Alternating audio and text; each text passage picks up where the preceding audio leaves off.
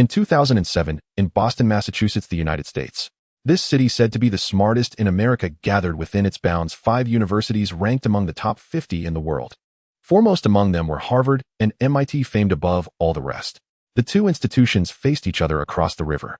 Crossing the Charles River and stepping through the heavy iron gates of MIT, one walked over the green lawn inside. Before one's eyes rose a spiral-shaped building, the Biochemistry Research Institute, its facade marked with the letters HM. It had been jointly established by Pioneer Technology and MIT, with Maya Hansen serving as head of the project team. The button is too high. A little girl stood outside the elevator. She was only 7 years old, with short arms and short legs. Even jumping up, she still could not reach. The stair steps were tall, the elevator buttons were high. This research institute had been designed with no thought at all for children. Anna Garcia reached out, pressed the button, then drew the little girl into her arms. Anna helplessly pushed away the woman's big face, as she felt Garcia always liked to take advantage, that broad face forever nudging into her soft, chubby cheeks. Anna Hansen was the name Chien Mao bore in this life. Hansen was the surname passed down from her mother. In her previous life, Chien Mao had been an orphan living in a cheap apartment and attending a rural high school. She fell asleep during class and upon waking found herself transformed into a little girl, the daughter of Maya Hansen. Maya Hansen, the second female lead in Iron Man 3, perhaps the third if Happy were to be counted as well. Yet she was no mere decorative figure. She was the inventor of the extremist virus, the partner of Goodrich Killian, and the origin of everything that unfolded in Iron Man 3. In divergence from the original timeline, Maya Hansen now had a daughter. That was Chien Mao in this life, Anna. When Anna came into this world, the very first thing she saw as she opened her eyes was Captain America on the campus lawn, a plaster statue holding a flying disc. Sitting in Garcia's Chevrolet, she had noticed a Roxanne sign hanging at the gas station. Later, Anna learned that Tony Stark had been Maya Hansen's schoolmate. Add to that S-H-I-E-L-D, lurking in the shadows across the globe, and the picture was complete. A Marvel world where nobodies embarked on adventures, the rich flaunted their wealth, and geniuses paraded their intellect. Anna belonged firmly to the third category, those of extraordinary intellect. Her IQ was 220, a score jointly assessed by 3 elderly professors from Harvard, Oxford, and Cambridge. Their evaluation carried great authority. They proclaimed Anna the third such prodigy in history, just slightly below the legendary philosopher Wittgenstein, who was said to have had an IQ of 230. What kind of man was Wittgenstein? After inventing a sewing machine, he built airplanes. After building airplanes, he wrote philosophy. When he was done with philosophy, he compiled dictionaries. After dictionaries, he turned to architecture. Later, he even planned to launch airships, only to be stopped by Russell. He had amassed countless titles: scientist, engineer, postmodern architect, and the most important philosopher since Plato, among many others. Anna, however, dismissed all this. She insisted that an IQ of 230 was pure fabrication. Then, right before the 3 aged professors, she rattled off in rapid detail the reasoning by which she had reached that conclusion. The normal distribution is the statistical law that governs most phenomena in nature, and IQ is no exception. On a 200-point IQ scale, scores follow a normal distribution with a mean of 100 and a standard deviation of 16. An IQ above 145, according to her Marvel-style classification, could be placed in the 4th tier, gifted. Statistically speaking, such individuals constitute only about 2.5% of the population, already geniuses in the eyes of ordinary people. Yet in Anna's eyes, a score of 145 was equivalent to being ordinary, though this was already her generous assessment. In her view, anyone circling around the mean of 100 was a fool, a piece of trash. Scores above 180, she placed in the 5th tier, true geniuses, appearing only 4 in a million. Black Panther, she reckoned, belonged here. In Anna's opinion, such people were just barely adequate. They could more or less keep up with her train of thought. An IQ over 200 exceeded the bounds of ordinary statistics. 4 in a billion, almost non-existent in the world. Among 7 billion people, that meant roughly 18 such individuals. Supergeniuses, the most emblematic being Tony Stark. Anna considered him acceptable. He could squat on the ground and listen while she talked. The probability of a mind like hers with an IQ of 220 emerging was 1 in 100 billion. Assuming 50 million births worldwide each year, that made her an ancien millennium genius. As for 230, something that might occur once in a million years, she scoffed at the notion. Thus, the so-called IQs of figures like Leonardo da Vinci were, in her view, entirely inventions of later generations. Annie, make me a cup of milk. Aunt Garcia, I'm changing my teeth right now. As she spoke, Anna opened her mouth. 4 front teeth were missing, 1 above and 3 below. Rebirth had its particular annoyances, especially when one was a 7-year-old child. The discomfort of losing teeth, the whistling lisp when she spoke, and 1 last front tooth that seemed on the verge of falling out as well. But put in more milk powder, 2 packets. Mix it into a suspension just enough so the powder doesn't clump. Anna strained to stretch out her short little arms along the back of the chair, carefully minding the swivel so it would not spin away from her. The Marvel world had granted her only superintelligence. Her body remained that of a 7-year-old child, all short arms and short legs. While Garcia went to fetch hot water, Anna took out 2 vacuum-sealed plastic bags from her tiny backpack. Inside were 5 long strands of brown curly hair. Aunt Garcia. Crack. The spoon snapped, half falling into the cup and half clenched in her hand. What? You want to run a short tandem repeat test? Anna's mood did not ripple in the slightest. If human nature were as simple as the number 11, she could have computed it like an elliptic integral. Unfortunately, the hardest thing in the world to grasp was precisely human nature, and Anna had no intention of mastering it. Judging from Garcia's expression, she looked utterly stunned. A classic old-school scholar type, Anna thought, and found it understandable. Before coming here, Anna had carefully prepared her phrasing to avoid provocative terms, replacing paternity test with short tandem repeat analysis. The meaning was the same, yet had she used the former, Aunt Garcia would likely have washed her hands of the matter on the spot. As things stood, the situation was still acceptable, barely. The person Anna wished to test was her own mother, Maya Hansen, who also happened to be Garcia's direct superior. Now Garcia was struggling to cross that moral threshold. Yet Anna believed that after following her in a pattern of quiet betrayal for so long, Garcia was more or less accustomed to it. As success was in her estimation probable. Garcia went on stirring with the spoon, even though it was broken. There was hope. A lack of outright refusal was already the best possible news. The school assigned a family essay, Anna said. The topic is my mother and I. And then, so I had my first question: how does my mom prove that my mom is my mom? Mom's hair is brown and curly. That's a dominant trait. Curls are also dominant. Yet mine is flaxen straight hair. Both are recessive traits. That means the probability of the maternal side supplying recessive genes is 1/4. Given that my father's hair genes are unknown, we assume equal chances of dominant and recessive. Under that assumption, the probability of a flaxen-haired, straight-haired child being born is 1/8. In other words, there is a 7/8 chance that I am not mom's daughter. Garcia was left utterly speechless. Just a few days earlier, Anna had sat right before her, leafing through a thick atlas of genetics. I think mom forged my birth certificate, so I wouldn't be sad. That's why I thought of DNA testing. Scientists value first-hand investigative data. Data is the foundation. It is everything. I want data. In the spirit of a scientist who doubts everything, Anna doubted that Maya Hansen had told the truth. After all, even if she truly was Maya's daughter, Anna would still remark that Maya Hansen had a habit of doing things without regard for the means employed, very much like a mastermind operating behind the scenes. Moreover, in the comics, Maya Hansen released a minor villain as a decoy to draw attention, only to reveal the hidden dagger at the end, clearly a true final boss. Even in the film, Rebecca Hall herself had believed that she was the ultimate antagonist, and that Killian was merely a supporting role. At least that would have been the case had she not died so early. In the end, Anna felt that Maya Hansen's affection for her was not particularly deep. In fact, judging from habits and behavior, Garcia seemed far more like her real mother. If Anna had not already confirmed that Garcia was still single and had never been in a relationship. Aunt Garcia set down the milk and took the plastic bag from her. To Anna, this reaction was entirely normal. Garcia ought to hesitate, if only for a moment. Still, there was finally a promising sign. Garcia slipped the bag into her pocket. I'm going to tell Maya. Anna could not allow Garcia to snitch, as she thought to herself that under no circumstances could mom find out. In Anna's understanding, if she were Maya's biological child, it would still be manageable, but if not, Maya would definitely throw her into an orphanage. Anna was convinced that with Maya's iron heart, she really would do such a thing. Then the days of fine clothes, good food, and carefree comfort would vanish into the distance.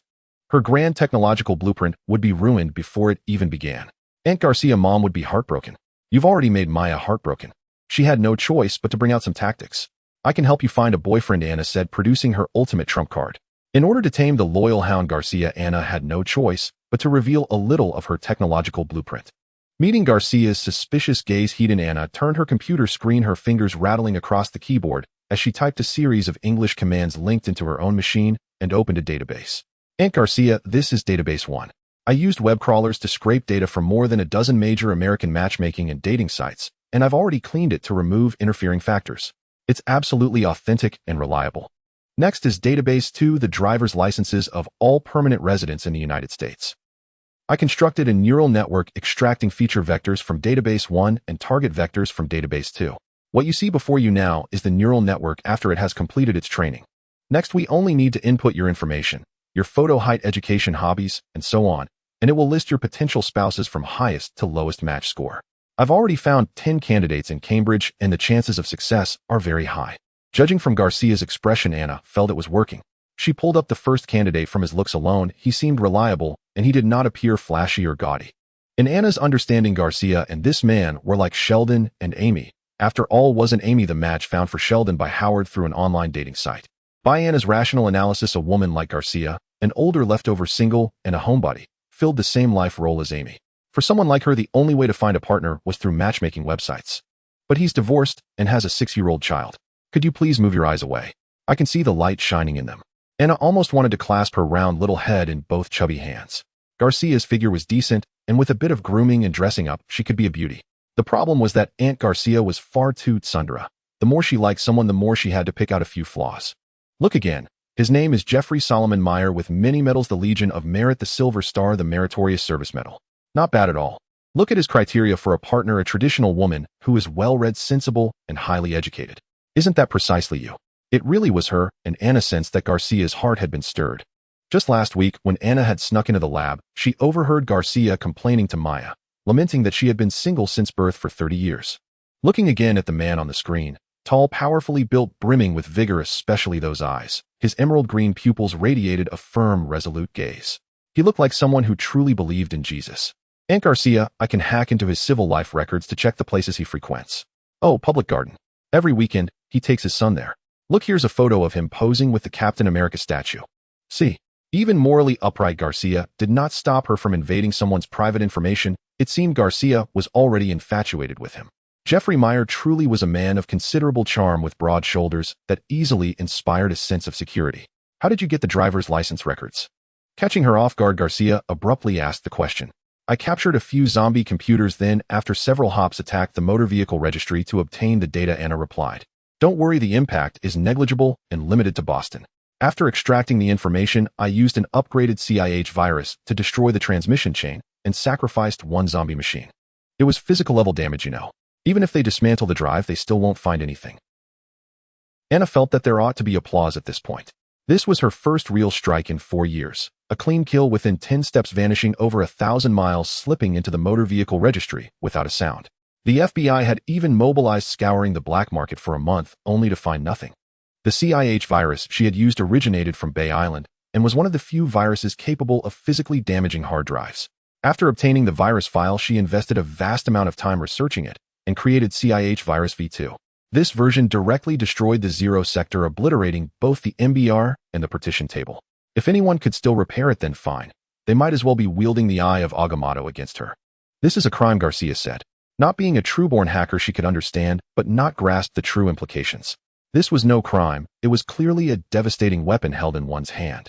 However, with Garcia's way of thinking, all she knew was that information protection laws in the United States were harsh.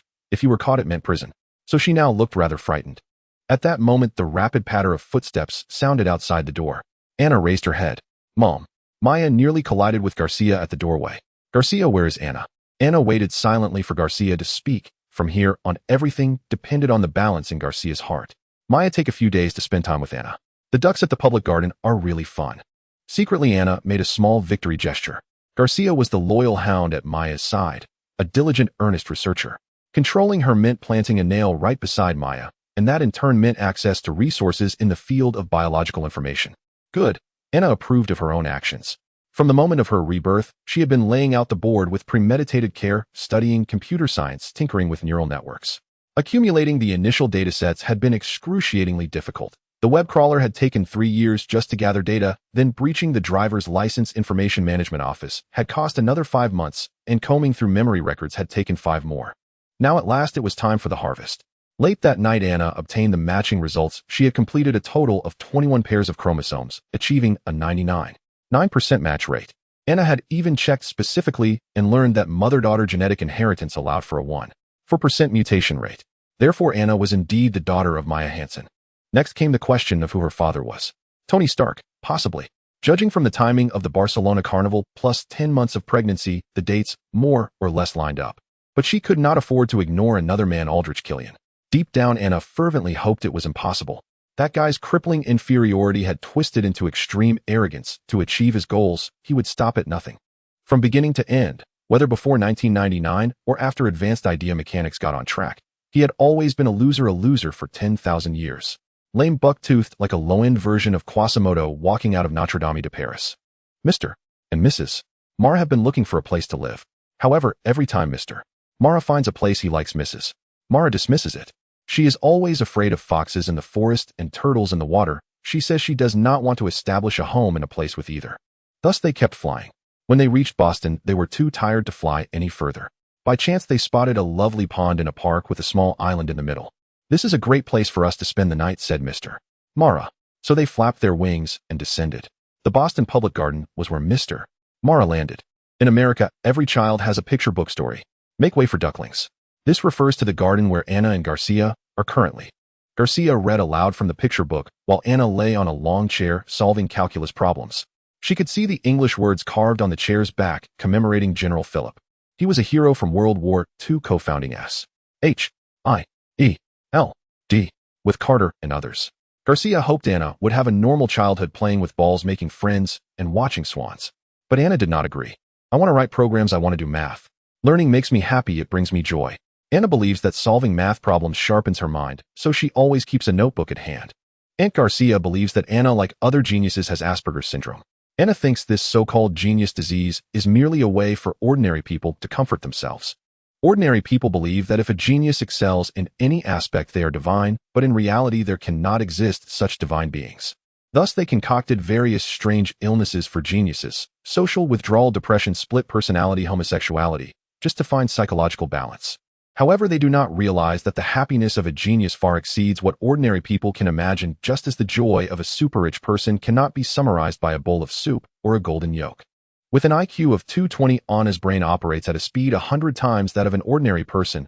She can easily recite last weekend's dinner menu, including a 15-pound turkey at $1.06 per pound, costing $24 for the whole chicken, baked for 3 hours, seasoned with pepper.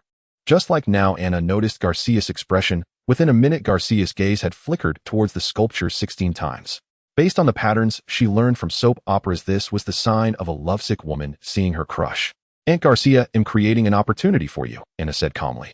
Before Garcia could react, the little girl had walked over to the bronze duck where a violinist was playing a tune, and amidst the melodious music the girl squatted by the duck and started chatting with a little boy, sharing a harmonious moment. Garcia thought Anna might have changed her ways, if it weren't for Anna's mention of the little short legs. With a crunch, the spaceship fell from its base, and the most thrilling Apollo 13 mission split into two. Ouch! Anna held her forehead, pretending to fall, her big blue eyes glaring at the little boy. The boy squatted down to pick up the ball. Daniel, how did you hurt your friend? Said a tall, burly man with a SpongeBob SquarePants face full of authority. My God, it's Jeffrey Meyer! Aunt Garcia exclaimed, surprised to find that the figure she had been watching for a long time was indeed the ideal match identified by the neural network. A military man working at the Massachusetts Social Security office, he appeared to be a mature and steady man, almost a perfect male lead, and Jeffrey Meyer lived just a street away from Garcia. Jeffrey Meyer, the third-generation Captain America, known as the Patriot, once served as the director of S.H.I.E.L.D. His lifelong idol was the first Captain America, Steve Rogers, a character filled with a sense of justice and national honor. At this moment, he was apologizing for his son's rudeness. She broke my toy. You don't understand, your toy was already broken. How could it be broken further? Anna was merely creating conditions for Garcia and Jeffrey to meet. Conflicts create plots, plots lead to understanding, and understanding can turn into romance. She had even planned their conversation topics to revolve around parenting views. Anna was deeply engaged in arranging plans A, B, and C for her loyal dog Garcia, but she thought that Garcia, with emotional intelligence barely in the single digits compared to his IQ, would not need any backup plans. Aunt Garcia apologized, Jeffrey apologized, and they both nearly bumped their heads while apologizing together. Then they exchanged smiles, clarified the situation, apologized again, and finally inquired about each other's children. It was her fault. No, it was his fault. Then came the conflict between the two children. Anna actually looked down upon arguing with a 6-year-old brat. He was neither Wanda nor Quicksilver nor Polaris, just an ordinary passerby. However, she could tolerate others' stupidity, but could not bear others accepting their ignorance with ease. Apollo 13 was launched from the Kennedy Space Center in Florida. The Kennedy Space Center is located at 2830 N latitude and 8042 W longitude, belonging to the Northern Hemisphere. The Earth rotates from west to east, and the spaceship utilizes the centrifugal force of the Earth's rotation, employing a slingshot launch. How can you tell me it was launched independently? No wonder the spaceship splashed down in the South Pacific. From her eyes to her expressions and actions, every bit conveyed to Daniel. Are you sure you're not kidding me? After saying this, Anna asked Jeffrey for his watch. It was 10 a.m. divided by 2 equals 5. She aligned the 5 on the dial with the sun to determine the angle for the southeast launch direction, then took out a protractor to draw an inclination of 72.034 degrees. Daniel did not pay attention to what Anna was saying. He was only 6 years old and understood nothing, not knowing what an angle was, what a spaceship was, and not even knowing the names of toys. However, one thing he knew was that he was enraged by the unauthorized behavior, and he kicked out, causing the spaceship to fall into Swan Lake. What an ignorant mortal. Anna shook her head and spread her hands. One can lack common sense, but at least one should possess a heart that feels guilty for lacking common sense. Anna felt that her temper was already quite good. Mortals should have the awareness of being mortals, which Daniel did not. Since childhood, she had been surrounded by high IQ individuals, whether her mother Garcia or the neighbors, all of whom were at least MIT students. Now she was troubled by her father's issues. Daniel, that curly-haired little brat, the ignorant mortal, dared to provoke her. Anna, you should apologize, Garcia said. After all, you messed with someone else's toy. Aunt Garcia, you should talk to Jeffrey Meyer about parenting issues. Anna's task was already complete. The rest depended on Garcia's free play. Therefore, she was not perturbed by this annoyance and walked away. Jeffrey's initial impression of Anna was poor. He thought she was rude for violently destroying a child's toy and harshly criticizing her. He felt Anna was impolite and disrespectful. Until Anna was different from a young age. While other children were just learning to form sentences, she was already programming on the computer. At 4, she was experimenting in the lab to create nitroglycerin, and once she even blew up the garage. At 6, while other kids were attending kindergarten, little Anna was ambitiously attempting to build a level 6 railgun, which resulted in a disaster. Garcia might not realize that her work had been overshadowed by Maya, her life consumed by Anna, and her existence revolved around the Hansen family. Computer programming was her contribution. She added nitric acid and sulfuric acid, and she procured the batteries. Jeffrey noticed this and paid even more attention. When Garcia spoke of Anna, there was both admiration and resentment. Her emotions fluctuated in sync with Anna's changes. She could clearly state that Anna liked milk powder and disliked juice. She could also tell Jeffrey that Anna lost her first tooth at 6, which Garcia wrapped in paper and tossed under the bed. She could even mention that the railgun's capacitor was 63V 10,000 UF. Perhaps one day, if Garcia left Anna, she would understand what that meant. While speaking, Garcia also expressed her viewpoint, believing that a girl like Anna deserved more care. In her view, Anna appeared to be unapproachable, sometimes exhibiting an unbearable disdain for stupidity and occasionally showing aggression. But at her core, she was good. She cared and was considerate, though it was difficult to enter her heart, requiring more time and companionship. Jeffrey agreed. If Anna heard this, she might scoff. Firstly, she truly could not tolerate stupidity, especially from people like Daniel. Pretending to be a child is truly exhausting, much like a powerful immortal descending to earth, inadvertently causing destruction to mountains and rivers. Anna was no different. A children's pride is sensitive, and with any careless words or expressions they would burst into tears, often not even understanding the reason for their distress. Garcia would occasionally let slip some information about Maya. Maya was extremely busy, needing to attend many international meetings and having countless experimental arrangements, leaving little time for her relationship with her daughter. From a young age, Anna was not clingy to her mother. She was independent. At 2, managing her own meals and living arrangements, ordering her own pizza. At 3, paying for it herself, and by 7, she no longer needed her family's care, often traveling alone on a bus, as a little girl, a remarkable sight. If Anna knew this, she would calmly elaborate that this was the life she wanted, with someone providing money, no constraints, freely causing a ruckus. It was simply her promised land. Jeffrey noticed that today it was Garcia and Anna strolling in the park. At that moment in Jeffrey's mind, thoughts of Maya being busy, irresponsible, and not a good mother emerged.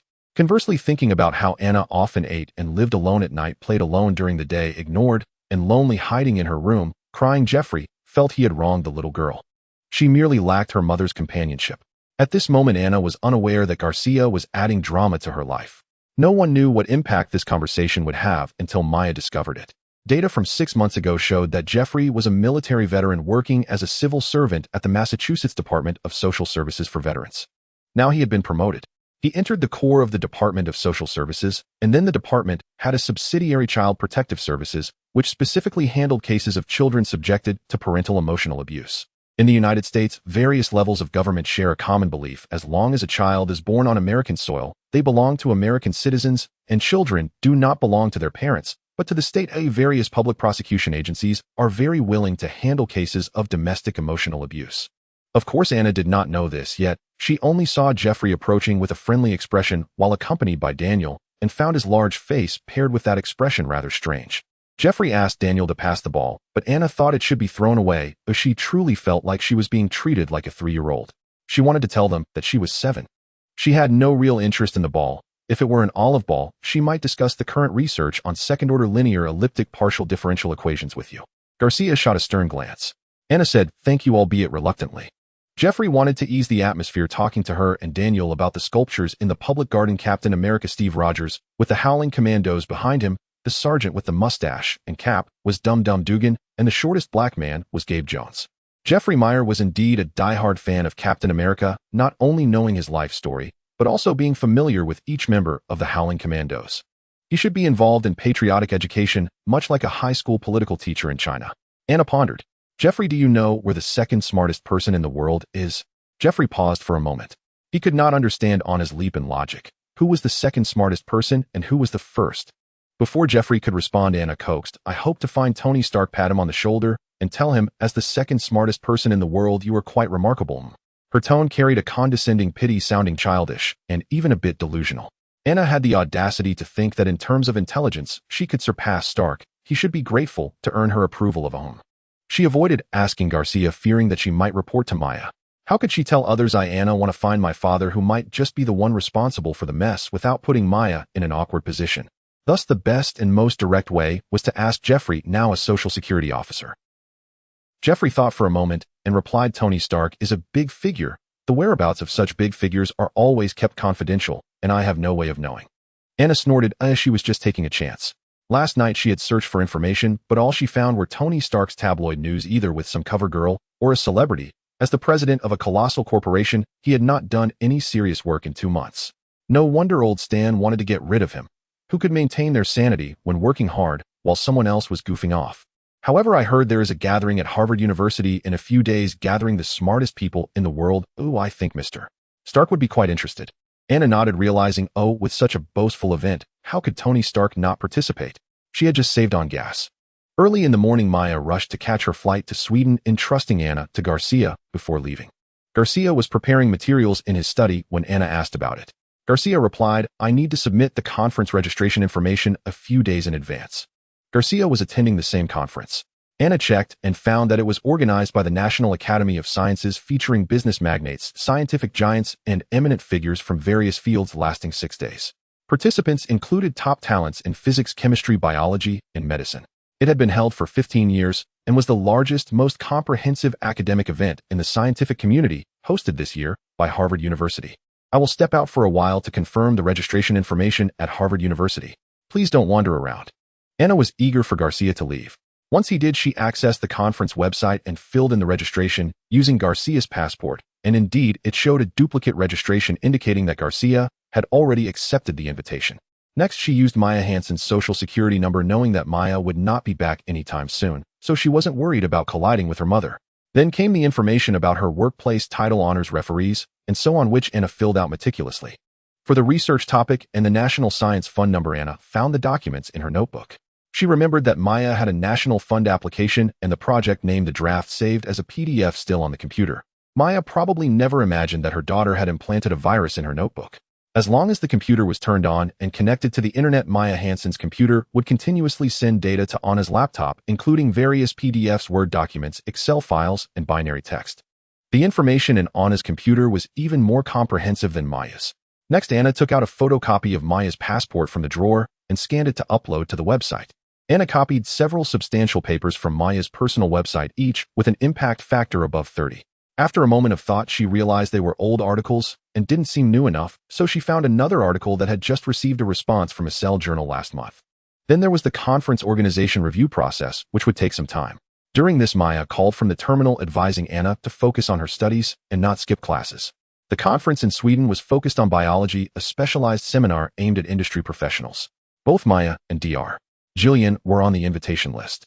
Due to her limited availability, Maya had asked Garcia to attend on her behalf, never suspecting that her daughter would attend the conference in her name. Just as Anna was dealing with Maya, there was a ding-dong sound from the doorbell. "Hello, I am from the Child Protective Services, here to assess parental education issues. Is Maya Hansen home?" The question came from a Latina woman holding a file. Anna felt something was wrong, as she had experience dealing with Child Protective Services, but when had they started making house calls? The social worker entered to assess the condition of the room, circling and checking boxes on the evaluation form. Anna tiptoed to glance at it. The score wasn't high, barely passing. After completing the assessment, the social worker put the evaluation form in an envelope and handed it to Anna. "Please give this to your mother and ensure a response within 15 working days." Her expression was serious. After the social worker left, Anna closed the door and opened the file, stunned to find it contained various records about her, including when she took Amtrak to New York at the age of 4 and was intercepted by the NYPD, who returned her home with a photo. There were records of tardiness and early departures from elementary school, with comments from teachers about her not fitting in. All her past misdeeds were laid bare. This was a reckoning. The result was that her parents received a rating below AD. If it dropped any lower, it would trigger a federal appeal process, and if Maya's status as a guardian was deemed insufficient, it could lead to the loss of custody. Anna sensed that things were not looking good. If Maya saw this, it would be catastrophic. Her personal freedom would be restricted and many things would become impossible. The file couldn't be passed to Maya, but this was not a long-term solution. In 15 days, the social worker would return, and paper couldn't contain fire. Plans had to be made in advance. Anna originally wanted to stabilize the situation, but now the Child Protective Services were forcing her to join a group and push for a resolution. Back in the study, the review results came out. The scientific community was small. At the top level, mentioning a particular university meant everyone knew each other and understood each other's significance.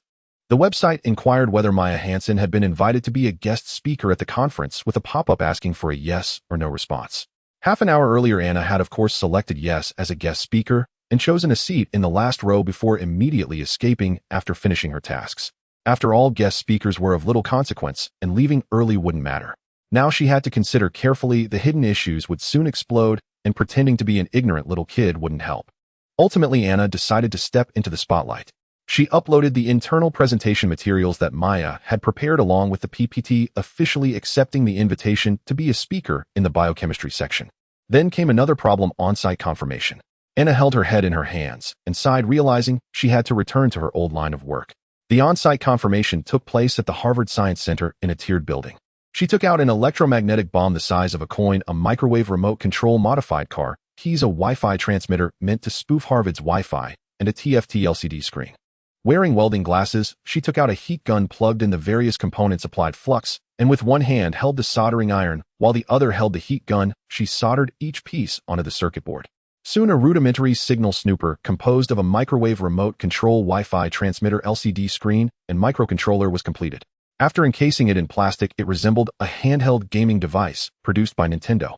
Anna tested the Mitsubishi resin button. The feel was quite good, and she could even play Tetris.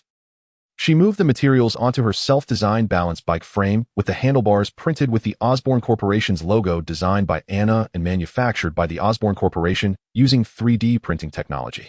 It had even won an award, a 1000 prize presented by Norman Osborn himself.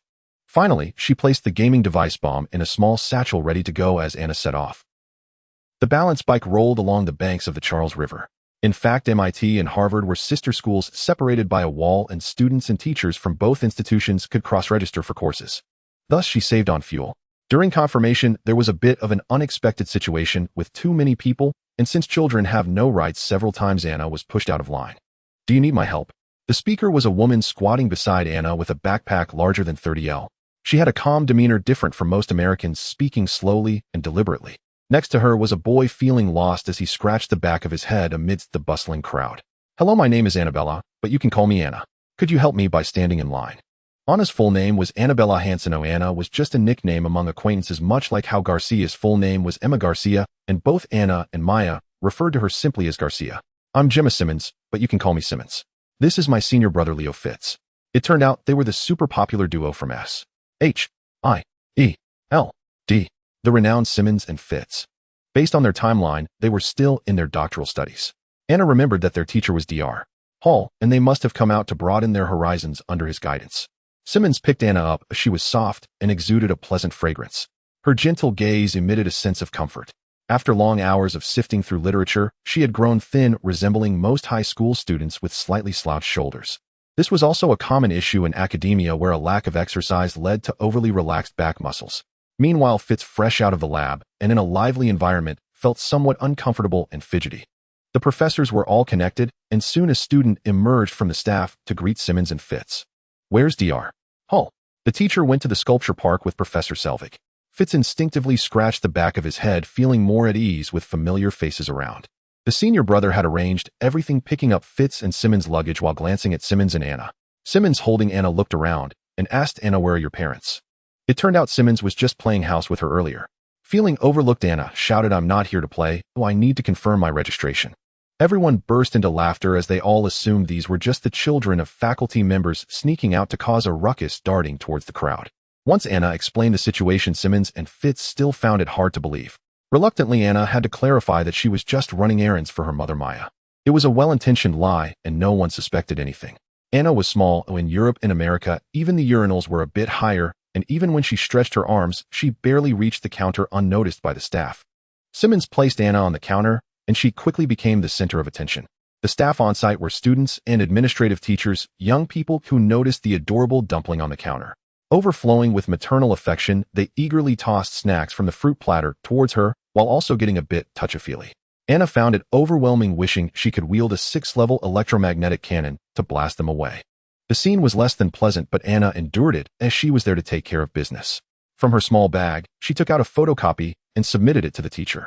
The staff confirmed the information, printed a color tag, inserted an identity magnetic card into it, and handed it to Anna with a blue ribbon. The photo was of Maya Hansen, and Anna knew that facial recognition was required to enter the venue. With Maya's photo and Anna's face, how would it work? She secretly dropped an electromagnetic pulse bomb, which had a magnet that immediately stuck to her bag. Pressing the button, the electromagnetic pulse was released, and the surging electromagnetic waves disrupted the current, causing the computer to experience unstable voltage. Everyone attributed the blue screen to the computer being overclocked. The screen flickered. "What's wrong with the computer?" The staff tapped the computer. At that time, it was 2007, running the classic XP system. They knew that the most notorious issue with XP was its blue screen. Overclocking caused blue screens, so they suspected nothing and simply restarted the machine. It began. In front of everyone, Anna took out her handheld console and openly started playing a game. The computer entered the startup page again, connecting to the wireless network. Data streams began to emerge from Anna's handheld, and the staff had no idea that the Wi-Fi they were using had been hijacked by Anna, with all online information passing through her gateway. Web requests were sent, and the gateway responded with hexadecimal codes pouring out on the handheld. Time was tight. Anna couldn't create a decoder relying solely on her memory to scan through the data. The encoding was jumping too quickly. Even with Anna's exceptionally high IQ of 220, trying to precisely capture the IP packet from the vast data felt exhausting, with version header length and fragment offset. Username: Anna recalled the ASCII code in her mind, and the password had to include uppercase, lowercase numbers, and dashes. Great, the mission was accomplished. With the username and password obtained, Anna could operate through the VPN backend and modify the registration information. Turning her head, she noticed Fitz staring at her intently. Anna scratched her head awkwardly. Blocks piled up on the screen, and the handheld had displayed "Game Over" for quite some time. Anna had been fixated on the screen all this time. Fitz's gaze made it seem like he was suspicious. But even if Fitz was suspicious, Anna had directly intercepted the data at the physical layer. The screen displayed only the raw codes. The username and password were formatted in ASCII, and if he could figure it out, it would be a miracle. Anna bid farewell to Simmons and Fitz, entrusting others to move the materials on the balance bike as they swayed back. On the way, they almost ran into Garcia, driving a Chevrolet. Meanwhile, two of Dr. Hall's students returned to the hotel. Seeing Fitz looking troubled, Simmons inquired about it. Fitz scratched his hair, saying, "Don't you think Anna is a bit odd?" "Not at all. Oh, I think Anna is adorable. I want to hug her and sleep." Simmons blushed as she spoke, recalling how she had felt when she picked up Anna earlier. The little girl was so chubby that she wanted to bite her cheeks. Fitz sighed, taking out a marker to write down the words 450005 DC. "Do you recognize this?" "I found it on her handheld screen." Those words kept popping up at the top of the screen. "I was too focused on her playing blocks," Simmons replied, guessing it was hexadecimal used in computer networks. Simmons was a physics PhD, just starting her second degree, and only had a rough understanding of computers. In fact, if 5 years later Daisy Johnson were there, she would know what those 8 hexadecimal values represented: the header of a packet. A hacker like her would develop a sensitivity from capturing data packets. Returning home, Garcia was already there, bringing back a pile of conference materials. Researchers, even when attending a lecture, have to prepare, study, and review. With limited talent, Garcia relied entirely on hard work to become the director's assistant at the Research Institute. Anna returned to her private workshop, connecting to the conference's official website via VPN. She entered her username and password, extracted a photo from the files, replaced it with her own, and completed the preparatory work for the conference before moving on to preparing for the presentation. In the morning, Anna donned her Weston school uniform and flat round-toed boots, pretending to head to school. She stepped on her balance board, exited her house, turned a corner, and slipped into the Massachusetts Institute of Technology, then emerged from the eastern gate of the institute, taking a shortcut to Harvard University. An old man had a joke: a brick could fall from the sky and kill a Nobel Prize laureate. Combined, the two schools have over 250 Nobel Prize winners, and other prestigious awards like the Fields Medal and the Turing Award are abundantly present along the banks of the Charles River. Anna stood in front of Massachusetts Hall, a building established during the colonial era and the oldest existing structure of Harvard University. At this moment, the hall regained the glory it had over 200 years ago, with scientists from around the world occasionally ascending the steps. A massive banner hung outside the hall proclaiming a grand vision for the future of science and technology. On the painted banner, 7 co-organizers stood in a conical formation, several of whom were familiar to Anna Dr. Hall: Wong Wanley, Professor Fitzsimons Dr. Stern, Big Boss Blue, Hulk's best friend, and Professor Selvig of space physics, the naked professor from Thor. However, the most attention-grabbing one was Tony Stark, who boasted no matter where he was. He stood behind the 7 professors, standing out in a way that made him the tallest among them, wearing sunglasses, arms crossed, looking down on everyone. In summary, his demeanor conveyed a single message: who is as impressive as I am. Stark was eager to flaunt not only his wealth, but also his knowledge, and he equally displayed his connections and power. Anna finally understood why Jeffrey knew Stark's whereabouts. In Boston and Cambridge, everyone knew where Stark was. It was a must. Stark Industries was the sponsor of the World Future Technology Conference. For such a high-profile event, who else would be there if he wasn't? In fact, Stark was not the only sponsor of the conference. Others included Ein Quinn Am, Roxxon Oil Company, and so on. Each faction occupied a small section, as big companies strived hard to enhance their influence. Compared to the arrogant Stark, it was like the difference between an emperor and a beggar. Anna could imagine when Stark received the documents he demanded of his assistant. The banner must be large. Massachusetts Hall is 4 stories high. Fine, remove the roof and make the banner 3 stories tall. The banner should employ a central composition. My portrait should be in the most prominent position, while others can serve as the background. If Roxxon wants their name on it, fine, place it at the bottom. Stark indeed had such influence, dating back to his grandfather, who made his initial fortune as a small-time electrical engineer. The Stark family had risen steadily. Howard Stark's status in America was akin to that of Edison. Stark Industries was on par with General Electric, while Tony Stark was like a real-world version of Bill Gates, even more impressive, currently heading Stark Group. Thus, Stark Group represented a fusion of General Electric and Microsoft, their past glory and present prestige embodied in the eccentric Tony. In comparison, Black Panther was formidable. T'Challa Vibranium, the wealth of a nation, could stand shoulder to shoulder with Stark in terms of hard power, perhaps even slightly surpassing him. However, in terms of soft power, as a typical representative of American entrepreneurs, Tony Stark far exceeded Black Panther. Thus, the most esteemed capitalist in America today is Tony Stark. The wealthiest capitalist, Tony Stark. The smartest inventor, Tony Stark. This is the person Anna is set to meet today. Anna had already devised a plan to sneak into the venue, intercept Tony in a secluded area, and request an autograph in the name of a fan right on her face. When Tony took the pen and bent down, she would pluck 2 strands of hair and then make her escape. The plan was flawless. Step 1 of the plan. I am also an attendee, Anna said with a blank expression. Blocking the entrance was a black security guard, observing with a stoic demeanor as scientists filed in until he encountered the little girl Anna, who halted him with a raised hand. Anna thought it was a matter of credentials, so she took out her kindergarten version of Maya Hansen's ID and waved it in front of the guard, then pulled out her access card and inserted it into the scanning passage. The green light indicated a pass, and the card popped out the other end. Anna had intentionally chosen her mother's most impressive titles: tenured professor at MIT, head of the Department of Biochemistry, senior researcher at Lincoln Laboratory, and special advisor to AIM. Each title could leave ordinary people speechless. Lincoln Laboratory, the U.S.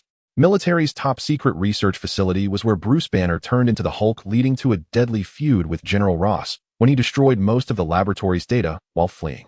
The black security guard glanced at Anna's badge and compared it to her face. I am quite similar to Tyrion Lannister, Anna said, her face unflinching. She didn't consider it a lie. Her small stature constrained her genius soul. Fortunately, the black security guard was only responsible for checking the invitation cards. After electronic verification was cleared, he allowed Anna to pass through the security door. The security personnel glanced over, raising an eyebrow at the black guard. The guard shrugged in resignation, and the security personnel also appeared helpless, thinking, what a tiny child. Oh, let's hope she doesn't make a mess in there. However, everyone has their responsibilities in America. As long as one adheres to the spirit of the contract, even a husky could enter the venue if they met the requirements. The handheld metal detector beeped as it scanned Anna's bag, and the guard signaled her to open it. What's this? A flashlight. Anna turned on the flashlight, a beam of light shining on the security personnel's face. The security personnel inspected it, looking unsure. The flashlight was about the diameter of his arm, a length of an arm, and with LEDs that distinctly set it apart from ordinary flashlights. 12 bulbs encircled it, resembling a baby version of a rocket launcher. Anna put on her sunglasses, her expression inscrutable. Did she need to inform the guard that the flashlight was an upgraded version of a level 6 electromagnetic railgun? The tube was stuffed with electromagnetic iron diodes and capacitors with the light source aimed precisely. Considering the recoil, the flashlight needed to be tilted 3 degrees downward at the focal point to aim accurately. Its minimum setting could smash a watermelon from 20 meters away, and as it stands, pressing the button would turn the security personnel's head into a pulp. The maximum setting was unknown. Anna had only tested the medium setting, which had thrown her back. A devastating weapon. The security personnel couldn't discern its nature and merely issued a few casual warnings. In the security room, Anna also spotted Garcia Simmons and Fitz walking by together. Garcia exchanged a few pleasantries with Fitz, who was a stranger to him. Fortunately, one was focused on biomolecular structures, leaning towards condensed matter physics, while the other specialized in high-energy physics, so they didn't chat long. Anna breathed a sigh of relief. If Garcia discovered her being asked to leave the venue early, would be quite embarrassing. Entering the hall, Anna looked around and discovered Garcia sitting in the 3rd row near the podium on the 1st level. The first 2 rows were special, reserved for invited hosts and guests, while from the 3rd row onward, it was more casual. Garcia arrived early for convenience and chose a seat at the front. Next to Garcia was Fitzsimmons, while Dr. Hall occupied a seat in the front row. The hall was structured in a 3-tiered format, and by the time Anna arrived, it was already filled with people. If a bomb were to be dropped in the hall, only a grain-sized amount of antimatter would suffice. The Marvel scientific community would lose half of its strength, likely with more villains, as Marvel has never been kind to scientists. Anna arrived late and could only choose a spot on the railing of the 3rd tier. Next to her were individuals of various races and nationalities, with a few being of Southeast Asian descent. With 10 minutes left before the opening report, people in the hall were busy with their own affairs. To Anna's left sat a fresh-looking lady with a ponytail and an oval face styled according to Asian aesthetics, looking like she was of Chinese descent, engaging in conversation with her neighbor. The conference presentation was also a form of networking, whether for future collaborations, sending students for doctoral studies, or seeking job opportunities. One could make connections through the presentation. On Anna's right was a short, stout man wearing a long coat with the coat's collar turned up and glasses with beer bottle-bottom lenses. The ponytailed lady turned around, saw someone sitting next to her, and instinctively extended her hand. Hello, I am Dr. Zhao Hailuan. May I ask who you are? As she spoke, she noticed the dumpling-like figure slouched in the seat with Anna's hands propped behind her waist. Zhao Hailuan hesitated, unsure of how to continue the conversation. Should she greet her in an adult manner and introduce her research direction? Looking at the dumpling-like figure next to her, the short, stout man also appeared to be slumped in the soft chair, looking numb. Instead, Anna glanced at Zhao Hailuan's name tag, extended her arm from behind her waist, and introduced herself confidently. Hello, I am Maya Hansen. Are you in the field of biomedical engineering? Her voice still had a childish lilt, and Anna couldn't help it, having sucked on a pacifier too much as a child. Zhao Hailuan did not deny it. Her name tag clearly stated her profession.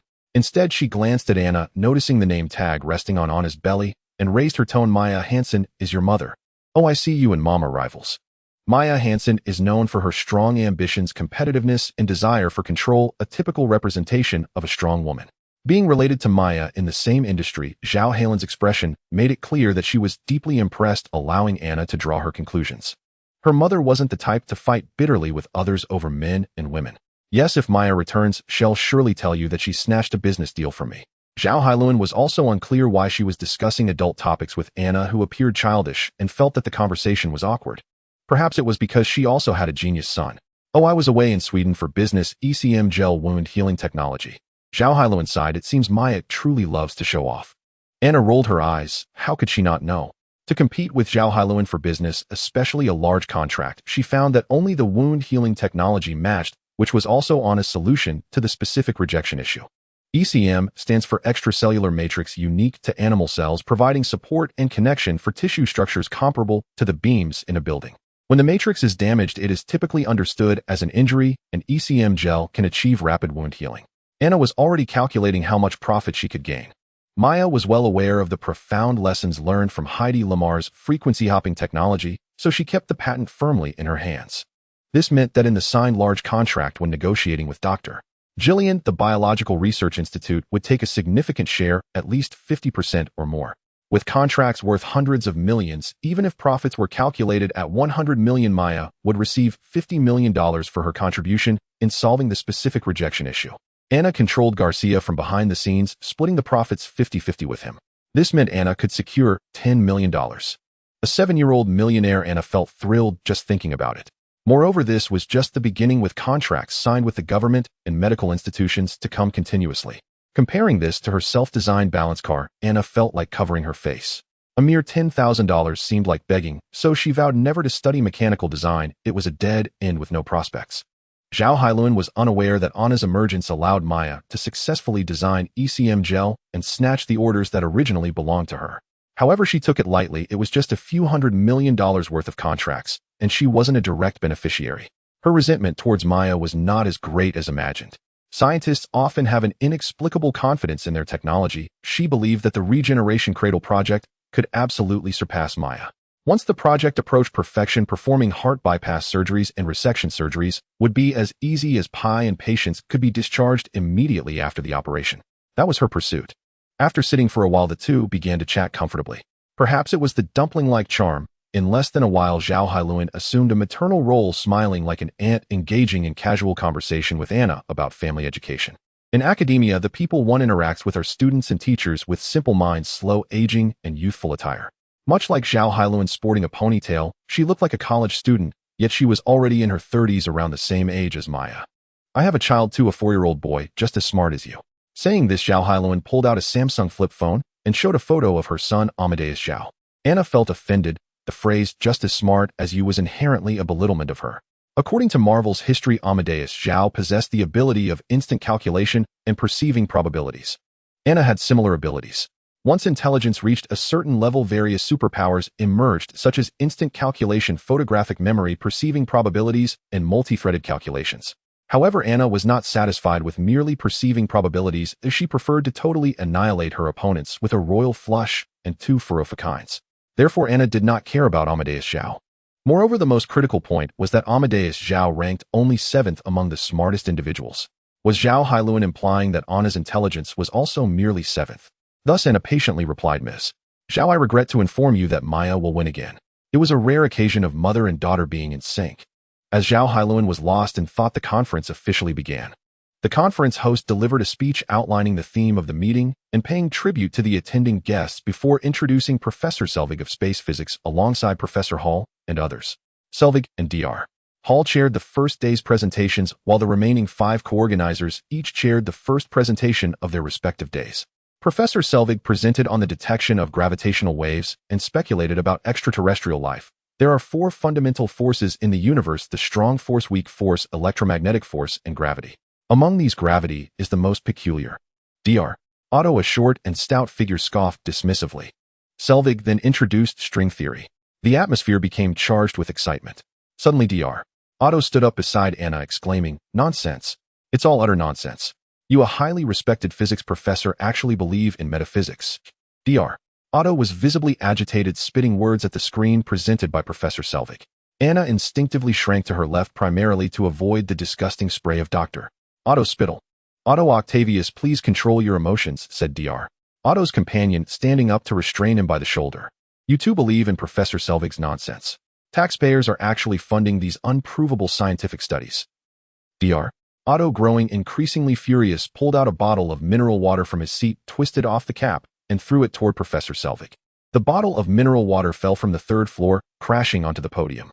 Half a bottle of water splashed out, creating a puddle that left the people on the 1st floor in disarray. Anna, sitting closest, grabbed her bag to shield her face and curled up.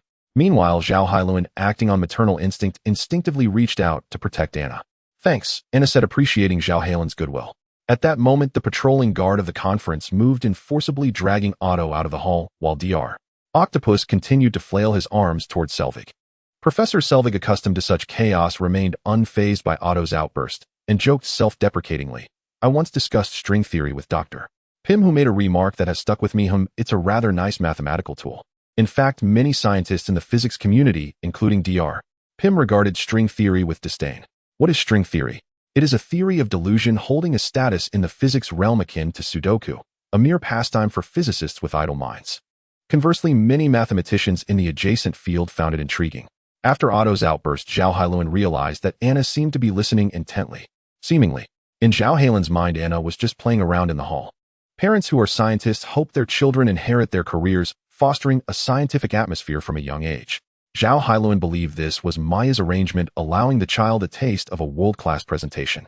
However, seeing Anna so engrossed made her doubt. Can you understand this? Zhao Hailuan asked. Being a geneticist, she felt like an outsider in other fields. She could only grasp Euler's formula, and beyond that, understanding became challenging. It's okay. Anna was quite interested in string theory primarily because it was prestigious, requiring a formidable background in mathematics and physics. Oh, just the concept of an 11-dimensional space was enough to deter most people. Professor Selvig hopes to detect Einstein-Rosen bridges through changes in gravitational waves, thereby proving superstring theory. Zhao Hailuan understood. So do you know what an Einstein-Rosen bridge is? A wormhole. Universal gravitation is an external manifestation of a three-dimensional spatial collapse. When gravity becomes sufficiently strong, space collapses to its limits, ultimately forming a wormhole that connects to another space. This theory was proposed by Austrian physicists, refined by Einstein and Rosen, and later refuted by Einstein himself. Zhao Hailuan was astonished. She felt Anna had watched many science programs and had a solid understanding, so she tentatively inquired about the concept of 11-dimensional space. To her surprise, Anna understood even the nuances of open and closed strings. She pressed her temples, unsure how to evaluate this genius prodigy, or perhaps a freak. Another crucial question loomed. Did Maya know Anna was a genius? If she did, how could she let Anna wander about freely? Wasn't she worried her daughter might create an antimatter bomb and destroy the world? Anna, however, was disinterested. She relished the process of conquering the world with her intellect rather than the outcome. Right now, Zhao Hailuan felt conquered by Anna losing her allure in Anna's eyes. If Anna were to reveal that she had only worked on physics for 6 months and had spent the previous 5 years on computer science, Zhao Hailuan might just collapse in disbelief. After Selvig finished his presentation, he introduced Dr. Hall, mentioning their relationship in the process. It turned out they were both advocates of superstring theory. However, they researched 2 different aspects.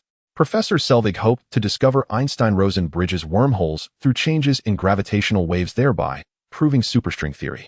On the other hand, Dr. Hall was leading efforts at Fermi Lab, aiming to collect enough antimatter through particle colliders, and then using that antimatter to construct small wormholes to detect gravitons, observing multidimensional space effects to verify the existence of parallel spaces, ultimately proving superstring theory. Professor Selvig joked, "We should congratulate Dr. Hall. He has finally taken control of the 4-kilometer particle collider, a small step in a journey of 10,000 miles, bringing him one step closer to his long journey ahead." The audience erupted in laughter at the pun regarding unified field theory. In reality, calculations indicated that to observe gravitons within his lifetime, Dr. Hall would need to establish a large particle collider encircling the Earth, 4.0 kilometers worth of distance, a small step in a journey of 10,000 miles, a daunting task ahead. Unyielding, Professor Hall retorted, "In comparison, I have taken a step forward. I greatly admire certain individuals who attempt to detect a gravitational constant of 10 to the power of 11 using instruments made from 10 to the power of 23 materials, hoping to carve out a space for themselves in the vast universe. 10 to the power of 23 represents Avogadro's number, also known as the mole, while 10 to the power of 11 represents the gravitational constant." The two were good friends, accustomed to exchanging playful jabs.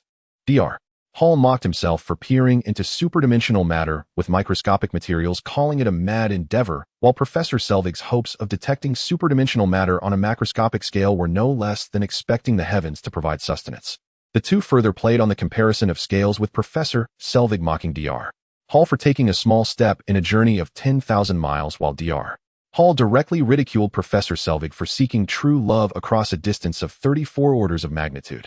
Indeed, when mathematicians become romantic, they can pluck stars from the mapping space, while physicists in their taunts can traverse dimensions through superstring theory.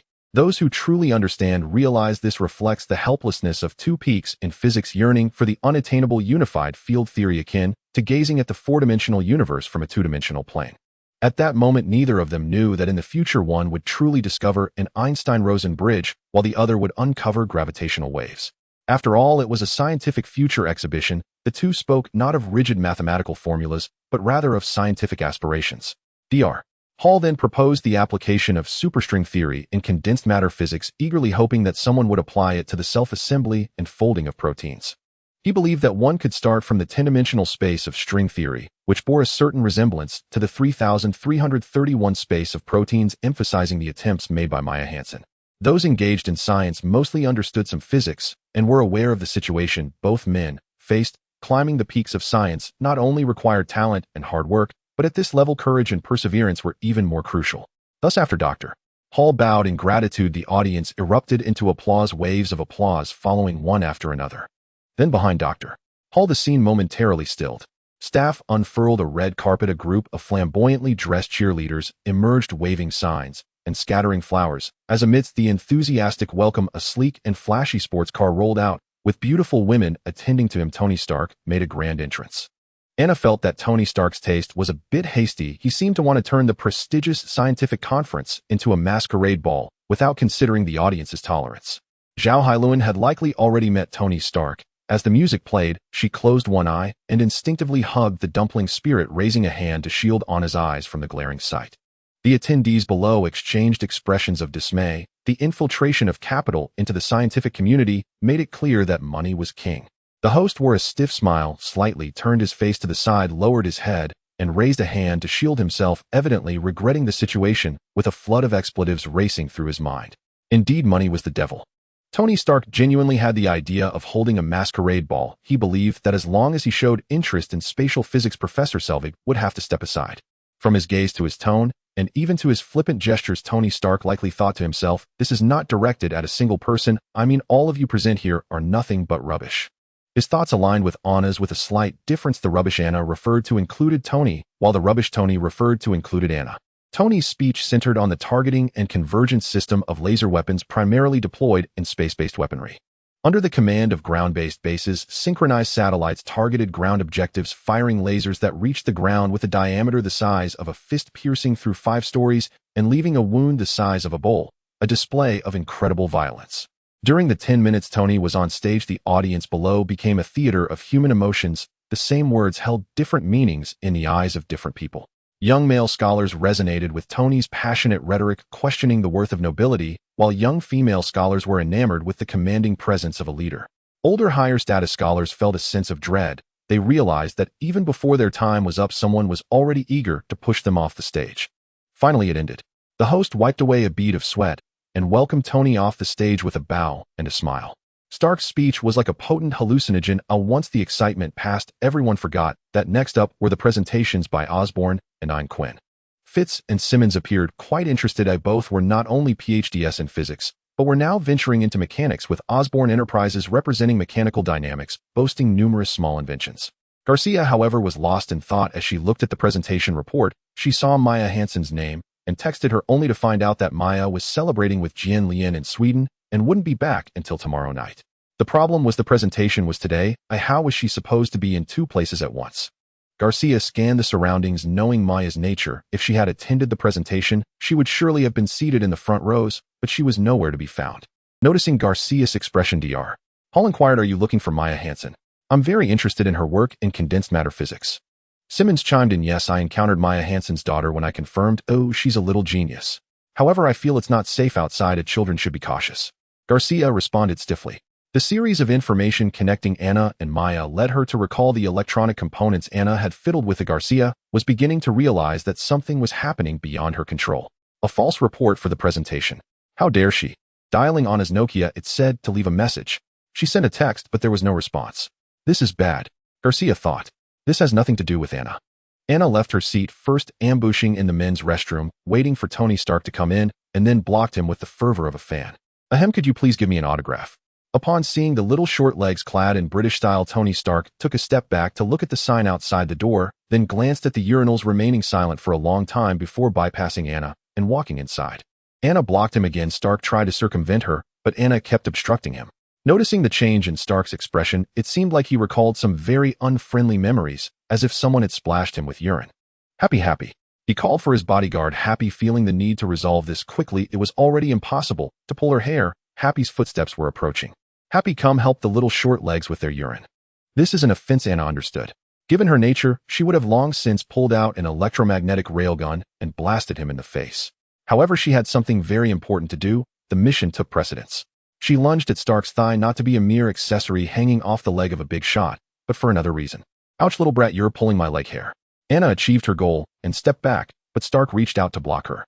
Tony Stark, are you preparing to infringe on children's rights and molest a minor? Anna remained calm. Having reached her objective, she knew many ways to escape. Just a reminder, hugging falls under a form of molestation. Anna pushed his hand away. This was crossing the line, and she was still within the bounds of tolerance. If it continued, Anna would start shouting. Tony Stark ignored everything. Clearly, it was the little brat looking for trouble. Stark was not someone to be trifled with. Darling, you have no idea. Law is on Stark's side. Tony particularly disliked children. He considered unruly kids to be the most failed products created by the divine, and Anna had clearly walked right into the crossfire. He wanted to grab Anna and educate her properly on behalf of her parents. A few people had already gathered outside the lounge, mostly service staff from the hall. Hearing the commotion inside, they peeked and seeing both Tony Stark and Anna. In their minds, it was clear Anna was being coerced, curled up in the corner, her big eyes peering outside, pleading for help. She was the victim. Conversely, Tony Stark could only be seen as the perpetrator. Mr. Stark, I'm here, spoke Happy, Stark's loyal dog who had just arrived. For Stark, Happy's enemies were his enemies as well, and he stepped forward to pull Anna away. Help! Someone is trafficking children. Hurry! Anna shouted, her sharp voice piercing through the air. The staff gathered around, intimidated by Stark's wealth. They dared not act, but instead surrounded Happy. Sir, you shouldn't take it out on the child. Happy attempted to cover Anna's mouth, but she bit him. It was Anna who let out the cry. Zhao Hailuan walked out of the conference hall, hearing the commotion and witnessing the chaos in the restroom. Tony Stark, what are you doing? Happy blocked Anna, a smear of blood appearing at the corner of her mouth. Zhao Hailuan exclaimed, Happy, what do you think you're doing, harming a child? Happy was caught in a dilemma, wanting to say he hadn't done anything, but no one believed him. He could only cast a pleading gaze at Stark. Stark shrugged, signaling to let go. Dr. Zhao Hailuan, this is a misunderstanding. Is it a misunderstanding to hit a child? Zhao Hailuan took out a paper roll to wipe the blood off Anna's face. Her actions were indeed harsh, leaving a mark that drew blood. Did she slap her? My goodness, what kind of grievance did this child suffer to endure such violence? Zhao Hailuan's fury rose, and the little remaining goodwill she had for Tony Stark vanished without a trace. It was hard to imagine what madness she would unleash if her own child were harmed. Others shared the same sentiment. Mr. Stark, don't think you can act recklessly just because there are no cameras in the restroom. All of us are watching. The crowd closed in. Someone had already called the police, and the arriving security glanced at Tony Stark. After all, he was the major sponsor of the conference, and seeing his demeanor, many security personnel turned a blind eye. This is my contact information.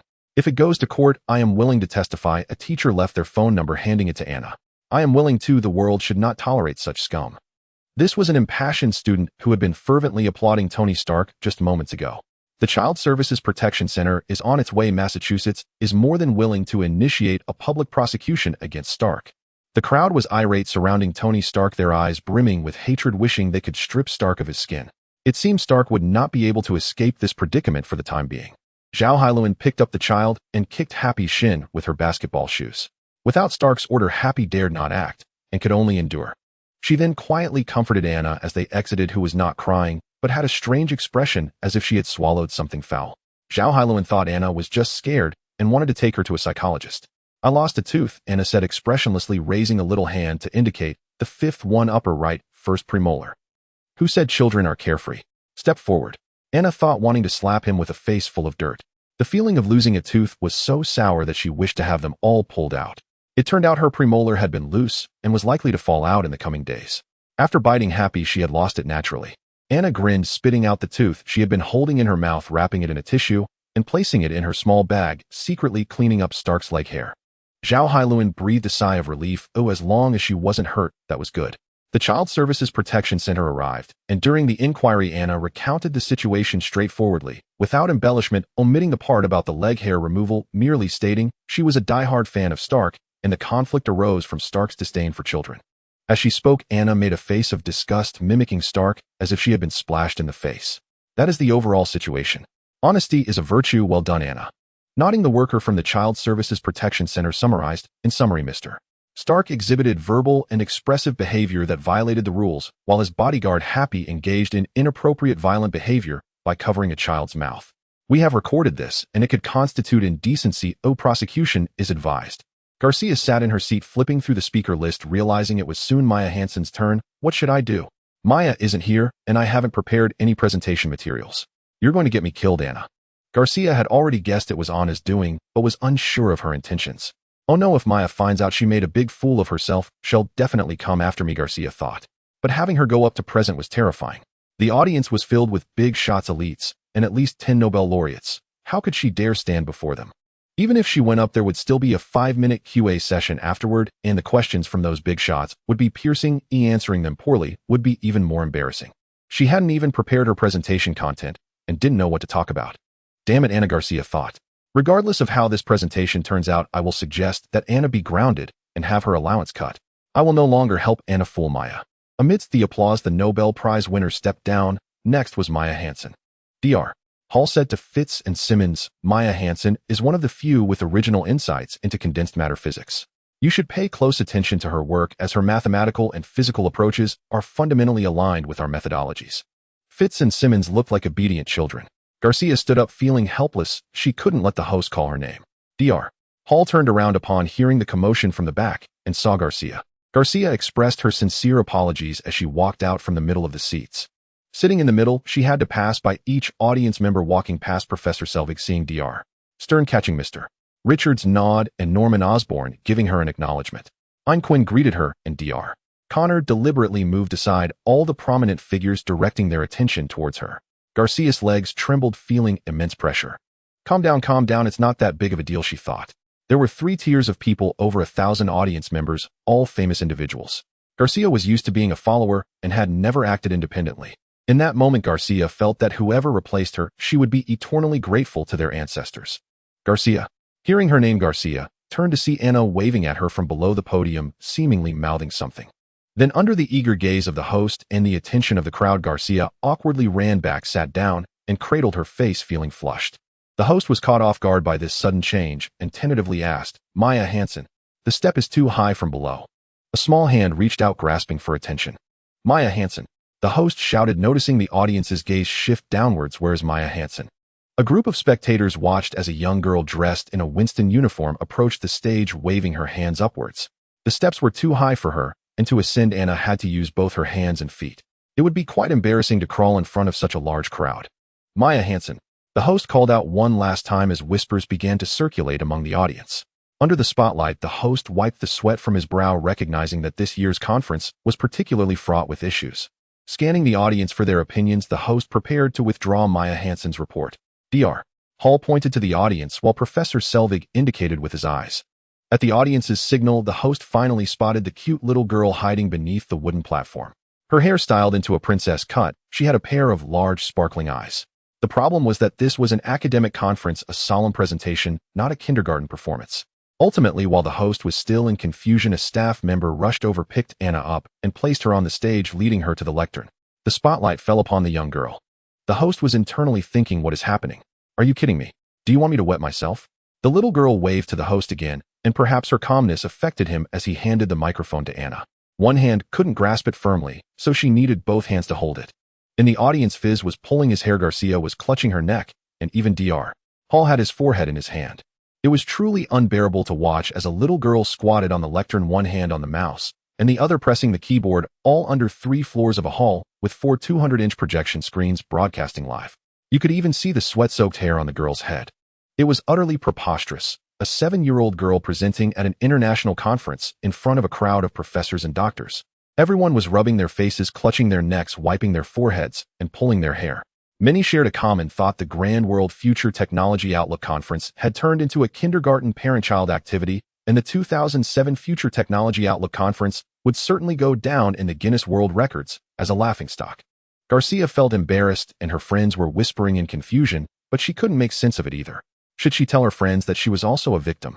Now Garcia could only hope that Maya wouldn't find out, otherwise she not only risked losing her bonus, but might also be forced out of the research institute. Ahem. Anna tested her voice. Tony Stark entered the hall, saw the young girl on the 4 large screens, and immediately curled one side of his mouth in disdain. Feeling a bit nervous, Anna thought that with so many people, even a single drop of saliva from each could drown her. Most people expressed confusion at the little girl standing on the podium, and even though the procedure was compliant, some openly showed their disdain, believing it was too childish. It's okay, Anna whispered. Just think of them as big watermelons. Selvig brand watermelons, Hall brand watermelons, Annie Weaver brand watermelons. And the oversized Stark brand dog poop. Anna cleared her throat, opened the PPT, and began her presentation. The scattered murmurs from the audience came from all directions, but Anna steadied her emotions. Hello everyone, I am Annabelle Hansen, and I will be replacing Maya Hansen for this presentation. As soon as she finished speaking, a wave of uproar stirred in the crowd. If it had been mere speculation before now, the pointed criticism was clear. Nonsense, this is simply ridiculous. Has Maya Hansen turned academia into child's play? This is a desecration of a solemn conference. I strongly recommend submitting an academic review of Maya Hansen to the committee. Her attitude is far from proper. Maya Hansen, miles away and unaware, could never have imagined that someone wanted to drag her to a military tribunal. Anna felt that things were getting out of control, and she had no opportunity to speak. Tony Stark paused upon hearing the name Maya Hansen, feeling that it sounded somewhat familiar, but he did not express his opinion. Fizz and Dr. Hall were speaking quietly, pulling out a small magnet the size of a coin and handing it to Dr. Hall, occasionally glancing at Anna. Dr. Hall nodded while listening, casually using his nail clipper to open the magnet, revealing a microcircuit inside. It looked simple: a magnet, a signal receiver, and an electromagnetic pulse amplifier. Simmons explained to Dr. Hall the hexadecimal code she had noted down. Dr. Hall discussed the numbers with the network expert, then shared the situation with Professor Selvig and Dr. Stain. Dr. Hall then asked Garcia, who indicated that she knew Anna's room contained many electronic components. It's difficult, though just 2 components constitute a project. Digital electronics, analog electronics, encoding, decoding. The Maxwell electromagnetic theory equations need to be listed, requiring dozens of them, and they also use a large amount of computational harmonic oscillation. This certainly isn't something a child could do. This was the unanimous conclusion among everyone. Oh, perhaps a child could understand digital electronics, analog electronics, encoding, decoding, and Fourier sampling, and might even grasp Maxwell's equations. However, being able to integrate a series of knowledge to create engineering-level machinery was something they all rejected. You must understand that this is not merely about making a fan. Combining an electric motor with a 3V battery and 3 plastic blades is not enough. Just the parameters involved with the 2 components are in the dozens, many of which cannot be found online and need to be calculated manually. Most people didn't even know how to use an oscilloscope. Fizz disagreed with the conclusions drawn by the professors. He had seen Anna earnestly decoding. The ability to use it already proves the child's genius. This was the consensus among everyone. Silence. Professor Hall stood up, and after calming the audience, said, "This is Ms. Hansen's 15 minutes. This effectively gave Anna a platform. After all, a genius can indeed be different." The murmurs in the hall gradually subsided. Seeing Anna's gaze directed toward him, Dr. Hall nodded, signaling, "I look forward to your performance." Next, I will discuss the origin and development of the extremist virus. In the days leading up to her presentation, Anna had read a vast amount of documents and data, including Maya Hansen's research achievements over the past few years and references and reports from relevant parties about the MIT research. Since the 1990s, Maya Hansen has been envisioning a biological substance that could rapidly repair damage to the human body when subjected to a devastating blow. Because its method of repair is similar to that of a virus, we named it the extremist virus. Subsequent research indicated that not only the method of repair, but even its fundamental mechanism was similar to that of a virus. The key issue lies with telomerase. Telomeres control the number of times a cell can divide. With each division, the DNA telomere is gradually depleted until it disappears, leading the cell toward senescence. Telomerase is an enzyme responsible for extending telomeres, preventing them from being depleted due to cell division. If telomeres are the clock of cellular death, then telomerase is the hand that rewinds the clock. The doomsday virus represents immortality. Regardless of the injuries sustained, it can restore one to their original state. It also signifies eternal life, with cellular lifespan potentially reaching dozens or even hundreds of times its original length, thereby enabling human lifespan to increase exponentially. It is a colossal project that demands immense human and material resources comparable to the Apollo program, requiring collaboration across various fields, including biochemistry, condensed matter physics, computer science, polymer structures, and mechanical engineering. At just Maya Hansen's Biological Research Institute, there is a research team of over 200 members, 80 of whom hold doctorate degrees, forming a team composed of top talents. For instance, one byproduct of the Doomsday Virus Project, the ECM gel repair technology, required the transportation capacity of 30 stair trucks, just for the culture media, in pursuit of regulatory factors that specifically express extracellular matrix. The results are promising. It is projected that the demand for ECM gel repair technology will reach 5 billion within the next decade. However, Maya Hansen's goals remain distant. The ECM gel is merely a scrap from the Doomsday Virus Project. According to Maya's hypothesis, after sustaining severe injuries, the virus project quickly fills the wounds, both internal and external, controlling cellular loss, and then the cellular proliferation occurs virally within the injured area. This means that thus far the virus project has only taken a single step out of 100.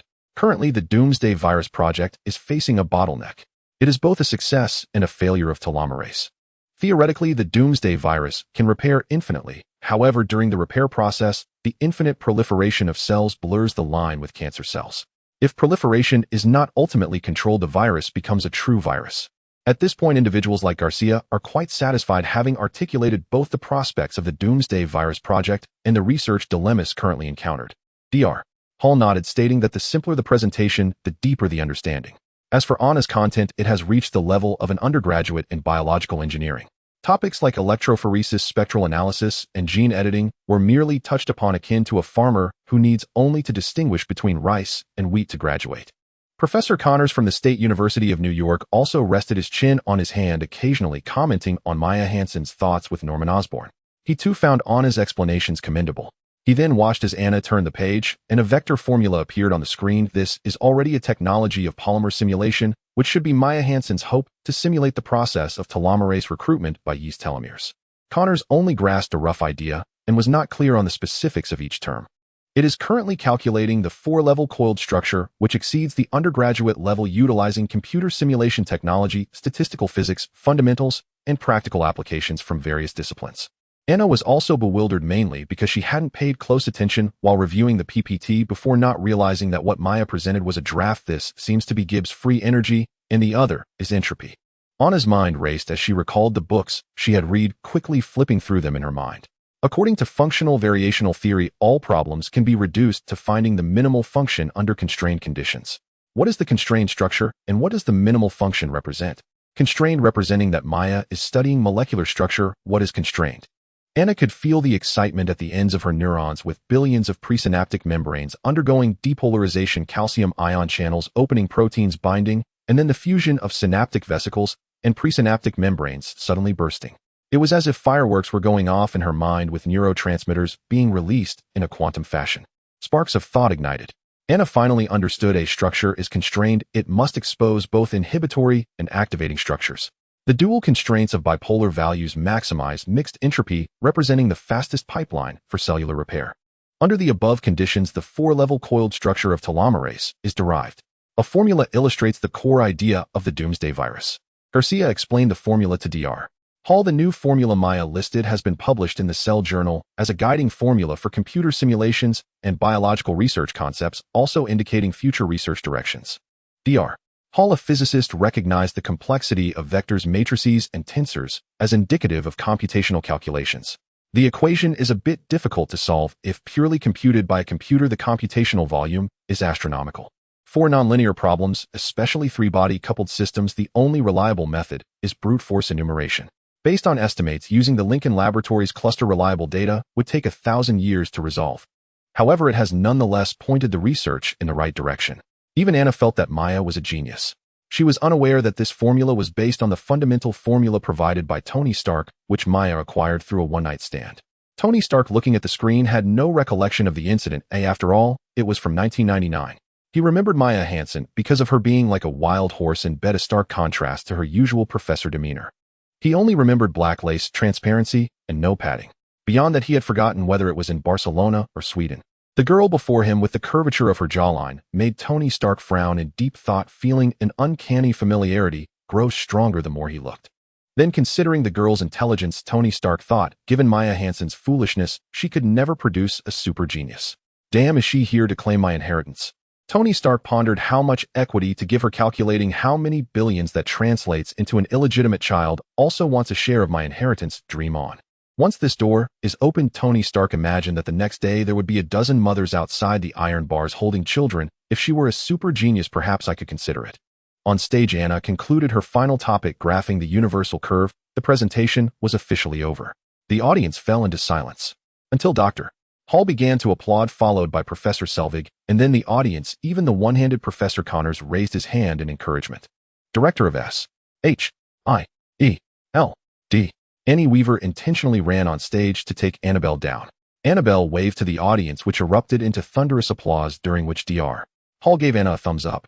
In fact, Anna's speech in the first half could only be described as average. However, considering her identity as a 7-year-old girl, being average was already a significant deviation from the norm.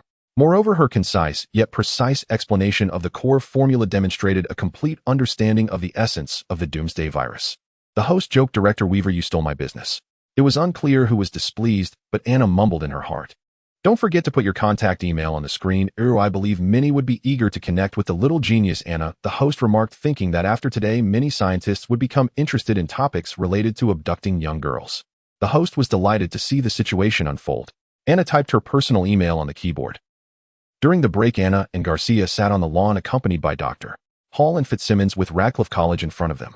After the presentation, Anna realized her weaknesses in physics and specifically asked Dr. Hall for guidance. "You can approach from two directions: high-energy physics and condensed matter physics.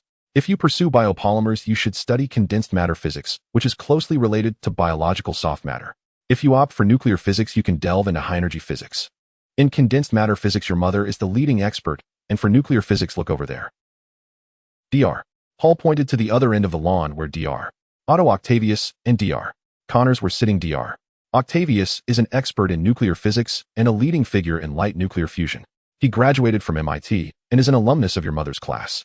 He is currently here for a 6-month exchange program. He will be more than willing to help. Dr. Hall was aware of Dr. Octavius' harsh words at the conference, but scientists generally focus on the work rather than the person. In terms of academic proficiency, Dr. Octavius was indeed of Nobel Prize caliber. Marvel has a strong preference for MIT, with over 10 notable characters, both heroes and villains, having graduated from there, with Dr. Octavius being one of the most distinguished. Unfortunately, Anna was not interested. She despised the patronizing lectures and had an unpleasant first encounter with Dr. Octavius, which would inevitably lead to further displeasure, but he is short, fat, and unappealing, and wears glasses. Garcia turned his head to the side, unable to bear the sight. This was about selecting a teacher, not choosing a husband.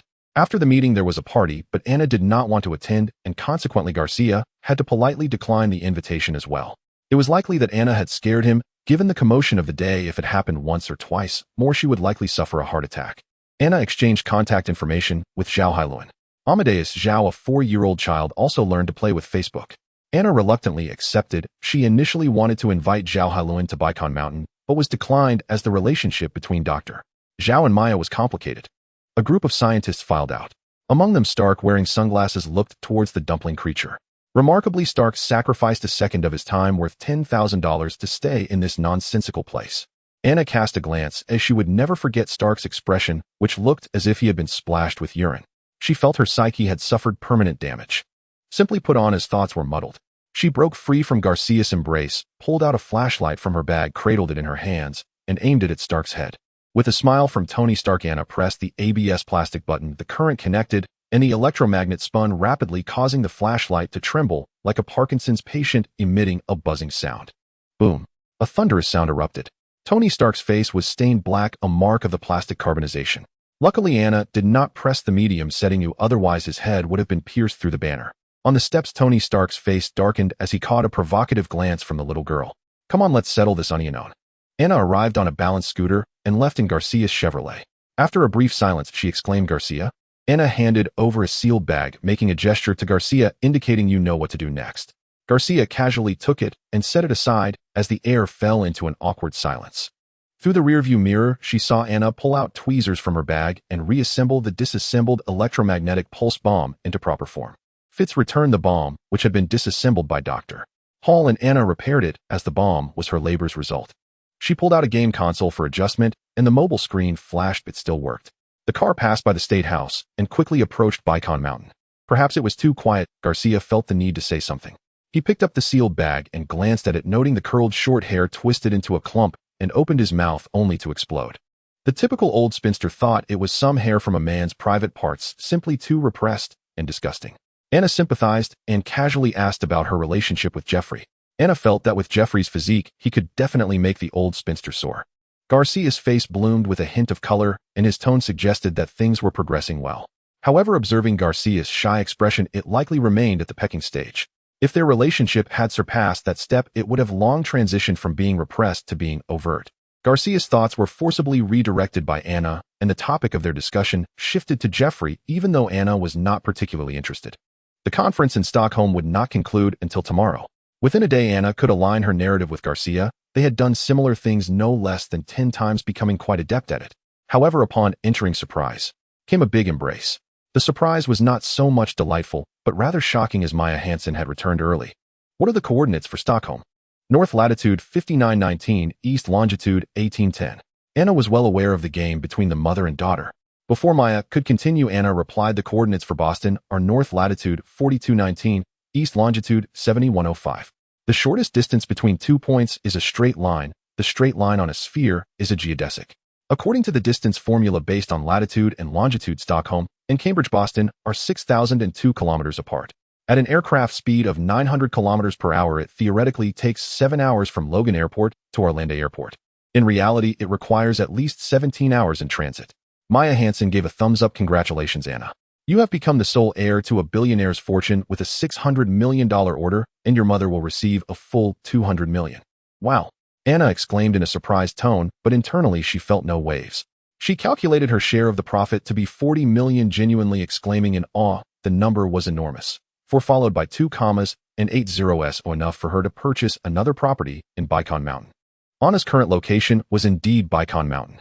This was not the Bicon Mountain town from Little Wolf, located in the heart of Boston. Bicon Mountain is the most expensive area in Massachusetts, with the state house sitting at the peak akin to Beverly Hills in Los Angeles. It was now a property owned by Maya Hansen with monthly payments exceeding $100. So Maya Hansen was indeed a wealthy individual. The difference was that after receiving the order, Maya transformed from a small wealthy individual into a big one, while Anna shifted from being the heir to a small fortune to becoming a veritable small wealthy individual.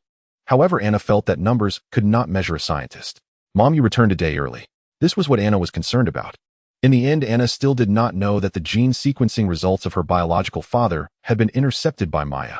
Maya knew everything: impersonating someone to attend the presentation, privately conducting paternity tests, the private workshop in the basement, and especially the deadly weapons within the workshop.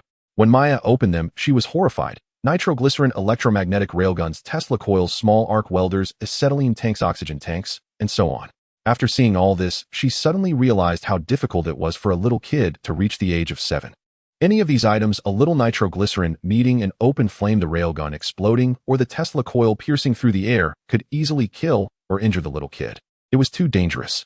The tipping point for all this was the visit from the Child Protection Service. When receiving the court summons, Maya felt like a Spartan. In this day and age, which child could be as troublesome as Anna dragging Maya into international conferences? Thus, the excitement of becoming a billionaire vanished in an instant.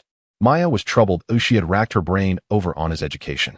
She loved reading biographies of scientists, especially admiring Madame Curie. She believed that Madame Curie was on par with Einstein in experimental physics. Moreover, compared to Einstein, Madame Curie had a greater advantage. 3 generations of her family were academicians. Now Maya faced a problem similar to Curie's. Irina attended their own school personally taught by Madame Curie. When it came to Maya, she also wanted Anna to drop out, and Anna wholeheartedly agreed. However, after discussions with the child education experts, a formal lawsuit was submitted to the court. The court argued 2 points. First, Maya was too busy at 37, or she was at the peak of her career and couldn't spare time for education. Second, Maya was still single. Economically, being single posed no problems, but it was a disadvantage when it came to educating a child. Third, Maya's laboratory contained too many toxic and harmful substances. Just the ethidium bromide used in electrophoresis had strong carcinogenic effects, and its volatility made true protection difficult. Other substances like UV light, benzyl compounds, phenol, and benzene diamine were all unsuitable for a 7-year-old girl. Therefore, the first prohibition by law was on the Biological Research Institute. The legal decision concluded that Maya Hansen exhibited tendencies of educational incapacity, necessitating community educational assistance. Thus, even the future billionaire Maya Hansen had to be compelled to participate in community lectures organized by child education experts, which is why Garcia had not dared to mention profit sharing until now. Then Annabelle was grounded. First, her balance bike was locked. Next, the private workshop was sealed. Computer usage time was restricted. Maya Hansen watched her child walk into school. Looking back now, Anna's quiet moments often meant she was up to something mischievous. No wonder she used to feel that the atmosphere was off for no reason. No skipping classes, Maya Hansen admonished. Anna nodded. Her mom was in a bad mood, so she had to play along. The Child Protection Service had their eyes on her. In fact, Anna was indifferent. She had a new goal. After being rebuffed by Tony Stark, she felt insulted and wanted to retaliate. She aimed for Tony Stark to one day kneel at her feet and call her Papa. After all, Annabelle was a person who held grudges. She couldn't just talk the talk, she needed to improve her skills. After the presentation, she recognized her shortcomings. In computing, she could reach an expert level, but in physics, especially theoretical knowledge, she was still blank. Therefore, she was preparing to catch up on high-energy physics. Anna was very purposeful in her actions, and befriending Professor Hall had its motives. Professor Hall was connected to Fermi Lab with opportunities to acquire uranium oxide, plutonium, zirconium, alloys, heavy water, and more. He had a wide network with friends like Professor Selvig, Ein Quinn, Norman Osborn, and Annie Weaver. After contacting him via email, Professor Hall agreed that as long as Anna passed the exams, completed her graduation project, and met the undergraduate graduation standards, she could officially become a graduate student with a diploma from MIT. Anna was eager to escape the novice village, break free from the restrictions of the Child Protection Service, and obtaining a university diploma was just the first step. Of course, all of this was kept hidden from Maya. Knock, knock, knock. A hand tapped the table. Anna's teacher, a female lunatic, bent over and did a series of ballet bowing actions, finally handing her a piece of paper. This semester's assignment is to create a scientific model which can be done in groups or independently. Now write down your ideas on it. Before the 17th century, when Louis XIV did not establish a dance school, ballet was merely a form of entertainment for the masses in the square in Europe. It was essentially a square dance. Ignoring the murderous glare of the female lunatic, Anna continued to conceive her blueprint as if she were oblivious. The lunatic teacher smiled grimly and said, "Next, please welcome Annabelle Hansen to share her thoughts. I'm creating a nuclear reactor." The homeroom teacher nodded, seemingly quite expectant and ambitious. "I look forward to seeing the emblem of Whiston Cambridge School displayed once again at the Boston Science Museum." I suppose in her mind, whether it was made of plastic, cement, or Play-Doh, it was all a model as long as it looked good when completed. Campus life was spent in daily banter. As the clock approached 2 o'clock, the homeroom teacher walked in again. Rarely she saw Anna quietly reading a book. Anna had temporarily given up her iPad for high-energy physics, not even sketching circuit diagrams anymore.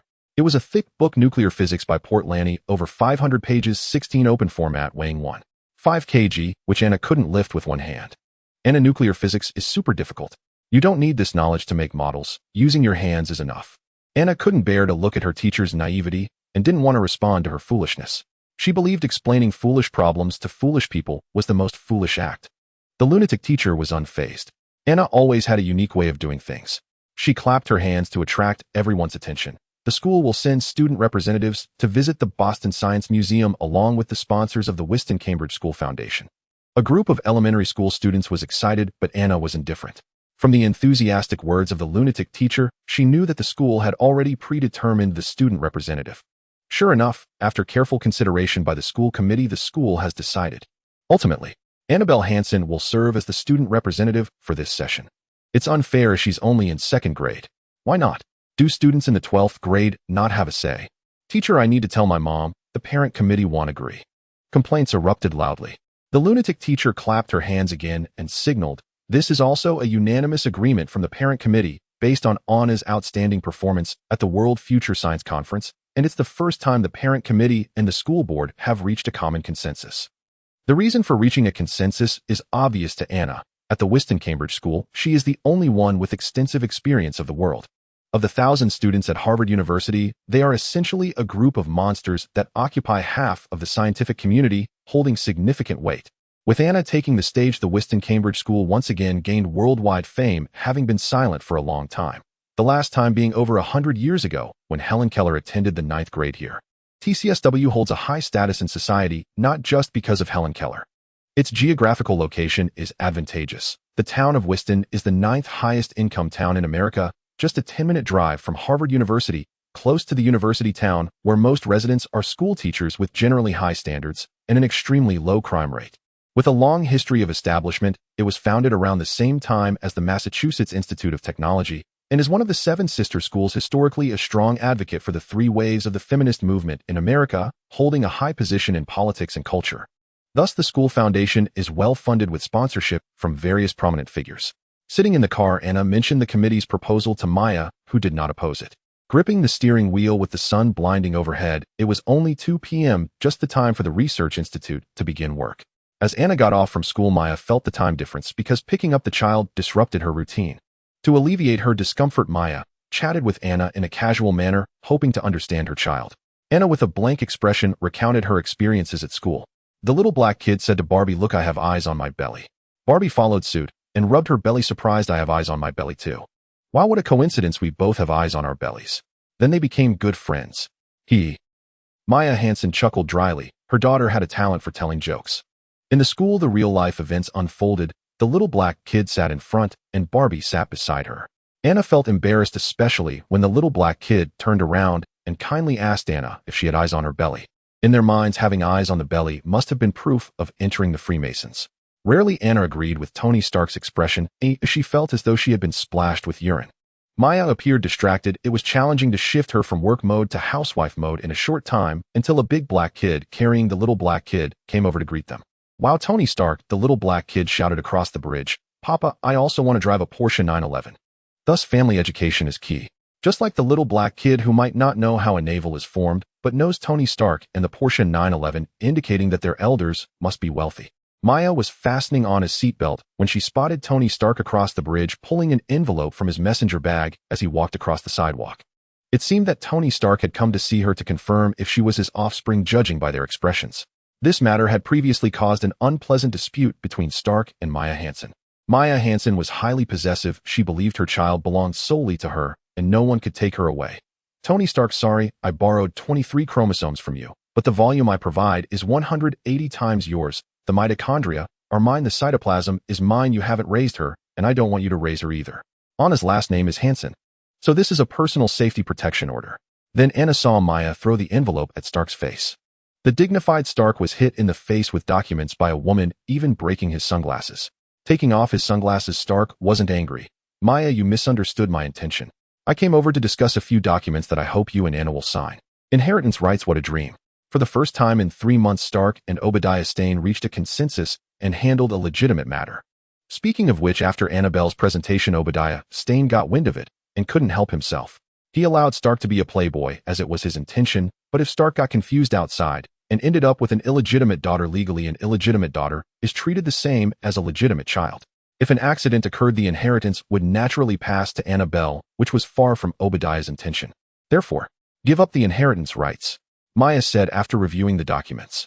The two sat in a cafe while Anna fiddled with a spoon board. "Oh, a 7-year-old child cannot drink caffeinated beverages." Maya was glad to cut ties with Stark, but both Anna and Maya turned to Anna. Anna grabbed a pen and confidently signed her name, just as Maya didn't particularly care for Stark's child support. Anna similarly didn't think a promised deal was worth much.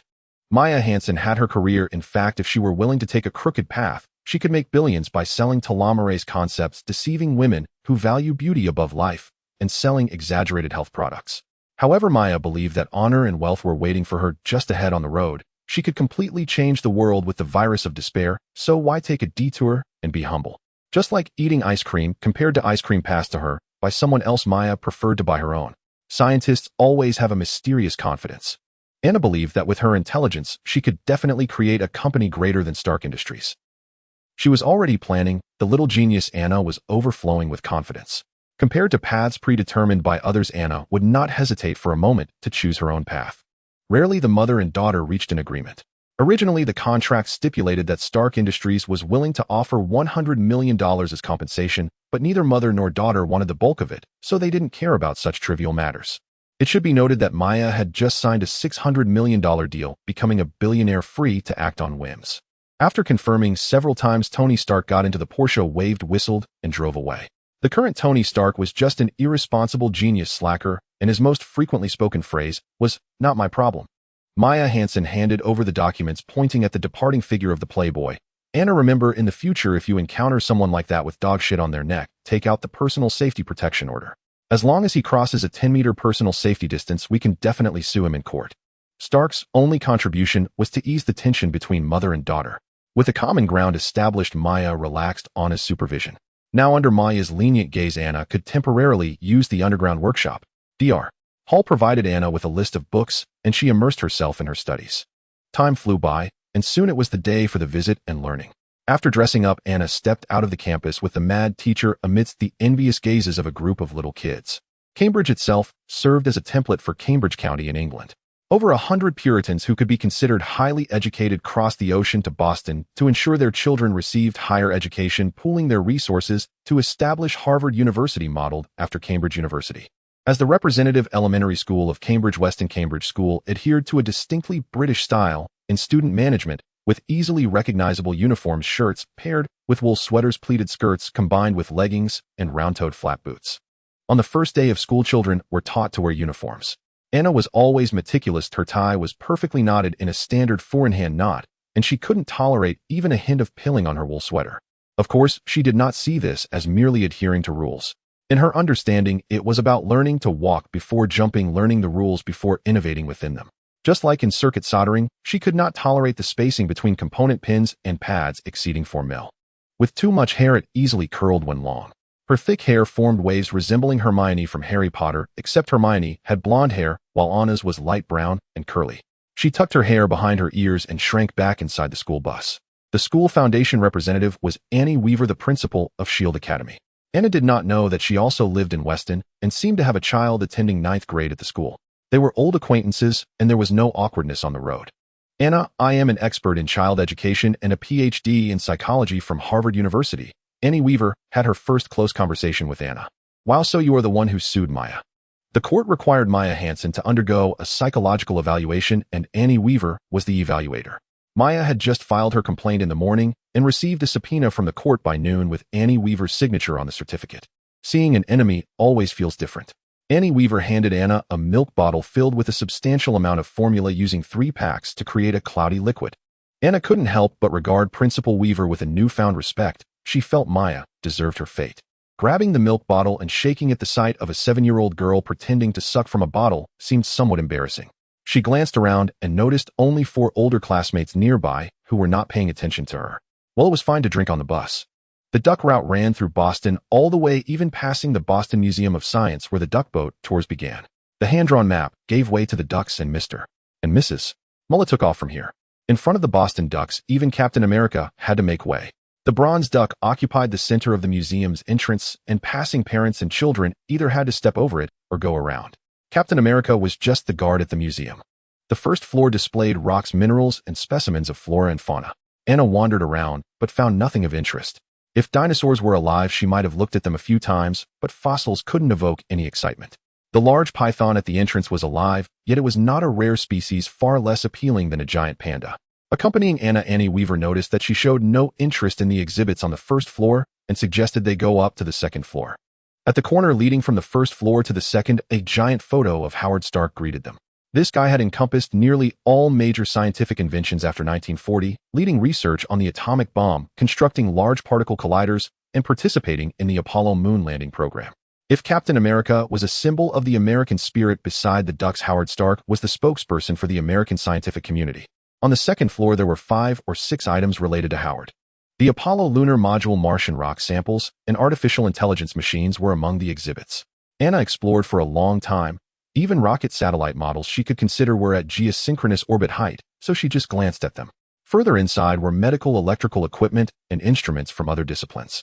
Few adults attended, but children were particularly interested. A group of kids gathered around a glowing ball, touching and playing with it. Further ahead was a zero-gravity simulation using a wind tunnel, and the most crowded spot was the Apollo 11 lunar module, where many kids reached out to touch. Anna had a mediocre interest. All she saw was a piece of uranium ore. Rising on her tiptoes, she pressed her cheeks against the glass and observed for a moment, seeing it resemble a green stone with a fluorite structure. The mad teacher felt that Anna was not fitting in and reminded her, "Anna, aren't you going to join your classmates at the wind tunnel?" The wind tunnel. Anna shook her head. She saw that her classmates in the wind tunnel had their noses and eyebrows blown together, looking like the alien E.T., which was quite disgusting. Anna found it hard to imagine how her own face would look if the flesh clustered together like that. "Anna is such a good child thinking about her homework," the mad teacher remarked. The mad teacher noticed Anna staring at the stone for a while and thought she was being clever, saying, "Uranium ore is quite valuable, though it can be refined into metallic uranium." Anna scoffed at her. The least valuable uranium ore, which is something no one would bother to pick up if it fell on the ground, is far less valuable than the yellow cake powder used for reactor fuel rods, of which she hadn't even seen any. Rather, the heavy water in the glass display case next to it, which looked no different from ordinary water, actually costs tens of thousands of times more than regular light water. Anna took special notice. The nuclear reactor she was going to make had to be small, and the neutron moderator could only use light water. There used to be asphalt uranium ore and powdered uranium oxide here, but due to parental concerns about radiation, the museum eventually removed the samples, the tour guide explained. The mad teacher agreed, saying, "It's a responsible decision. The health of children is the most important thing. Nonsense, nothing is without radiation. Even the turkeys eaten on Thanksgiving have radiation, yet every household still eats turkey. If others are worried, can't the museum just hang a Geiger counter on the glass case? Ridiculous." Anna. The mad teacher thought Anna was being rude, mocking the tour guide. The tour guide made a "don't ask me" him, just the guide expression. Anna said nothing further. Explaining foolish questions to foolish people is the most foolish act. The parental concerns about radiation were not because radiation truly harmed children, but because they felt it could harm them, which replaced objective judgment. In natural uranium, 99.284 is uranium-238, with a small amount being the radioactive isotope, uranium-235. How much 235 could there be in a piece of asphalt uranium? Or, even if you carried it in your pocket for a whole year, the radiation dose released would be less than that from a luminous watch. Back then, Madame Curie didn't wear protective gear. She directly stirred the large barrel with a stick, extracting radium chloride from 8 tons of asphalt uranium ore, and she lived nearly to 70. Anna searched for something in the nuclear physics experimental area, a Geiger counter, which is similar to a multimeter and is the simplest and most common detector in nuclear physics. Dean Weaver asked, "Are you interested in high-energy particles? I've been brushing up on physics lately, but unfortunately the items inside the glass are displays and cannot be touched. The museum truly is a treasure trove, yet such a fine instrument is locked away in a glass cabinet." Anna sighed, mimicking an adult's demeanor. Building a nuclear reactor is challenging not only due to engineering difficulties, but also because of government regulations. One must apply for permits to operate and manufacture civilian nuclear equipment, as well as apply for nuclear fuel. In fact, many rogue nations such as Gaddafi's Libya and Saddam's Iraq sought to apply for nuclear fuel internationally, but no one dared to supply it. In other words, if Anna were to steal, she would be treated as a terrorist. That's why she wanted to affiliate with Dr. Hall. There's an exhibition hall next door, in Dr. Octavius would be very happy to demonstrate for you, Dean Weaver said. Thus Anna went to the exhibition hall. Controlled nuclear fusion is the most promising resource for future dominance, clean and pollution-free, almost like an artificial sun with reactants that are virtually inexhaustible. Anna recognized the short, stout figure in the crowd wearing thick sunglasses resembling beer bottle bottoms, standing in front of a massive machine, twice his height. It was Dr. Otto. Otto is an abbreviation for octopus. The stout man's full name is Dr. Octavius. Now he stood in his home arena facing representatives from companies valued at over $1 billion, brimming with confidence. Among them was a familiar face, Norman Osborn, whom Anna had met at an international conference where a guest badge was placed at his seat. Anna had a photographic memory, once she saw someone they were hard to forget. Old Osborn was well-dressed, his clothes tailored impeccably, and his deep blue suit looked exquisite. In contrast, the disheveled Otto wore a tank top and shorts. So careless about his appearance. Anna covered her face with her small, chubby hands, realizing how the stereotype of scientists being socially awkward originated all because of people like Dr. Otto. Look at Dr. Connors. Despite having lost an arm, he still dressed sharply in front of others. Then look at Dr. Otto. Anna wanted to say to him, even if you rented the Science Museum, it's not your home. You should at least pay attention to your image. Among the people Anna interacted with, Garcia was the least stylish. However, with Jeffrey's revival, she had transformed completely. With a designer handbag in hand and high-quality clothing, she could effortlessly become a fashionable beauty when stepping out. Someone like Zhao Hailuan, whose innate elegance cannot be concealed, dressed in a style that leaned towards student fashion, instantly looked 10 years younger. Others like Maya were even more noteworthy. Just a few days ago, she had met the King of Sweden and moved gracefully among social galas, always mindful of her appearance. Yet Dr. Otto appeared like a monk, sweeping the floor, resembling someone who just finished bathing and rushed out of the tub. A businessman with a handlebar mustache spotted Anna, the short and chubby girl struggling to squeeze through the crowd, reaching out to grab the instrument on the stage. Where does this little brat come from? The exhibition hall was not open to the public. Those present were elite business figures and reporters from media groups. Encountering a little brat causing a scene in the hall was unacceptable, so the businessman called over his assistant. Hiding behind a circular machine, Anna was testing the instrument. A nuclear reactor is far more dangerous than an incomplete version of a doomsday virus. One mistake could lead to boom, boom, boom. Moreover, it's an invisible killer radiating various rays that can kill unseen. Anna cherished her short legs and life, so the first thing she learned about was the Geiger counter. This instrument operates on the principle of radiation ionizing gas. In simple terms, high-energy particles pass through low-pressure gas, ionizing it, and releasing electrons. Under a preset voltage, the electrons move towards the anode, generating a rapid gas discharge signal, which is an electrical pulse. One electrical pulse corresponds to one particle. The number of electrical pulses equals the number of particles. Beep beep. Dr. Otto's assistant pulled Anna out from behind the machine. The stout doctor glanced at the short legs. He was a New Yorker and didn't recognize the uniform of the Whiston Cambridge School. Hey, the Children's Museum has remote-controlled cars. Anna looked up, showing no sign of embarrassment. In her understanding, she was engaged in science, which requires a Geiger counter. Society should respect science and allow her to use the counter. Looking at and Weaver, she was leisurely mingling among the businessmen, perfectly embodying the role of a bystander. It turns out Dean Weaver was focused on his own agenda. Dr. Otto was not as agreeable as expected. Unless Anna spoke, well, he would kick her out. Dr. Octavius, you were using a mimic star device, right? What was on stage was the prototype machine of the stout doctor, looking like an incredibly ugly headband, oversized with a circular structure over 20 meters in diameter. The cross-section diameter exceeded 5 meters, covered with intricate pipes, each fitted with various electromagnetic control valves. Next to the prototype machine was a cluster of computers featuring a 43-inch LCD screen. The screen displayed a computer simulation of the machine's operating conditions. Looking at the internal structure, it resembled a Mobius strip, with each magnetic line passing both above and below, exhibiting a highly twisted closed tube appearance complemented by a spiral winding for generating strong magnetism utilizing high-temperature superconductors. The stout doctor seemed to take an interest in Anna. You tell us about this machine. No longer mentioning the Geiger counter in Anna's hand, perhaps he recognized her qualifications. Dr. Octavius, compared to nuclear fusion, am more interested in your mechanical tentacles. In front of Dr. Octavius were his 4 powerful mechanical arms. Anna was not interested in the mechanical transmission, but rather in the brain-nerve control technology hidden behind the octopus-like claws. Brain-machine interfaces have always been a coveted technology in the scientific community. However, in reality, the progress of brain-machine interface technology has been unsatisfactory, with a success rate of only 52, making it almost indistinguishable from having none. In contrast, the mechanical assistance of Dr. Octavius can achieve an accuracy of 100, a technology that Anna greatly yearned for. Dr.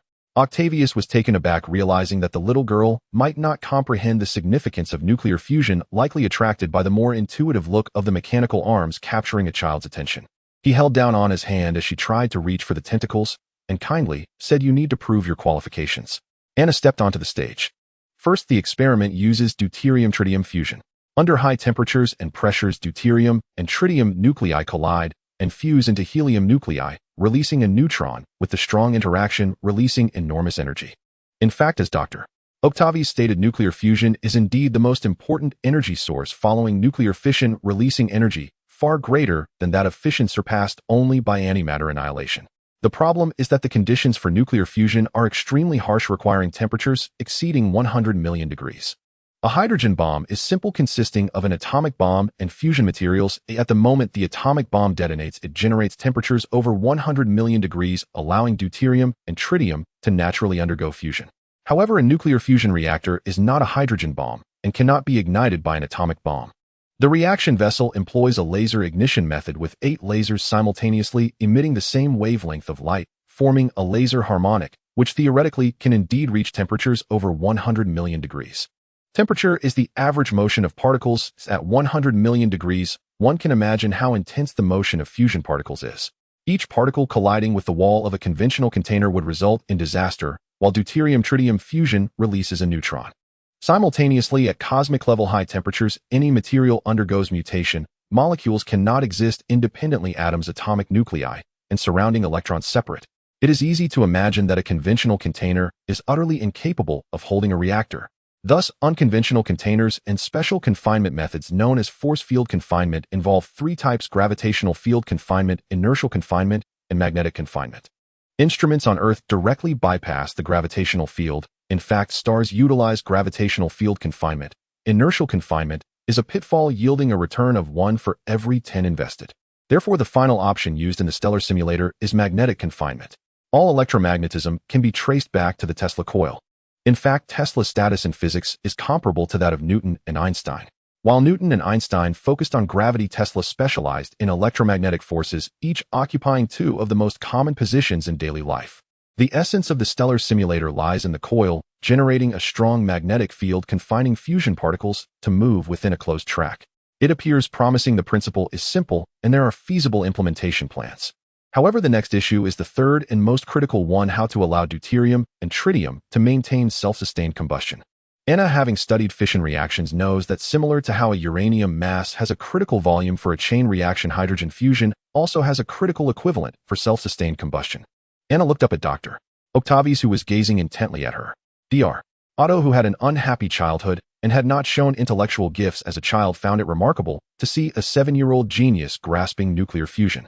If he knew that Anna had merely glanced at nuclear fusion while preparing reactor materials, he would be astonished to the point of dropping his jaw.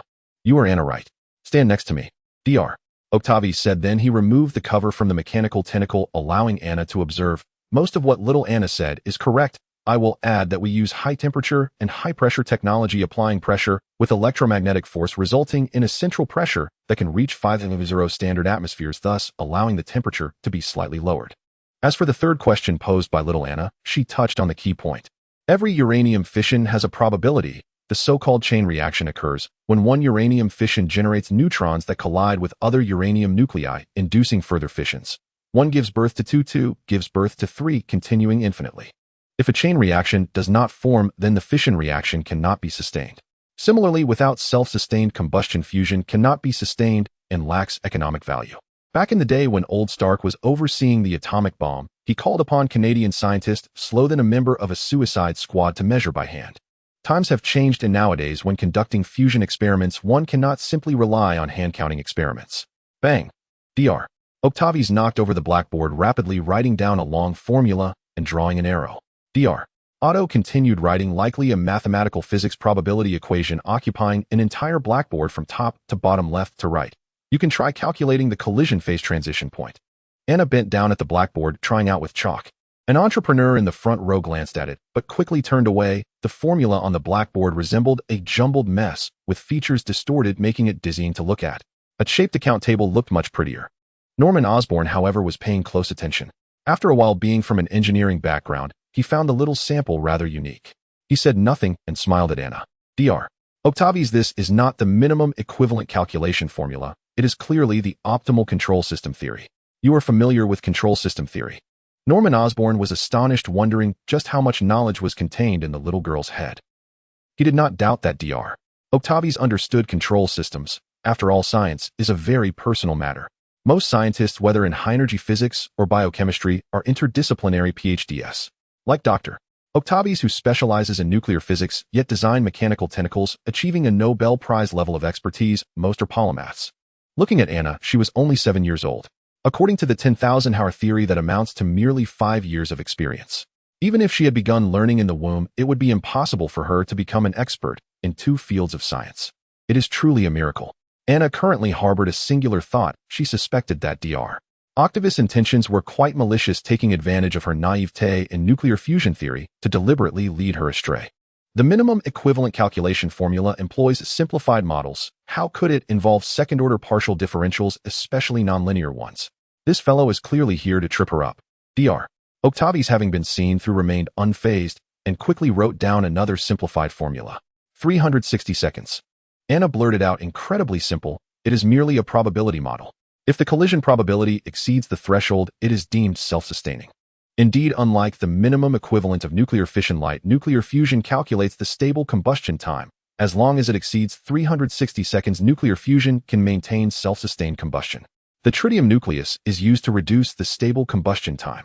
Anna realized immediately. Dr. Octavius sincerely praised. Anna, you will definitely stand at the pinnacle of the scientific community in the future. The tritium nucleus acts like a chemical catalyst. Once added, it can increase the reactivity by 20-fold. However, logically speaking, a genius like you should already be renowned, so why haven't I heard of you? Such high praise still came from the notoriously critical Dr. Otto, and even Norman Osborn felt surprised at this moment. The businessman with a mustache inquired about the miraculous little girl from those around him.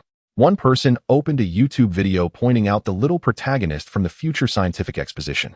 Anna wanted to complain. After all, they had only been desk mates for an hour, and Dr. Otto still acted as if he were meeting her for the first time, lost in his own world. After speaking, Dr. Octavius pointed at the nonlinear second-order partial differential equation and said, If you solve it, I will tell you the secret of the mechanical tentacles. I want to derive the source code for the mechanical hand control chip. Inside Beacon Hill, Anna is diligently working in an underground workshop. She became interested in the problem posed by Dr. Octopus and specifically wrote a 2360-line program in Fortran implementing GPU parallelism and running it on a supercomputer. Maya thought that by hanging a lock and sealing it with tape, she could be completely secure. In reality, she was deceiving herself, unaware of the saying mastering mathematics and physics ensures you're fearless wherever you go. Ordinary glue like this doesn't even require a heat gun, just using a hairdryer in winter for half a minute will cause the seal to fall off automatically. After using the workshop, she can simply reapply the glue to reseal it without anyone noticing.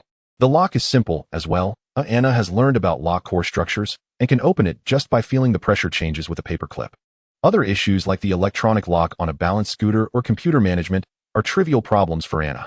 However, to maintain Maya's dignity, Anna needed to tidy up the crime scene. The program takes about 3 to 4 hours to run, so during the wait, Anna came up with several new ideas. Maya issued a contribution bonus for the ECM colloidal repair technology. Since the $600 million is a 10-year order and the military only paid a year's advance, Anna currently has $4 million in her account. This amount is sufficient for Anna to upgrade the workshop. The costs for new equipment like a computer server and display screen are negligible, totaling less than $500,000. The expensive items aren't the computers, but rather other equipment, a 360-degree argon arc welding robot costing $3,000 and an AI robotic arm for $2,500.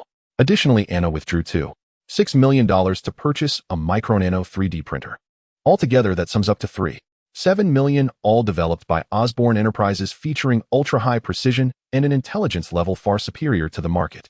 Anna is particularly satisfied with the printer, which is specifically designed for producing micro-nano level circuits and electronic components capable of ejecting ink down to 1 micron and even reaching as small as 100 nanometers under electrical constraints. With its circuits can be set up more complexly within a unit area, allowing for smaller electronic components.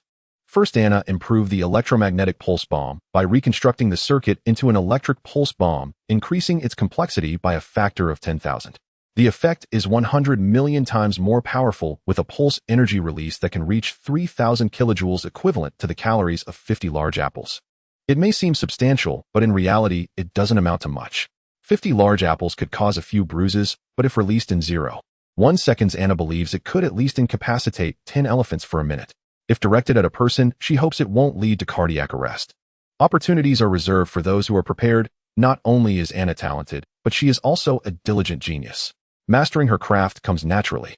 She crafted a listening software on her computer and installed it on Maya Hansen's phone, then took a few strands of metallic nanowire and twisted them into a simple signal receiver using a 2.5 drill bit to make small holes in the walls of the apartment. The basement is included as well. Anna sometimes talks to herself with many key pieces of information and flashes of inspiration. When Anna is serious, she even eavesdrops on herself, all for the sake of research. The master bedroom is also included. She hopes Maya won't bring men back home to roll in bed. As for the bathroom, Anna still hopes to retain her last bit of privacy. Finally, an hour later, the eavesdropping network is complete. The metallic nanowire will automatically receive sound signals and convert them into wireless signals, which are then consolidated through a router and stored in the basement server. After collecting the sounds, they will be compared in frequency and modulated. Anna tested it. The effect was mediocre, sounding peculiar, like a robotic version of Maya Hansen. It seems only the frequency is correct. Improvements are needed for voice pitch and phrasing. There's no way around it. The issue is caused by insufficient data, which machine learning cannot resolve. She can only continue collecting more data. After completing the modulation circuit, Anna glanced at her computer, noticing the command line had exited. Is it done? The program completed faster than expected. The computer screen displayed that the program was finished. Strange, according to the program's complexity, it should have taken at least 6 hours. Upon opening the stream data, there was a heap of meaningless data indicating failure. Something is wrong. There is definitely a problem. Anna has always believed in her programming skills and double-checked multiple times, and the equation understanding had no issues. If the programming and equation understanding are correct, then the remaining issue can only be. Anna rarely furrows her brow. With her chubby fingers, she took out a pen to jot down notes. Oddly, the breakpoint debugging indicated that every time the program ran to 1765, it fell into an infinite loop. Damn it, he provided a divergent series. The equation is fundamentally wrong. Anna realized she had overestimated Dr. Octopus' character. In order not to hand over the chip, he resorted to underhanded tactics to deliberately make things difficult for her. Dr. Octavius, I need you to compensate for the time I've wasted. Dr. Octopus never anticipated that Anna would return results on the same day. He had been troubled by the equation problem for quite some time, which involved whether the electromagnetic field could constrain light nuclear fusion. When Anna asked, Dr. Octopus was pondering the equation solution and wrote it down spontaneously.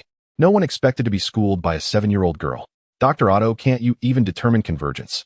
Anna couldn't either. The equation was too complex. She was bargaining, preparing to make a hefty demand. Dr. Octavius didn't notice that Anna was using a nickname. He felt extremely embarrassed, finally experiencing what Dr. Hall had felt. The law of karma had caught up with him. During the meeting, Dr. Octavius had splashed water on Dr. Hall, and now a 7-year-old girl had splashed him. What could he do? After all, it was his own mess. He had to eat his own cooking even if he cried. It's impossible to reveal the secret of the mechanical tentacles, no matter what he cannot disclose it. In fact, he knew very well that the mechanical tentacles would be useless to others. He had previously conducted genetic testing, which showed anomalies compared to ordinary people. Perhaps the secret of the mechanical tentacles came from this. Fortunately, short-legged Anna couldn't solve the equation either. Dr. Octavius felt ashamed himself. He wanted to play tricks. Anna received a letter of introduction given to her by Dr. Octopus.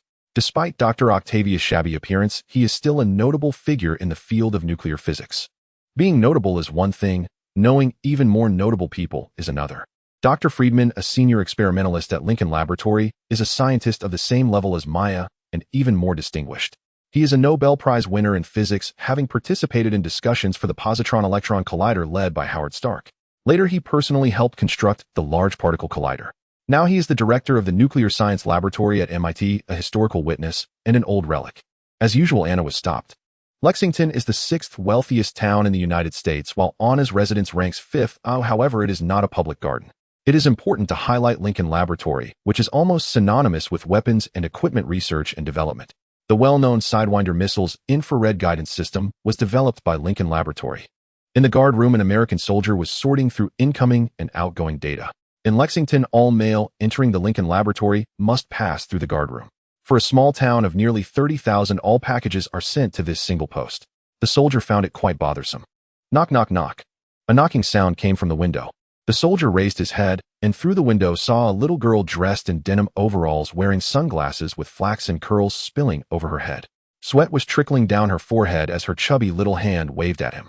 She looked adorable with her chubby face and plump hands. If a maternal woman were present, she would have likely fallen prey to the little girl's charming tactics. However, the small canine teeth peeking from her mouth made the soldier feel as if she resembled a devil's child. Little girl, what are your parents' contact details? The soldier was too lazy to reason with the little brat. No logic could compete with the effectiveness of her parents' discipline. I'm here to find someone in the laboratory, Anna said lightly. The soldier smiled, finding Anna truly adorable, and softly said, little friend, please tell President that I wish to enter the White House to visit relatives. Then the soldier's face changed color. Do you see that sign? This is a military restricted area. Unauthorized personnel are not permitted to enter. After saying that, the soldier's eyes widened in anger as he opened the door to grab Anna. No matter how pretty the little girl was, she was still just a child, and it would be a disgrace to let a child enter the military laboratory in Lexington. The phone rang. Standing on a modified balance scooter with an elevating feature, Anna relaxedly said, soldier, you take the call first. Anna watched expressionlessly as the soldier answered the phone, responding, okay, but no fine. Then the soldier cast a puzzled glance, turned to ask, show me your identification. Anna produced a document, part of a program allowing elementary school students into the laboratory aimed at stimulating their creative enthusiasm. The Lincoln Laboratory collaborated with schools to select a few outstanding students for internal visits and learning. In reality, it was just nonsense. The only genuine element within was the signatures of Dr. Octavius and Dr. Hall. The soldier seemed to review the document, and after confirming with the laboratory's superior that such a thing was true, he said to Anna, wait outside. Finally, Anna was not chased away. The laboratory was surrounded by barbed wire, and warning signs appeared every 10 meters. Military restricted area, no entry.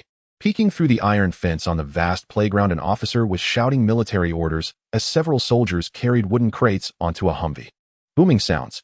A 10-wheeled truck passed by, kicking up a cloud of dust with soldiers inside the cab, holding rifles, looking serious. 10 minutes and 30 seconds later, a bespectacled man emerged from the laboratory. Upon seeing Anna with her phone, he paused for a moment and walked over. The soldier warned the bespectacled man, Thomas, make sure to let the little girl walk on the sidewalk. Given her size, even if a big truck hits her, the radar wouldn't register it. There was malice in his tone. The bespectacled man was quite accommodating, responding to the soldier. Watching the platform descend slowly, Anna stepped down, saying, "You are the little genius, Anna, right? It's normal to face difficulties. One of our teachers had an urgent matter at 2 a.m. and ended up being detained in the security room all night for not having an ID badge. Later, it was Colonel Roddy who came to take her back. Anger. How could that be?" Anna was considering the soldier's helmet, which seemed to be a level 2. American soldiers couldn't afford level 3 helmets. Little eyes. After a while, the technician realized that Anna was referring to him. Little eyes. The technician felt his eyes were fine, just wearing glasses. How did he become little eyes? Where is Dr. Freriedman? Unfortunately for Anna, little eyes were just a passerby who she didn't even want to know his name. "Are you looking for Dr. Freriedman? He is in the first office around the corner. Don't worry, he is always there. Even at midnight you can find him in the laboratory." Seeing the little girl made little eyes particularly excited. He knew the renowned name of Annabella and had heard the reports from the World Future Conference. Her performance was nothing short of genius. Today he finally met her in person. Little eyes were bubbling with excitement, preparing to introduce himself when he realized that "You're so annoying." Little eyes kept babbling on. "So talkative." Anna took out a device the size of a USB stick from her small bag and pressed a button. The world fell silent. Damn, my voice. He realized that no matter how hard he tried, he couldn't hear his own voice, whether he was trying to shout or flail about. Even the people around him passed by curiously, as if watching a silent Charlie Chaplin film. A well-meaning colleague even patted his shoulder, asking if he was unwell. Anna shook the USB stick, saying, "Meet my new creation, the silencer. The simulator can detect your voice frequency. With a simple press, it releases a counter amplitude that cancels out your voice." Referring to the monitoring software Maya, Anna designed it into a hardware circuit printed on a circuit board with a nanoprinter, unexpectedly yielding another product dubbed the silencer. Considering some chatterboxes from the Marvel Universe, Anna decided to equip it. A tragedy. Little eyes unexpectedly became the first test subject for the silencer. The experiment succeeded. After Anna pressed the button again, Little Eyes finally regained his long-lost voice, feeling the world had never been so wonderful, ready to express his lengthy discourse. Anna shot him a glare, her short legs radiating authority. "Don't you know you're annoying? If you had used the energy spent on blabbering for research, you would have already won a Nobel Prize." Anna always had a purpose in what she did, just like when she arrived at the Lincoln Laboratory, everyone inside was an elite. With her chubby little hands and short legs, even inserting a rubber tube was a challenge, let alone conducting experiments. Thus, to lead a comfortable life, it was essential to recruit a little helper. Seeing Little Eyes' performance and his panicked expression with hands covering his mouth, Anna just needed a little more push. She raised her right hand, extended her left hand, and despite her short reach, she patted Little Eyes on the shoulder, switching to patting his thigh. "Do you see this USB stick in my hand?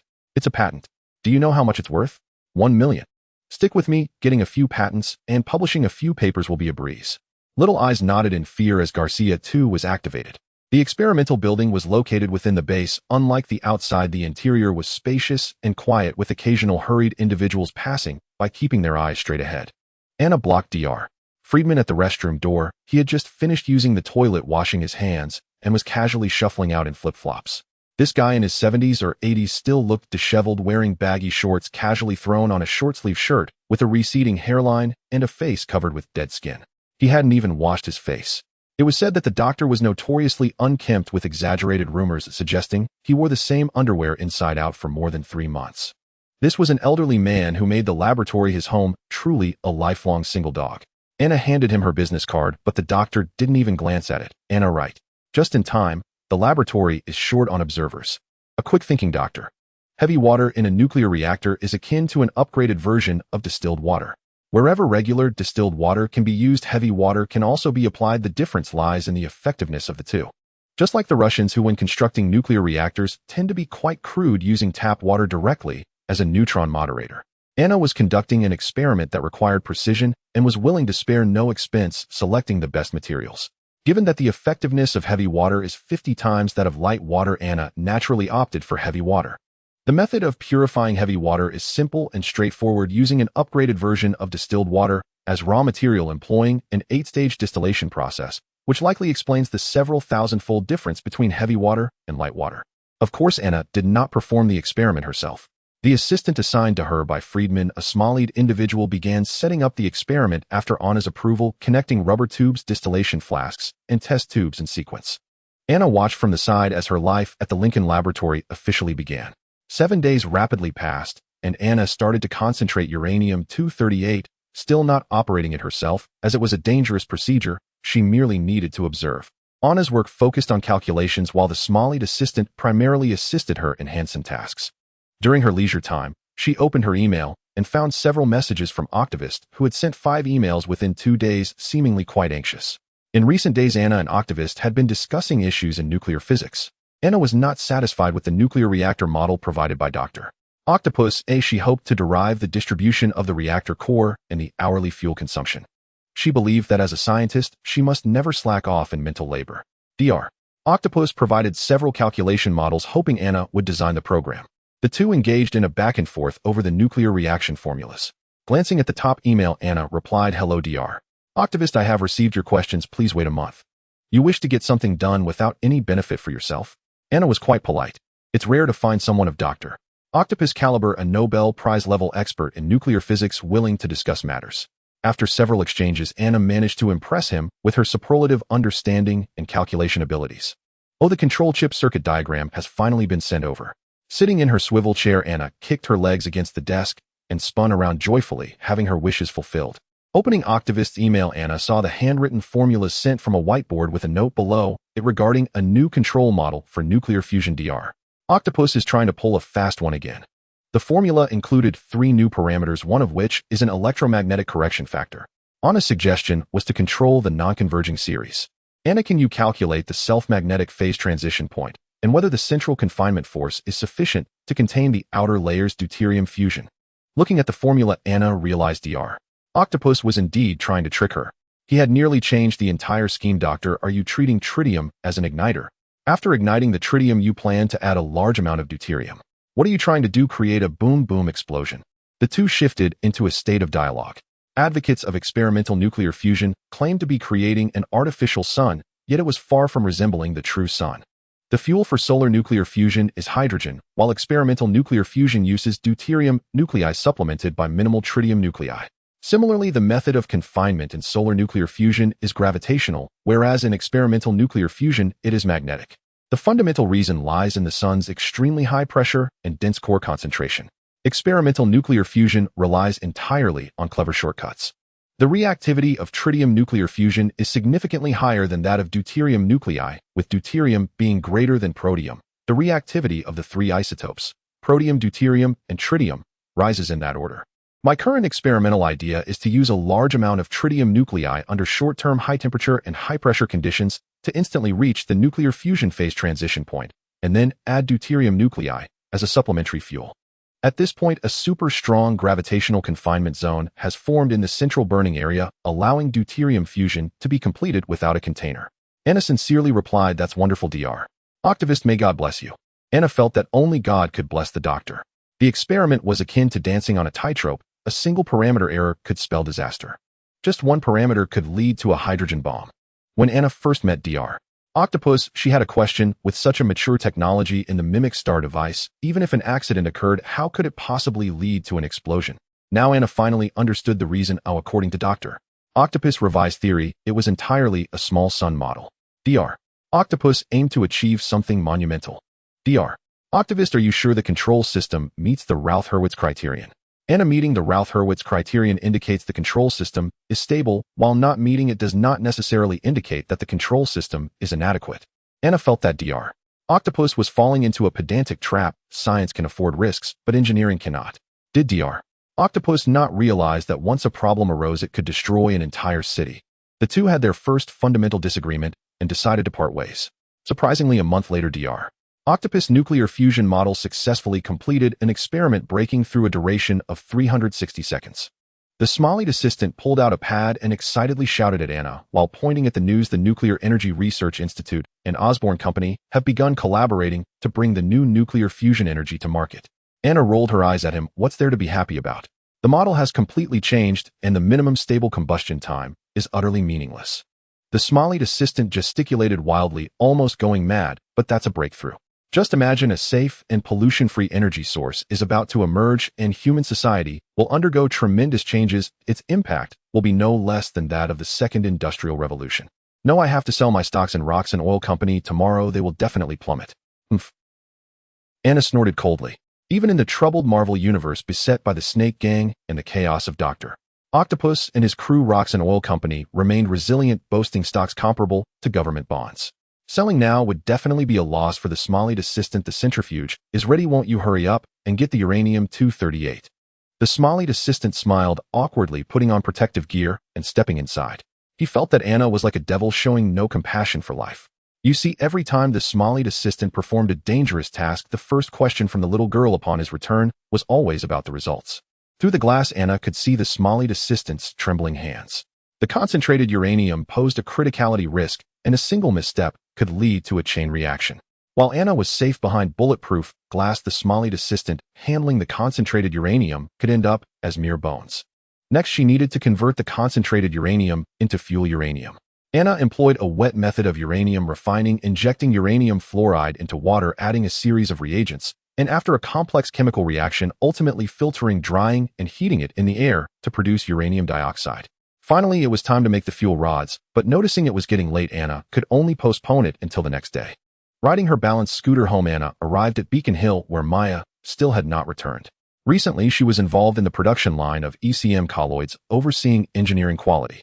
After taking a shower lying in bed while playing on her computer, just as Anna was getting excited, the overhead light began to buzz, followed by a tremor in her heart and a slight shaking of the ground, an earthquake.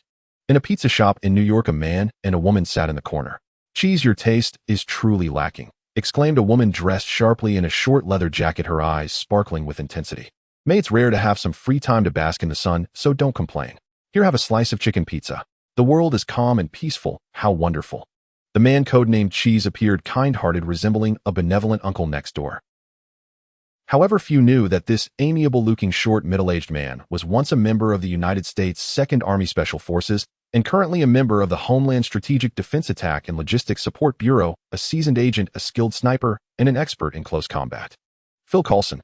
Opposite him was his colleague and old friend Melinda, May, an operations agent. It was a rare leisure gathering for them, naturally filled with chatter and reminiscing. Unfortunately, the pleasant moment was short-lived. The communication signal rang. "Cheese, new mission, latitude 4219, longitude 7105, hurry up." Phil Coulson helplessly gestured an apology to May, saying, "It seems that if you want to treat me, you'll have to wait for next time, but you can take the leftovers with you." Then Phil Coulson waved at the waiter, a fruit pizza, 2 chicken leg burgers to go. Meanwhile, agents from various locations received the orders and rushed towards Boston. 3 hours later, Phil Coulson drove to the sports arena near the state government in Boston, where a rapid response special forces team had already assembled. Standing on the shards of glass was Commander Agent Hill. After introductions, Agent Hill explained to Phil Coulson, "The relevant situation will be explained to you by the scientists. What you see in front of you is the problem we need to solve." With that, Agent Hill moved aside, and Phil Coulson finally saw the trouble before him: a gigantic donut with a diameter exceeding 20 meters and a cross-section diameter of 5 meters, towering more than twice his height, making anyone feel small in the presence of such a colossal object. "The energy running inside that donut could level Boston to the ground," spoke a scientist in a white lab coat. The scientist shook hands with Coulson, introducing himself. "I am a nuclear physicist from MIT. This mess in front of you is caused by my colleague. I shouldn't even call him a colleague. I don't even know if he is still himself." Coulson signaled him to continue, and the scientist took out a pile of documents filled with dense formulas. "One of my colleagues, Dr. Octavius, collaborated with Oscorp, focusing on nuclear fusion energy, investing a great deal of effort, and what you see is the product of my colleague's endeavor." Coulson understood that the scientist was referring to the donut. The donut was composed of super spiral pipes filled with various circuit valves. However, it did not appear well-maintained, resembling a homeless person in tattered clothes in the park. Many electromagnetic valve cores were exposed, and some pipelines were already ruptured, sparking with electric fire. A broken machine. Rumbling. The donut shook. While an ordinary person might bounce a few times, causing the floor to thump, this massive object with a diameter of 20 meters, estimated to weigh over 50 tons, bounced. It was as if the earth was quaking. Coulson felt like a small boat on the ocean, spinning and swaying, nearly falling to the ground. Looking at the others, the scientist was directly knocked down, lying on the floor for a long time before getting up, while Agent Hill seemed unfazed. "I've fallen down 5 times now," the scientist joked. "The first reaction was the most intense. The powerful shockwave even spread 5 miles away, causing residents on Beacon Hill to feel the tremor." Coulson's lips quivered as he looked at the sports arena, clearly having experienced the aftermath of several bounces from the donut. Glass shards were still present on the windows, and during the 5th tremor, some glass shards fell, hitting the heads of the Special Forces team members. Fortunately, everyone was wearing helmets, so there were not many casualties. The modified star simulator's internal reaction has already reached 50%. If this continues, Boston will have an artificial sun. The scientist concluded. Can't we cut off the power? Coulson interjected. It was a simple idea, yet undeniably the most effective solution. You dropped a hydrogen bomb on Boston, the scientist stated bluntly, then explained. Without magnetic field confinement, the tritium nuclear fusion within the star simulator cannot reach self-magnetic effect, and the immense energy will erupt instantaneously. In other words, cutting power early would cause the donut to explode, and if the reaction continues, our Earth would have multiple suns. Sounds nice, right? A bit warmer. Coulson rarely made a cold joke, but the earnest scientist took it seriously. Yes, reaching self-magnetic effect would indeed create an extra sun, but we don't know how powerful this sun's self-magnetic effect would be. It could just capture an ant or possibly suck the entire arena in. Of course, there's another possibility we are very reluctant to consider. It could swallow an entire Earth. Coulson was dumbfounded. Swallowing an Earth. He hoped Chicago was still intact. At this moment, even Agent Hill felt uncomfortable, as she would ultimately be the one to issue orders whether to blow up Boston or let the Earth be consumed. She was certain neither option was bearable. The scientist realized he had gone too far and changed his tone. This is just the worst-case scenario. After reaching self-magnetic effect, it will continuously consume surrounding matter, while the surrounding matter will also enhance its magnetic force. In the first hour, it might consume the air. In the second hour, it could consume rocks. By the 24th hour, it should be able to swallow the arena. According to estimates, it would take only 10 days to consume Boston. Everyone dared not imagine how long it would take to consume the Earth, which was the problem they most wanted to avoid. Coulson looked at Agent Hill. He needed her to make the first decision. Agent Hill asserted, the orders from above will never blow up Boston until the last moment arrives. So next we need to figure out a way to do it before it consumes the Earth? Coulson said, and then he thought of the most crucial question. Where did Dr. Octavius, the creator of the sun, go? If anyone can solve the sun problem, it's most likely the god who created it. Coulson hoped the scientist could provide a good outcome. However, it wasn't the scientist who responded, but a member of the Rapid Response Special Forces team who had been silent. That is the purpose of our unit coming to Boston. Agent Hill introduced Brock Rumlow, currently the captain of the 3rd Team of the Rapid Response Special Forces. Then Agent Hill took out a photo pointing at a man in the picture wielding mechanical tentacles longer than 8 meters, saying, "This is Dr. Octavius." 3 days ago, Dr. Octavius believed the time was ripe and invited Osborne Enterprises to serve as a visiting representative for the first experiment at the stadium. He introduced an excessive amount of tritium nuclear fusion, which caused an ignition effect. However, the magnetic field produced by the replicator was insufficient to contain it, leading to an overload, ruptured pipelines, and radiation leaks that resulted in a massive explosion, merging Otto with the mechanical tentacles he invented, transforming him into the true Dr. Octavius. He believes we stole his assets, Agent Hill said, pointing at the photo of the doctor, where 4 thick mechanical tentacles flailed wildly in the air, while Dr. Octavius, wearing sunglasses, roared at the crowd. The first direct confrontation between S.H.I.E.L.D. and Dr. Octavius occurred 2 days ago, when the awakened doctor first obliterated the doctor who had been treating him, having been controlled by the artificial intelligence within the tentacles, with only one remaining desire: to complete the experiment. We cannot allow Dr. Octavius to approach nuclear fusion, Agent Hill stated. He will accelerate the reaction, leaving us with even less time. Last time we clashed, Dr. Octavius retreated, automatically wary of our firearms, said Brock Rumlow. However, after one direct confrontation, the doctor became more cunning. Last night, a sniper discovered him atop the steel structure of the stadium. Brock Rumlow appeared somewhat helpless, as this was the most bustling area surrounded by many buildings, and he had no idea where Dr. Octavius was hiding. If the doctor got within 5 meters last night, the Rapid Response Special Forces would not have been able to fire, rendering S.H.I.E.L.D.'s advantage non-existent. The scientist explained firing is prohibited inside the stadium to prevent ricochets from hitting the replicator. You know, the machine is already at its limit. Even without any interference, we cannot guarantee it will operate normally until the self-magnetic effect. Coulson looked at the trembling donut, the root of all their troubles, yet he and his team continued to protect it as if it were a treasure. Sizzle. A pipeline ruptured, sparks flying from the break, and a worker in a rubber-insulated suit immediately rushed over with super electrician tape to wrap it up. Coulson understood that S.H.I.E.L.D. had survived the past 3 days by patching things up. Looking at the repair spots on the pipes, it was evident that this was merely a temporary fix. Is there anything I can do? Coulson did not believe Agent Hill called him over just to sit idly. Sure enough, the scientist brought over a blackboard filled with dense formulas. This is the solution, the scientist said. Dr. Octavius had previously listed safety formulas to prevent things from escalating to this point. Coulson pointed at the photo of Dr. Octavius, with 4 mechanical tentacles looking fearsome and menacing. The scientist replied honestly, whether you admit it or not, 3 days ago, he was a highly respected nuclear physicist. He had considered the possibility of failure, but the allure of science was simply too great. After finishing, the scientist sighed. Regardless of the outcome under Dr. Octavius' efforts, the artificial sun had transitioned from theory to reality, unfortunately at the cost of world destruction. Coulson remained non-committal. From what he knew, scientists were the ones most likely to stir up trouble, whether in nuclear physics or biochemistry. Sometimes, even those engaged in theoretical mathematics would leap out and poke their heads into S.H.I.E.L.D.'s line of sight. I studied aerodynamics, albeit roughly. Do you need my help? Of course, Coulson was making a cold joke. His study of aerodynamics was related to the angle of deflection of sniper rifles and the vortex formation of the Cohen fighter jets. He did not believe aerodynamics could solve quantum theory. In fact, he couldn't even understand it. Come on, the blackboard was filled with operators, and how could someone involved in weaponry relate to quantum? Surprisingly, there was indeed something he could assist with. The scientist gestured with action, handing over an iPad, scrolling through several videos, all featuring Dr. Octavius. Keeping a diary is a good habit, and Dr. Octavius' method of journaling was to record DV.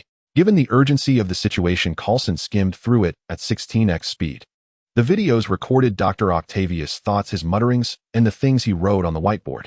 Among them, Dr. Octavius had a unique thinking habit. He frequently took photos of the formulas on the whiteboard and then pasted them back on the whiteboard to reorganize. Wait. Upon hearing Coulson's shout, the scientist leaned over, followed by Agent Hill. Rewind, fast forward, rewind again, and fast forward again. Ultimately, Coulson froze the frame on a whiteboard. The whiteboard was covered with numerous photos interconnected by red lines, with each line annotated with formulas resembling the final plan for an improved replicator. Did you notice any of the photos? Yes, Coulson was not looking at the final plan, but rather at the whiteboard in the top few photos of the final plan. What was written on the whiteboard was a simplified version of the safety formula. The pixels were enlarged to the maximum, and the image had already become pixelated. Everyone sighed. It's too small, and we can't see clearly. To Dr. Octavius, the DV was more like a label serving as a reminder function. He could recall the corresponding formula upon seeing the relevant image. However, Coulson and the others were not first-hand witnesses. Just as everyone was feeling disappointed, Coulson murmured, "Look at the photos again. The top few all have some common points." Agent Hill's attention was drawn back. After Coulson's reminder, she immediately noticed the chubby hand extending from the photo. The little chubby hand was holding a marker, and the tip of the marker was just about to leave the whiteboard. The safety formula was written by her. Coulson arrived at a bizarre conclusion, but that little chubby hand was undoubtedly a child's hand, with baby fat still present on the arm, making it difficult for the small palm to grip the marker. Looking at the handwriting, the letters on the top few photos were completely different from those on the bottom few. It was clearly 2 different people. If the handwriting could be mistaken, how could the method of writing parameters be different? One used Greek cursive for the Planck parameters, while the other preferred to put a line over the H. It was clearly 2 distinct styles. The safety formula might have been written by the little chubby hand. As Coulson stated his conclusion, the others began to discuss among themselves, none daring to believe the owner of the safety formula was a child. Agent Hill took the lead in issuing the command. Regardless of whether the formula is his or not, we need to find him. He is the only participant who knows the solution. Agent Hill assumed it was a boy.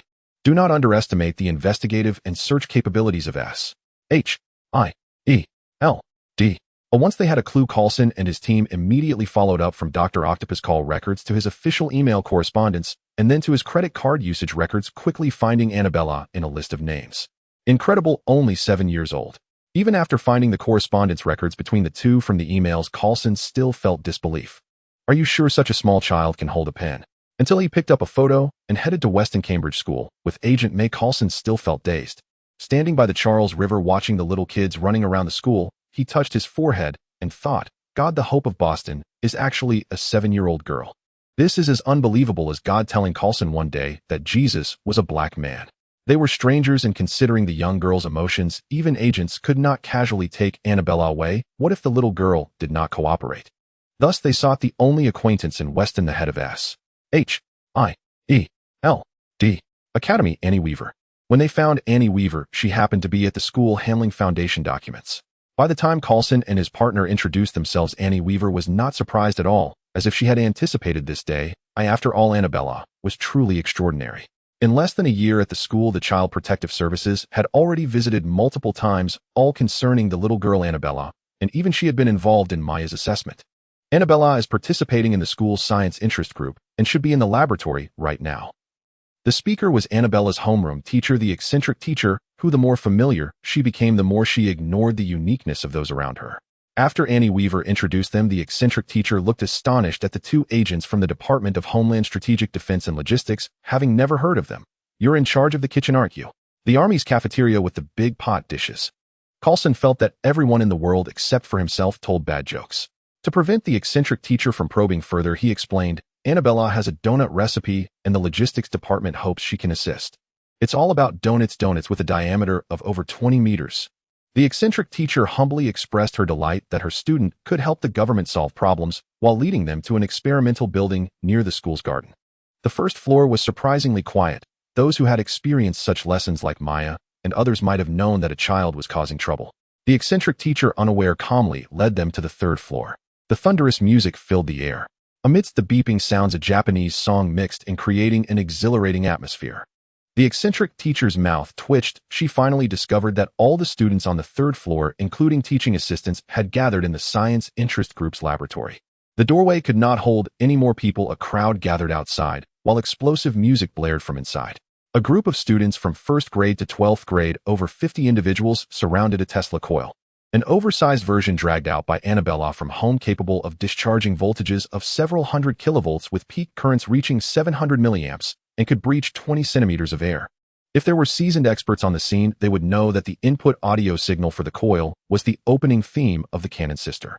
The dancing sparks were my unwavering belief in this life. The children danced to the manure character dance, as if entranced. Of course, the eccentric teacher had no mood to appreciate the music. She was feeling immense anger towards the mischievous children. The mixture of ozone and nitrogen oxides in the air created a strong, fishy smell. Adding Mentos to Coke caused rapid carbon dioxide release, creating numerous bubbling points under Henry's law, with a 1L Coke bottle erupting in a column of soda. Coke splashed onto the eccentric teacher's hair, drenching her like a wet hen. This was intolerable. The eccentric teacher let out a scream, yanking the power switch in front of the stunned students, and opening the window for ventilation, standing behind the elevated little Annabella. Unaware, Annabella, wearing a metal mesh electrical safety suit, swayed back and forth. In less than a year at Weston Cambridge School, she had established tremendous authority. From 1st graders to 12th graders, she had her followers, and today was a gathering to celebrate her successful domination of the novice village. She had specifically dragged her electronic music coil from a small workshop, waving a 6,200 millimeters flathead screwdriver with her companions. She was in high spirits. Changed the brain-splitting girl. After a while, Annabella saw that no one responded and turned around to see the eccentric teacher behind her. Silently, she removed her protective cloak, pulled the wires from the circuit board, and walked slowly out the door with a screwdriver. "Quiet. Come back to me." The eccentric teacher knew Annabella's tricks well. She was just waiting for her to step out the door, at which point Annabella would run off, and each time it was because her short legs were pulled back by the teacher. Annabella stopped. She truly didn't care. Running off did not mean she was afraid of the teacher. It was purely an attitude representing her unwillingness to confront the eccentric teacher directly. However, since the teacher called her back, Annabella could not directly contradict her. Therefore, Annabella stood still, her head bowed, indicating her shame and regret for her actions, her gaze shifting to Coulson and the others. "I think the two gentlemen are looking for me urgently, right?" The inquiry was assertive. Coulson smiled helplessly. The lingering fishy smell in the air still left an uncomfortable feeling. He thought that children like Annabella truly made him want to facepalm, wielding a screwdriver to create electrical arcs, not fearing their bodies being turned to charcoal by several hundred kilovolts. However, Coulson had a request standing between Annabella and the eccentric teacher.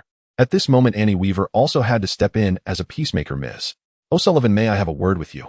Coulson and May took the opportunity to lead Annabella away and got into the car. Just before getting into the car, Coulson was about to pick up the little girl and buckle her seatbelt when the little girl suddenly said, "I know you, son of Coulson." Well, anyone can tell a bad joke. Coulson paused in his movements. How did the child know the name of the agent? Looking at Annabella's expression relaxed, the little girl continued, 3 years ago you got a ticket in Boston. Do you need me to report the license plate number?" Without waiting for Coulson and the others to ask, the little girl continued, "I know you are looking for me regarding Octavius. If possible, I need to go home to change my gear." Coulson felt the situation slipping out of control. He sensed that the little girl was controlling the rhythm of their conversation. Reluctantly, he could only follow Annabella's lead. Since you know our purpose, you also know that the situation is urgent. Before he could finish, Annabella interrupted him. What wave of shock is it now? The 5th wave. No need to rush. There are a total of 10 waves, and we have plenty of time. Looking at Annabella's demeanor, she seemed to be unhurried and aware of everything. Annabella, indeed, seemed to know almost everything. Just like when she saw Coulson, she certainly wouldn't say, I saw you in a movie. In fact, regardless of looks or personality, reality and comic movies differ. When she hacked the Department of Motor Vehicles back, then she had seen Coulson's information. Anna truly went home to change into a new set of clothes. Little Anna had soft flesh on her arms, and the Whedon school uniform was tight against her. She didn't feel it during classes, but it became uncomfortable during sports. Additionally, working in a small workshop easily got her covered in machine oil. Therefore, before entering work mode, Anna had developed the habit of changing into denim overalls. Now, when going out, she had to dress up a bit, wearing a short-sleeve shirt, sporting a pair of Gucci sunglasses, and donning a baby cap. She tugged her hair out from under the hat's clasp and tied it into a ponytail, looking like a walking chubby doll. The chubby doll dragged out a shoulder bag. Amidst Coulson's stiff smile, Agent May picked up Anna and placed her in the vehicle. Chubby doll. A bit heavy. Coulson felt the same way. Despite the smile on his face, only he knew the feelings inside. He was in a hurry. Every second wasted here increased the danger of an explosion over there. Little Anna seemed to guess Coulson and the others' thoughts, explaining, it's not my weight. As she spoke, she turned her shoulder bag around, opened it, revealing notebooks, a Nintendo handheld console, a flashlight, many buttons, and a lot of things that Coulson and the others didn't recognize. Just Anna's shoulder bag alone weighed over 10 kilograms. It looked like a miscellaneous bag, Coulson thought. Little Anna rummaged through the bag, pulling out a bunch of button-sized items and stuffing them into Coulson's hands, as if handing out candy on Halloween. Electric pulse bombs releasing 1 kilowatt of electricity within 0.01 seconds, enough to electrocute an elephant. You can try it, it's not candy. Little Anna appeared quite generous. The gym was only 10 minutes away from Beacon Hill, and before long they stopped in front of the gym. Boom. Another wave of shockwave. A cacophony of car alarms sounded outside the gym. Anna was unfazed. The shockwave energy changes in a parabolic pattern, with the first wave being the most powerful and the 5th wave being the weakest. The next wave's energy will be greater. Then she took out her handheld console from her bag, a new little gadget she was working on. Recently, she had been researching frequency issues, hoping to create a universal frequency simulator for easier car lockpicking in the future. She glanced at the values. 30 kHz ultrasonic. The energy isn't significant, but those nearby will be in trouble. The silencer was a byproduct of frequency research. Just as Anna said, the gym suffered a heavy blow, with people falling all over the place, creating chaos. To prevent Dr. Octopus from getting close, the Special Forces team members dared not leave 10 meters from the simulator, resulting in them being the most severely injured, with many experiencing nosebleeds and unable to hold their weapons. Fortunately, the energy released in the 6th wave was not great. However, under the powerful air pressure, some people's vision blurred and they experienced deafness and tinnitus. Seeing Coulson bring Anna and Agent Hill and the scientists rushed out while the Special Forces team cleaned up the aftermath. The scientists looked at Anna and exchanged glances with Coulson. Is this the little short leg we are looking for? Anna's fleshiness and the overall appearance of the overalls made her legs look short, which accentuated her short and chubby figure. Until Anna's disapproving gaze swept over the group, finally managed to compose themselves. Anna, we know you participated in Dr. Octavius' nuclear fusion project. After saying that, the scientist brought out a whiteboard. He had seen little chubby hands writing formulas with a marker in a video, and now he was hoping for a miracle to repeat itself. Coulson and May looked at Anna eagerly. After all, she was the little one they had sought. Just like in the photo, Anna's arms were equally unique, so there shouldn't be any mistake. Agent Hill thought it was absurd, but after all, it was her own orders, and she had seen the photo with her own eyes. The group was filled with anticipation. 10 seconds passed, and Anna didn't move. A minute passed, and Anna still didn't move. 10 minutes later, Anna remained unmoved. Everyone grew anxious. The scientists thought Anna was scared by the big scene and approached her with a lollipop soothingly, saying, little Anna, don't be afraid, these are all good people. You just need to complete the whiteboard. Coulson and May felt they had made a mistake. After all, Anna hadn't shown up in the email, and the photo only revealed her little chubby hand. They wanted to inquire further with Annie Weaver. Agent Hill sighed, wanting to wave Coulson back with Anna. After all, the gym was not a safe place, and they couldn't let an innocent little girl suffer here with them. Anna stared intently at the whiteboard, her grip on the marker loosening and tightening repeatedly. Just as everyone was about to give up and seek alternative plans, Anna expressionlessly spoke up, do you want me to write on your faces with my feet? Anna felt that this group either couldn't read her body language or was intentionally trying to make her look foolish. The whiteboard was so high, and she was so short, only 7 years old. Even if she climbed on someone's face, she still couldn't reach it. None of these people had ever read Freud. Anna scoffed, wondering what kind of people they were. The group realized it was this issue. They had considered it from a habitual mindset without noticing that little Anna was still just a little girl. Coulson quickly rushed over to topple the whiteboard while the group forced smiles. With everyone eagerly watching, Anna expressionlessly walked to the whiteboard, bypassing it. When she needed something, others wouldn't give it. Now they were smiling and offering it, but Anna no longer wanted it. She directly wrote on the wooden floor of the gym, scribbling away, without even looking at the whiteboard. The formula Anna had created was sufficient, and there was no need to complete it. Crouching on the ground, the black ink of the marker flowed across the floor, her little bottom sticking out, resembling a watermelon, a rolling watermelon. Anna held herself to high standards, just like Planck's constant. She insisted on using standard Greek characters, and even though it was difficult to grasp the marker, she wrote slowly but carefully. What was written was a matter of pride. 3 minutes later, a neatly organized formula was completed on the floor, still bearing a few footprints. The formula was finally completed. The scientist was overjoyed and hurried to grasp Anna's little chubby hands, giving off the feeling of an old leader comforting frontline soldiers. Anna remained noncommittal, watching the scientist input the formula into the computer, entering various parameter variables and temporarily compiling a program.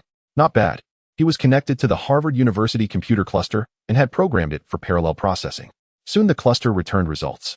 Agents Hill and Coulson stood behind the scientist, watching him open the returned TXT document and output a series of binary texts. The top of the TXT document showed the input parameters, while the bottom displayed the output results. Upon seeing the output matrix, the formula was completely correct. The scientist clapped his hands, and everyone around became excited. Having a solution meant they were no longer waiting aimlessly. It signified that the burden on their shoulders could be lifted and Boston could be safe. The scientist scrolled to the bottom of the text information and saw the final result, suddenly stunned. 0. How is that possible? What does that mean? Agent Hill frowned. She vaguely guessed the result, but the problem was that she didn't want to face this outcome. It's a dead end. 0 represented that the formula had no solution, and no solution meant a dead end. Just like the Salem witch trials of the 17th century, the special trial court in Massachusetts had ultimately issued a judgment to hang witches, and Agent Hill felt as if a noose was being tightened around her neck. With the execution command, the noose tightened sharply. Agent Hill felt like she couldn't breathe. The crowd was utterly disappointed, bustling around only to arrive at a dead end. Mr. Coulson, are you sure his lab coat isn't from the hospital? Anna instinctively covered one eye with her chubby little hand. She simply couldn't bear to watch. No wonder there were frequent accidents with American nuclear weapons.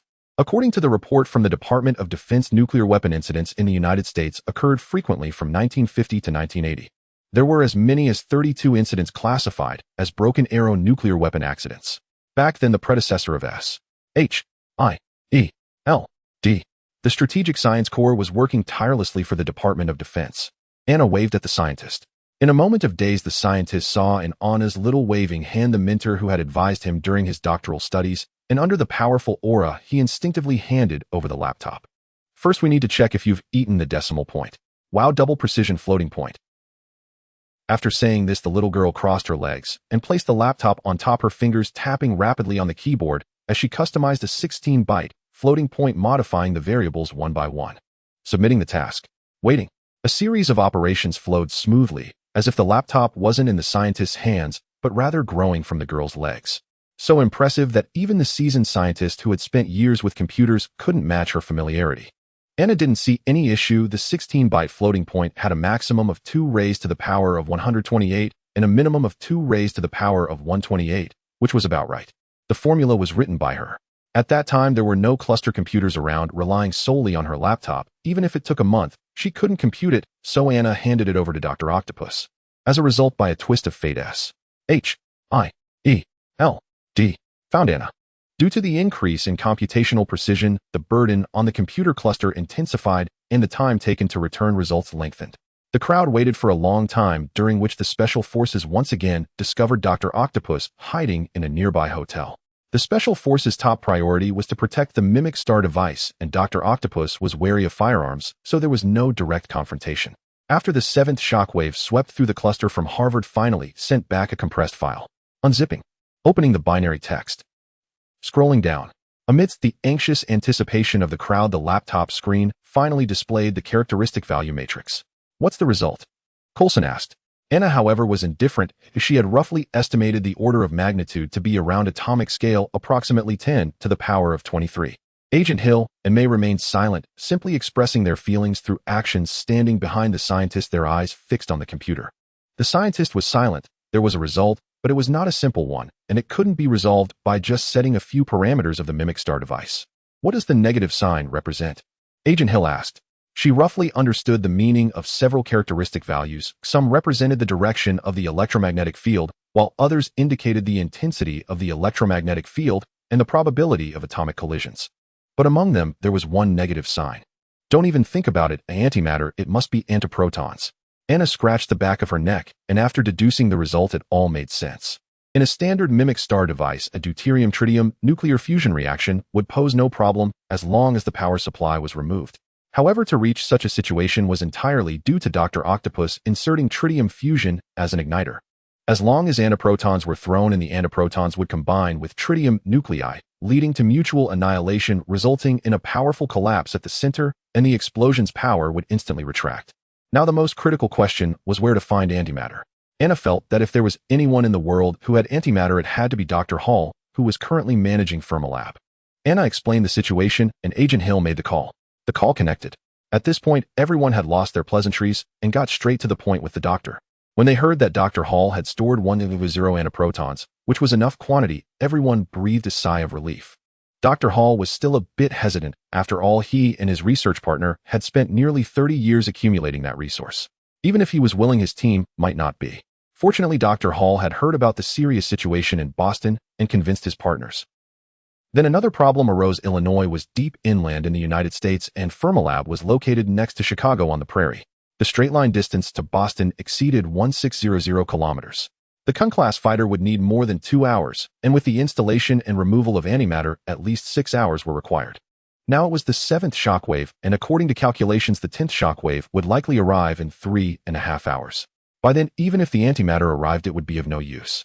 Both sides fell silent for a moment. Human strength has its limits, and the distance spanning 2 states was enough to turn reliable into unreliable. Perhaps there is another way. 3 months ago, Dr. Freriedman specifically took 500 antiprotons from Fermilab to measure the rate of conversion between matter and antimatter. There shouldn't be many used up. With it, I think you can support the Kun-class fighter to arrive. Speaking of 3 months ago, Dr. Hall was filled with sorrow. When Dr. Freriedman took them, Dr. Hall nearly had a heart attack. Antimatter was his treasure, and it was because of it that Dr. Hall could probe into parallel universes. One could say that those few pieces of antimatter in his hands were dearer to Dr. Hall than his own son. Unfortunately, Dr. Hall could refuse anyone, but he couldn't refuse Dr. Freriedman. Dr. Freriedman himself was highly esteemed, a Nobel laureate, and a leading figure in academia. Of course, Dr. Hall could refuse all of this. But coincidentally, Dr. Freriedman was one of the founding participants in the Large Particle Collider in Old Timor.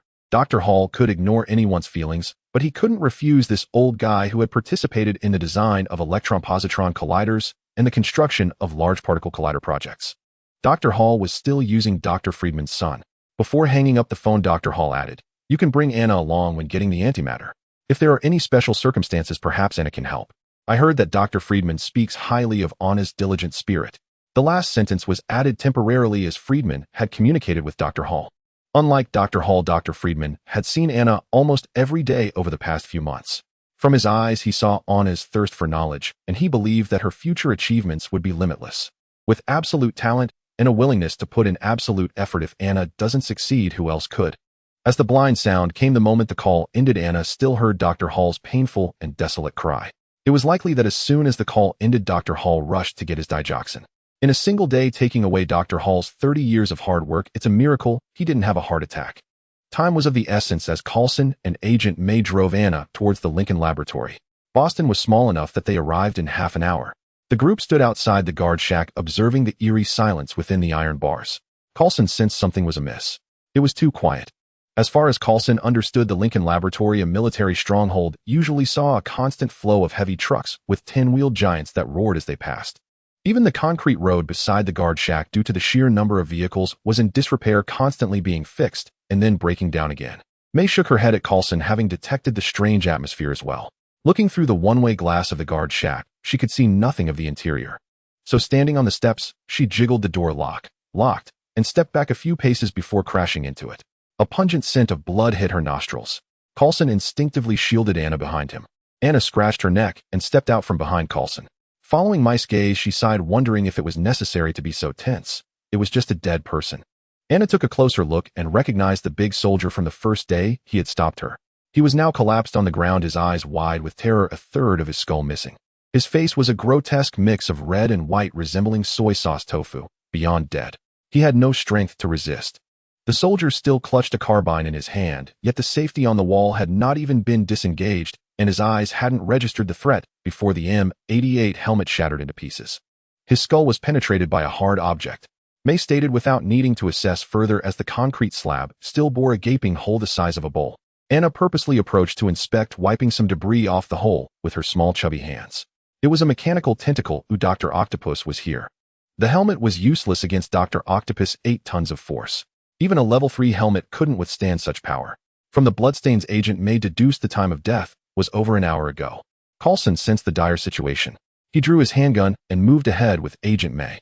Try not to fire. There are many flammable and explosive materials inside the laboratory. A stray bullet could trigger a chain explosion. Anna remarked that it would be unfair to die because of her teammates' incompetence. Coulson thought for a moment, grabbed the carbine from the soldier's hand, and led Anna into the laboratory building. Inside, corpses were strewn everywhere, catching the laboratory off guard. In the close-quarters combat, Dr. Octopus had the upper hand, and most of the researchers were defenseless against the mechanical tentacles, resulting in a one-sided massacre. As they passed through, several researchers who had previously spoken with Anna were now cold, lifeless bodies. Agent May wanted to cover Anna's eyes, but the little girl swatted her hand away. She genuinely felt there was no need for such theatrics. Having learned emotional management, Anna could temporarily block out her feelings. Don't worry about me. The most important thing now is to find Dr. Freriedman and obtain the antimatter. Agent May paused, realizing from Anna's indifferent expression that the little girl had already come to terms with the deaths around them.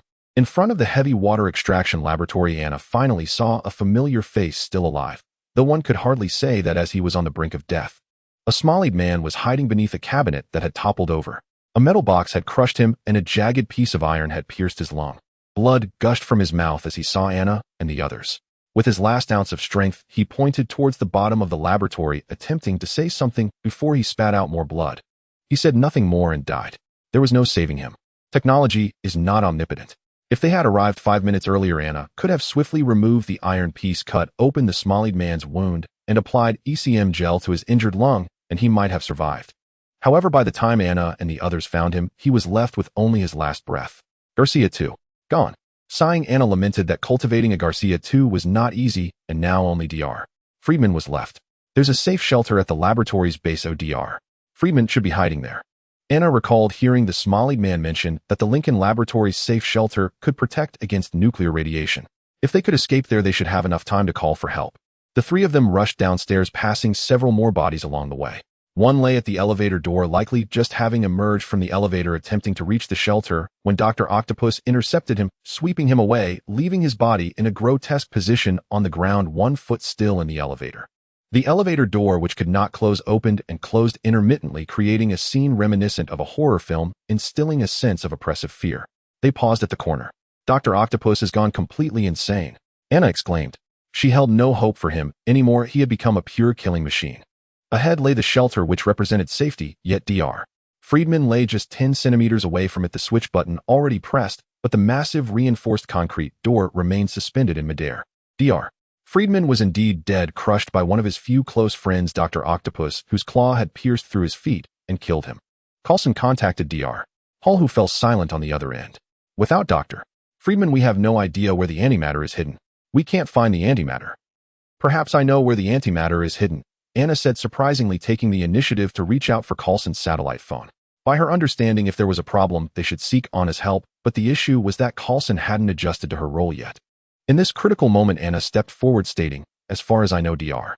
Freriedman rarely left the Lincoln Laboratory, basically living and eating in his assigned living quarters, so I believe the most likely place to hide something is in his designated living area." Anna knew Dr. Freriedman's residence well. He was a long-time recluse who rarely left the laboratory, practically sleeping on a pile of enriched uranium at night. His residence was right next to his laboratory. In other words, he was essentially lying on a barrel of explosives every day. Do you know what antimatter looks like? Dr.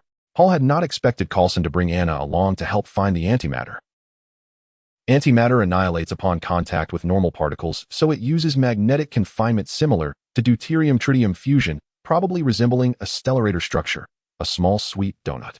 Dr. Octopus stellarator was high-temperature superconducting with extremely expensive materials.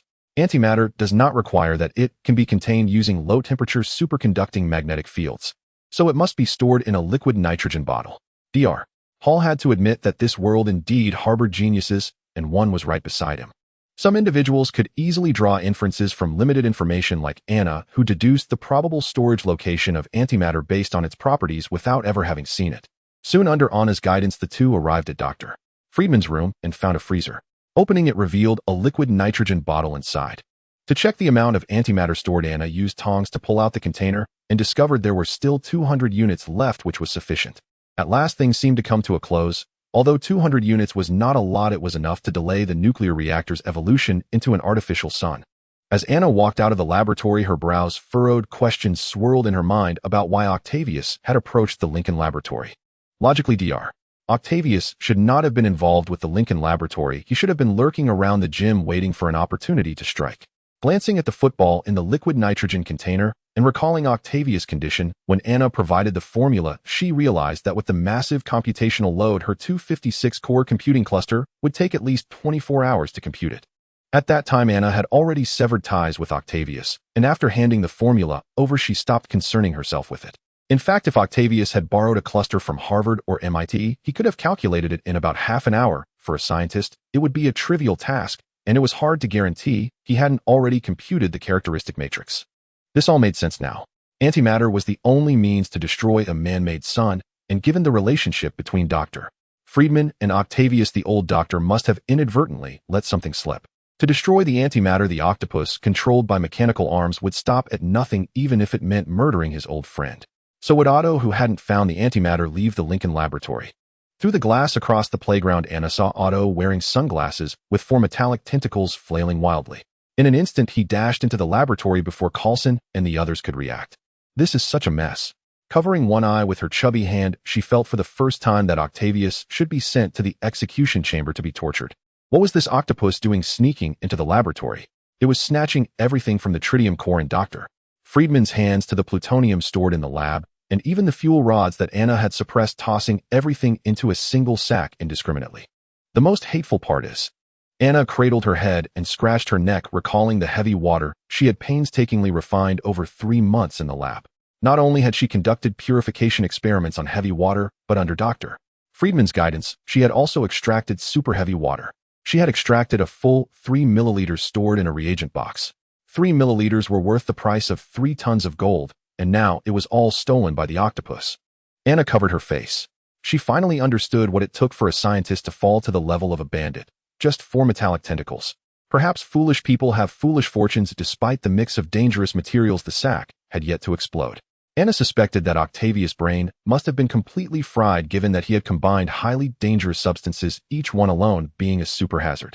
While Anna was pondering, Octavius had already appeared in the hallway, his mechanical arms crashing down, causing the railing to collapse like building blocks. Coulson and the others wanted to shoot, but Anna stopped them. With Octavius' brain gone haywire, Anna wasn't foolish. Just one bullet into the materials inside could spark enough fire to turn the laboratory to ashes. However, not firing was not an option either. Every swing of the metallic arm could hit a structural column, leaving them with no guns. Humans had no advantage in front of mechanical life. Coulson urged May to take Anna back to the laboratory while he stayed in the hallway to attract Octavius' attention. This is bad.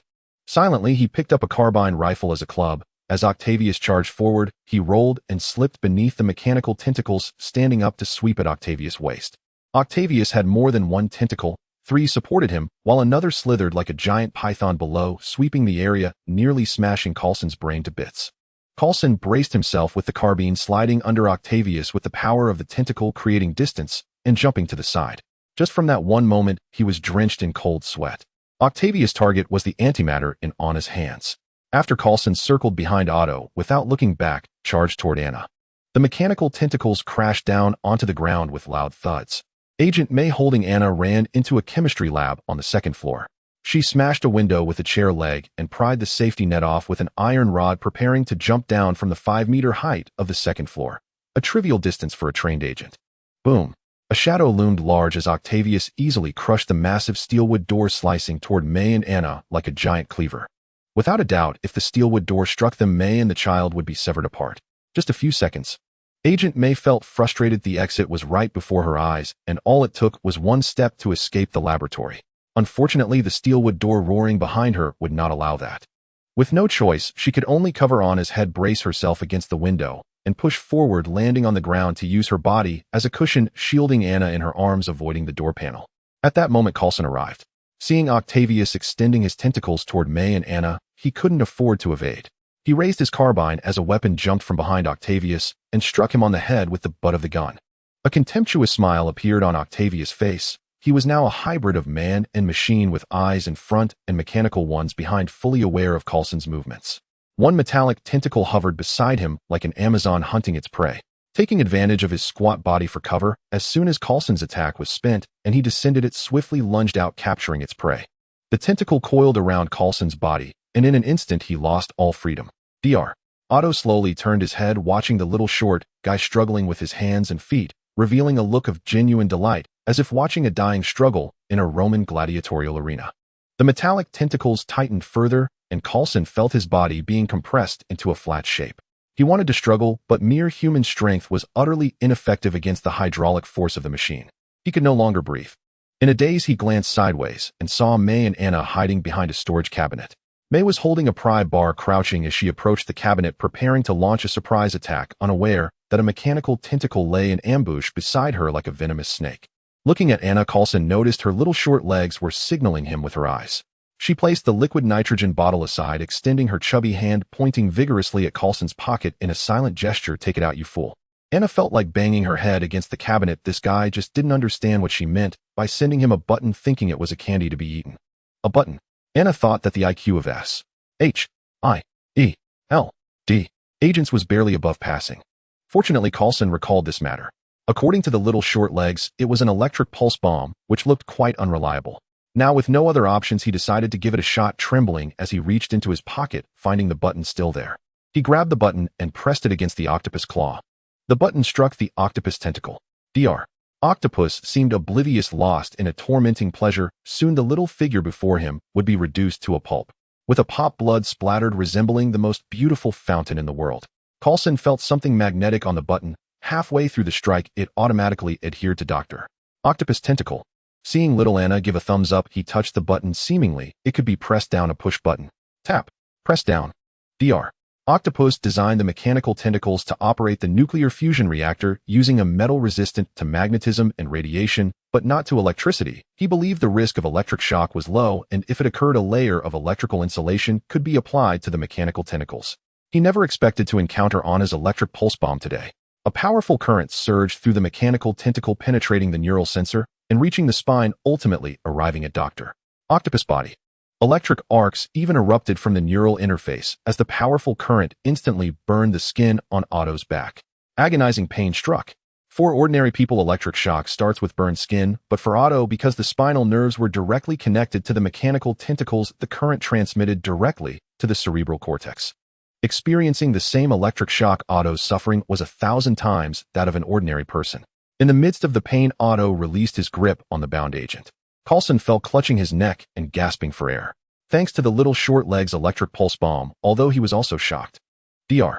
Octopus remained ensnared in paralysis.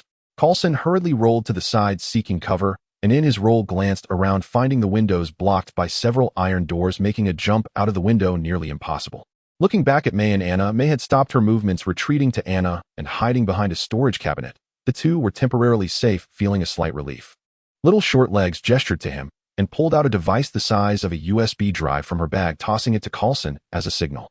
Coulson couldn't hear the sound, but understood that the USB drive was related to the button. Picking up the USB drive, there was a button on it. Anna always ensured double security, as the electric pulse bomb could be activated remotely or manually. The USB drive served as the remote control for the electric pulse bomb. Once pressed, the more than 10 electric pulse bombs attached to the mechanical tentacles would discharge electricity simultaneously, enough to incapacitate Dr. Octopus. Unfortunately, Dr. Octopus was not so foolish. Not only was he intelligent, but his IQ far surpassed that of ordinary people. As a level 5 genius, although the mechanical tentacles suppressed his intellect, they heightened his combat acuity. After the intense pain, Dr. Octopus became aware of the small objects on the tentacles. These magnets adhered to his mechanical arm, like leeches emerging from Tennessee, impossible to shake off. However, Dr. Octopus had his methods. If he couldn't shake them off, he'd smash them instead. His tentacles flailed wildly, striking the partition wall of the laboratory. Each hit sending a shower of rebar and concrete, quickly creating holes that merged the two laboratories. The flying debris damaged numerous experimental instruments. It also destroyed the electric pulse bombs adhered to the tentacles. After being injured, Dr. Octopus became cautious, changing his strategy. He no longer launched direct attacks, but instead prowled outside the laboratory, striking the load-bearing walls with his tentacles, intent on burying the 3 ants beneath steel and concrete. May and Anna had already hidden in the breached laboratory. For the time being, the demolition crew wouldn't reach here. However, Coulson and May understood that the longer they delayed, the greater the danger became on the other side of the gymnasium. They had to break through. May set Anna aside, using lip reading to communicate with her, indicating that May would run out first to attract attention, while Coulson would follow with a stick, allowing Anna to escape the laboratory alone. Throughout, they had never considered Little Shortleg's opinion. To them, Little Shortlegs were merely an important target to protect. Anna felt speechless. She thought the intelligence of S.H.I.E.L.D. agents was generally too low and foolish. How could a beast like Dr. Octopus, no matter how strong, force a hunter into a corner? Anna couldn't stand it any longer. She felt she had to act. Bala Bala, using 5 fingers to gesture military terminology under Agent Mai's strange gaze, she conveyed roughly the meaning that she would command, and they would follow her, no rebuttals allowed. Then Anna continued to gesture, laying out tactics, specifically pointing at a bottle in the corner of the chemistry lab containing chemicals sealed under a glass cover in a desiccator. Anna also pointed at Coulson, directing his attention to remember that specific chemical. If they grabbed the wrong one, it would be disastrous. Once everything was arranged, Little Shortlegs quietly retreated to a safe area, signaling with her eyes. It was time for you to perform. Nodding, May realized that compared to her plan, Coulson's was worthless, while Little Shortleg's chances exceeded 50%, making it worth the risk. Thinking this, May picked up a corner of the table, and after verbally signaling Coulson, she threw out a chair, simultaneously tapping her toes using the table corner as a sword, lunging toward Dr. Octopus. Dr. Octopus smiled, his writhing tentacles snapping upright, shaking toward Mai's direction, rushing forward swiftly. Now's the time. May had no intention of attacking. She only aimed to divert attention for Coulson. As May made her move, Coulson stood up, sprinting past obstacles, ignoring the incoming mechanical tentacles, seizing the glass bottle in the desiccator and flipping it toward Otto. Otto smirked, casually waving his tentacle, causing the glass bottle to shatter, releasing a cloud of irritating gas and splattering a thick brown liquid. Upon smelling the odor, Otto sensed something was off and quickly raised his trench coat to shield himself. However, the thick liquid in the air was overwhelming. It could shield his neck, but not his face. The liquid splashed onto Otto's head, trickling down his forehead and onto his sunglasses, instantly corroding the glasses, which then fell onto his trench coat, carbonizing it in an instant. Immediately, Dr. Octopus was engulfed in painful screams. This was 50 concentrated fuming sulfuric acid. Sulfuric acid is the solvent, while sulfur trioxide is the solute, inherently possessing strong corrosiveness and releasing a large amount of heat upon contact with water. Amidst his screams, the doctor's hair ignited in green flames. Sulfuric acid corroded his skin, and sulfur trioxide, upon encountering exposed moisture, continued to dissolve into sulfuric acid, releasing more heat, further damaging the doctor's muscle tissue. Before long, the doctor's forehead and face were bubbling, as if boiling, with pustules emerging. May and Anna seized the chaos to escape. Coulson attempted to leave, but a mechanical tentacle lashed out, smashing through the laboratory floor, blocking Coulson's path to the corridor. May and Anna rushed to the parking lot and found a Santana. May was a knight skilled in driving, capable of easily piloting a helicopter or fighter jet. Driving a car was a trivial matter. May smashed the car window and pulled the door open from the inside. For an old car like the Santana, removing the positive terminal of the battery and bypassing the starter control circuit would allow her to connect directly to the starter's positive terminal to start the car. In America, cars are abundant. Nearly every adult owns one, and used cars are plentiful as well. Even in the 21st century, many vehicles from the 1990s are still in circulation. Anna stopped May, who was about to start the engine, and took out a silencer from her satchel. This little gadget I made before a defective version of a universal frequency simulator can now simulate radio wave frequencies. It has a built-in decoder and can remotely start a sedan. Choose a luxury car, the more upscale the better. Luxury cars are all ECU controlled, which is exactly what the frequency simulator is for. Her universal frequency simulator was still in the development stage, and what she had now was a defective version designed specifically for remote control of sedans operating on the 315 MHz band with built-in decoding software. After speaking, her chubby hand pointed towards a Ferrari as she pressed the modified silencer, and the frequency simulator emitted a 315 Hz signal. After tens of thousands of signal transmission tests. Click. The internal code of the Ferrari's remote control was unlocked, the safety lock released, and the V8 engine roared to life inside the car. Anna checked the time and felt a bit disappointed. There's no choice. The wavelength limit of the sedan's remote control radio waves restricts the bit rate transmission, taking 30 seconds.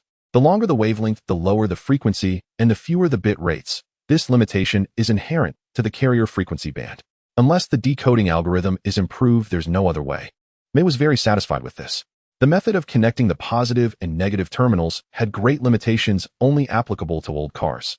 With Anna's universal frequency simulator and her decoding chip, she could almost drive any automatic transmission vehicle, making it a favorite in agent car chase scenarios. May sincerely exclaimed, Anna, you should join us. H-I-E-L-D. After you graduate from college, he'll be your referee. After opening the door and sitting in the driver's seat, May fastened on his seatbelt, gripped the steering wheel, and pressed the gas pedal. With a roar, the sedan shot out of the parking space, tracing a beautiful arc as it left the lot. She still remembered her old partner. Due to flaws in their team's lineup, Coulson reluctantly took on the burden of being the team's meat shield. If rated, his ability to attract enemies could score full marks, but his small stature made him insufficiently tanky. May feared that if they delayed further, her old partner would end up as ground meat. Driving over a speed bump, she could see the blinding sunlight outside through the rolling shutter door. Coulson waved on the concrete runway. With years of mutual understanding, Coulson knew their rendezvous point. Similarly, Melinda, May would never abandon her comrades. Get in. After saying that, Agent May didn't slow down at all. One hand opened the car door while her foot slammed on the gas, roaring forward. At that moment, Coulson rolled and leaped into the back seat, his movements fluid and seamless. Their cooperation was flawless, having done it more than 10 times before. May still in the Ferrari. La Ferrari, when did your taste in theft improve? Agent May hadn't paid much attention while stealing the car. Only after Coulson's reminder did she notice the Mustang Shield logo on the steering wheel along with the English name LaFerrari beneath the shield. It dawned on her that the valuable car she had was a LaFerrari worth over $200,000, and she had no idea which billionaire had come to inspect the Lincoln lab, thus benefiting the three agents. I didn't steal it, it was your little dumpling next to you. Coulson glanced at Anna with a look of surprise, seeing the dumpling securely holding a liquid nitrogen canister on her lap, one chubby hand supporting it while the other rested behind her head, calmly watching the sun. Could this little short-legged girl really steal a car? It made him wonder what she couldn't do. Ever since the gym, this little one had exhibited various miraculous talents. Engaging with nuclear physics scholars on feature matrices, playing with Tesla coils at school, creating homemade electromagnetic bombs, and seemingly even knowing sign language and tactical arrangements. Now she had added car theft to her repertoire. Could it be that a genius can do anything? If Coulson were to ask Anna, she would indeed reply that a genius can do anything. In Coulson and the others' eyes, Dr. Octopus seemed very powerful, but in Anna's perspective, she had no less than 10 ways to kill him. Just like earlier when Anna entered the physical chemistry lab, her photographic memory activated, and she immediately noticed the dangerous placements of fuming sulfuric acid nitrates, electric stoves, and other hazardous materials. Anna felt that there was no need for her to act. Just setting a trap would suffice to take down Dr. Octopus. Agent Coulson, your chemistry is quite good. Anna felt she should compliment Coulson, reaching out to pat his head. Unfortunately, when she tried to stand up, she was restrained by her seatbelt.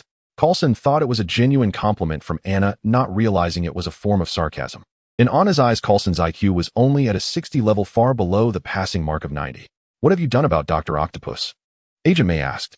Coulson smiled wryly. What could he do about Dr. Octopus? It was a miracle that Dr. Octopus hadn't torn him apart. Now Coulson had completely become the target of hatred, with Dr. Otto harboring deep animosity towards him, determined to chase Coulson down, to dismember him. Someone help me. The Bureau has sent a newcomer. As he spoke, there was a loud bang, and a massive figure wrapped in reinforced concrete and steel rebar jumped through a large hole in the load-bearing wall of the lab, four mechanical tentacles thrusting fiercely into the ground towards Dr. Octopus. The current Dr. Octopus bore no resemblance to a scholar. His clothes were burnt fragments of a trench coat hung from his arms, one side of his hair was singed, and his face was pockmarked like a muddy country road from the 1960s.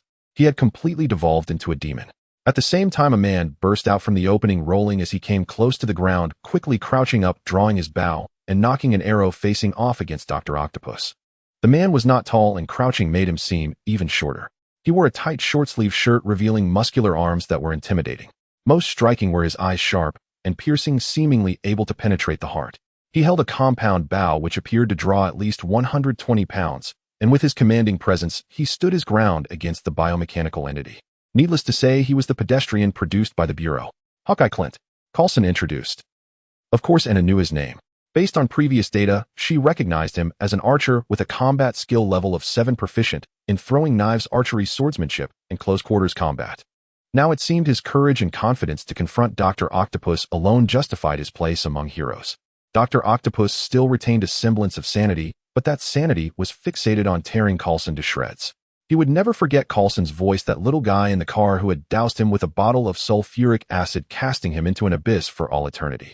Upon hearing Coulson speak, Dr. Octopus immediately fell into a frenzy, swinging his mechanical arm and violently uprooting a scenic tree from the flower bed, hurling it towards the direction of the car. Following that, one of his tentacles grasped the sack, while the other two struck down in a rhythmic manner, creating thunderous sounds as they charged rapidly towards Coulson and his companions. Coulson questioned whether he should get into the car. "You all go ahead or we'll hold them off." Before he could finish a slingshot was heard the arrow already released. Following the direction of the arrow, Hawkeye swiftly leaped forward, firing while running, and in just 5 steps, he released 10 arrows in quick succession. One arrow after another, they surged towards Dr. Octopus like a dragon. One arrow came within mere millimeters of Dr. Otto's head, its cold gleam flickering as the titanium alloy tip was about to pierce the skull, just a hair's breadth away from penetrating Otto's cranium. Dr. Otto finally halted, his feet firmly planted, and 4 tentacles writhed like long serpents ready to counter the arrows. Archery was truly annoying. Dr. Otto had to focus intently. Coulson looked worried. He understood the danger posed by the mechanical arms. One wrong contact could mean death far beyond what mere human strength could withstand. Agent May slowed the car and turned back, her gaze passing over the doctor to glance at the man holding the compound bow. She saw him flick the bow, instantly transforming it into a long staff, which made a buzzing sound as it sliced through the air. That little movement was enough to shatter bones. The mechanical tentacles came charging, resembling a dragon gliding underwater, slow yet impossible to stop. Hawkeye did not attempt to stop them. Combat was about exploiting one's strengths against the enemy's weaknesses, and Dr. Octopus' weakness lay in his human form. As the dragon approached, Hawkeye remained calm, using the staff to deflect while swiftly stepping toward the direction of the incoming tentacles. Then he leaped, drawing the compound bow in a circle around the mechanical tentacles, and transformed from beneath the mechanical arm to on top of it, breaching Dr. Octopus' defensive perimeter. However, Dr. Otto was no fool. He typically used 3 mechanical arms to dash and leap while one engaged in combat. Now fully focused on dealing with Hawkeye, he made every effort, and it was less about Hawkeye breaching Dr. Octopus' defenses and more about Dr. Otto ensnaring Hawkeye. As Hawkeye broke in, a second tentacle lunged at him.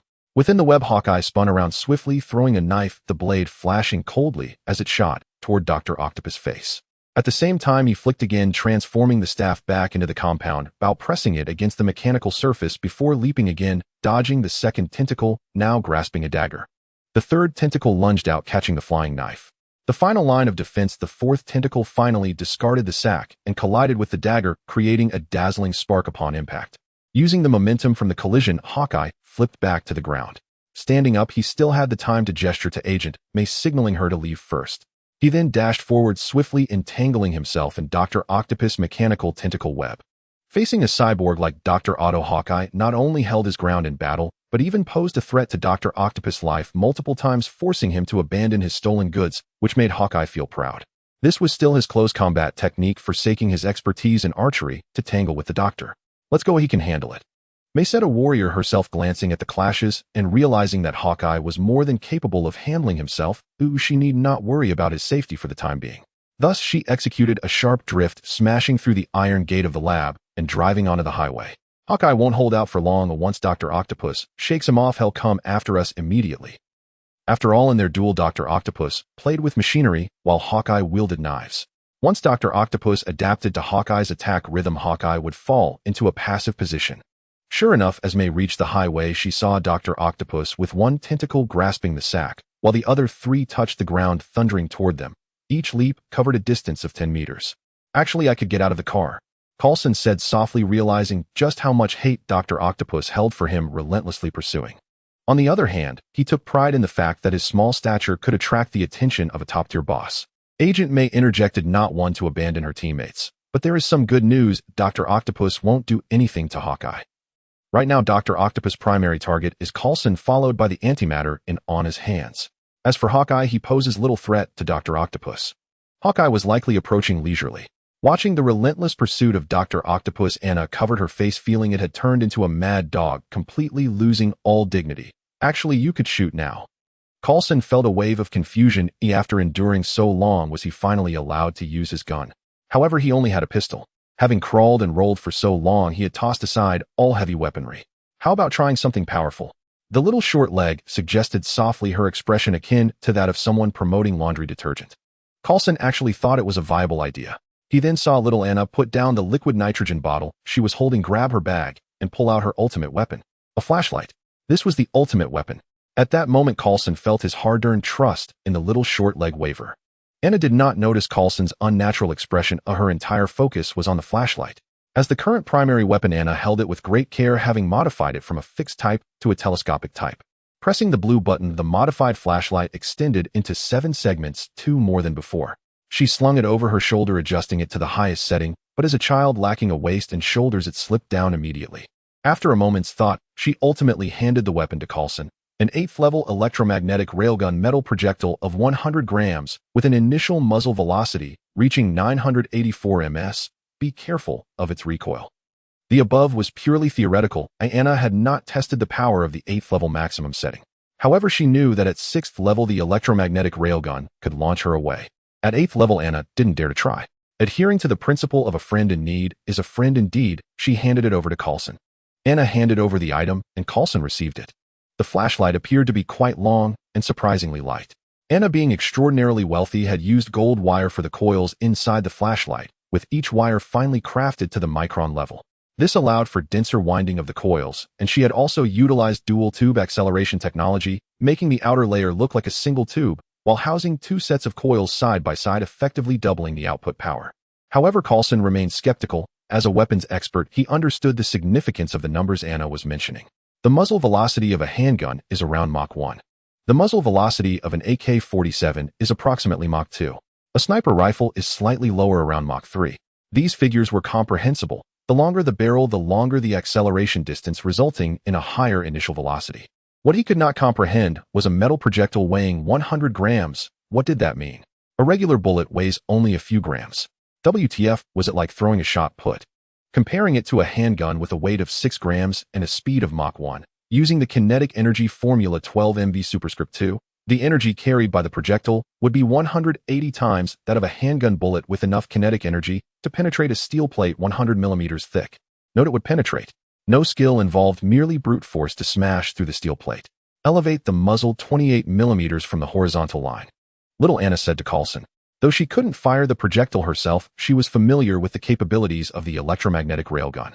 Considering wind resistance and Earth's gravity, she specifically instructed Coulson to elevate the angle by 2 degrees. The barrel length was 80 centimeters, and according to the small angle conversion formula Sinatanae 3, 141.80280 equals 2. 8 centimeters, which translates to an elevation of 28 mm. Coulson complied, and Anna pressed the button. Coulson could hear the roar of the projectile accelerating within the barrel, a cacophony reminiscent of wild horses galloping. At the moment the projectile exited the barrel, Coulson even felt as if he had lost control over his arm.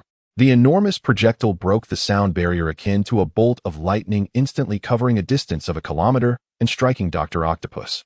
At that critical moment, the artificial intelligence activated mechanical tentacles to shield Dr. Otto. As the projectile collided with the tentacles, they were instantly shattered. The sensors on the tentacles relayed feedback through electrical currents traveling from the spinal cord to the nerves, ultimately converging in the cerebral cortex.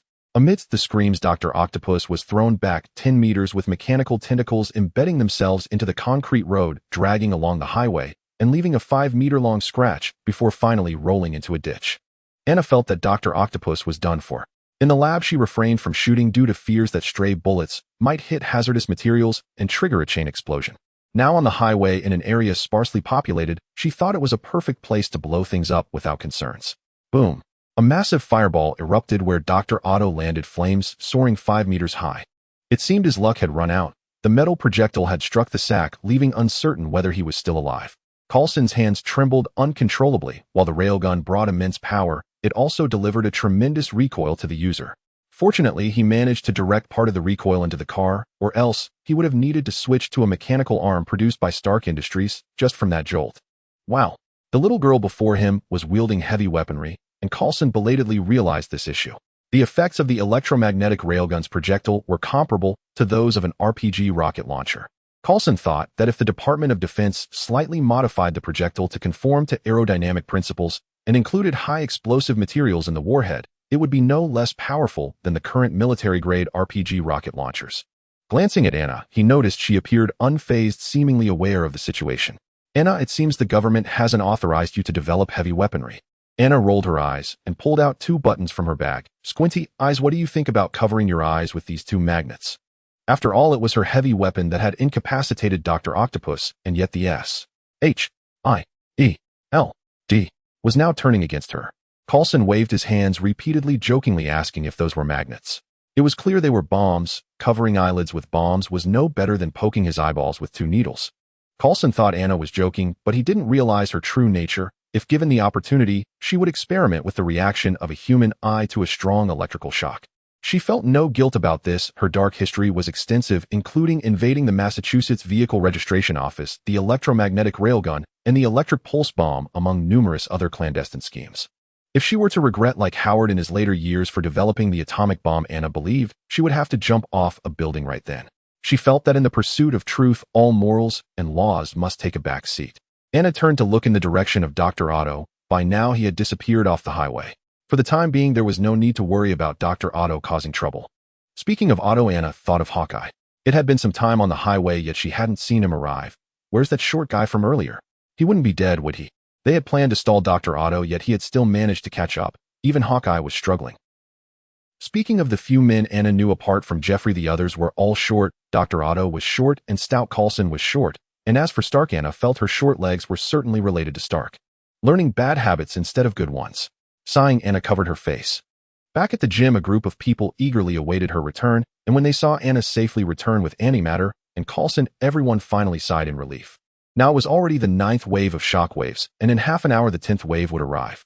Without the liquid nitrogen bottle in Anna's hand, even if Dr. Hall delivered the remaining antimatter, it would be useless. A few minutes later, Hawkeye also returned, recounting his battle with Dr. Octopus. It wasn't that Hawkeye couldn't defeat Octopus. In fact, their fight had its back-and-forth moments. The skilled Hawkeye had posed multiple threats to Octopus with his rapid-fire knife skills. This was even while he had given up long-range archery for the sake of close combat. The reason Dr. Octopus escaped was quite comical. Hawkeye had short legs and an elderly speed. Dr. Octopus had long arms. Once he created distance, each of his steps equated to dozens of Hawkeyes. Before leaving, he had specifically destroyed Hawkeye's car. In the end, Hawkeye returned riding a motorcycle. Seeing Clint's disheveled appearance, Anna covered her face again, realizing she had made another acquaintance with a short-legged man. Time is of the essence as Anna opened the bottle. Looks like a soccer ball, doesn't it? Anna used tongs to extract the antimatter container. The container was slightly smaller than Little Anna's head, featuring a dodecahedral structure with a fully enclosed metallic shell. Inside, coils were wrapped in a Ubiz ring structure spiraling up and down in a continuous loop. Further inside was a liquid metal battery continuously powering the coils, which generated a closed magnetic field to control the movement of antimatter. This is the external containment structure. The true antimatter container is a ring-shaped toroid the size of a grain of rice, with a diameter of less than a millimeter, existing in a vacuum. Well, I've seen the biggest donut, and now the smallest donut, Coulson joked. Next was the final procedure to inject the antimatter inward. This requires precision, as it must occur exactly at the phase transition point from self-sustaining combustion to self-magnetic confinement reaction, which means injecting it at the moment when the 10th shockwave is about to be released. They needed to find the most reliable person. Initially, there were 3 candidates: Agent Hill, Coulson, and Ramlow. Now, with Hawkeye's arrival, he naturally took on the responsibility. There was no other reason. Hawkeye's speed was quick and steady. With 20 years of experience in archery, he was definitely capable of completing the world-saving mission. The scientist used tweezers to take out the vacuum track and fitted it onto Hawkeye's arrowhead. Then Agent Hill cleared the area, and all staff except Hawkeye retreated to 160 meters away. Of course, Anna thought this was pointless. The thermal fireball of the atomic bomb Little Boy had a radius of 160 meters, not to mention the even more powerful deuterium-tritium nuclear fusion. If it exploded at a temperature of 100 million degrees Celsius, no one would even have a chance to react. They would all perish. 10 minutes later, the 10th shockwave finally arrived. Boom, the earth shook. Then silence. Did it work? The staff exchanged glances mainly in disbelief. Initially they thought it would be apocalyptic, but instead, it was just a fart. The scientists Hill Coulson May and the special operations team leader Ramlow all turned their attention to the little chubby girl. Did it work? Knowledge is power, and power makes one capable of anything. At some point the impression left by the little girl Annabelle Hansen had embedded itself in their hearts. Anna, the focus of everyone's attention, was currently fiddling with a flashlight, her brow furrowed in frustration. The flashlight won't turn on. After a short while Hawkeye emerged and waved to the others, prompting everyone to cheer. The bomb made from the largest donut finally stabilized after the smallest donut was added in. Now, they just needed to wait for Dr. Hull. Half an hour later the Quinjet arrived. The special operations team had already cleared the road in front of the stadium, and the jet landed directly on the 8-lane road. The cabin opened, and Dr. Hull stepped out saying, "Should I be grateful that Boston didn't fall, or should I lament that I've disrupted my pursuit of truth?" As he descended from the plane and stepped onto the stairs, the concrete steps were already riddled with cracks. Beyond them was the Boston Stadium, 30 years of history erased after 10 shockwaves, leaving only the stadium's load-bearing beams and steel structure. Dr. Hull first approached little Anna before seeking out Agent Hill. Agent Hill detailed the situation to Dr. Hull. The reactor was stable and the rest depended on antimatter neutralization. Dr. Hull nodded. Although he was older, his mind remained sharp. He brought all the antimatter contained in an oversized soccer ball, accompanied by Fitzsimmons and a group of researchers from Fermilab. The subsequent matters were to be overseen by Dr. Hull. The stadium staff moved back and forth. Before Dr. Hull's arrival, the engineering team had already been in position. After receiving Dr. Hull's consent, they directly dismantled the stadium's metallic roof framework and used a crane to deliver 10,000 antimatter units inside. Fitz and Simmons organized the researchers to construct connecting pipelines. This pair already displayed a commanding presence even before the mission had officially begun. From Agent Hill's expression, it was clear that S.H.I.E.L.D. was already paying attention to them. As for Anna, being a small girl with skinny arms and legs standing in the crowd, which researcher wouldn't notice her and possibly kick her over? So she stepped out and found a step to sit on. Just as she propped her chin and contemplated life, she saw Agent Coulson walking over. "Squinty eyes, are you trying to swallow my equipment?" Coulson looked rather helpless as he pulled a button from his pocket. "This is all the bombs left. I gave you a total of 26, you used 16, and now you return 9. Don't tell me one of them got stuck up your backside. Is it worth it to be so picky? Swallowing a kid's toy. I might have lost it, let me look for it again. Why not hand it over to S.H.I.E.L.D.'s research department? With your team's intelligence, it would take about 5 years to replicate it. I can provide some helpful information. Inside is a microelectronic circuit printed by a micro-nano printer using gold wires, 6 layers each, with over 800 circuits. I have one stuck in my pocket," Coulson sheepishly said, taking out the last one. Stealing it was purely Coulson's idea. He wanted to keep it as a memento, much like his flying car Lola. Anna grabbed it as she didn't really care about the equipment. What mattered to her was S.H.I.E.L.D.'s attitude behind it. After the chaos caused by Dr. Octopus, Annabelle Hansen's name should be appearing before the director of S.H.I.E.L.D. Next was Anna stepping out of the novice village. Everyone sat down to discuss their respective business strategies. With the situation in the stadium wrapping up, Anna bid farewell to Dr. Hull and returned home. After showering, she dove back into her underground workshop. First, she took out the electromagnetic railgun from her bag. Since the railgun was produced in her workshop, it was no surprise that after firing once, the powerful current burned through the internal capacitor. Anna replaced it with a larger capacity one. Then she took out her computer, opened the circuit diagram of the mechanical hand control chip given by Dr. Octopus, and used a micro-nano printer to recreate the control chip. After packaging it, she mailed it to Agent Hill to deliver it to Hawkeye. Anna believed that Dr. Otto had lost more than half of his combat capabilities. He wasn't inherently a bad person.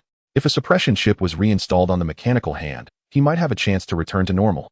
Too many people died in this disaster. There was no need for another scientist to perish.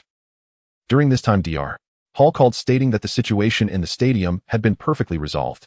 Next, it was up to the government to clean up the aftermath, likely following the usual approach, guiding public opinion and controlling the impact. Finally, Dr. Hull asked Anna about her intentions. Anna herself was troubled. The Lincoln laboratory was completely destroyed and Dr. Freriedman had also perished at the base. The impact of this incident was significant. From Agent Hill's tone, it was evident that Colonel Rhodes would likely be demoted after this incident. Of course, that was not her concern. What truly worried her was her reactor. After this incident, the government would certainly strengthen the monitoring of radioactive materials, and without Dr. Freriedman, where would Anna find uranium-238? Inside the small workshop, Anna was busy repairing the universal frequency simulator. She was preparing to install a subsonic wave generator to produce resonant waves for human organs. This would create a weapon capable of area attacks. A doorbell rang from outside. Little Anna checked the computer monitor and saw the doctor outside the iron gate.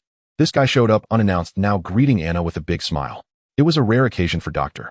Hall to visit Anna, and the little short legs felt she had to go down to welcome him personally. As she opened the door, she was met by two large military backpacks, and looking down at the soccer shoes they were wearing, she didn't even need to see their faces to know it was Fitz and Simmons. Fitz still wore his usual outfit, carrying a 30L travel bag, his hair tousled, probably from scratching it too much. His clothes, though worn many times, still looked fresh. All of this was fine, but the most outrageous thing was that he was wearing a pair of jeans. Anna covered her face. Fitz, upon seeing the little short legs, became so nervous, he was scratching his neck. Fitz, shouldn't you be dating an older girl? Fitz looked even more awkward, his neck turning red up to his ears. In fact, both Fitz and Simmons came from middle-class families, and this attire could only be attributed to habit. Simmons raised his hand to greet, his gaze drifting towards the little short leg's arms. Anna then realized that she had been sitting in the workshop for too long, causing her arms to turn red, and she explained a few things before inviting them inside. "Mom is not home. Feel free to make yourselves comfortable," Anna said, pulling up her suspenders with her chubby hands while speaking. Her shoulders were too round to hold the straps, causing them to easily slip off while walking up the stairs. Maya Hansen was monitoring the ECM gel production line in California and wouldn't be back for a while. In the living room, Dr. Hall took out two envelopes. One is an invitation to a funeral. Dr. Freriedman's daughter wishes for you to attend the funeral in 3 days. Anna knew Dr. Freriedman had a daughter nearly 50 years old who lived in Tennessee and had hurried back to handle her father's funeral. Regardless, Freriedman was truly honest teacher, and she felt she should attend. She hopes you will give a eulogy at the funeral. Anna, upon hearing this, found it strange. "Doctor, there are so many disciples of Mr. Freriedman, some of whom are already heavyweights in the scientific community. Is it appropriate for her to invite me to deliver the eulogy?" Anna never denied her own genius, yet she did not believe her current reputation could compare to that of an academician of the American Academy of Sciences. "Anna, I think I understand Freriedman's daughter's arrangement. She has read your papers and knows the work you have done. You do not realize your standing in the old doctor's eyes. Dr. Freriedman praises you to everyone. In his view, you are the second Einstein and the third Howard Stark. Do you know what he said when we met at the American Physical Society meeting last month? You are a genius, the most diligent and talented genius. In fact, his praises have left my ears calloused." Dr. Hall joked. Anna took a moment to suck on a bottle. She had been too busy lately. "Wow, I didn't even realize I had discovered relativity, that old dog." This old dog was Anna's nickname for Dr. Freriedman. She loved giving nicknames, just like she always called Emma Garcia Garcia and her crazy teacher. Terms like squinty eyes and small eyes were not meant as discrimination, but were Anna's exclusive titles for them. "I never thought he would arrange such a thing for me." Anna put down the bottle, opened 3 packs of milk powder, and refilled the bottle. Anna had never imagined that Dr. Freriedman had always been indifferent in front of her. Nodding, Anna decided to accept the suggestion. As for this letter, Dr. Hall opened another envelope, his voice carrying hesitation. It could be considered Dr. Freriedman's last will. Anna took it, glancing at the title, which read Recommendation, Letter, surprisingly in Dr. Freriedman's handwriting. "This is found as a relic in the old doctor's office, a recommendation letter for you. Just take it directly to the president of MIT. Take a look. It hasn't been stamped yet. Probably he hoped you would complete your experiments first before confirming its delivery to you." Anna put down the bottle, feeling unexpectedly touched by the old doctor's kindness. This was practically an endorsement from MIT for Anna. If she ever went astray in the future, the old doctor would also be implicated by public opinion. What a grand gift. Yes, when Elena handed it to me, I thought Dr. Freriedman had gone senile. There has never been a 7-year-old college student in history. This is the last thing I can do. Dr. Hall finally sighed, his voice a bit desolate. Next, Dr. Hall talked with Anna about trivial matters at Fermilab, slowly becoming a bit rambling. Anna had just accepted someone's goodwill and felt it inappropriate to rush them away, so she patiently listened. The more Dr. Hall talked, the more outlandish he became, gradually drifting into family matters and mentioning how he had given up much for antimatter. There was no sign of stopping. Anna thought Dr. Hall might be too idle. Logically, he should be the busy one, so she quietly asked Simmons beside her, "Did Dr. Hall lose his son? I feel like he is about to lose control of his emotions." Simmons, feeling awkward, leaned closer to Anna, pretending to mix water into Anna's bottle, and whispered, "I think our teacher is going to retire early. Well, he really did lose his son, and he was the one who caused it." The loss of antimatter has greatly impacted him. This feels like a rhythm that could bore me to death. Anna shook her head, cradling her head. The problem was that the envelope in her hand hadn't warmed up yet, and she didn't want to hand it back and rush them away. Eventually, Dr. Hall showed signs of losing control of his emotions. As people grow older, they care less about their dignity, talking while wiping their nose.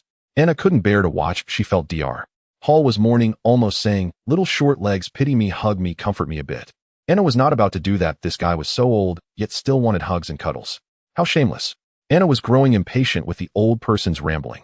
She was a busy person after all. The power company staff was about to arrive, and she needed to arrange tasks. She had no time to listen to idle chatter. Dr. Hall, I think you should take a look at my things. With that, Anna invited Dr.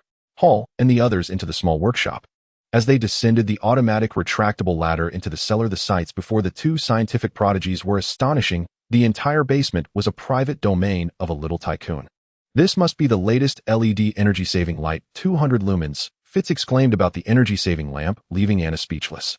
"Isn't this Osborne's conceptual product, an intelligent robotic hand capable of voice command recognition?" Anna thought to herself, feeling that Fitz was overreacting. "Is that a micro-nanoprinter ahead? Goodness, I only saw electromagnetic field confinement technology back in 2006, and now it's already been developed. The minimum is 100 nm. However, the consumables are extremely expensive. When the printer is set to micro-nano level, it consumes a lot of nozzles, each costing over $1,000. It's a typical case of being able to afford it, but unable to use it. Anna felt cheated. If she hadn't had some savings, she would be operating at a deficit now. Further ahead were several tables with a computer desk in the center featuring a computer host and a display setup of 4 29-inch screens continuously flashing code. On the left against the wall was a 256-core cluster with hundreds of indicator lights blinking, liquid nitrogen cooling, and the air conditioning running non-stop for 24 hours. To the right against the wall was a physical and chemical biology laboratory featuring a metallographic microscope in the center. Fitz's eyes sparkled, and his eyes turned red. This was the dream of a tech enthusiast. Simmons noticed something different. The basement felt so spacious that despite all the equipment, it didn't seem crowded at all. This was the 5th most expensive area for real estate in the United States, more than Beacon Hill. It was simply extravagant.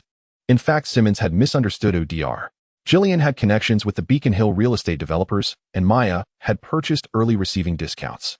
When she bought it, it was only $40 million paid off over 30 years, which wasn't too extravagant. Seeing Fitz's interest in the metallographic microscope, Anna introduced it. "This is what I use to analyze the diameter of gold wires.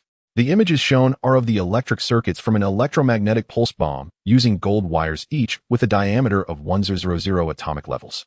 I used it to print a scaled-up cascade circuit." Fitz was in awe. Oh, Anna had so many inventions: electromagnetic bombs, electric pulse bombs.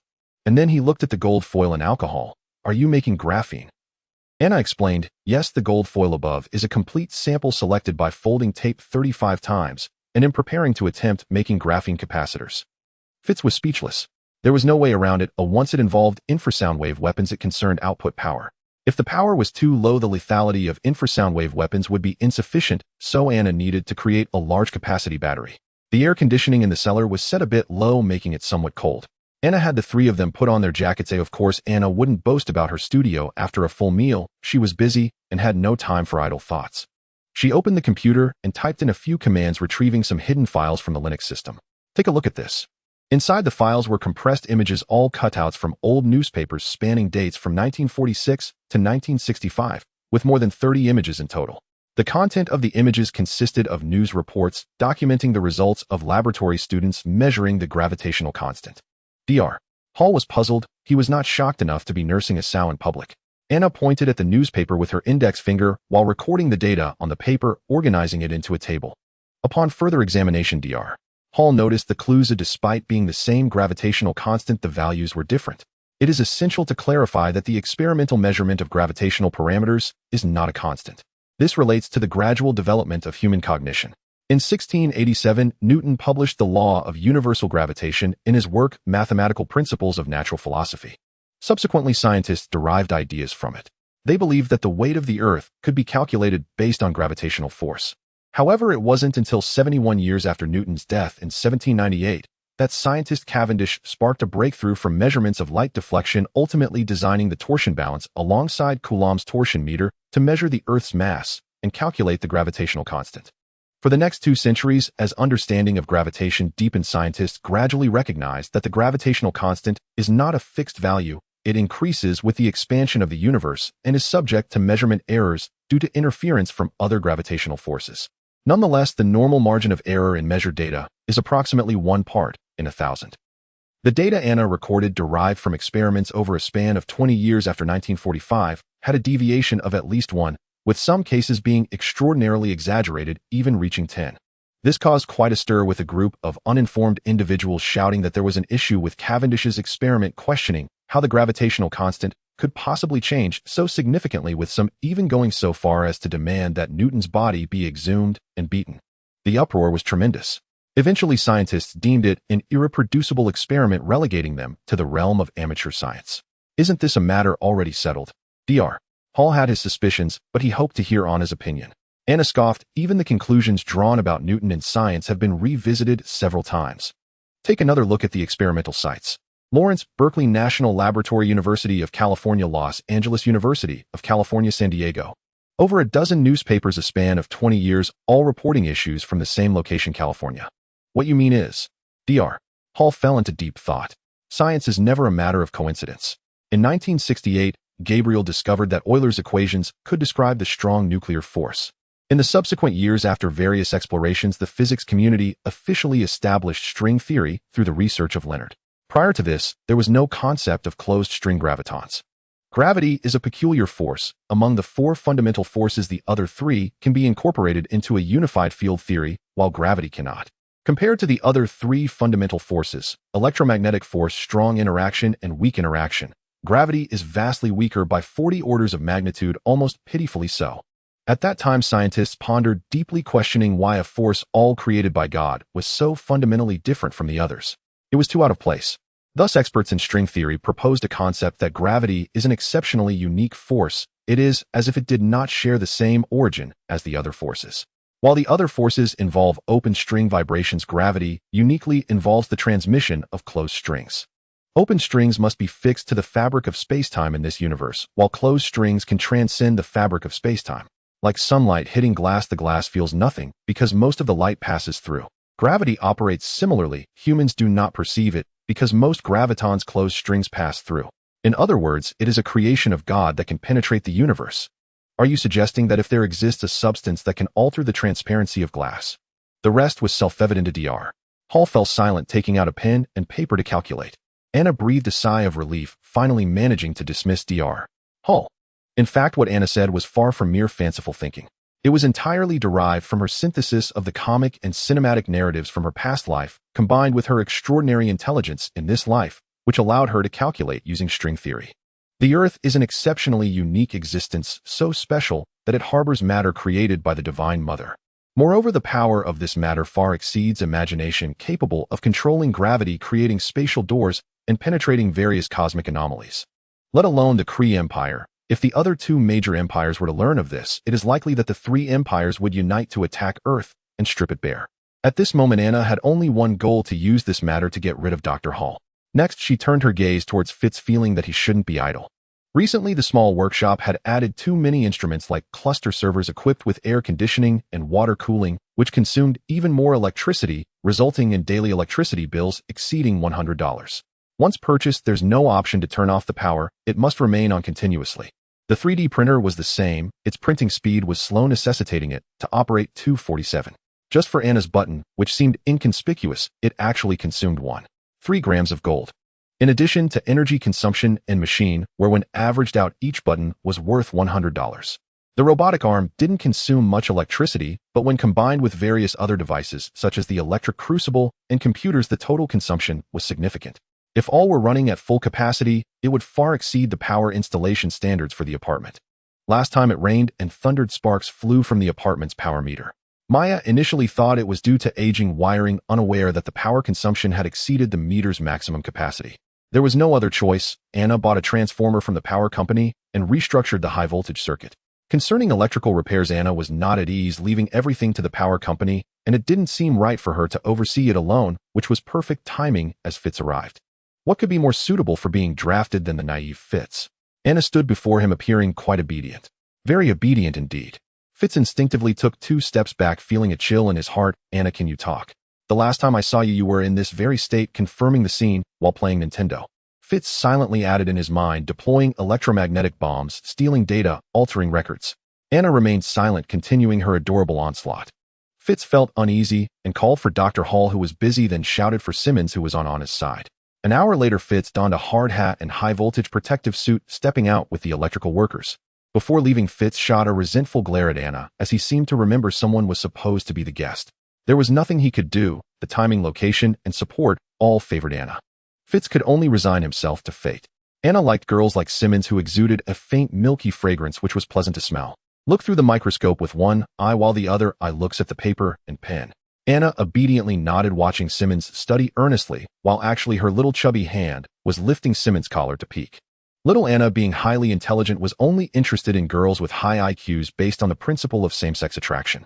Poor Simmons was completely oblivious, and while talking she began to share about herself. Fitz and I are preparing to join the scientific department of S.H.I.E.L.D. After Dr. Freriedman's funeral, we will enter S.H.I.E.L.D. Academy for 3 months of study. I know you went through the back door. Simmons felt awkward. Couldn't the kid speak more delicately? The recruitment process for S.H.I.E.L.D. was not as simple as Simmons described. They select outstanding graduates from various universities who must pass written and oral examinations, then enter S.H.I.E.L.D. Academy to learn about agent protocols and confidentiality principles, along with some psychological tests and competency assessments. As for Fitz and Simmons, they had notable figures from the scientific community backing them, and they were also contributors during the Boston Arena incident, which simplified their recruitment process. After a political assessment, they entered the paid learning phase. It is said that Fitz and Simmons were personally received by Nick Fury, who particularly praised them even though they had done almost nothing. Many who had done little have been promoted. Just like the future Crossbones Rumlow, who hopes to be promoted to deputy commander of the Special Operations Team thanks to this accomplishment. According to Simmons, Nick Fury mentioned Anna's name and asked Simmons to pass along that if needed they could seek his help. I feel like I could discuss business with him. Aside from business, Anna temporarily didn't want to engage with him. She still aimed to develop cautiously and maintain a low profile. With a loud slap, Dr. Hall slammed the table, pushed away from his original position in the swivel chair, and suddenly stood up. I understand now. The elderly figure was revitalized, seizing Anna from Simmons' arms and spinning her around in a whirlwind. Anna felt extremely embarrassed. Fortunately, she wasn't wearing a skirt today, so her underwear remained unseen. Anna, I understand. There is definitely something beneath California, and it might just be the future of the world. Oh no, the future of the universe. Ignoring little Anna's feelings, Dr. Hall pressed his forehead against Anna's, tapping rhythmically. After that, he didn't stop there, lifting Anna's chubby face and showering her with kisses, finishing off with rubbing his old face against her tender one, looking quite deranged. Listen, Simmons, you should prepare some fast-acting heart-saving pills for the doctor and call 911 Child Protection Services. At first, Anna maintained her composure, calmly stating her concerns, but as the old man grew increasingly enthusiastic, pushing his mouth against Anna, it became unbearable. Help. 911. There's an elderly man molesting a minor. Someone come quickly. The old man was overly excited, disregarding his dignity. The problem was that while he didn't care, Anna certainly did. Using her little hands to push Dr. Hall away, Anna dove into Simmons' embrace, then used her chubby hands to wipe her face, wondering if the old fellow had any decency left. Even after rubbing her face, Anna still felt it wasn't clean enough, so she pulled up Simmons' clothing to cover her face, ultimately burrowing completely into Simmons' attire. Wow. Anna was reluctant to come out. Simmons' face turned crimson. Oh, was that a place one could burrow into? That was her sensitive area, and little Anna wouldn't be still, her little head pushing and prodding, and with her naturally curly hair entwined. The sensation was something Simmons was too embarrassed to articulate. Dr. Hall made several calls in quick succession, then told Anna, sorry, I have to leave first. Afterward, Dr. Hall asked Simmons to convey his apologies and to have Fitz and Simmons attend on his behalf. Without waiting for Fitz, he directly walked out the door. He was probably heading toward the Lawrence Berkeley National Laboratory. You've been abandoned, Anna said seriously as she poked her head out from Simmons' collar. Simmons felt like crying without tears. They were just students, poor students who had been heartlessly abandoned. Pulling at Anna, can I have a moment to cry in peace? I can't call Fitz because he didn't bring his phone due to the high voltage danger. 3 days later, at the Trinity Church in Boston, a grand funeral was held for Dr. Freriedman. This esteemed elder, after enduring the battles of World War I and II and the struggle for supremacy between the U.S. and the Soviet Union, finally reached the end in November 2007. Now Dr. Freriedman's coffin lay in the church with friends and family, taking turns to keep watch. His death is worthless. The one speaking was Freriedman's weeping daughter, a 50-year-old woman. Dr. Freriedman did not die in a hospital bed or in the laboratory, but rather at the hands of one of his few close friends. A tragic death. A military representative stepped forward to offer comfort. Colonel Rhodes stood by having been recalled to the airbase after the incident. It was a protective measure from his superiors. "Tony, I didn't hear you were that close to Dr. Freriedman," Colonel Rhodes said to Tony Stark, who was dressed all in black. Even his glasses were black. Wearing sunglasses to a funeral clearly indicated he did not want to see anyone, Rhodes thought. Just last night he had gone to the hotel to find Stark and had seen a pair of twins lying naked on Stark's bed. If this was respect, then hell with it. "I'm glad that old dog has finally died." Sure enough, Stark was as sharp-tongued as ever. Cursing others at someone else's funeral, was he not afraid of Freriedman rising from the coffin to choke him? Rhodes knew that Stark had indeed almost gotten into a fight with Freriedman back when they were at MIT. Stark and Freriedman were both stubborn and prideful, like a collision between Mars and the Earth, causing no small amount of trouble. Rhodes thought Stark would never come to mourn the dead, which left only one explanation for a woman. Tony Stark's gaze appeared fleeting, somewhat distracted. Following Stark's gaze, Rhodes saw Anna at the podium. The little girl, dressed in a plain skirt with a black veil, glanced at the audience below, moved a chair, and stood up. The chair was not very stable, so Anna waved to the priest beside her to hold it steady, then took the microphone and read from a note. "Dr. Freriedman was my most respected mentor." Judging by the priest's expression, he seemed quite unwilling. In fact, it was quite ironic. A pastor serving the Lord now found himself serving a little brat in a church. It was remarkable that he could suppress the urge to curse. Perhaps he was looking for little Anna's mother. Rhodes thought. He did not believe Stark would be so low as to seek out a little girl. May the old doctor rest in peace in heaven. After young Anna finished the eulogy, she saw a member of the National Academy of Sciences nodding from the audience, and then others began to applaud. Elena personally went on stage to hug Anna, saying, "I think my father's only pride was accepting you as his disciple." Anna helped the elderly woman wipe away her tears. Her glance drifted over to Tony Stark in the crowd, and her expression fell.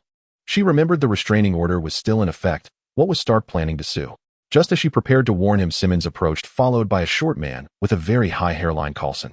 Miss Hansen, can we talk?" "Talk about what?" "How H-I-E-L-D was making sweet dreams." Anna's face grew grayer, her cheeks puffed out like she had 2 eggs in her mouth. It was the first time she had encountered such shamelessness from an administrative department. Simply too brazen. The story began yesterday when Anna was in the workshop working on graphene capacitors, and then the doorbell rang and S-H-I-E-L-D made a grand entrance. It was Carlson. He came to convey the agency's message inviting her to become a lecturer at S-H-I-E-L-D Academy, offering a $5,000 relocation fee and applying for $4.5 million in startup funding, with Anna allowed to use the Academy's fixed assets free of charge. It sounded as if S-H-I-E-L-D was the most benevolent entity in the world. Look at that. Anna skipped 12 grades, didn't even need to go to college, directly becoming a guest at S-H-I-E-L-D,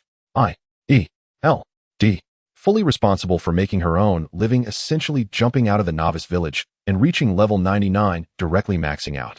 And indeed, this was the life most people hoped for, but could not attain. Anna should have accepted it with joy. However, when compared to, say, Oscorp. After resolving the Boston nuclear fusion incident, Anna's reputation spread rapidly, and many well-informed companies came knocking, willing to make early investments. Norman Osborn had even emailed Anna hoping for a personal meeting with her, and without making any demands sent her 100 printer nozzles worth $1,000. This was after Anna had sent a rejection email to Osborn's group. Look at them, this was sincerity. Even after being rejected, they still sent a generous gift.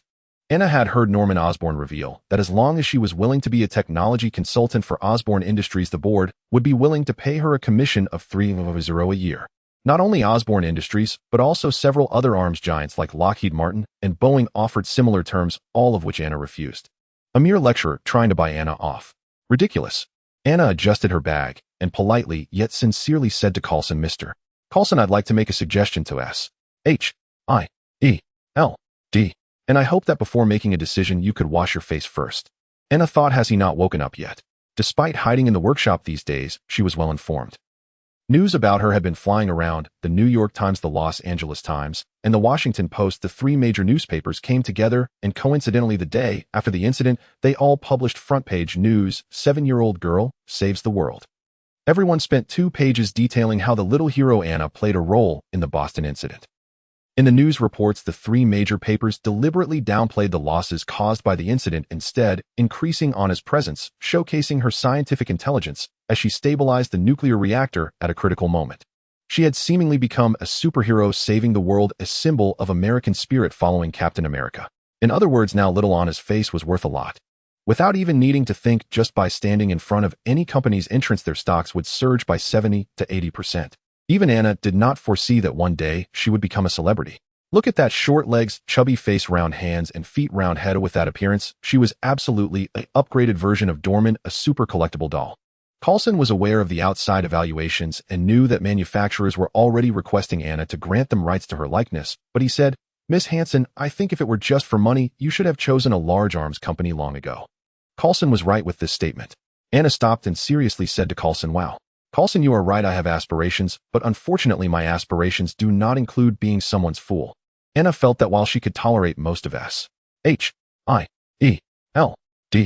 other conditions, the one thing she absolutely could not accept was their requirement to nationalize the output of her laboratory. It's utterly ridiculous. A single clause has stripped Anna of her patent ownership. No wonder Maya Hansen keeps mentioning Hedy Lamarr. Back then the U.S. government scammed her out of $30 billion in patent fees.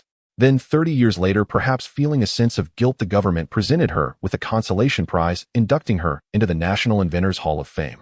Anna is not pleased, at what she desires is to have her patents firmly in her grasp, just like Howard and Edison, to build her own massive company in the future. Maya Hansen is a clever woman as she navigates between the U.S. government, A.I.M. and MIT, belonging to none yet connected to all, firmly holding the patents for the Extinction Virus project. "We have revised the contract clauses, you may take a look," said Coulson. Anna did not wish to engage further. What clauses could be changed? Given S.H.I.E.L.D.'s current attitude, sending Coulson for negotiations likely meant they were only making minor adjustments with no substantial content altered. Reading, it would be a waste of time. Coulson was about to say more when Tony Stark approached. He felt the little short one was already being harassed, grabbing her arm. "Hey, can't you see the little girl's face? She doesn't want to talk to you." "Annabelle." Coulson wanted to explain, but he noticed the unfriendly gazes of those around him, making his presence today seem ill-timed. "Miss Hansen, I will seek further instructions from S.H.I.E.L.D. regarding the agreement, and I hope to meet you again." After Coulson left, Simmons approached to comfort Elena in the name of Professor Hall, then came over and squeezed Anna's little hand. "Anna, the professor asked me to tell you that he has submitted his resignation to Fermi Lab and is currently negotiating a position with Lawrence Berkeley." Well, that was fast. Those who have poetry and a distant dream are indeed different, they retract quickly. However, the transition would still take a year and a half. In the short term, he should still be in Chicago. Next, Simmons handed Anna a business card from Professor Hall. The title on the card had even been changed to Researcher at Lawrence Berkeley National Laboratory, Special Consultant at Cybertech. Cybertech, isn't that Ayn Quinn's company? I didn't expect Professor Hall to have collaborated with Ayn Quinn so early. Waving goodbye to Simmons and turning her head back, Anna glanced at Stark. "Thank you for your help, so. Before leaving the church, I can announce that the safety distance restriction order is temporarily lifted." Primarily because both of them were under the same roof, Anna found it difficult to kick Stark out. "Wow." Colonel Rhodes patted Stark on the shoulder. "I didn't expect you to know Annabelle. Did you know she's a popular little short leg adored by everyone in America, super famous?" From Colonel Rhodes' perspective, among female animals, Tony Stark is only interested in long legs above cup. As for the little brat, he remembers how his child once left him covered in mess, leaving Tony Stark with a terrifying shadow. "Hey Rhodes, mind your words." Stark suddenly became serious in front of Rhodes. "Who are you calling little short leg? Look at Annabelle's two limbs, what great proportions they have. In the future, she will definitely grow into long legs, a cover girl hotter than Madonna. What does this indicate? That her parents have good genetic traits." Rhodes was startled by Stark's sudden seriousness, not catching his point, and after a moment of silence, he burst into laughter. "Tony, your joke-telling skills have greatly improved. You know, I was stunned for a while before I realized you were being sarcastic. It's really so funny. You've told me the best joke I've ever heard in my life. I must say, with Colonel Rhodes' family background, reaching the rank of colonel is the biggest joke God has played. With such an emotional intelligence, how did he survive 15 years in the military?" Anna has her doubts. Colonel Rhodes laughed heartily for a while, but sensing the atmosphere in the air was off, he nudged Tony Stark again to confirm, "You're telling a joke, right?" Tony Stark had no choice. What else could he say? Anna covered one eye with her little hand. "No wonder people say American men are the rudest. They have no emotional intelligence." "Mr. Stark, I need to reiterate the safety distance restriction order. Please, immediately. Get 10 meters away from me." Anna returned to the workshop where she had already submitted the recommendation letter to the president of MIT. There was no dramatic scene of humiliation as in novels. MIT very openly accepted Anna's enrollment, stating that as long as she successfully met graduation requirements, she could graduate early. The president of MIT is an extremely understanding person. With his esteemed reputation, he personally took the initiative to find the department head, arranging for a 75-year-old professor to be Anna's advisor. This old professor wearing reading glasses looked at Anna, glancing left and right, unable to comprehend how such a little brat's mind works. To test if the little short leg was as clever as rumored, the old professor deliberately started from the basics, quizzing her on calculus, quantum mechanics, and nuclear physics one by one. In the end, Anna answered all the questions correctly. Anna, are you sure you are only 7 years old? The old professor took off his glasses to check, and then wiped his eyes before putting them back on to scrutinize the little short leg again. He felt that no matter how he expressed his shock, it wouldn't be enough. Professor, you should focus on my knowledge. The old professor was completely convinced, picking up the keyboard, meticulously listing a long list of books.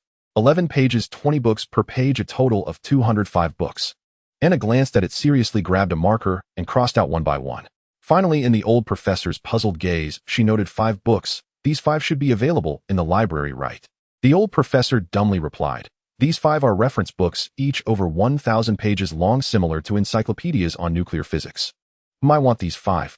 Anna, I think you misunderstood my meaning. These 5 are reference books for checking parameters during research. The other 200 are what you actually need. Professor, before you Dr. Freriedman asked me to read these books, and I have already read them. The old professor didn't believe he could match up to Freriedman.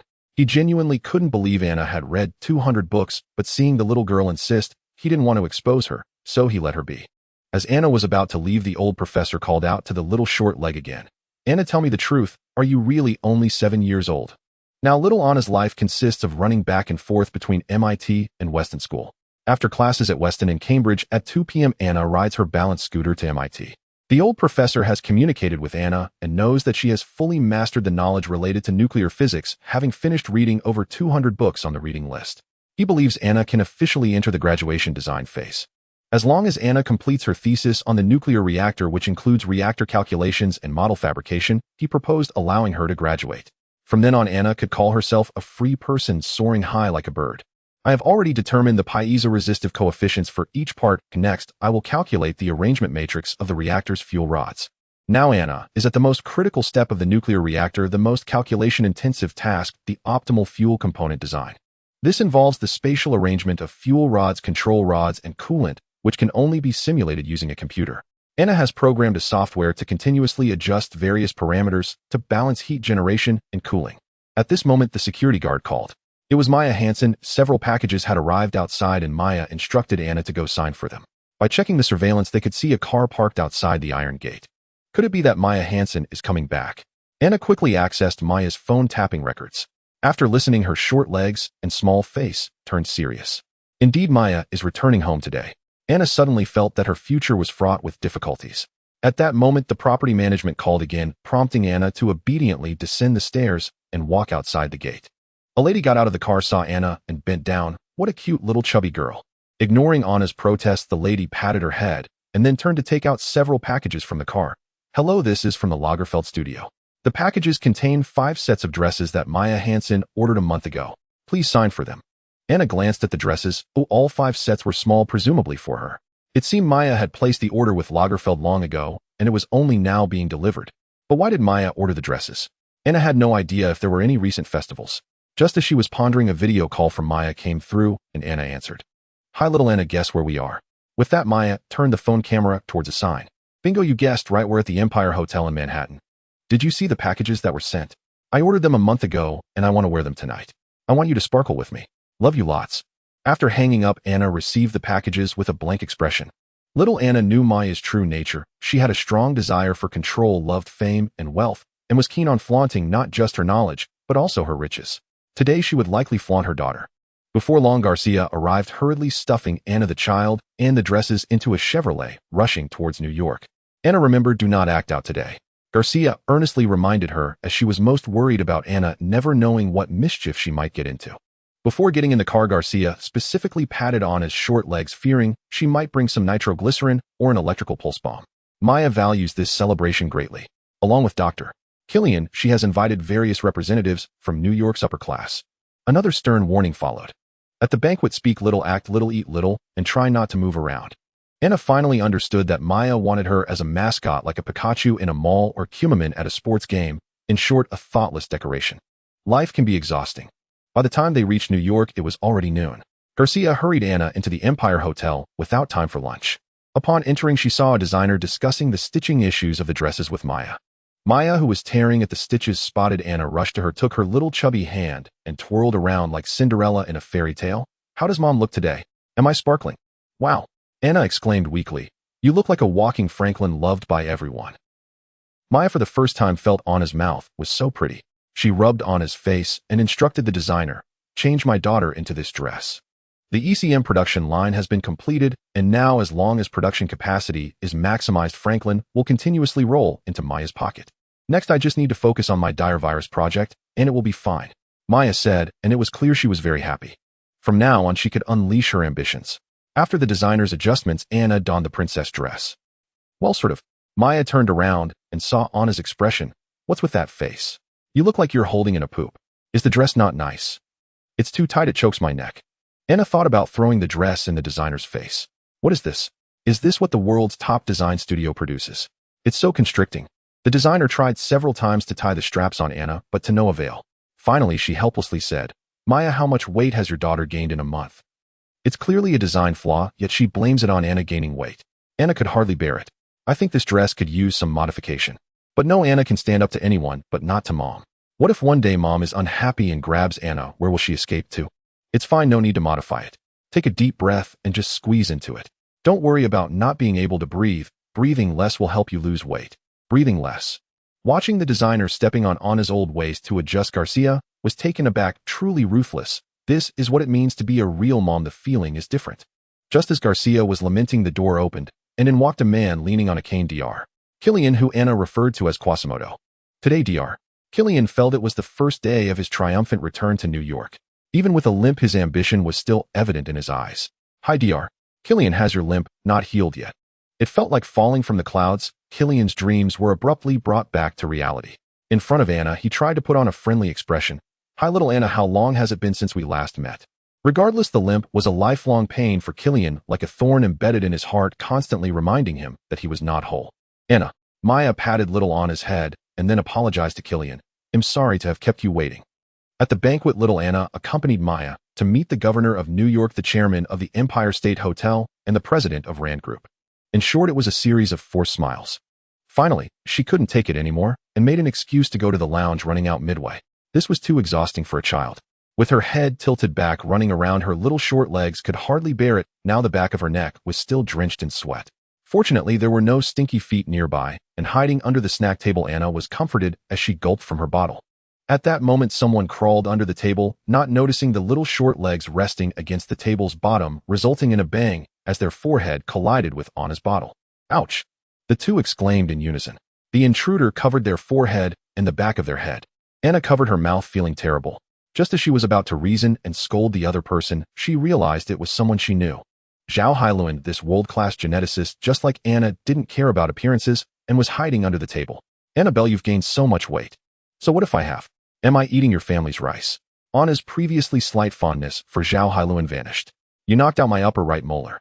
Anna pulled out her tooth, pouting, and held it out in front of Zhao Hailuan. Last time it was happy, and this time it was Zhao Hailuan. Anna thought this group of people was cursed, always messing with her teeth. Zhao Hailuan chuckled awkwardly, trying to offer grapes as an apology, but Anna swatted them away. Anna felt that Zhao Hailuan had come to mock her. As a girl with a missing tooth, eating snacks was already painful, and now, with a newly knocked tooth, biting into grapes would mean blood. Only biting her bottle could provide some comfort. At your age, aren't you ashamed to be sucking on a bottle? Anna's expression was impassive as she explained her logic about the bottle. According to Freud's theory, whether a child or an adult, there's a latent tendency to seek security. The sucking urge is a manifestation of the quest for security, and the expression of the sucking urge is reflected in adult men smoking and adult women chewing spicy strips. I am merely expressing the most genuine desire of humanity. Anna spoke earnestly, but unfortunately Zhao Hailuan was only interested in the chubby cheeks of the dumpling stuffed with a free-range egg. Swatting Zhao Hailuan's hand away, Anna said with disdain, "What are you doing here, coming over to get mocked?" Anna remembered that Maya's first pot of gold came from stealing Zhao Halen's project. Oh, I see the successful are cheering while the failures sneak under the table. Anna's words were still merciless. After some probing banter, the two began to open up. Zhao Hailun wanted to establish a world-class genetic laboratory in South Korea, estimating that she would need $2 billion initially. She had raised $500 million from the South Korean government and various consortiums, but still needed another $5 billion. After 6 months of fundraising, there was still no hope, and finally she had no choice but to turn to the United States. You want to make the regeneration cradle plan public. As soon as Zhao Hailun said this, Anna understood her intentions. It seemed Zhao Hailun was using the regeneration cradle plan as leverage to negotiate limited public exposure with sponsors to secure the first round of funding for the genetic laboratory. This was akin to selling one's daughter. This is also a last resort. My regeneration cradle plan requires substantial manpower, resources, and funding. With the resources I currently have, to turn the cradle plan into a product would take at least 30 years. In 30 years, the world would have moved on. Anna understood Zhao Halen's perspective. It was like raising a daughter. Even if the daughter was cute and pretty, if you couldn't afford to raise her, what could you do? Sell her off as a child bride. Those in research have feelings too, just like Dr. Hall, who lost his soul when he lost antimatter at 55 years old. He was clamoring for early retirement. There was no other reason. If Anna hadn't provided him with a new path, he felt his professional life would have vanished along with antimatter. Of course, Anna wouldn't feel guilty for Zhao Hailun. The world was that cruel. If Zhao Hailun sold her daughter, it would soon be Maya's turn to sell the Doomsday Virus project. In comparison, Anna still felt that Zhao Hailun selling girls was better. Anna then thought deeper. Zhao Hailun had chosen New York as her first stop, avoiding other places. In New York, if you wanted to raise funds, you could bypass Lockheed Martin, the Rand Group, and Loxon, but there was one person you couldn't avoid: the wealthy Tony Stark. The person with the most liquid assets in this world was none other than Tony Stark. Wow. Anna's expression shifted to one of realization. I misjudged you. You are such a person. What are you thinking? Zhao Hailun instantly understood Anna's thoughts, her tone and expression revealing, I am looking for Stark Industries, but I am not his delivery person. Do you think I would feel at ease sending the regeneration cradle plan straight into his mouth? Actually, when you think about it, if Zhao Hailun approached Stark, he would probably wave his hand and fund the $2 billion immediately. But the problem was, if that happened, what would Zhao Hailun do? She might as well work at Stark Industries. The final result would likely be that the South Korean government and chaebols would take a quarter, American consortiums a quarter, and Stark would also take a quarter, followed by finding another force to control the last quarter. And Zhao Hailun would navigate through the midst of this. Thus, even if she lost the ownership of the regeneration cradle, the world would know she was the plan's initiator. Congratulations, you will be the second Barbara McClintock. Though she wouldn't gain profits, she would gain fame, and a Nobel Prize would be inevitable, though she would have a place in the Hall of Fame. Zhao Hailun smiled bitterly. If she could independently nurture the regeneration cradle to maturity, would she still care about a Nobel Prize? Someone beside them had already noticed the commotion under the table, finding it quite odd that two snack thieves were hiding at such a grand event. Zhao Hailun still wanted to save face. Feeling embarrassed to hide under the table with Anna, she stood up and said goodbye. Anna clutched the fallen tooth. There was no place to hide it in her skirt, so she could only extend her little chubby hand out from under the table to grab a tissue wrapping the tooth and squeezing it in her hand. Annabelle, I've been looking for you for a long time. With one hand clutching the bottle and the other holding her tooth, Anna elbowed her way out, expressionless, revealing 2 feet clad in royal blue pants. Anna looked upside in resignation, feeling that she couldn't rest anywhere. Mr. Osborne, I want to stay under the table for a while. Sure.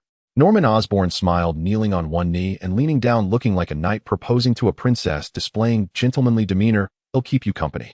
Are you not ashamed? Anna turned her head expressionlessly and ran back under the table. Norman Osborne. Norman Osborne is a true Aryan, tall and robust, with a single shoulder broad enough to match the width of a long table. His massive frame shifts beneath the small table, causing the snack box on top to rattle. Anna could hardly bear to watch her chubby little hands covering her face, wondering if Mr. Norman Osborne had no sense of shame. Why is there a dog under the table? A lady who noticed the white tablecloth shaking lifted it, revealing Norman Osborne crawling on the Turkish carpet. Of course, the lady recognized Mr. Osborne. He was a celebrity in the tech world of New York, frequently seen in business magazines dressed in a suit. However, it was the first time for the guests to see him beneath the table. Upon catching a glimpse of the murderous glare from Osborne, the lady felt a chill run down her spine. She released the tablecloth, picked up her wine glass, thinking to herself, he wouldn't be causing me trouble, would he? Oh my, I am just a mere journalist. Other guests also took note of the scene beneath the table. Those of similar status to Norman Osborne were reluctant to provoke him, while those of lower status wished to avoid trouble. The few above him in status were mostly elderly and sensible, discreetly moving away.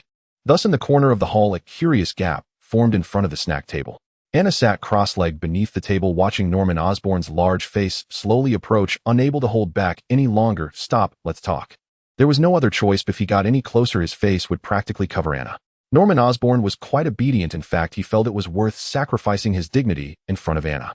After all, he was the man present at both the Harvard Tech Conference and the Boston Museum of Science, well aware of Anna's capabilities. Moreover, having already collaborated multiple times with Annabelle and Osborn Corp., he deemed investing in feelings for a child to be extremely worthwhile. "Miss Hansen, Osborn Corp. hopes you will serve as the company's consultant." This was a proposal made by Norman Osborn, unanimously approved by the board of directors. At this moment, no group desired Anna's public appearance more than Osborn Corp. Anna understood Norman Osborn's intentions, as she was perceptive. Osborn Corp. had suffered significant losses due to the Boston Sports Arena incident, not only in assets, but more critically in reputation. For large companies, property losses are minor issues. However, if they were to carry the stigma of being irresponsible, it would impact them for the next 10 or 20 years. At this point, the best remedy was to find a solution to the incident, which meant securing the involvement of the protagonist Annabelle from the 3 major newspapers. As long as Anna made an appearance at the company press conference and accompanied Osborn for a while, Osborn Corp. could reverse the public's negative impression. Unfortunately, Anna was not keen on exposing herself. "Mr. Osborn, look at me now, still at an age where I clutch a baby bottle. I simply cannot get too involved in matters." Anna genuinely did not want to accept that easy money. If she agreed to Osborn today, tomorrow, she would have to agree to Loxon, and the day after Boeing's president would come knocking. What time would she have left for research, spending her days hosting guests like a socialite? Stay low, don't rush ahead.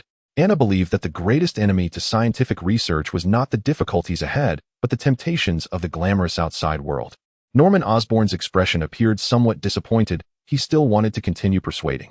"However, Mr. Osborn, we can delve into deeper collaboration regarding the mechanical exoskeleton issue." As she spoke, Anna put down the baby bottle. Hearing the word collaboration, Osborn's previously tense face relaxed into a smile. Where there was collaboration, there was opportunity. Anna noticed the shift in Osborn's expression. His delight was not for the mechanical exoskeleton issue, but for the last 2 words she had uttered: collaboration. Osborn was not focused on the content of the collaboration, but on the very term itself. She picked up the baby bottle again, feeling, "I sincerely apologize. I do not wish for my technology to merely become a gimmick." After the Boston incident, numerous companies sought her collaboration, yet many approached her solely for the name Annabelle Hansen. Anna felt she was selling her intellectual labor, not like a star merely parading under the spotlight, and then returning home laden with rewards. That was no different from performing in a theater. Osborn seemed to realize his offense, calming down as he said, "Anna, considering our previous collaborations, could I hear your thoughts?" Anna's eyes blinked rapidly as she made a decision. She had recently hit a bottleneck. Her short, stout body could not bear the weight of the great soul deep within her. To put it simply, her legs were too short and her hands too plump, making it impossible to complete the experimental operations she envisioned. At just 7 years old, she could not even perform the most basic operations in genetic engineering, such as using a micropipette, preventing her from independently conducting biological experiments. Her legs were too short. Even to look through a microscope, she had to stand on the table and bend over, which was exhausting. Hence, she thought of mechanical assistance, specifically Osborn's company's exoskeleton. "Mr. Osborn, your company's mechanical exoskeleton is too rudimentary. It can only serve as a conceptual product akin to a child's toy."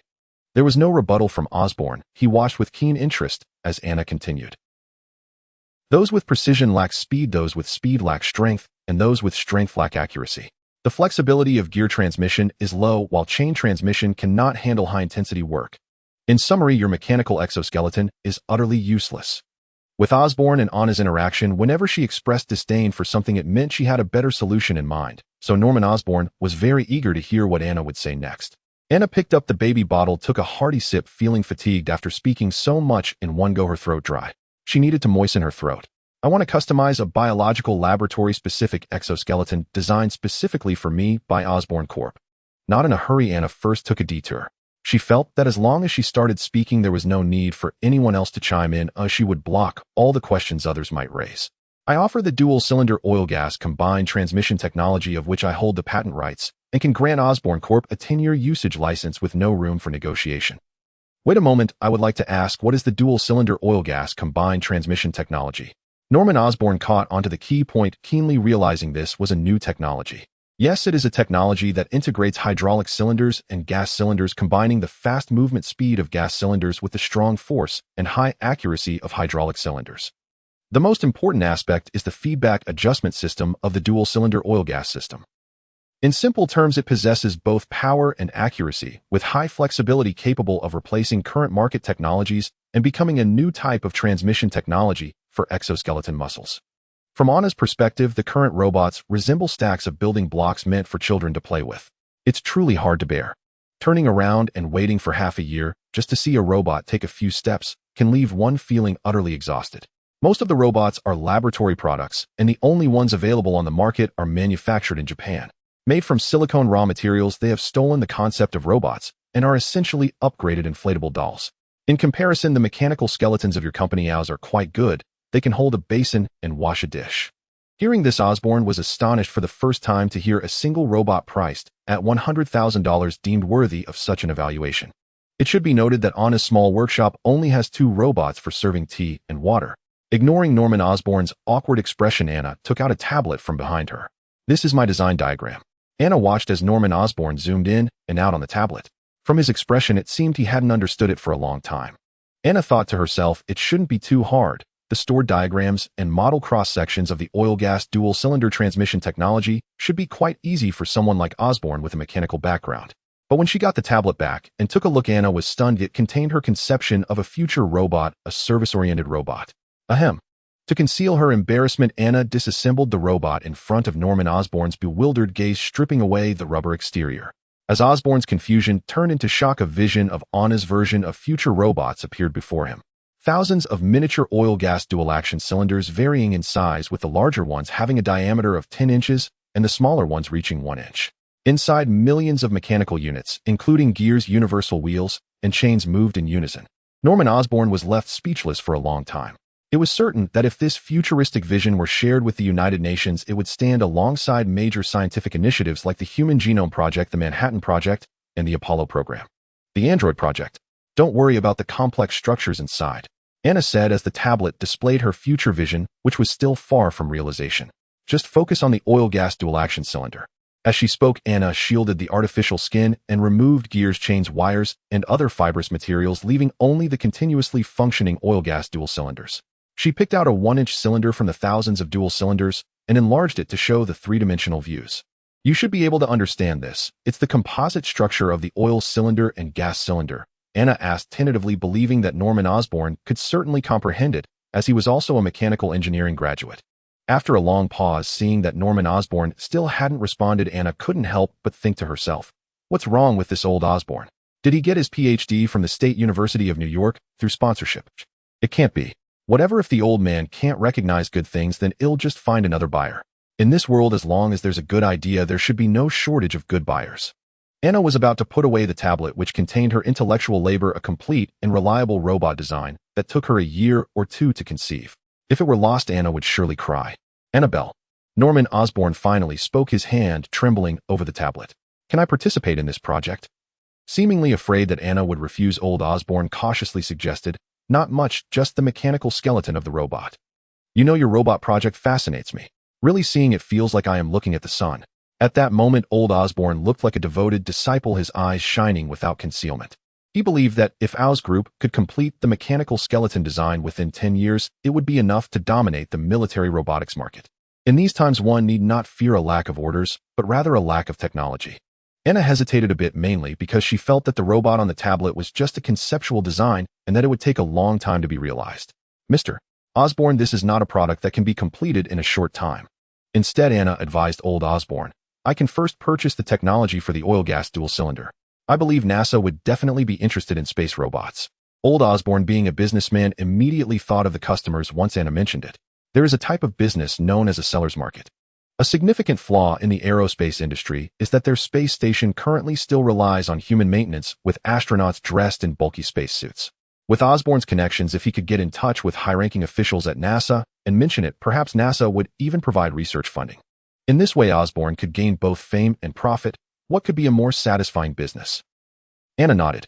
In truth, she didn't have many elaborate thoughts. She simply needed to find an exoskeleton mechanical arm to assist with her experiments while also making a little money. The two of them continued their peaceful interaction, with Anna effectively becoming Osborn's technology consultant. After all, the exoskeleton armor designed by Anna needed her, the original designer, to be involved. Osborn was quite satisfied after his conversation with Anna. He not only resolved the public relations crisis caused by Dr.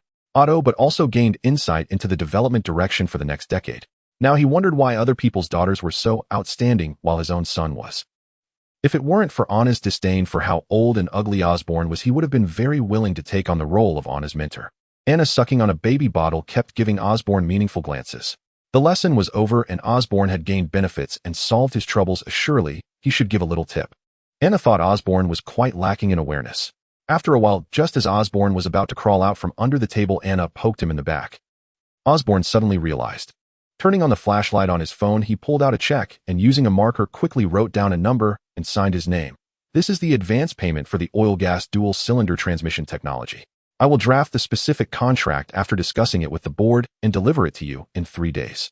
After Osborn left, Anna took out the check and shone it against the tablet screen. $1 million. Nice, the old man came through. $1 million is not too much or too little. It's enough to help Anna tackle her current research predicament. There's no way around it. A research is a bottomless pit. Millions of dollars can be spent in no time. When funds run low, one must find a wealthy buyer to sell patent usage rights or something. Just as Anna was feeling pleased, the tablecloth was lifted. She thought Norman Osborn had run back and was about to ask a question. A large hand reached in from outside, rummaging around until it found Anna, grabbing her by the short legs and pulling her out from behind the dumpling spirit. Anna wanted to shout, but another large hand covered her mouth, and in a cloud of smoke, she was stuffed into a leather interior. I, the dumpling spirit, have no dignity. Stuffed into the leather. Anna never imagined she could die this way, suffocated. In 2 hours, rigor mortis will set in for the little short legs. In 4 hours, livor mortis will begin in the lower limbs and spread throughout the body. After 24 hours, the livor mortis will reach its peak, covering the entire body. At this point, the dumpling spirit will resemble a sickly figure, nauseating with a foul stench emanating from its body. Then the corpse begins to dissolve, showing signs of putrefaction, with green spots, the vascular network decaying, and protruding soft tissues filled with a large quantity of putrid gas, causing the body to swell, reaching an ugly peak resembling a titan in attack. Anna could hardly imagine that she would become such an ugly and repulsive thing. Fortunately, that person might have had a change of heart and did not intend to suffocate Anna. After hastily descending the stairs and passing through the noisy music, he dragged Anna out from the leather jacket and tossed her onto the sofa, as if discarding a watermelon. The dumpling spirit, seeing the light of day again, first noticed a boiled egg freshly shelled with a shiny head that seemed to be smeared with tongue oil. A one-eyed man in a black leather jacket. Now we can have a proper talk, Annabelle Hansen. It was Nick Fury. This guy is so recognizable, with a rough voice. Beside him stood Maria Hill in a blue formal dress, along with a seemingly amiable Agent Coulson dressed for a banquet. They stood on either side, blocking the view of the surrounding people. The sofa was high, and Anna could barely reach the back of it while standing. The people beside her were intimidated by the presence of 3 agents, and even if they had doubts, they did not dare to come forward and question her. Anna never thought that her second encounter with S.H.I.E.L.D. would be in the form of a kidnapping. Looking at Maria Hill's expression, which seemed indifferent, it was clear that she would not speak even if called. Agent Coulson beside her had an even more extreme expression, his eyes filled with pity, appearing helpless. You know I am your benefactor from S.H.I.E.L.D. You all remain indifferent. Mr. Boiled Egg, you are in violation of Section XX of the Child Protection Act of New York State, and I will sue you. Mr. Boiled Egg. Nick Fury was stunned for a moment before realizing that he was the one being referred to as Mr. Boiled Egg. It seemed like a threat. Nick Fury laughed. As an agent, he was an armed law enforcement officer. Anna's threat was as ineffective as scratching the surface of a boot in front of Mr. Boiled Egg. He patted the Glock 17 at his waist, placing the cold muzzle on the marble table, pointing it at Annabelle, and then, taking advantage of Anna's inattention, snatched the check, which Anna had yet to warm up. 2 large hands grabbed one corner of the check. This must be your check, $1 million. I have never seen so much money in the hands of a 7-year-old child. Now can we have a proper talk? True to form, this government-armed hegemonic organization started off by tearing up people's checks. Then you can leave. Anna changed her demeanor, appearing nonchalant, fully confident that she was not in danger. A check is just a piece of worthless paper. I can easily get you 10 or 7 of them. Miss Hansen, we are here to talk to you with friendly intentions, Coulson said to Anna in a very kind tone. With this posture and tone, wow, it's quite good, like the wolf grandmother tricking Little Red Riding Hood. Agent Coulson, please feel free to start your performance. These three people are playing a good cop, bad cop, and one stands watch. Indeed, a well-trained agent organization, their cooperation was commendable. Anna knew that Nick Fury was retaliating against her for the past few days of denying S-H-I-E-L-D access. Express your friendly intentions. Anna made a gesture inviting them to speak. Everyone was smart, the director had taken his revenge, and now S-H-I-E-L-D had flaunted enough authority. It was time to discuss serious matters. Nick Fury handed the check to Coulson, who then cheerfully passed it to Anna. Extending her two chubby hands, she asked, "Where is the contract you drafted?" Coulson smiled awkwardly. The good thing about working with smart people is that emotions don't cloud their judgment. Even if the little short legs were treated unfairly, she was only thinking about negotiations at this moment. Maria Hill took out a document bag. Anna received it, a total of 36 pages of contract. After a cursory glance, she took out colored pens and marked her levels of dissatisfaction. 1, 2, 3. Red means disgust. Green represents agreement. Yellow indicates reluctance. Anna had a habit of using different markers to represent her feelings about the text, with varying colors indicating her different attitudes. In less than 10 minutes, Anna completed her markings and handed it over. Coulson took it and passed it to Nick Fury. Nick Fury glanced over the papers. Each page had 5 or 6 marks. Yellow and green indicated minor issues, while red highlighted the patent rights, which the Dumpling Spirit specifically marked as important. Pointing at the highlighted green sections, Director Boiled Egg said, "First, we can reach a contractual agreement on the 315-band decoder. You can retain patent ownership of the decoder, and we will pay you $3 million, which can be paid in full at once." Next are the yellow sections. Secondly, the electromagnetic pulse bomb can be discussed separately. After turning the page, the black director moved his finger to the red section. The last item, the 8-level railgun dual rail acceleration technology, absolutely cannot be handed over to you. It must be nationalized. Nick Fury delivered the last statement with conviction. "We can continue to increase the payment until you are satisfied. Mr. Boiled Egg, do you know Hedy Lamarr?" Nick Fury obviously knew this beautiful star, a super smart inventor.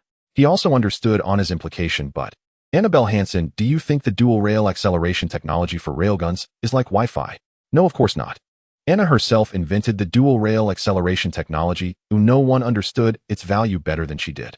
The importance of this patent was not the railgun itself. In fact, the military's current research on railguns surpassed the power of the ones Anna possessed. But it was the dual rail acceleration technology that mattered. According to Anna's calculations, if improved, the electromagnetic railgun could be upgraded again to achieve quadrail acceleration. Ironically, the military's current research on electromagnetic railguns was still in the laboratory phase, using single rail acceleration. Once Anna's dual rail acceleration technology was implemented, the power of military electromagnetic projectiles would double to quadruple. At that point, the quantitative change would lead to a qualitative leap, allowing the electromagnetic railgun to transition from laboratory to military application. However, due to its value, Anna was unwilling to hand it over easily. "The value is just too high. Anna Hansen, I want to know if S-H-I-E-L-D provides you with the raw materials. How long will it take for you to produce an atomic bomb?" Anna Hansen, I want to know if S-H-I-E-L-D provides you with the raw materials. How long can you take to create an atomic bomb? Nick Fury asked, partly out of curiosity. Anna did not understand Nick Fury's meaning, and in the spirit of scientific inquiry pondered for a moment. She answered in the most literal sense. She had now managed to grasp the theory and practical aspects of nuclear reactors. An atomic bomb in essence operates similarly to a nuclear reactor, utilizing a chain reaction. In comparison, an atomic bomb is much simpler. It does not require a neutron moderator and only needs to be detonated. In other words, as long as she has the materials, if Anna wants to build, she could create a little boy. 15 kilotons yield, fully assembled and tested for practical use. I need a month. This was merely Anna's conservative estimate, considering the difficulty of personnel allocation. "Do you think we would let a child who casually builds atomic bombs just roam free?" Nick Fury raised his foot and placed it on the sofa, the smell of shoe polish lingering on his shiny leather shoes. "Anna, do you think you are still the little short-legged girl in a small workshop? No, you have already attracted the attention of major powers. For them, a 7-year-old genius is far more useful than a decrepit old man in his 50s or 60s, even if they might win a Nobel Prize. You have no idea how many dark forces in New York have set their sights on you." Viper Gang, hand 10 rings. "Countless gangs and certain terrorists like Colonel K would be more than happy to kidnap you to make a big Ivan for them, gifting you a whole desert. Do you think it was someone else who resolved your external problems?" After saying this, Nick Fury tossed a stack of photos onto the table. Blood smeared across the images. The top photo showed a ninja committing seppuku under siege. Next was a bearded Russian shot multiple times and dead. Other men wearing headscarves, ferocious-looking black men, and various others were all within S.H.I.E.L.D.'s control. Norman Osborn is a businessman who abides by the rules. Things that can be solved with money are not problems. The other petty crooks are not so. Then who do you think has kept you safe? It is us who S.H.I.E.L.D. is protecting your safety. As protectors, asking for a few demands isn't unreasonable, is it? Anna rarely found Nick Fury's words to hold some truth. She had been in her small workshop recently, rarely going out, and truly did not know how chaotic the outside world had become. In fact, ever since Anna's performance at the Boston Sports Arena spread, many powers had their eyes on her. They regarded little Anna as a genius unprecedented in history and full of potential. Small in stature, limitless in potential, easy to control, representing countless interests. Nick Fury spoke the truth, albeit slightly polished. However, Anna didn't believe she could be easily swayed by a few words. Mr. Egg, thank you for your reminder. I didn't realize I had become famous at the age of 7. Nick Fury's expression remained unchanged, but deep down, he already felt she had fallen into the trap. I just want to ask who invited me to the Boston Sports Arena. It seems to be that nice gentleman next to you, right? Coulson felt uncomfortable upon hearing this, as if had he not invited her, Anna would still be playing with the lattice line coil arc at Whittiston Cambridge Elementary School. I also want to ask, where does my personal income tax go every year? Isn't it your government's responsibility to protect the personal safety of its citizens? The words from the little short-legged girl struck deep. She scoffed at the thoughts of Nick Fury and the others. Anna, though young with a round face, did not lack in knowledge. She could recite the entire Massachusetts state civil law. Anna indeed paid personal income tax, and the amount was considerable. She felt that since she paid taxes, it was the government's duty to protect her. However, I admire the capabilities of your S.H.I.E.L.D. Anna thought that thus far the turmoil outside had not disturbed her peaceful life. From this, Anna felt she could make a slight contribution. Then next, let's have a serious discussion about cooperation. Everyone is not having it easy. The agents protect Anna's peaceful life, and Anna must also take a step back when necessary. I can forfeit the patent for the 8th level railgun dual rail acceleration technology, and I can also hand over the electronic circuitry for the electromagnetic pulse bomb to you, but I have one request: all products manufactured from the patents I forfeit must bear my name. I think this request isn't unreasonable, right? Anna believed that since she could not own them, she could leave her mark. Reputation was also an important accumulation of wealth. Just like the 40-year feud between Newton and Leibniz, which sparked a century-long dispute between the scientific communities of England and France over calculus. Scientists would fight to the bitter end for fame. After an hour of verbal sparring, the two sides finally reached an agreement on the patent rights. Anna sold the ownership of the 8th level railgun dual rail acceleration technology and the electronic circuitry of the electromagnetic pulse bomb with S.H.I.E.L.D. representing the government, paying $1.5 billion, and promised that all products derived from Anna's patents must bear her initials A.H. Anna retained the ownership of the 315-band decoding circuit, sold the usage rights for 20 years, and received $3 million in funds. S.H.I.E.L.D. was satisfied, and before leaving, Nick Fury invited Anna once more to become a consultant for S.H.I.E.L.D. But Anna declined again. Finally, Director Egg could not press further, adhering to the principle of a pleasant cooperation. He said, S.H.I.E.L.D. has already captured Dr. Octopus. I can arrange for you to meet him. Anna was not keen on meeting the dead octopus again. She hoped never to see him again. This short, stout figure with 4 octopus tentacles dared to cause trouble in Boston. If he grew 4 more, would he become a real octopus and turn the world upside down? After S.H.I.E.L.D. departed, Anna fell into deep thought. The Boston incident had brought her into the public eye, making future troubles inevitable. The best solution was to join S.H.I.E.L.D. Academy, thus having S.H.I.E.L.D. as a protective umbrella which would deter other powers from acting rashly. Unfortunately, the conditions offered by S.H.I.E.L.D. Academy were not favorable. All outputs would be owned by the state, contrary to Anna's thoughts. Thus, she could only focus on self-preservation. The exoskeleton armor needed to be prioritized. The 13 Hz subsonic wave also needed to be researched urgently. While contemplating, Anna stood up from the sofa, crawled over the marble table to retrieve the contract. Anna intended to tear up the 36 pages of waste paper. What Nick Fury handed over was a draft. The actual contract would be sent after revisions. At this moment, Anna, what are you doing here? A surprised voice came from the side as Garcia hurriedly approached with Jeffrey. "We've been looking for you for a long time." Garcia spoke to Anna as he approached, and seeing her struggle to climb onto the table with her short arms and legs, Jeffrey reached out and casually picked up the documents to hand to her. Then he saw the number on it, 150000. Jeffrey rubbed his eyes, intrigued by the numbers. As he handed it back, he glanced at the terms noting the parties involved, which bore the government header seemingly linked to a department under the Ministry of Defense and some unknown joint representative. Strategic Defense and Logistics Bureau. He had no idea what it was, but he was familiar with the Advanced Research Projects Agency of the U.S. Department of Defense. Jeffrey Mace, coming from the Army, had heard much about the Advanced Research Projects Agency during his service. Its functions included leading and organizing multi-service joint research programs, arranging, coordinating, and managing cross-service research projects and funding. Many significant technological achievements, such as America's past space program, aircraft carriers, global positioning systems, conceptual space-based weapons, lasers, and more, can be traced back to the Advanced Research Projects Agency. Currently, technologies like the primal brain mechanical network, exoskeletons, semi-rigid spacecraft, and 20 Mach airplanes, which seem almost unimaginable, are part of the proposals from the Advanced Research Projects Agency. Basically, the Advanced Research Projects Agency is synonymous with cutting-edge technology. A 7-year-old child cutting edge. Jeffrey's paper hovered in midair. Garcia didn't notice Jeffrey's expression. "Anna, your mother has been looking for you for a while as she thought you were lost." While chatting with Anna, Garcia saw her and Jeffrey wrestling over a few sheets of paper. Anna's chubby little hands tugged at the paper, and in her urgency, she climbed onto the table, using both hands to push down, trying to overpower Jeffrey, the third-generation Captain America. Jeffrey, with his solid physique, remained unmoved. Garcia thought Jeffrey was just playing with Anna and lightly patted his shoulder. "Jeffrey, stop fooling around. There are a lot of people watching." It was then that Jeffrey realized his actions were inappropriate and let go.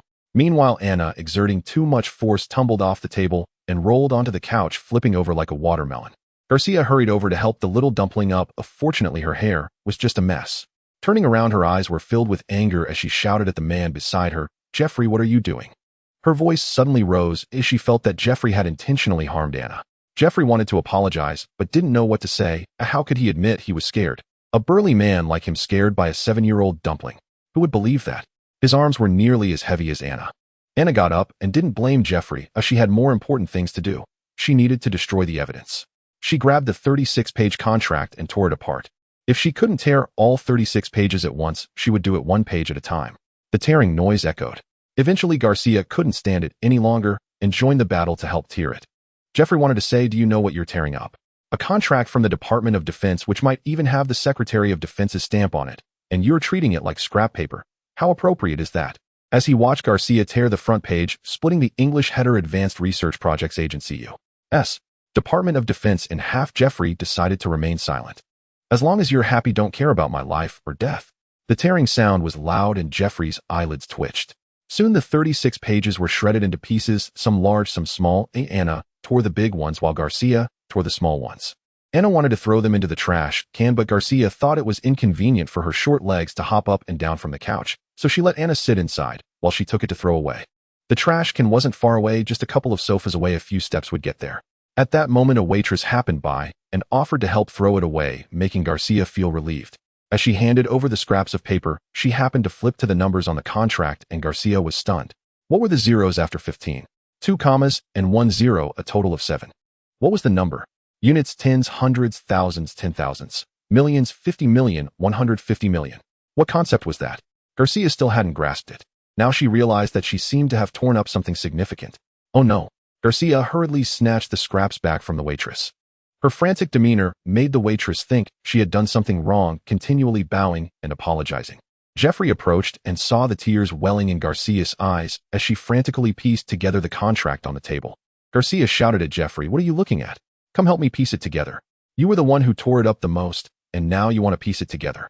With the 36-page contract torn to shreds, how much could be pieced together? What was fate? Jeffrey felt that a strong wind would soon blow through the room. But at that moment, reasoning with Garcia was futile. After all, Jeffrey had spent 3 or 4 months with Garcia, understanding her true nature. Indeed, she was orderly in her tasks, never a bit flustered. But when faced with emergencies, her mind would immediately become a mess. Once when Jeffrey accompanied her driving to California, Garcia hit a bison on the highway. For the first time, Jeffrey learned what a woman with a mind turned to mush would act like. Her behavior was simply insane. A woman in madness cannot be awakened by anyone but herself. No need to search. Anna the little dumpling hid behind the couch, covering her face with her chubby little hand. That's just the contract draft I revised, useless scrap paper. So the contract is real. Even hearing the short-legged girl admit it, Jeffrey still found it hard to believe. What he cared about was not $1.5 billion U.S. dollars, but the parties signing the contract. The other party was clearly Maya Hansen, the little short-legged girl in front of Jeffrey. The first party, oh what a surprise.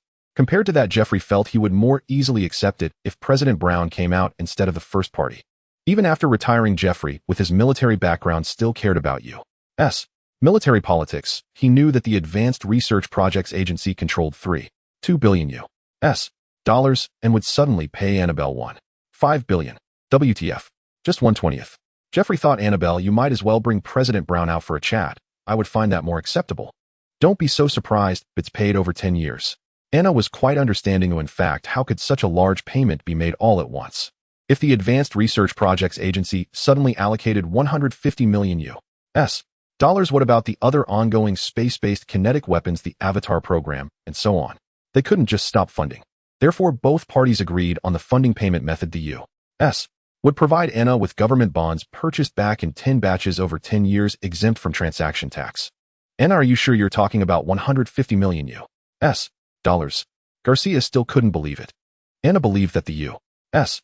national debt was quite reliable, better than gold bars. It could also yield returns and served as hard currency in the monetary circulation market, a standard configuration in the asset allocation of major banks or supercorporations. Of course, you can't expect to use it to buy fruits at the supermarket or vegetables at the market. There are significant issues, such as the New York War, where the national debt in Anna's hands would surely depreciate. That can be dealt with in advance. Anna believed that companies like Loxon Oil and Norman Osborn would be very willing to help. As the party neared its end, staying at the hotel had become inappropriate. After telling Maya that she had found Anna, Garcia and Jeffrey drove Anna home. During the ride, Garcia kept asking questions. Essentially, he wanted to know how the $150 million came about, and if it was reliable. Was the SHIELD agency really just a minor department, or was it all a scam? Could the dual-track technology really sell for that much money? Garcia found it hard to believe. In short, he couldn't accept that a little short leg could become a billionaire. What could Anna do? She couldn't explain it clearly. Garcia wanted to clarify the situation to Maya, but unfortunately, she was accustomed to keeping her little secrets from Maya. If she were to say it, she wouldn't know how to start. Should she let Garcia tell Maya, Maya, your daughter is now richer than you, more of a tycoon than you should quit your job as a professor and retire at home? Given Maya's pride, it would be surprising if she didn't lash out at Garcia. Garcia, however, wanted Anna to explain it herself. But Anna was used to operating behind the scenes. How could she lay it all out in broad daylight?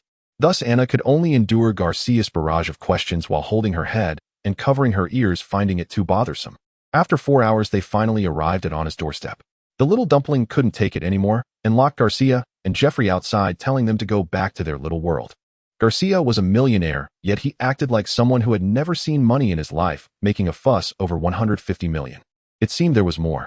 Anna calculated her current assets: $40 million from the ECM share, $1.5 billion from the dual-track acceleration technology and electromagnetic pulse bomb circuit, an additional $300 million from the 315-band decoder, plus a tip of $1 million from Norman Osborn.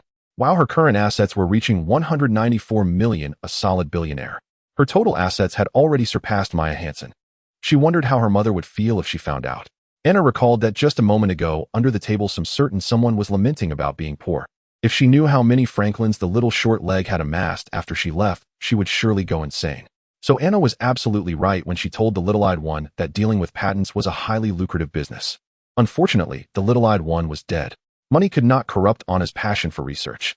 Upon returning home, the little short leg changed out of her dress into denim overalls and headed back to her workshop.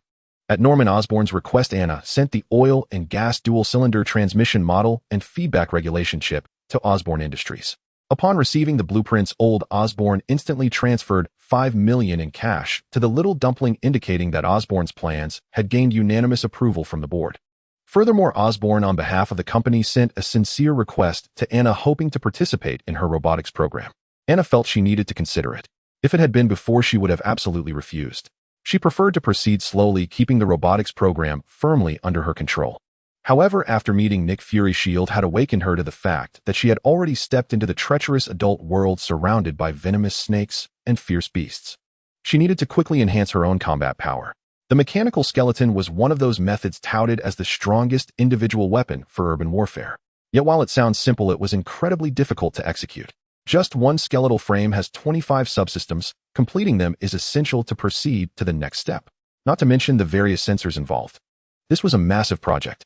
She currently lacked the time and energy to handle it on her own. Cooperating with Osborne Industries was a better option.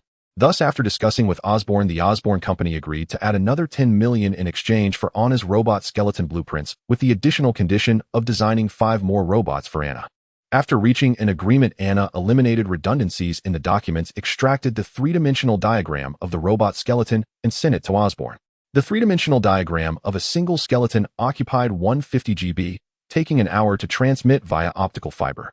Anna believed that with Osborne Company's strength, it would take at least 3 years for them to fully grasp it. After distributing the mechanical skeleton, Anna still felt uneasy. She currently lacked area effect weapons. I must prioritize the research on infrasound weapons. Currently, 2 urgent issues needed to be addressed in the creation of infrasound weapons. One was that the energy level of infrasound was too low. Even if resonance was achieved, it would not have much impact on humans. The second was that the lethality did not distinguish between friend or foe. Right now, Anna was generating infrasound using the piezoelectric crystal difference method. It produced 2 beams of high-frequency sound waves that interacted to generate both high-frequency and low-frequency sound waves. The low frequency was the frequency difference between the 2 high-frequency sound waves. This had already achieved the highest energy conversion efficiency. Unfortunately, due to the unsuccessful development of the capacitive battery, the piezoelectric crystals could not generate sufficient infrasound energy levels. Perhaps a different method could be employed. Anna had a routine for solving problems. When force was insufficient, intelligence would make up for it. Since a single beam of infrasound was inadequate, surely multiple beams could be combined to achieve sufficient energy levels. Using a resonant network to solve this. Any wave can have its energy levels linearly superimposed. If 1 infrasound generator isn't enough, then 10 will do, and if 10 aren't enough, then 100. However, there was an issue. Each infrasound generator had to be fixed in place, only suitable for use in a villa defense system. At least this would ensure the safety of the villa. Saying and doing over the next few days, Anna took up a wind gun welder to create piezoelectric crystals from nanometal wires, then soldered capacitors, resistors, wireless sensors, piezoelectric crystals, and microcontrollers onto a panel, producing 32 small infrasound generators. Using computer-aided simulation software, she calculated the installation positions of the infrasound generators and took out a drill to install them in 32 corners of the villa. Thus, the 32 infrasound generators formed a network. Through computer simulation, it was evident that the network was distributed with wires of varying diameters. The largest diameter wire indicated the highest energy level position for infrasound, being 32 times, while the smallest indicated the lowest energy level position at one time, with the majority ranging between 1 and 32 times. Beyond the defense network's range, the maximum energy level would only be 1 time. The effect would merely cause sensitive individuals to feel dizzy and nauseous, akin to motion sickness. Thus, even the infrasound confinement device was unnecessary, simple, and direct. Anna tossed a little rabbit into the infrasound net to test it. In the approximately 8 times area, it was sufficient to make the rabbit bleed from the nose and mouth. The nanometal wires that Anna had installed in the villa also came into play, perfectly suited for collecting sound wave signals.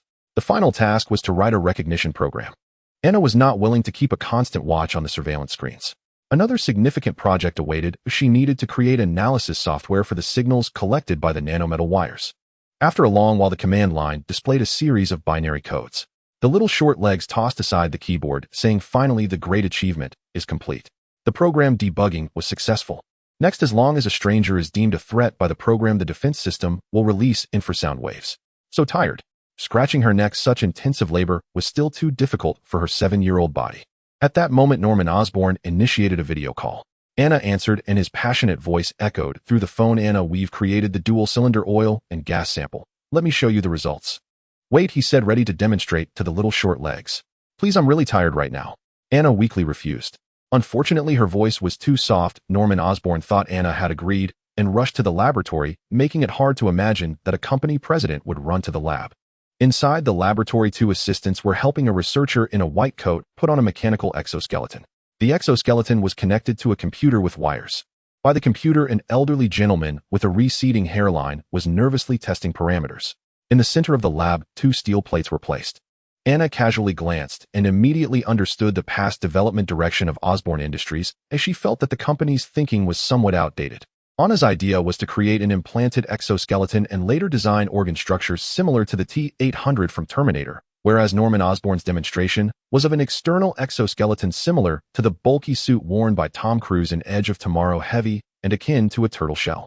No matter how well Osborn's version was done, at best it would only be able to carry a large cannon and confront a tank. Without artificial intelligence, it could never become an independent unit. Sensing Anna's emotions on the other end of the screen, Norman Osborn said, "Miss Hansen, this is to test the improved effects of the oil and gas dual-cylinder transmission technology." After speaking, Norman Osborn nodded at the researcher in the white coat. The tester, with the help of assistants, put on aluminum boots, secured the straps around his legs and waist, donned a backpack, and extended his arms into the sleeves to grasp the control lever. Osborn turned the camera towards the mechanical exoskeleton, zooming in to place the sleeve in front of Anna. The left hand was the traditional hydraulic and pneumatic technology, while the right hand was the improved oil and gas dual-cylinder transmission technology. To make the experiment clearer, Norman Osborn used transparent materials when creating the oil and gas dual-cylinder, allowing a clear view of the movements inside through the cylinder's glass. With a nod from old Osborn, the tester grasped the left control lever. Norman Osborn exclaimed passionately, "Now we are testing the pneumatic drive." With a bang, the cylinder struck the steel plate. The steel plate did not budge an inch. Anna didn't even bother to look. With a maximum pressure, the cross-sectional area could exert 200 kilograms of force, which was already impressive. Due to the compressibility of gases, when the metal arm encountered a hard, impenetrable object, it rebounded, wasting the impact speed. Watching as the parameters were recorded on the computer, the tester and Osborn nodded in agreement. Next was the hydraulic drive. Crack. As expected, the steel plate was crushed, and the force was immense, far exceeding 1 ton. After all, hydraulics do not have the concept of volume compression. As long as the hydraulic pump outputs enough power, even 500 tons would be no problem. The hydraulic cylinder had power, but it lacked any notion of impact speed. By the time the iron fist struck, it would be too late. Finally, Norman Osborn paused and instructed the lab personnel to place a high-speed camera with 5,000 frames per second on the tester's right side, connecting it with data cables to display the video results in real time on the computer. The test began. Boom. The cement and steel plates flew in all directions. The testing personnel were nearly hit by the splattering concrete. What was pierced wasn't just the steel plate, but also the laboratory's isolation wall. Under the tremendous impact, the steel plate pierced through as if it were tofu. After penetrating, the rapidly descending metal fist did not stop. With a crash, it broke through the wall, exposing the metal skeleton outside. Osborn appeared very excited with the chandelier above his head, swaying precariously. "Did you see that? This is explosive power." The high-speed camera shows the punching speed reached 180 miles per hour, 3 times the human world record. What does 180 miles per hour mean? On the Massachusetts Turnpike, you would receive a staggering 558 ticket. James, save every frame of the photos. I need to analyze the gas-liquid dual-cylinder conversion. Fantastic. The conversion is perfect. Anna, you should tell me the conversion formula. Anna's expression remained unchanged. She didn't think it was fantastic. She felt it was expected. That 10mm thick Q230 steel plate under the momentum of 10 kilograms at 180 miles per hour was as fragile as paper. Next, Osborn conducted flexibility analysis under the dual-cylinder technology precision level analysis, with each analysis leaving everyone in awe. In contrast, in the field of robotics, Osborn felt that hydraulic cylinders and pneumatic cylinders could now be thrown into the dustbin of history. "Anna, do you know what you've invented?" "I think Yadki is going to cry." Anna, however, was not particularly surprised. In fact, she wasn't focused on the impact force as she was concerned about the stability of the dual-cylinder technology. She had once calculated that a mechanical skeleton using dual-cylinder technology could easily handle precision work at a level of 1 mm, essentially reaching human standards. In other words, one day Anna could use a mechanical skeleton to thread a needle. Moreover, why should you, Osborn, praise anything? That's my technology. The critical self-feedback adjustment system is all with me. The viscosity coefficient of hydraulic oil and the elasticity coefficient of gas parameters are all on my computer. What technology do you have? Osborn had no idea about Anna's thoughts.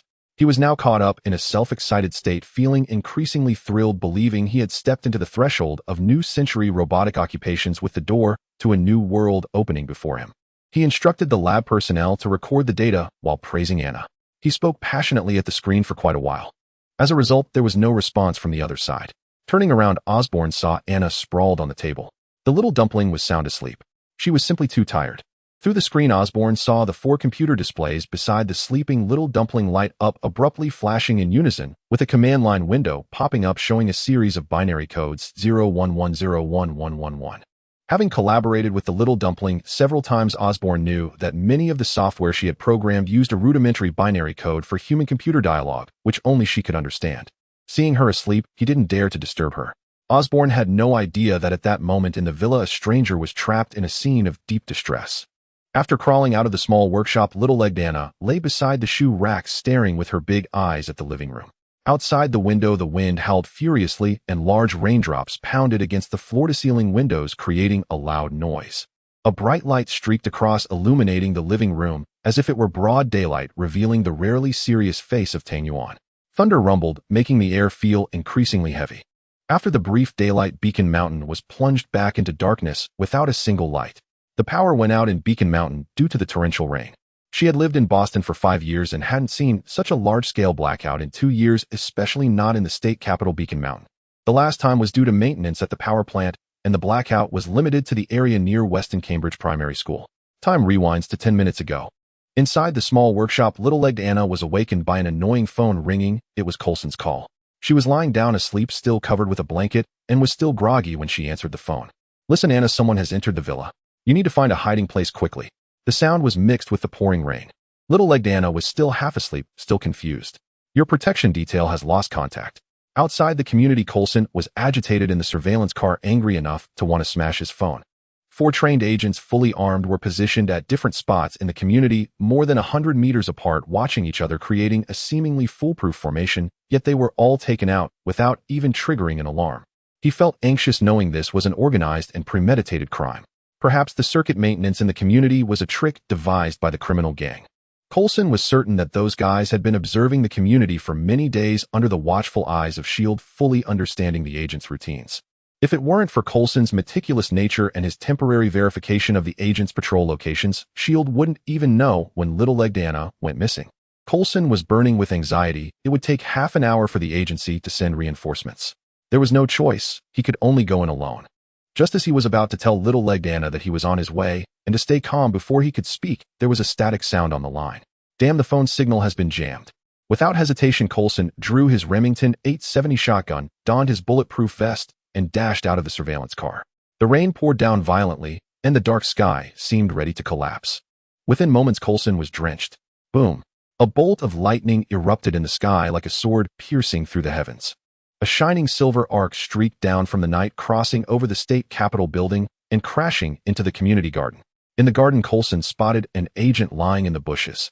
Coulson remembered this agent was named James, who had just graduated from the S.H.I.E.L.D. Academy and joined Coulson's field team. Now he was dead. He died at the hands of the killer. His neck was broken. The fracture was in the middle of the cervical vertebrae. Coulson knew there was a method for breaking necks with bare hands known as the Brazilian Jiu-Jitsu rear naked choke. The right elbow would clamp the victim's neck from the front, while the left hand grabbed the back of the victim's head and pulled it to the left simultaneously, using the right arm to jerk upward to the right. This way, the combination of the left and right arms and the victim's weight would create a shear effect. Once the force was applied, it would be swift and clean. However, this required a significant amount of strength, at least over 200 pounds, and the attacker had to be taller than the victim by a head. That translates to a requirement of over 50 kilograms more than Coulson. Coulson fell silent, gripping his dagger tightly in his palm as he quickened his pace toward Building B. On the way, he encountered the other 3 agents, all dead, each with different causes of death.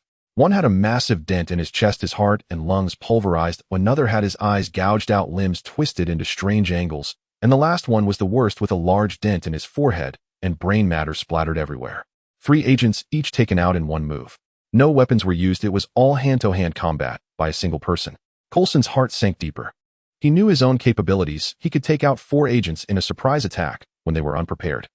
As long as he could sneak up on the enemy from the side or back, inserting the dagger into the gap between the cervical vertebrae to sever the motor nerves would have the same effect as breaking the neck. However, this was extremely risky. A one misstep could expose his position. And judging by the opponent's modus operandi, they had become accustomed to executing their moves without needing to finish off their targets. An extremely difficult adversary to deal with. Boom. Another thunderclap. In the flash of lightning, Coulson saw the door to Building B wide open. In the front garden, the white wooden gate had been kicked open, splintering into pieces and scattering across the climbing vines. A deep footprint was left on the entrance gate of the villa. A powerful force skilled in Brazilian Jiu-Jitsu. This was the enemy Coulson had to face now. With a military flashlight in one hand and a shotgun in the other, Coulson called out for Anna from inside the door. Strange sounds emanated from the house, rustling like a snake slithering across the grass. Shining the flashlight down, Coulson saw a pool of blood on the floor. Whose was it? Coulson didn't believe it was Anna's. Both S.H.I.E.L.D. and those lowly criminals valued a living Anna much more than a dead one. Strangely, Coulson felt a wave of nausea, thinking he might faint at the sight of blood. Shaking his head to steady himself, he followed the trail of blood and finally saw the source of the rustling sound, a floor-cleaning robot. It was likely set on a timer by little-legged Anna. Once the time arrived, the floor-cleaning robot would automatically start cleaning the area. Phil Coulson. Facing the blinding light, Coulson saw little-legged Anna holding the flashlight, looking unscathed. Where's the enemy? Could it be that little-legged Anna took care of them? Coulson shook his head. That was ridiculous. When did a cute pet gain any attacking power? Of course, Coulson believed that the weapons made by Tang Yuan were outstanding. Little-legged Anna ignored Coulson. She was now annoyed, looking around the room, which was stained with blood from the living room to the hallway, and from the hallway to the kitchen. To make matters worse, the floor-cleaning robot was being unruly, taking the opportunity to create a mess, spreading blood everywhere it went. This was terrible. Perhaps there were bloodstains lingering in some corner that couldn't be cleaned up. Little-legged Anna stepped forward, casually adjusting her overalls, and walked up to Coulson, looking up at him. With a stomp, she raised one foot and stepped down, crushing the floor-cleaning robot. The robot sprang up under little-legged Anna's foot, making crackling sounds. Annoyed, she stepped on it with both feet, stomping it into pieces. Finally, it was quiet. Crackling thunder echoed in the sky as another bolt of lightning struck. In the brightness, the short figure tossed a pair of headphones towards Coulson. Coulson picked them up, seeing the microelectronic screen on the headphones display 13HC. He then noticed Tang Yuanjing, who was wearing a pair on both ears, looking confused. Infrasonic wave interference suppressor. Are you feeling nauseous? This is the effect caused by a one-fold energy infrasonic wave. Coulson put them on as instructed. Where's the enemy? He had been there for quite some time and hadn't seen any signs of the enemy. Follow me. After saying that, Anna donned her rain cloak and led Coulson through the corridor, braving the rain, towards the backyard. With a puzzled expression on Coulson's face, Anna opened a small wooden door, revealing a large pile of shovels, hose, lawnmowers, and various tools for maintaining the garden and shrubs. Under Anna's direction, Coulson pushed aside a shovel, uncovering a diesel generator buried among the clutter. The short figure tiptoed forward, opened the fuel tank cap, and checked the fuel level, finding it half full. Enough. There's a green switch on the generator right above your head. Press it. As the button was pressed, the diesel generator roared to life. Coulson watched as the courtyard lights flickered on the villa, regained power, returning to brightness. He felt the oppressive atmosphere in the air lift significantly. I want to know where the enemy is. Coulson followed the short figure, aimlessly wandering under Tang Yuanjing's direction, initially thinking Anna was looking for her secret weapon.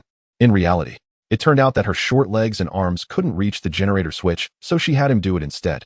You can see for yourself. The short figure remained calm, showing no signs of distress despite the home invasion. As Coulson looked on in confusion, Tang Yuanjing stepped over the threshold, took off her raincoat and boots, shook off the water, and turned on the lights. Coulson then saw the living room in disarray. The Hook brand sofa lay toppled on the floor, the legs of the Boudica dining chairs were broken, the York Series side table was shattered, and the Turkish carpet was torn to shreds. The entire scene resembled a bulldog's rampage. But it was more than that. The bulldog lacked such artistic flair. On the floor, Coulson saw various chaotic symbols, lines, triangles, circles, all made with blood. He seriously questioned whether he had stumbled upon a witchcraft ritual site. Short-legged Anna looked overwhelmed, fully realizing that this guy was a demolition expert. In just 10 minutes, he had wrecked a living room, and given another half hour, he could likely crash through the floor. The living room crackled with sound as Anna glanced over and caught a robotic vacuum that was trying to crawl under the carpet. She had 3 of them at home, and they cleaned automatically when the time came. Before meeting Coulson, she had turned one off, and in front of him, she had broken another. Now there was just one left. If anything, the robotic vacuum was truly clueless about the situation. In Anna's hand was an orange cat that was still trying to burrow down, caught by its tail. Seeing the dust brush covered in dirty blood made it clear that the chaotic symbols on the floor were the work of the robotic vacuum. Feeling annoyed, Anna took out a small iron hammer weighing 50 grams from her front pocket, and under Coulson's watchful eyes began to hammer at the robot's motor with a series of thuds. After a shower of sparks, the robotic vacuum fell silent. Coulson sensed that the short figure was in a bad mood, or in fact, he thought she should be thankful that the enemy had only wrecked her home instead of breaking her neck. The rain outside continued to pour, and with the phone signals blocked inside the room, Coulson could no longer wait and asked Anna again cautiously, "Where's the enemy?" Anna pointed towards the bedroom. Carlson opened the door and saw a figure resembling a small mountain lying on the ground, convulsing, blood spurting from its mouth in gushing spurts reminiscent of the geysers in Reykjavik, Iceland. At this point, a pool of blood had already formed on the floor. "This person is rather large," Anna remarked as she stood beside Carlson. The enemy's preparations were thorough, having cut both of Anna's power lines, even causing the UPS in the basement to beep due to the lack of power. Unfortunately for him, he hadn't anticipated that Anna had set up an infrasonic defense net, which could run for 3 hours on just a few AA batteries. Carlson silently glanced at the giant lying on the ground, compared his own short stature, and helplessly remarked, "He is rather big." The short figure rolled her eyes at Carlson, clearly aware of her own size. Not just a bit, as she was immensely big. The guy lying on the floor was a black man resembling an upgraded version of Shaquille O'Neal. One of his heads was equivalent to Anna's entire weight. Even when drinking 250 milliliters of American black water, Anna needed both of her tiny, chubby hands to hold it. That guy was over the top. Anna, holding the bottle in her hands, made it look like a children's syrup bottle. In fact, Anna thought that if the bottle were edible, he could just shove it in his mouth without even burping. Reinforcements had yet to arrive.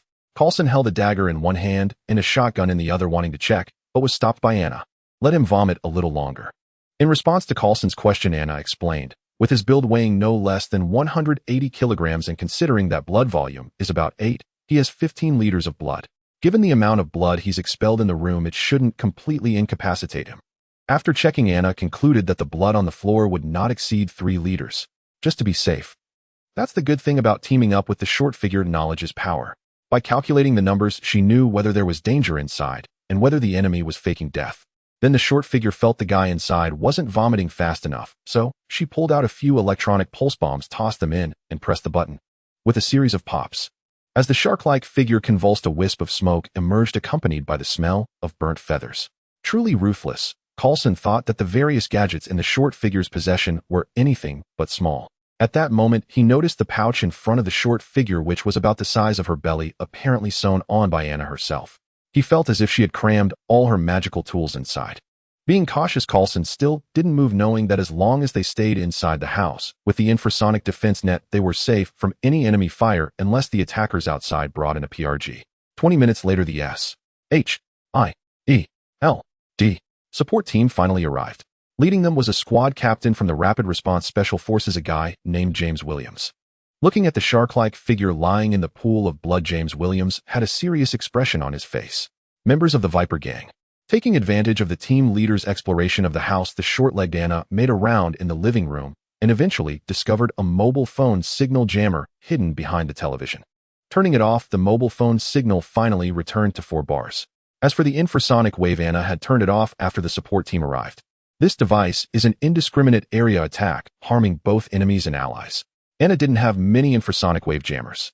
Therefore, she had no choice. Team leader James Williams, with a background in the FBI intelligence department, recognized the figure on the ground at a glance, took out an iPad, and pulled up a file on a large individual, introducing it to Anna and Carlson. Gordon Freely, nicknamed the Bulging Viper, born in Atlanta, Georgia, was employed by Roxxon Oil Company in his early years and was a member of the company's assembled Cobra squad, later joining the Cobra gang. During this time, he joined the American Blackwater Security Company, where he was employed by the U.S. government, executing 6 military missions in the Middle East with no less than 100 deaths on his hands. The mercenary profession is typically one where the rich earn without spending. Their rule is, there are no rules. To come out of being a mercenary after executing 6 military missions is already an elite among warriors. Outside, the team leader had already found the body of the agent. The cause of death speculated was very close to Carlson's deduction, knowing what kind of ruthless person Gordon Freely was. After observing the scene, James Williams was even more shocked. The giant lying on the ground had a chest height that exceeded Williams' knees. Glimpsing at Carlson, Williams found it hard to imagine how the relatively petite Carlson among the special forces could have taken down the giant. Indeed, Mr. Williams believed that it was Carlson who had taken down the giant. His analysis was logical. The only ones present were Carlson and the short-legged girl in overalls. If anyone could take down the giant, it could only be Carlson, who appeared to be a good-natured person. He is an elite member of the Cobra gang. The cream of the crop. If it weren't for your intervention, we might not have been able to bring him down, Agent Carlson. Moreover, there are rumors that Gordon Freely is notoriously tough. Some say he has connections with the witches of Salem and has been taking a certain herb, making ordinary firearms ineffective against him. In pure hand-to-hand combat, James Williams felt that if Captain America were here, he might be able to arm wrestle with him. Now there was another contender, Carlson. Facing the admiring gaze of James Williams, Coulson finally sensed something was amiss, realizing that this team leader had misunderstood. He wanted to shrug and say, "Sorry, I didn't strike a blow. You see, my shotgun hasn't even been taken off safety. It was the short-legged girl next to me who intervened." But then he realized it was also wrong. The short-legged girl hadn't made a move either. That guy just fell down. It could only be said that the infrasonic wave resonance network developed by the short-legged girl was impressive. Glancing at Anna, he found the short-legged girl sitting on a Boudica chair, holding a screwdriver, prying open a circuit board, not knowing what she was up to. What was the short-legged girl doing? She was modifying the infrasonic wave generator. She felt the power of the infrasonic wave was still insufficient. Looking at the giant on the ground, he was still spitting blood, showing no signs of life diminishing. Of course, she thought part of the reason was that the giant was just too big. She counted the bricks on the ground, and the area where O'Neill lay occupied 3.5 bricks. Her home tiles were 60 centimeters by 60 cm, which meant O'Neill had to exceed 2 meters, and looking at his physique, his arms were as thick as barrels, and even lying down he had to be taller than herself. She roughly estimated that based on a density of 1.06 grams per cubic centimeter, this guy must weigh at least 350 pounds, which is equivalent to 3 Mayans. The larger a person is, the stronger their cardiac and pulmonary capacity. The internal buffering area of the chest cavity is larger, resulting in some infrasonic waves being reduced. On the other hand, this also indicates that the infrasonic wave harmonic defense network still has some deficiencies. She prepared to improve it by raising the infrasonic wave frequency to the inherent frequency of 20 Hz. The system uses the piezoelectric crystal differential method to generate infrasonic waves. Once it's done modifying the frequency, is simple, just increase or decrease the numbers a bit, and it will be done shortly. While the short-legged girl was modifying, the Special Forces team leader was preparing to take out the electromagnetic handcuffs to take the giant away. "Actually, I think we should let him shake again, let him spit out a few more bursts of blood," Anna said, feeling that since this guy had a lot of blood, shaking him again would make it safer. The Special Forces team leader did not know Anna and had no idea what the short-legged girl was saying. He only knew that the short-legged girl in front of him could be considered cute. Out of respect for the cute creature's opinion, he turned to Coulson. In his mind, Coulson was already a formidable person akin to Captain America. Coulson selectively ignored the team leader's attitude and turned to ask Anna, "Did you turn it off?" Seeing the short-legged girl nodding, "Forget it, no need to shake again." Deep down, Coulson also felt it should be shaken again with infrasonic waves. However, since the Special Forces team had already arrived, Coulson couldn't just tell the team leader, "Please step outside while I have the short-legged girl shake the giant with infrasonic waves again." 6 elite operatives felt a bit embarrassed confronting a person lying on the ground and spitting blood. The team leader saw that no one had any questions and waved his hand. 2 teammates stepped forward to hold down Gordon Freely's arms, which were as thick as barrels. Just as they were about to cuff him, a flash of lightning suddenly streaked outside, and in the white light the team leader met a pair of eyes, the huge cow-like eyes glinting with a predatory light. "Be careful, he's not dead yet." Just as the team leader had this thought, 2 shadows flew out, one left and one right, crashing into the wall. "This guy." The team leader hadn't even uttered a coherent word when the powerhouse from the iPad appeared before him, towering high, forcing him to look up to see the giant's chin. It seemed he could see the mouth. Oh no, he could even see the nose, followed by the eye's forehead. The team leader flew up, soaring through the air, crashing into the glass table in the living room. Crash! The glass table instantly collapsed, shards flying and embedding into his face. In the sudden chaos, Coulson quickly raised his shotgun. Bang! The giant lifted the bed and simultaneously grabbed the bedside table, flinging it towards the door. Fire, suppressive fire. Coulson kept retreating, discarding the shotgun and drawing his handgun, shooting continuously into the room with the cooperation of 2 team members. He now had only one thought: he must confine the enemy within the small room. The room only had a 1.20 meter doorway. As long as it was blocked, Coulson could keep Anna away from here. "Take Anna and retreat," Coulson ordered the Special Forces team member behind him.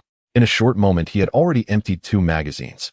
The room fell silent. The sheets and blankets on the floor, along with the short-legged girl's personal items, were scattered everywhere, and the room was in disarray. Coulson pressed against the wall. At this moment, there was a loud bang from the indoor wall, and amidst the clattering of the chandelier on the ceiling, a large hole suddenly broke open in the wall.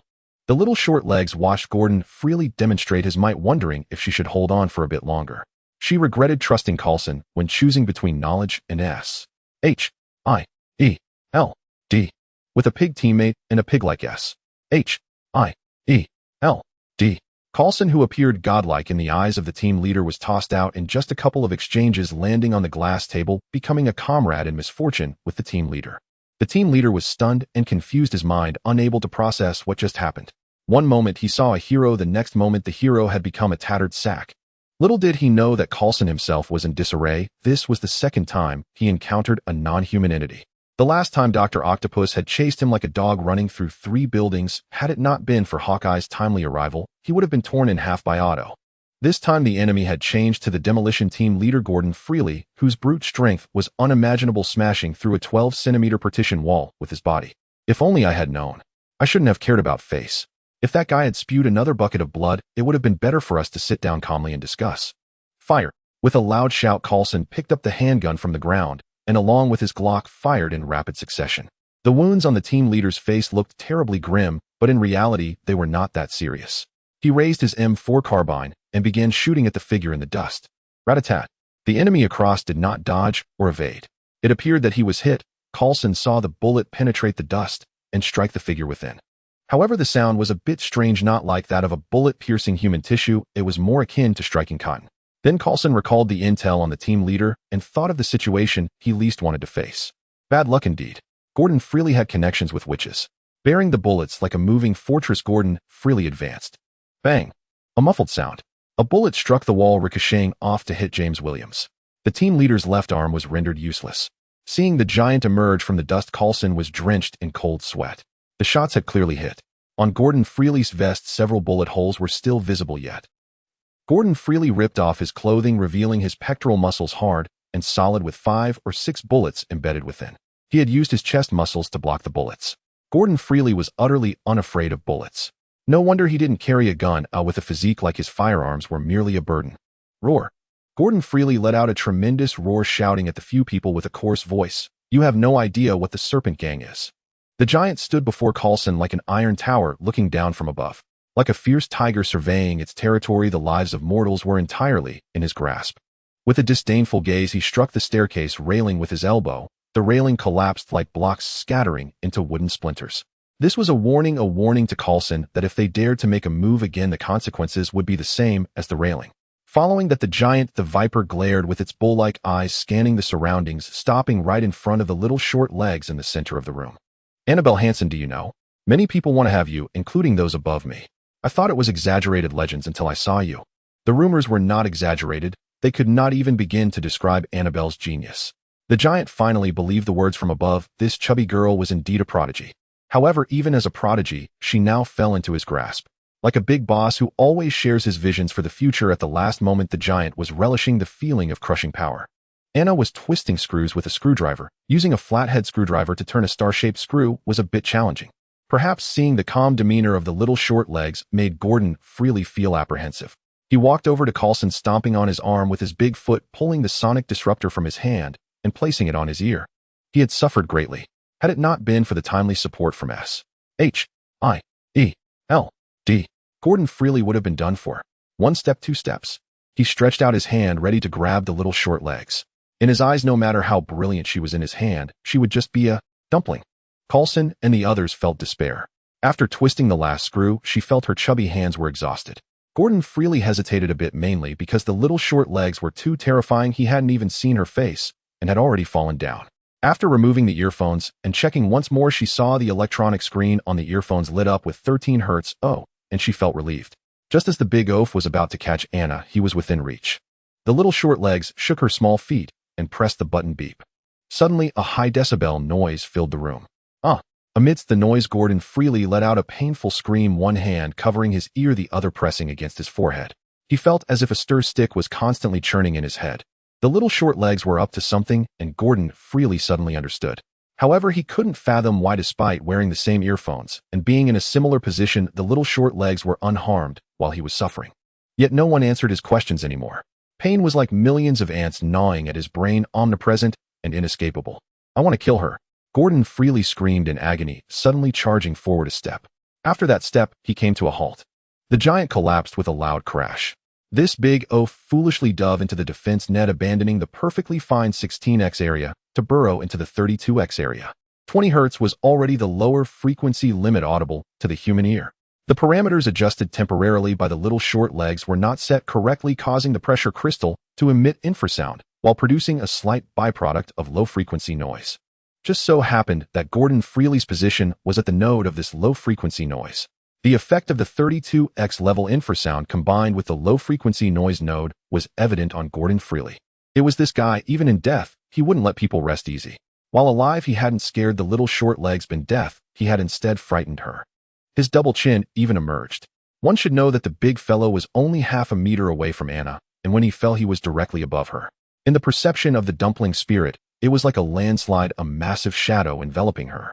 Weighing 350 pounds, nearly 170 kilograms, crashing down, could flatten the little short legs to a two-dimensional plane. Boom. He slammed onto the floor, shaking the ground. The little short legs felt apprehensive.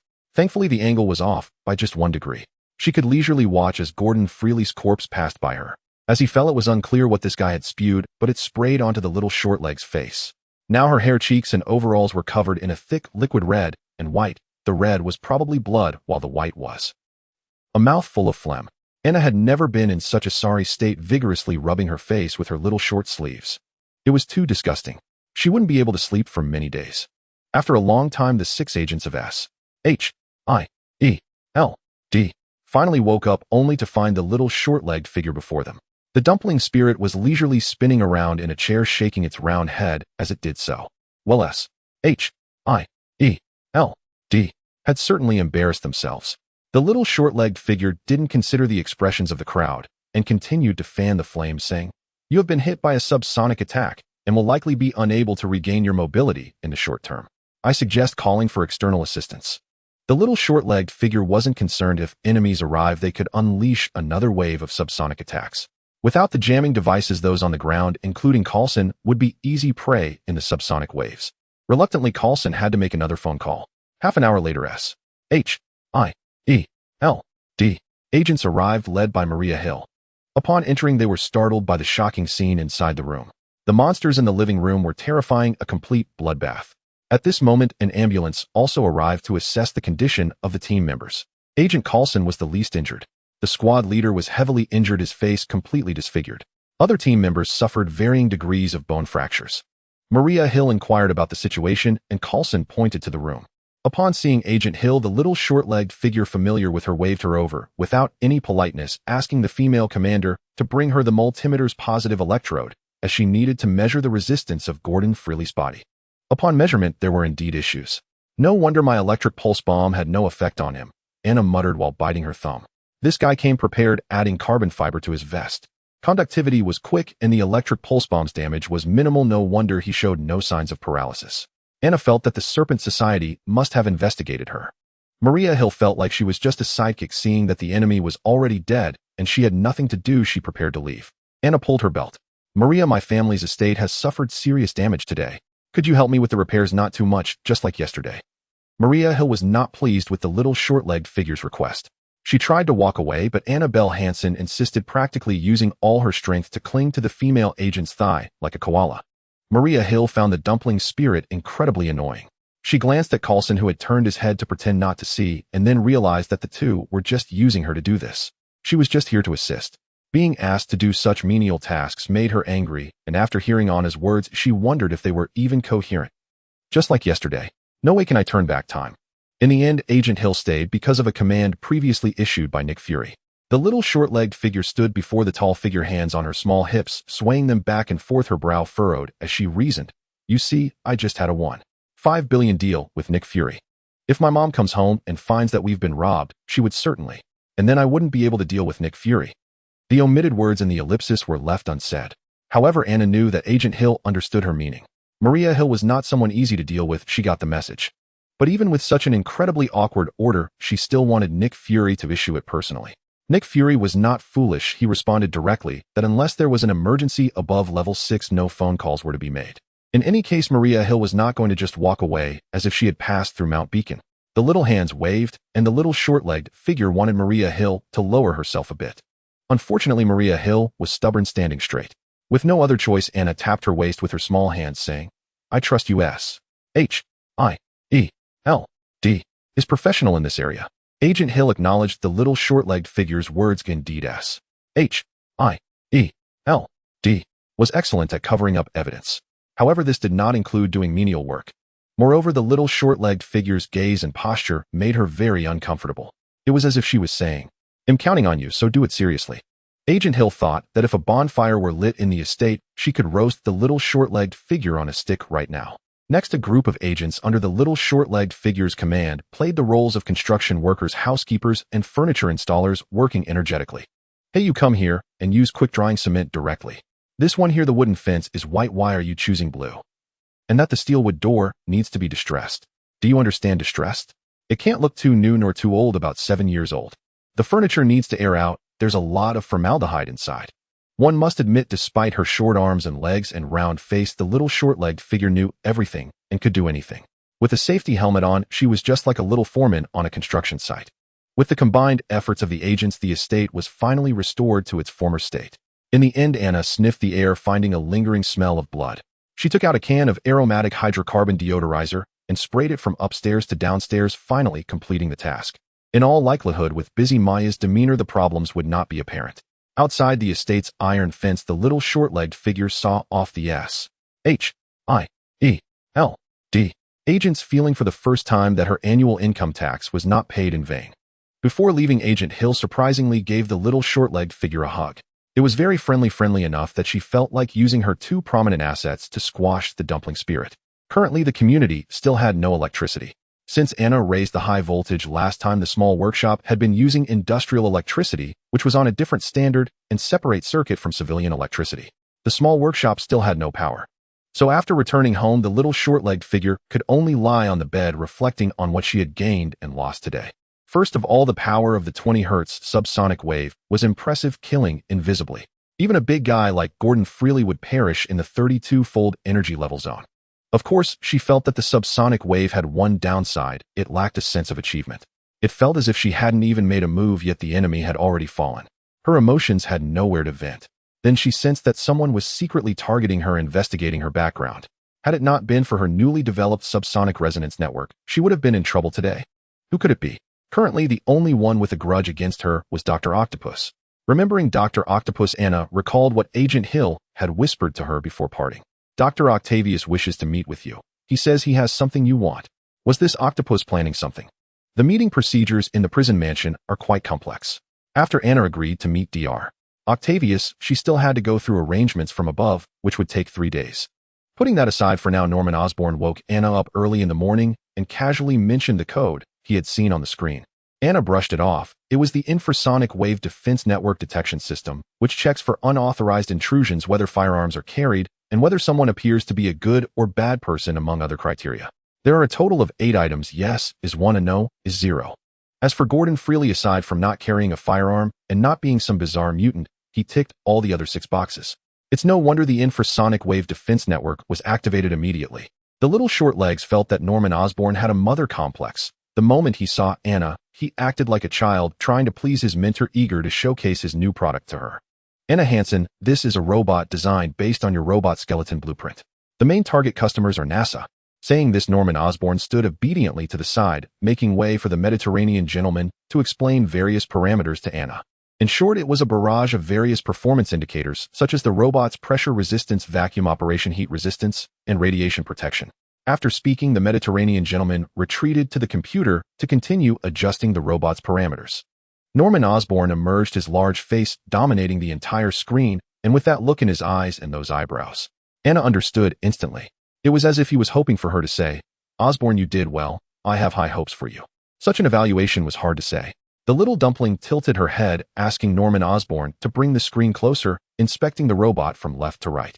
It looked quite good, freshly painted and environmentally friendly. The appearance was decent, resembling the white stormtrooper armor from Star Wars, exuding a strong sense of technology. Nodding, the little short legs holding a milk bottle asked, "Mr. Osborn, how old is your son?" At this time, Harry Osborn was only 7 years old, a little boy. Norman Osborn was quite satisfied with his child, believing that his son's intelligence only lagged slightly behind Anna's. "Mr. Osborn," the little short legs expressed her opinion. Norman Osborn, on the other side of the screen, straightened his back, genuinely feeling that he had designed something good. The Mediterranean gentleman next to him also paused his typing, curious about the little short legs and concerned about Anna's evaluation. In a couple of days, it's your son's birthday, right, Mr. Osborn? Buy your son a lightsaber, a complete Jedi set. I think your son will definitely love it. May the Force be with you, amen. The little short legs made a cross gesture with her chubby hands, looking very serious. She covered her forehead, feeling too disappointed as if she were trying to help someone who couldn't be helped. With a cursory glance, she could spot numerous issues. Norman Osborn froze on the spot. The Mediterranean gentleman abruptly jumped up, flinging off his white lab coat, which landed on the table. The coffee cup on the table bounced, splashing coffee onto the keyboard. His fierce demeanor made the little short leg's round face shrink back half a meter. EW. The dumpling displayed a look of disdain. It was the first time she had seen an old man spewing saliva from the screen. This is too much, Mr. Osborn. I've been working tirelessly for 18 hours a day for a week. What has she been doing? Just taking our money and drinking milk powder. Norman Osborn tried to console the Mediterranean gentleman.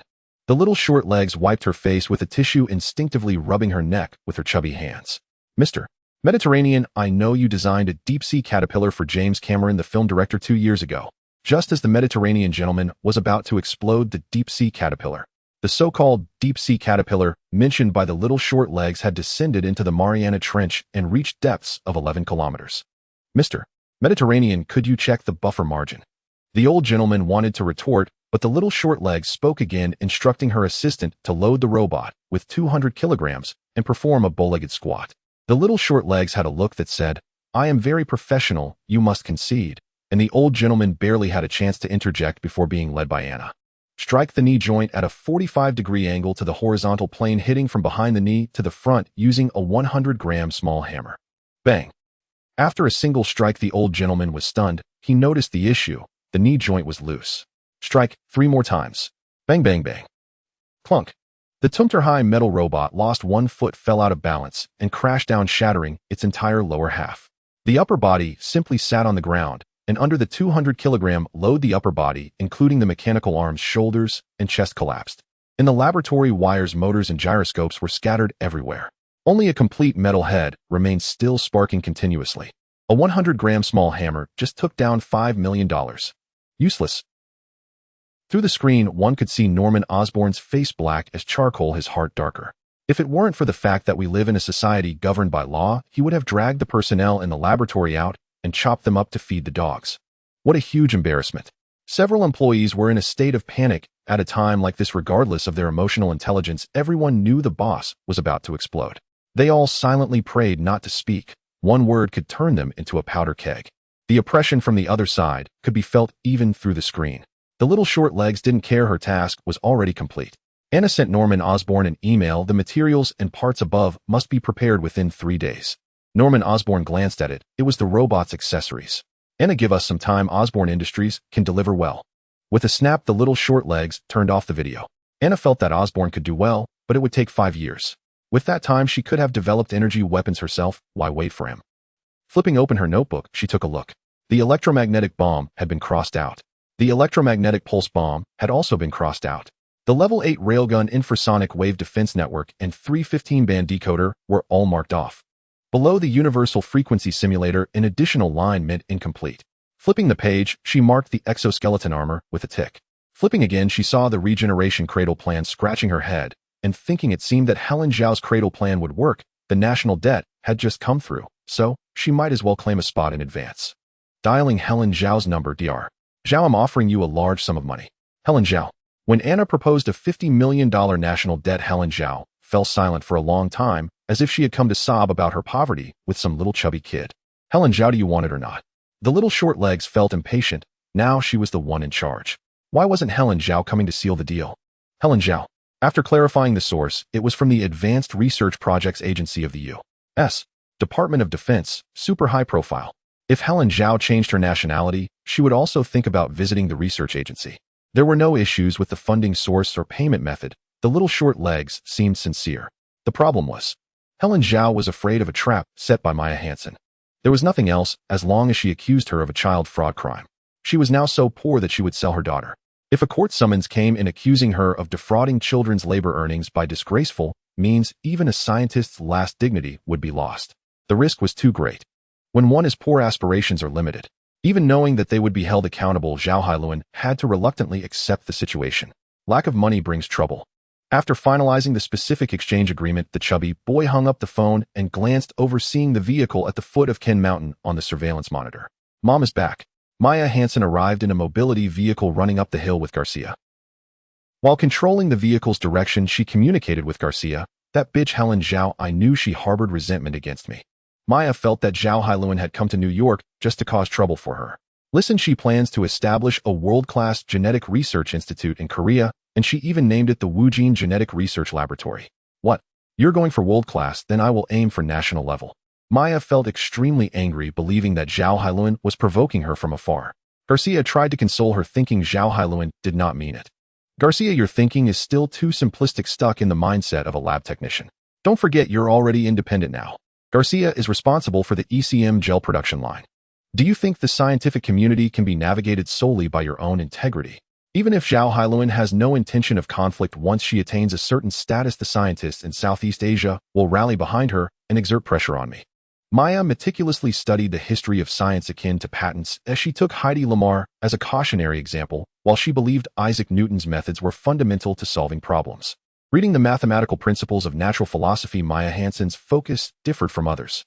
While others reveled in the derivation of gravity, she was more concerned with Isaac Newton's character and conduct. Look at how he eliminated Hooke and Flamsteed, monopolizing gravity's apple. Crushing Leibniz, Newton claimed exclusive rights to the invention of calculus. Anyone who dared to challenge him faced dire consequences. Maya Hansen regarded someone like Isaac Newton as a true role model in life. Everyone is eager to climb the pinnacle of science, but there's only room for 2 or 3 feet at the peak of Mount Everest. What can be done? Whoever's head pops up first gets targeted. In this regard, Isaac Newton's approach was simply impeccable. Although posthumous evaluations are mixed, no one can deny that he was the first great scientist after Aristotle 2,000 years later. From self to others, she felt that if Zhao Hailuan rose to power, she would undoubtedly make things difficult for her. I must stop her from completing the Rebirth Cradle project by any means necessary. She thought to herself, then instructed Garcia, you should take a trip to California. I believe she'll be lurking around San Francisco, particularly near Stanford University. Garcia felt that Maya was overreacting. She thought her boss was somewhat paranoid. Maya, those people in Silicon Valley are not philanthropists. Garcia believed that if Zhao Hailuan sold the Rebirth Cradle project, many would be eager to take it over, including A&M. Unfortunately, she aims to share it with all humanity. There are many wealthy people in San Francisco, but the richer they are, the more stingy they become. They wouldn't willingly part with $500 million for charity. That's true now. Only the folks from Upper Manhattan are left. Maya said, I think the most likely candidate is Stark Industries. Maya Hansen fell silent. The last thing she wanted to deal with was Stark. Upon seeing the Stark logo, she felt like a cheap prostitute offering herself up. She wished she could just disappear into the ground. I just feel that Helen Zhao's character is questionable, Maya Hansen asserted. A voice in the background echoed her sentiment. I also think Helen Zhao is bad, really bad. Mom. The chubby boy stood at the entrance of the estate. Anna actually came out to greet them. Garcia felt suspicious. If anyone in the world was familiar with the Little Short Legs, it wasn't the Little Short Legs' mom, but Garcia, who had been mixing with them in the lab since childhood. Is the Little Short Leg hardworking? Extremely hardworking. The brain is diligent. While others are calculating 1 plus 1, she is already working on nonlinear partial differential equations. But only her brain is diligent. Just look at the chubby face, the short hands, and the little tummy of the short leg. A diligent person wouldn't be able to maintain such a smooth layer of fat. In any case, from Garcia's understanding of the Little Short Leg, the little dumpling was definitely not a person who was just there for the pleasantries. Things must be amiss. Maya Hansen didn't think so, as she now found that her opinions and her daughter's were aligning more and more. This phenomenon was good mother and daughter in sync. As a reward, she stopped the mobility vehicle and vigorously rubbed the Little Short Leg's hair. Anna, you can't directly refer to Dr. Zhao like that. Her talents do hold some value in Korea. Helen Zhao's talents are not even 1/10 of yours. Wow. Garcia thought that with such flattery, she could become the first female president in history. Maya Hansen was very satisfied as she walked into the house. Garcia pulled the Little Short Leg over, thinking that the more obedient Anna was, the bigger the trouble she would stir up. Now she believed Anna had caused a tremendous issue. Where's your $150 million U.S. Treasury bond? Garcia was quite perceptive. Anna didn't want to respond, as she felt a sense of betrayal, as she had even called her Garcia no one. Yet Garcia turned out to be a fence-sitter, and in just 3 months firmly stood on Maya's side. You don't want Maya to know, do you? I bought some small items in the lab. Garcia's mouth twitched. I don't think you filled the small workshop. I took out $50 million in treasury bonds for charity. Charity? Garcia scoffed. The Little Short Leg was interested in everything except for that one thing. Charity. Charity. Anna's attitude, $50 million. Integrating it in her mind, Garcia arrived at a terrifying conclusion that she herself couldn't believe. Helen Zhao. Wow. Saying such things, doesn't your conscience hurt? Don't you know your mom and Dr. Zhao have a bad relationship? Then why are you giving her money to empower her? Garcia had a neutral attitude towards Zhao Hailuan, but one thing she knew was that Korea was competing with Maya Hansen for business. Looking at the little short leg's expression, she thought of an even more terrifying outcome. Anna, you don't really think Dr. Zhao is worth investing in more, do you? No, Anna finally spoke, leaning closer to Garcia's ear. I have things I need from Dr. Zhao. Garcia glanced at Maya, who was inspecting the room. She thought it was best not to let Maya know about this outcome. Maya quickly departed, now focusing her attention on New York. Before leaving, she mentioned to Anna that she was planning to resign from her position at MIT and move to Manhattan. Her preliminary intention was to settle near Madison Avenue. After all, Maya was primarily collaborating with the military, and dealing with them in New York was considerably easier. Of course, this was just a preliminary thought. Moving involved many aspects and was not an easy decision. Anna, in fact, did not want to move. She found the New York subway too filthy, chaotic, and full of rats. The most important reason was that the electrical wiring she had just set up failed after only a few months. The time agreed upon with S.H.I.E.L.D. had arrived. Maria Hill came to pick her up. The prison mansion is located in a place called Long Beach in the eastern suburbs of New York State, close to the coast with dozens of kilometers of beaches. It is quite beautiful. However, Dr. Octavius was destined to miss out on it, as he was imprisoned, needing to traverse a 20-kilometer-long tunnel for entry and exit. From what Maria Hill informed, Dr. Octavius faced multiple charges from the U.S. military, including the use of weapons of mass destruction and engaging in terrorist activities that resulted in the deaths of 49 individuals. If convicted, he would face execution by electric chair. The defense argued that Dr. Octavius' crimes were due to diminished mental capacity and that according to U.S. law he should not be sentenced to death. Both sides were in heated dispute. The military also expressed dissatisfaction with S.H.I.E.L.D.'s handling of the situation. They believed Dr. Octavius had damaged the Lincoln laboratory, causing significant financial losses, and they preferred to oversee him themselves. After multiple discussions, the current director of S.H.I.E.L.D., Nick Fury, formally reached an agreement with the U.S. military to transfer Dr. Octavius to Guantanamo military prison in 1 month. This meant that in a month, even if Anna wanted to see him, she would not be able to. Anna didn't want to see him. I'm curious who is defending him. According to the crimes Dr. Octavius has committed, he should have been executed long ago, yet someone is standing up to defend him. You know, he once had a brief moment where he created a perfect energy source. Companies like Duke and First Energy are very interested in the technology Dr. Octavius possessed. Wow, that's extraordinarily perfect. My window shattered into pieces. Anna scoffed at this, pointing out that hydrogen bombs are also clean and pollution-free energy, yet no one saw Duke investing in North Carolina. After 3 hours on the road, Anna finally met Dr. Octavius. The current Dr. Octavius was far from the grandeur of the Science Museum, dressed in an electric suit. Any slight movement could send over 100 volts through him, turning him to ash. His formerly fearsome metallic tentacles were now restrained within an electromagnetic confinement box with 4 tentacles protruding from the edges. His face was pockmarked, and even with his mouth closed, one could see his teeth through the gaps in his cheeks, resembling a skull after an explosion in a movie. Due to a respiratory infection, Dr. Octavius could now only survive with a respirator. It was quite pitiful. I attended Dr. Freriedman's funeral. His daughter Elena is also a scientist. Anna said, looking at Dr. Octavius, reminded of the ancient dog that Dr. Octavius had stabbed to death after it had crushed its own feet. Sorry. Dr. Octavius replied, the anger after losing one's sanity is always hard to control. Anna's expression remained emotionless.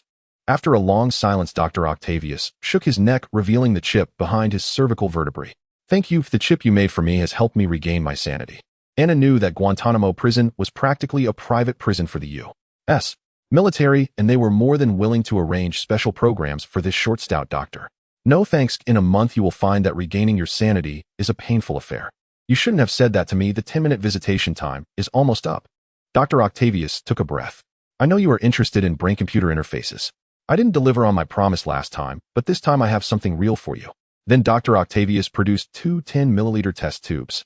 The little short legs understood immediately. They contained cerebrospinal fluid and serum, both from Dr. Octavius himself. At that time, after receiving the chip, the little short legs dove into research, attempting to crack the chip's circuit. The result was disappointing. It turned out to be a standard neural current suppressor, nothing special. Later, after Dr. Octavius went insane from radiation, he fused with his mechanical tentacles. The common belief was that the intelligent life within the mechanical tentacles controlled Dr. Octavius. Anna suspected that the issue lay within Dr. Octavius' body, possibly at the genetic level. Until today, On the way back, the little short legs sat in the car with Maria, Hill remaining silent. She recalled what Dr. Octavius had said. There's a small segment on the sixth pair of monomers in my genes. I've forgotten exactly where it is. This small segment is unique. You can take it back and try it. This reminded her of some past events. 3 years ago, when the little short legs were 4 years old and much chubbier, it was her first time on an Amtrak train traveling to New York to find a professor. She was later detained by the NYPD for a photo and sent back home. To this day, the Massachusetts Child Protection Center still retains that photo. At that time, Maya was furious and made Anna recount everything that had happened. However, there was one thing Anna did not mention. The professor's name was Charles Francis Xavier. When she met him, he looked just as she remembered, a bald man who appeared as knowledgeable as Hawking. He too was lying in a wheelchair. What was somewhat different from her memory was that due to a brain hemorrhage stroke, he lay paralyzed in the wheelchair, unable to speak coherently, an old man who needed assistance even to urinate. After returning, Anna checked his files, and he was exactly like the Professor Xavier from the comics, a genius child who graduated from Harvard at 16 and attended Oxford and Columbia, with multiple PhDs in genetics, biophysics, psychology, and more. Oh, and there's one more thing. His wife was named Raven Darkholme, who died of pancreatic cancer 6 years ago. He looked just like the one from the X-Men, right? The only difference was that he had no superpowers. Not only him, but Anna also looked into other characters from the X-Men. Maximilian Eisenhardt died in 1963. Scott Summers was a middle-aged man working at a securities company. Jean Grey was a housewife with 2 adorable children, and Hank McCoy was a special expert invited by the U.S. National High Research Program, among others. She had nearly researched all the characters in the X-Men. Without exception, either they led mundane lives or died young, with none possessing superpowers. Anna thought she was about to forget about the existence of the X-Men. Maya Hansen wrote a list in her notebook. A couple of days ago, she received her genetic testing results confirming what Dr. Octopus had said. There was indeed a genetic anomaly at a certain locus of the 6th pair of alleles. Anna believed this was the reason for her perfect compatibility with a mechanical arm. In other words, Dr. Octopus might be a mutant in a non-strict sense. The brain-machine interface was what Anna was most interested in. With it, she could rid herself of her short legs and feet defect, complemented by her self-designed equipment. Imagine being able to communicate with machines to control them. The network would be an extension of the mind and robots an extension of the limbs. The meaning of life would expand 1,000-fold. She was eager to study the octopus serum. First, she needed to establish a biological laboratory. At the same time, she urgently required her own minion. Garcia was completely hopeless now, as she had already sided with the Maya faction. Garcia too. The short-legged one sighed. She initially thought the little-eyed one would be suitable, capable of running errands, intelligent, obedient, and easy to tame. For a mere $1 million in patent rights, the little-eyed one's eyes would light up with excitement. Unfortunately, he was killed by the octopus. As for Osborn, he wasn't bad either. He was already tied up with robots, but given his identity restrictions, he could never serve tea or run errands for the short-legged one. Zhao Hailuan, on the other hand, seemed quite promising to Anna. She could be trained as Osborn too. She pulled out her phone from her large pocket and dialed Zhao Hailuan's number. When the video call opened, she saw Zhao Hailuan's large face. Peering through Zhao Hailuan's fluffy hair, Anna noticed the Stark logo in the background and thought she heard Tony Stark's voice. Ugh. The short-legged one leaned back, turning her round head away from the phone screen with a look of disdain. Zhao Hailuan's mouth twisted in anger. That expression was just asking to be punched. Annabelle, I'm in a business meeting. Yes, just typical secretary work. The short-legged one covered one eye with her chubby hand, feeling she had witnessed something indescribable. You expect me to believe Tony Stark showed up at the office at 7 to deal with contracts?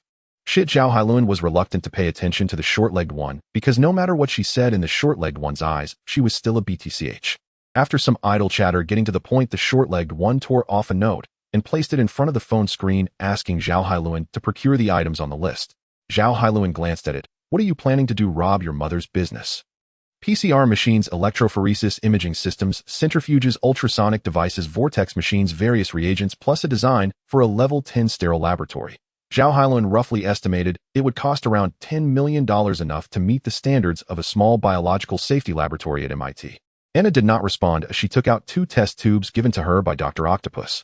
Zhao Hailuan immediately understood this girl was planning to do gene modification. Anna, right now in America, the management of gene editing and cutting technologies is strict. Without registration from the National Science and Technology Committee, it's all illegal. He and Anna have done plenty of illegal things. Which of the things the short-legged one did was legal? Researching sonic weapons is illegal. It is considered a weapon of mass destruction banned by the United Nations. Building an electromagnetic railgun to level 8 is also illegal. U.S. H.I.E.L. D. Can still negotiate. To gain huge profits, one needs to walk along the edge of the law. Get it done within 3 days, said the short-legged one, thoroughly annoyed by Zhao Hailuan's incessant chatter. She felt that since she paid her, Zhao Hailuan should follow her orders. It was just about procuring instruments and reagents. She wasn't asking Zhao Hailuan to commit murder. Zhao Hailuan was furious. Go ahead and try to buy hella original cells without authorization from the National Science and Technology Committee. Where would you get them? You don't need to worry about that. Oh, I can handle it myself. Anna had her own sources. Hella was a person's name. Tracing the origins of that cell can lead back to a cervical cancer patient from 1927. A doctor extracted tumor cells from that patient. Various laboratories have since cultivated generations of original cells based on this. Later, several incidents occurred with gene editing, prompting the U.S. government to tighten regulations on the technology and control the source of HeLa cells. But Anna knew where to find them in her mother's laboratory at MIT. Putting the various electronic instruments into her small front pocket, the short-legged one leaned against the railing, stepping out of the small workshop, and took out her improved balance scooter, now with a robotic concept, and donned a yellow fisherman's hat. After passing through the lawn, she swiped her card at the access control, preparing to visit the biological laboratory she had not seen in a long time. Outside the iron gate, she spotted a black Cadillac and noticed the New York license plate, prompting her to lower her fisherman's hat. She felt it was too coincidental. She ran straight into Osborne. Anna. Norman Osborne stood before her. It was nothing else, just that the short-legged one's balance scooter was too eye-catching. Its model structure produced by Oscorp. You've modified the balance scooter. There's even a robot attached at the back, Osborne remarked. Seeing the short-legged one look up and glance at him, he retracted his gaze from the extreme robot designer beside him, the Mediterranean gentleman the short-legged one referred to. The short-legged one had no intention of engaging. She had things to do. Pressing a green button, the robot extended its 2 feet with the soles, using a bionic mechanism resembling goose feet the size of a fan, equipped with 2 omni wheels. As the soles pressed against the concrete ground, the balance scooter elevated and lifted higher. The actuators on its feet used dual cylinders of oil and gas, quickly switching between them, making the lifting process very swift. Until it reached the height of a step, it stopped, resembling Donald Duck holding a child with a big butt and a doll hanging from its chest. With a swift and steady pace down the steps, the robot held a milk bottle in its hand with the balance scooter hanging at its waist. During the operation, extending the feet, lifting, shifting the center of gravity, and quickly descending the steps. The milk inside the bottle didn't even ripple. So stable. This was the perfect robot in her mind. Miss Hansen, the extreme robot designer, quickly walked down the steps and stood before Anna, the Mediterranean gentleman the short-legged one referred to. I am here to apologize for my arrogant attitude. Anna had forgotten about this matter. All she remembered was the gentleman's Mediterranean. However, at this moment, Anna had just faced setbacks from Zhao Hailuan. In comparison, looking at Osborne, one was here to offer money and the other was there to receive it. The disparity was so great. The short-legged one thought that sometimes being a beauty fanatic was indeed undesirable. She decided to have a good talk with Osborne. Let the robot set her down. Rarely the little short legs got out of the car, preparing to listen to the two discuss their terms. The elderly gentleman from the Mediterranean, whose real name is Gil Pratt, is almost indistinguishable from Dr. Hall except for his hair. Both are 55 years old with numerous students and are equally respected in their respective fields. Since Dr. Pratt has said such a thing, Osborne's sincerity is sufficient and the little short legs are ready to reveal some information. Donald Duck, that's the name of the robot. The flexible material used at the joints has a rebound coefficient that I can share with you. What's the use of just having a rebound coefficient? Look at the robot skeleton. There are over 100 parameters. Osborne spent $5 million just to get an empty shell.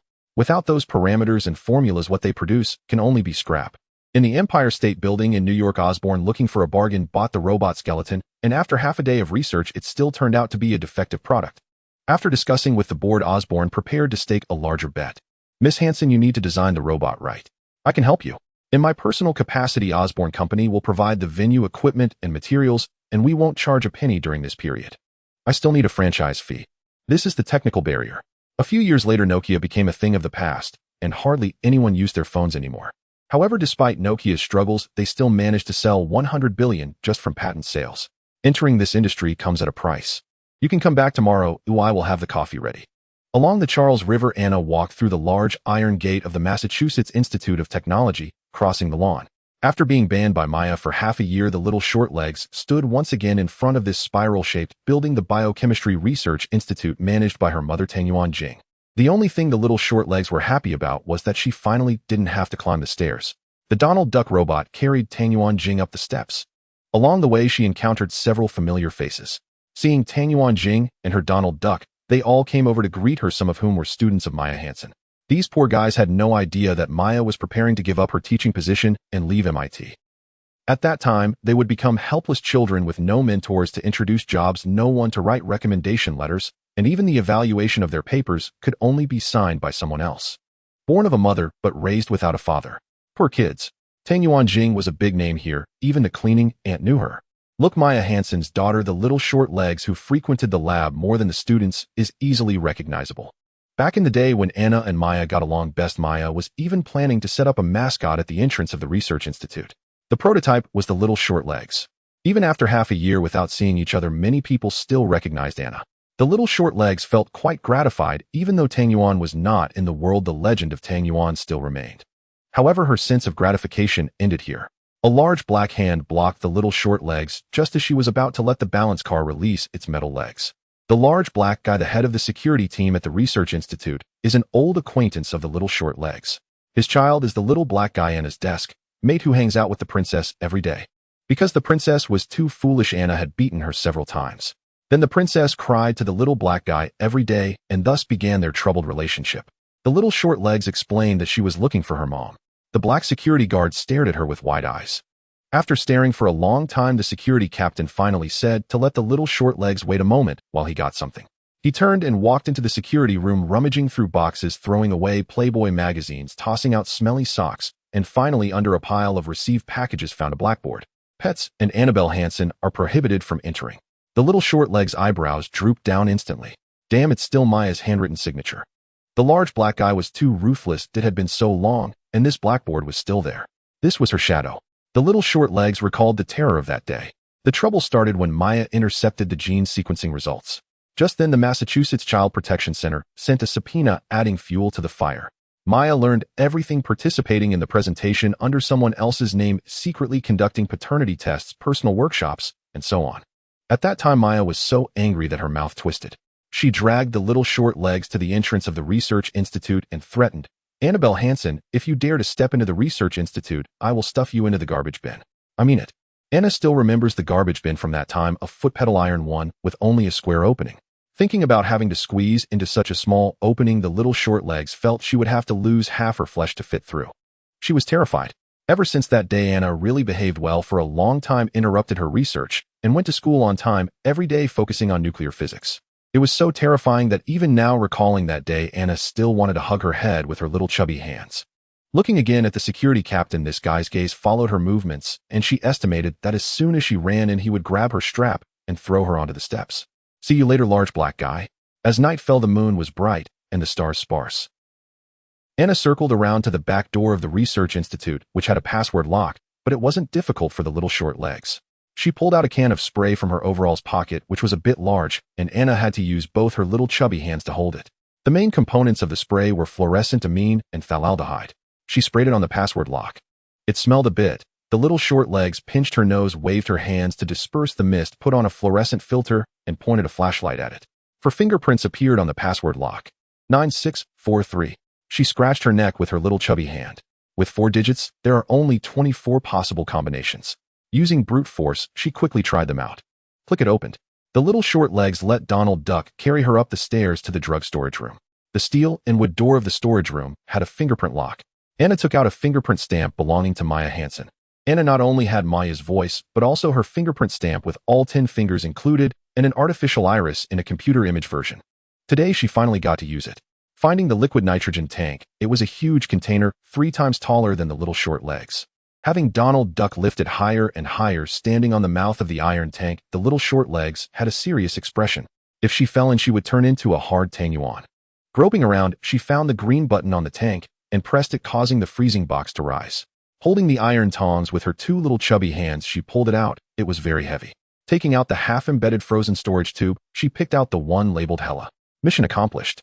Anna placed the Hella tumor strain into the freezing box. Her little chubby face had become stiff from holding it for too long. So tired, stealing Maya's things was much harder than facing a giant pit viper. Anna, the little short legs, almost fell into the liquid nitrogen tank. Turning around, the short legs saw Garcia in a white lab coat. "You are going to scare me to death." Falling down is no joke. Extreme cold and extreme heat feel the same to the human body.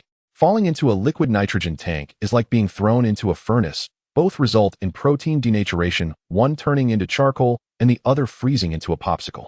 In 3 months, Maya would see herself at the Boston Museum of Science on display. What would she look like? A year ago, the short legs intentionally tossed a turkey into liquid nitrogen to test its effects on proteins. 10 minutes later, when pulled out, it became white-cut chicken without needing to pluck the feathers, much more effective than asphalt. So it's still my fault then. Saying this, Garcia picked up the short legs and snatched the frozen storage tube from her small chubby hands, where she immediately spotted what the short legs were holding. Glancing at the label, "Are you looking for death? Every helicell line in the lab's toxic sea has a number. If one is missing, who do you think they will suspect? You must be the culprit." The short legs finally realized how her reputation had spread. It was already notorious. Seeing the short legs looking pitiful with her head down, Garcia, having grown accustomed to being a lackey, couldn't bear it, especially since her 40 million was still shared with the short legs. She turned back, opened the temperature-controlled freezer, rummaged through the reagent box, and took out a substitute for the original helicells, which was the HL50 helicell line. "Here, hurry up and leave. Don't come to the lab anymore, or be careful that Maya will really toss you into a trash can." The short legs held onto the frozen tube without moving, still gazing longingly at the original helicell line. Garcia was a bit angry. Isn't it enough to be able to pass down 50 generations? Even if it's gene editing, it's almost the same. I need infinite generations. You aren't seriously going to do gene editing, are you? That's illegal. The more Garcia thought about it, the angrier she became. Could this child do anything legal and compliant? At this moment, Garcia began to sympathize with her old boss. The more she looked, the more she felt that hidden within Anna's dense hair were 2 small horns. She was completely a little demon. "Garcia, what do you think of Jeffrey Meyer? He seems quite good, right?" Garcia understood Anna's intention. It seemed that her acquaintance with Jeffrey Meyer was also the result of illegal means. How can that be the same? "Aunt Garcia, the 40 million in your hands also comes from dubious sources." Garcia recalled her dark history and suddenly realized that once you board a pirate ship, you can never disembark. Take it, take it." As she spoke, Garcia felt that she wouldn't have to worry about the short legs anymore, so it was better to let her be. Anna was finally satisfied. In fact, the short legs thought it was all Zhao Halen's fault. How hard could it be to get a helicell line? Garcia handled the subsequent matters in the lab, using her name to work with the helicells. From Garcia, it was learned that she came to the lab to obtain ECM original fluid. After today, she would mostly be in California and would return less often. Anna was a bit reluctant to part with such an obedient lackey. Meanwhile, under the short legs' financial pressure, Zhao Hailuan finally completed the task and bought everything on Anna's list. Anna directed the workers to move things in.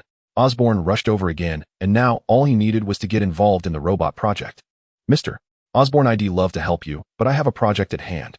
The short legs proposed her idea. She wanted to expand the small workshop, centering it around the basement and doubling its size, turning the small workshop into a proper lab, a unique lab. All operations inside would be handled by robots.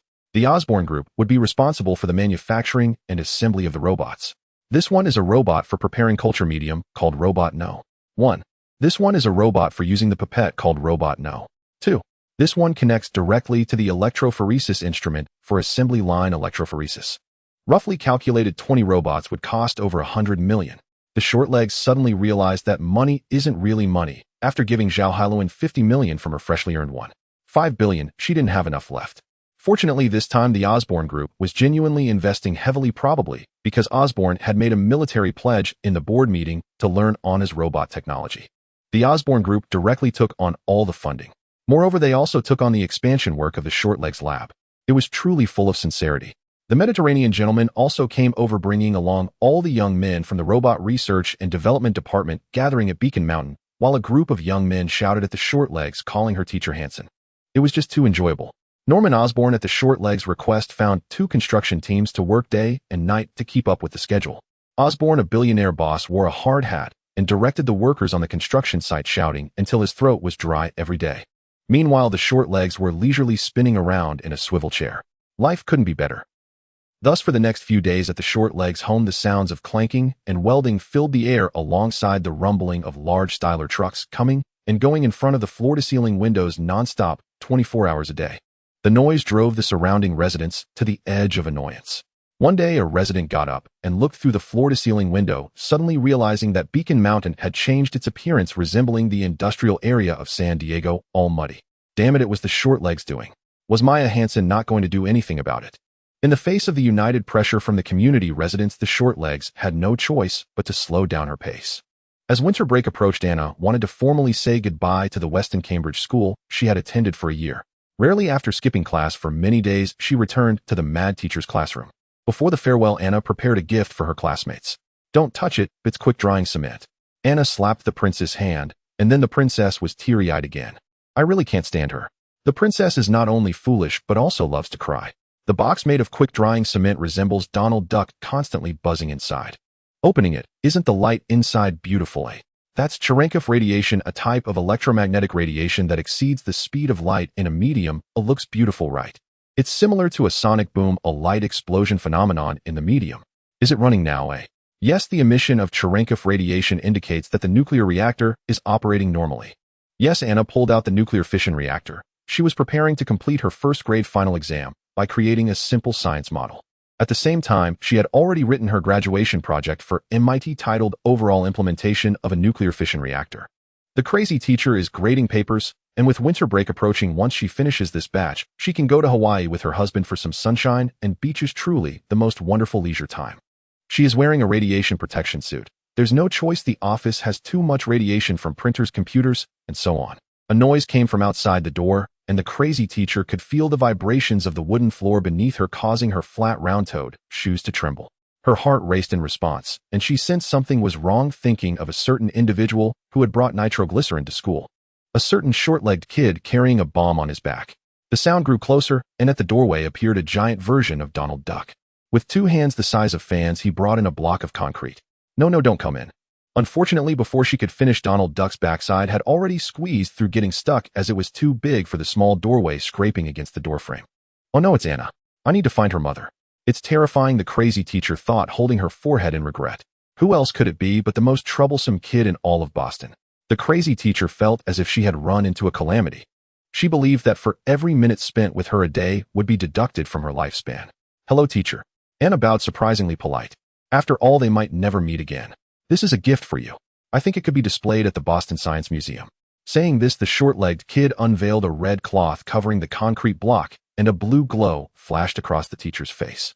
In the end, the short-legged kid did not manage to deliver her nuclear reactor. The crazy teacher's reaction was too extreme, causing her to feel nausea and dizziness from the various effects of radiation. However, Anna thought it was purely a psychological effect on the crazy teacher. She was terrified. In fact, when designing the reactor for the first time, Anna was particularly cautious, adhering to the highest safety standards. She designed it to withstand a drop such that even if the concrete block were smashed onto the ground, there would be no nuclear leakage in the short term. If that doesn't prove the point, the short-legged kid could scoop out a cup of heavy water and drink it. It tastes a bit sweet and has no radiation. She had already used a radiation detector, and the radiation levels were lower than that of the computer next to the crazy teacher. She believed it was the crazy teacher who was too ignorant to understand the essence of radiation. After letting Donald Duck hold it, she encountered Zhao Hailuan outside the iron fence. Zhao Hailuan was preparing to say goodbye to Anna. "You really are delivering artillery from 1,000 miles away." Anna felt this confirmed her suspicions. Just look, after going around from the big spender Stark, Zhao Hailuan had more than enough money. Who would believe there was no artillery delivered? Zhao Hailuan wanted to tear apart the short-legged kid's mouth. She said 1,000 words to prove her innocence. Yet the short-legged kid stubbornly insisted that she had come into money by selling herself. "Do you think everyone is as cheap as Maya?" In fact, Zhao Hailuan now thought Anna's character was shaped by her mother. Cheap, too cheap, and she assumed everyone was like them. Anna placed the nuclear reactor into a metal box. This concrete block looked crude, like dirt piled up randomly on a construction site. But the fuel Anna put inside could keep the nuclear reactor burning for a month, releasing enough energy to power Anna's computer cluster for 2 months. The nuclear reactor is indeed a super energy source. Of course, there are dangers. If converted into a bomb, the explosive yield would be about 400 kilograms, enough to blow up the short-legged kid's basement. After tidying up Donald Duck, the short-legged kid walked out. Her investment in the regeneration cradle was not based merely on Zhao Hailuan's ample bosom. In fact, Anna believed that Maya's disaster virus project and Zhao Hailuan's regeneration cradle plan could complement each other perfectly. One is an upgraded version of 3D printing technology, but it prints high polymers that execute cellular functions. The disaster virus project uses gene coding to regulate nanotechnology to achieve self-repair. In comics and the cinematic universe, it differs. In comics, biochemical technology microcomponents are generated directly using nanotechnology, replacing cells. In the cinematic universe, the telomerase technology that Maya is researching now is more about gene coding regulating cells for self-repair. Currently, it's stuck at the telomerase regulation. One regulates cells, the other regulates nanomolecules. Anna is more inclined toward the combination of cells and nanomolecules. This means integrating the technologies of both Maya and Zhao Hailuan. She has considered merging the regeneration cradle and the disaster virus into one. Accompanying Zhao Hailuan into the basement, they were greeted by two robots continuously preparing synthetic culture medium operating in a manner that was downright brutal. Each robot held a large iron barrel taller than a person pouring in amino acids, vitamins, carbohydrates, etc., all at once creating a large vat. Then they grabbed a stirring stick, mixing it until it was evenly blended. They opened the vat and added water culture medium. The culture medium flowed out through a channel. Below, a conveyor belt continuously moved with a robot placing petri dishes on it.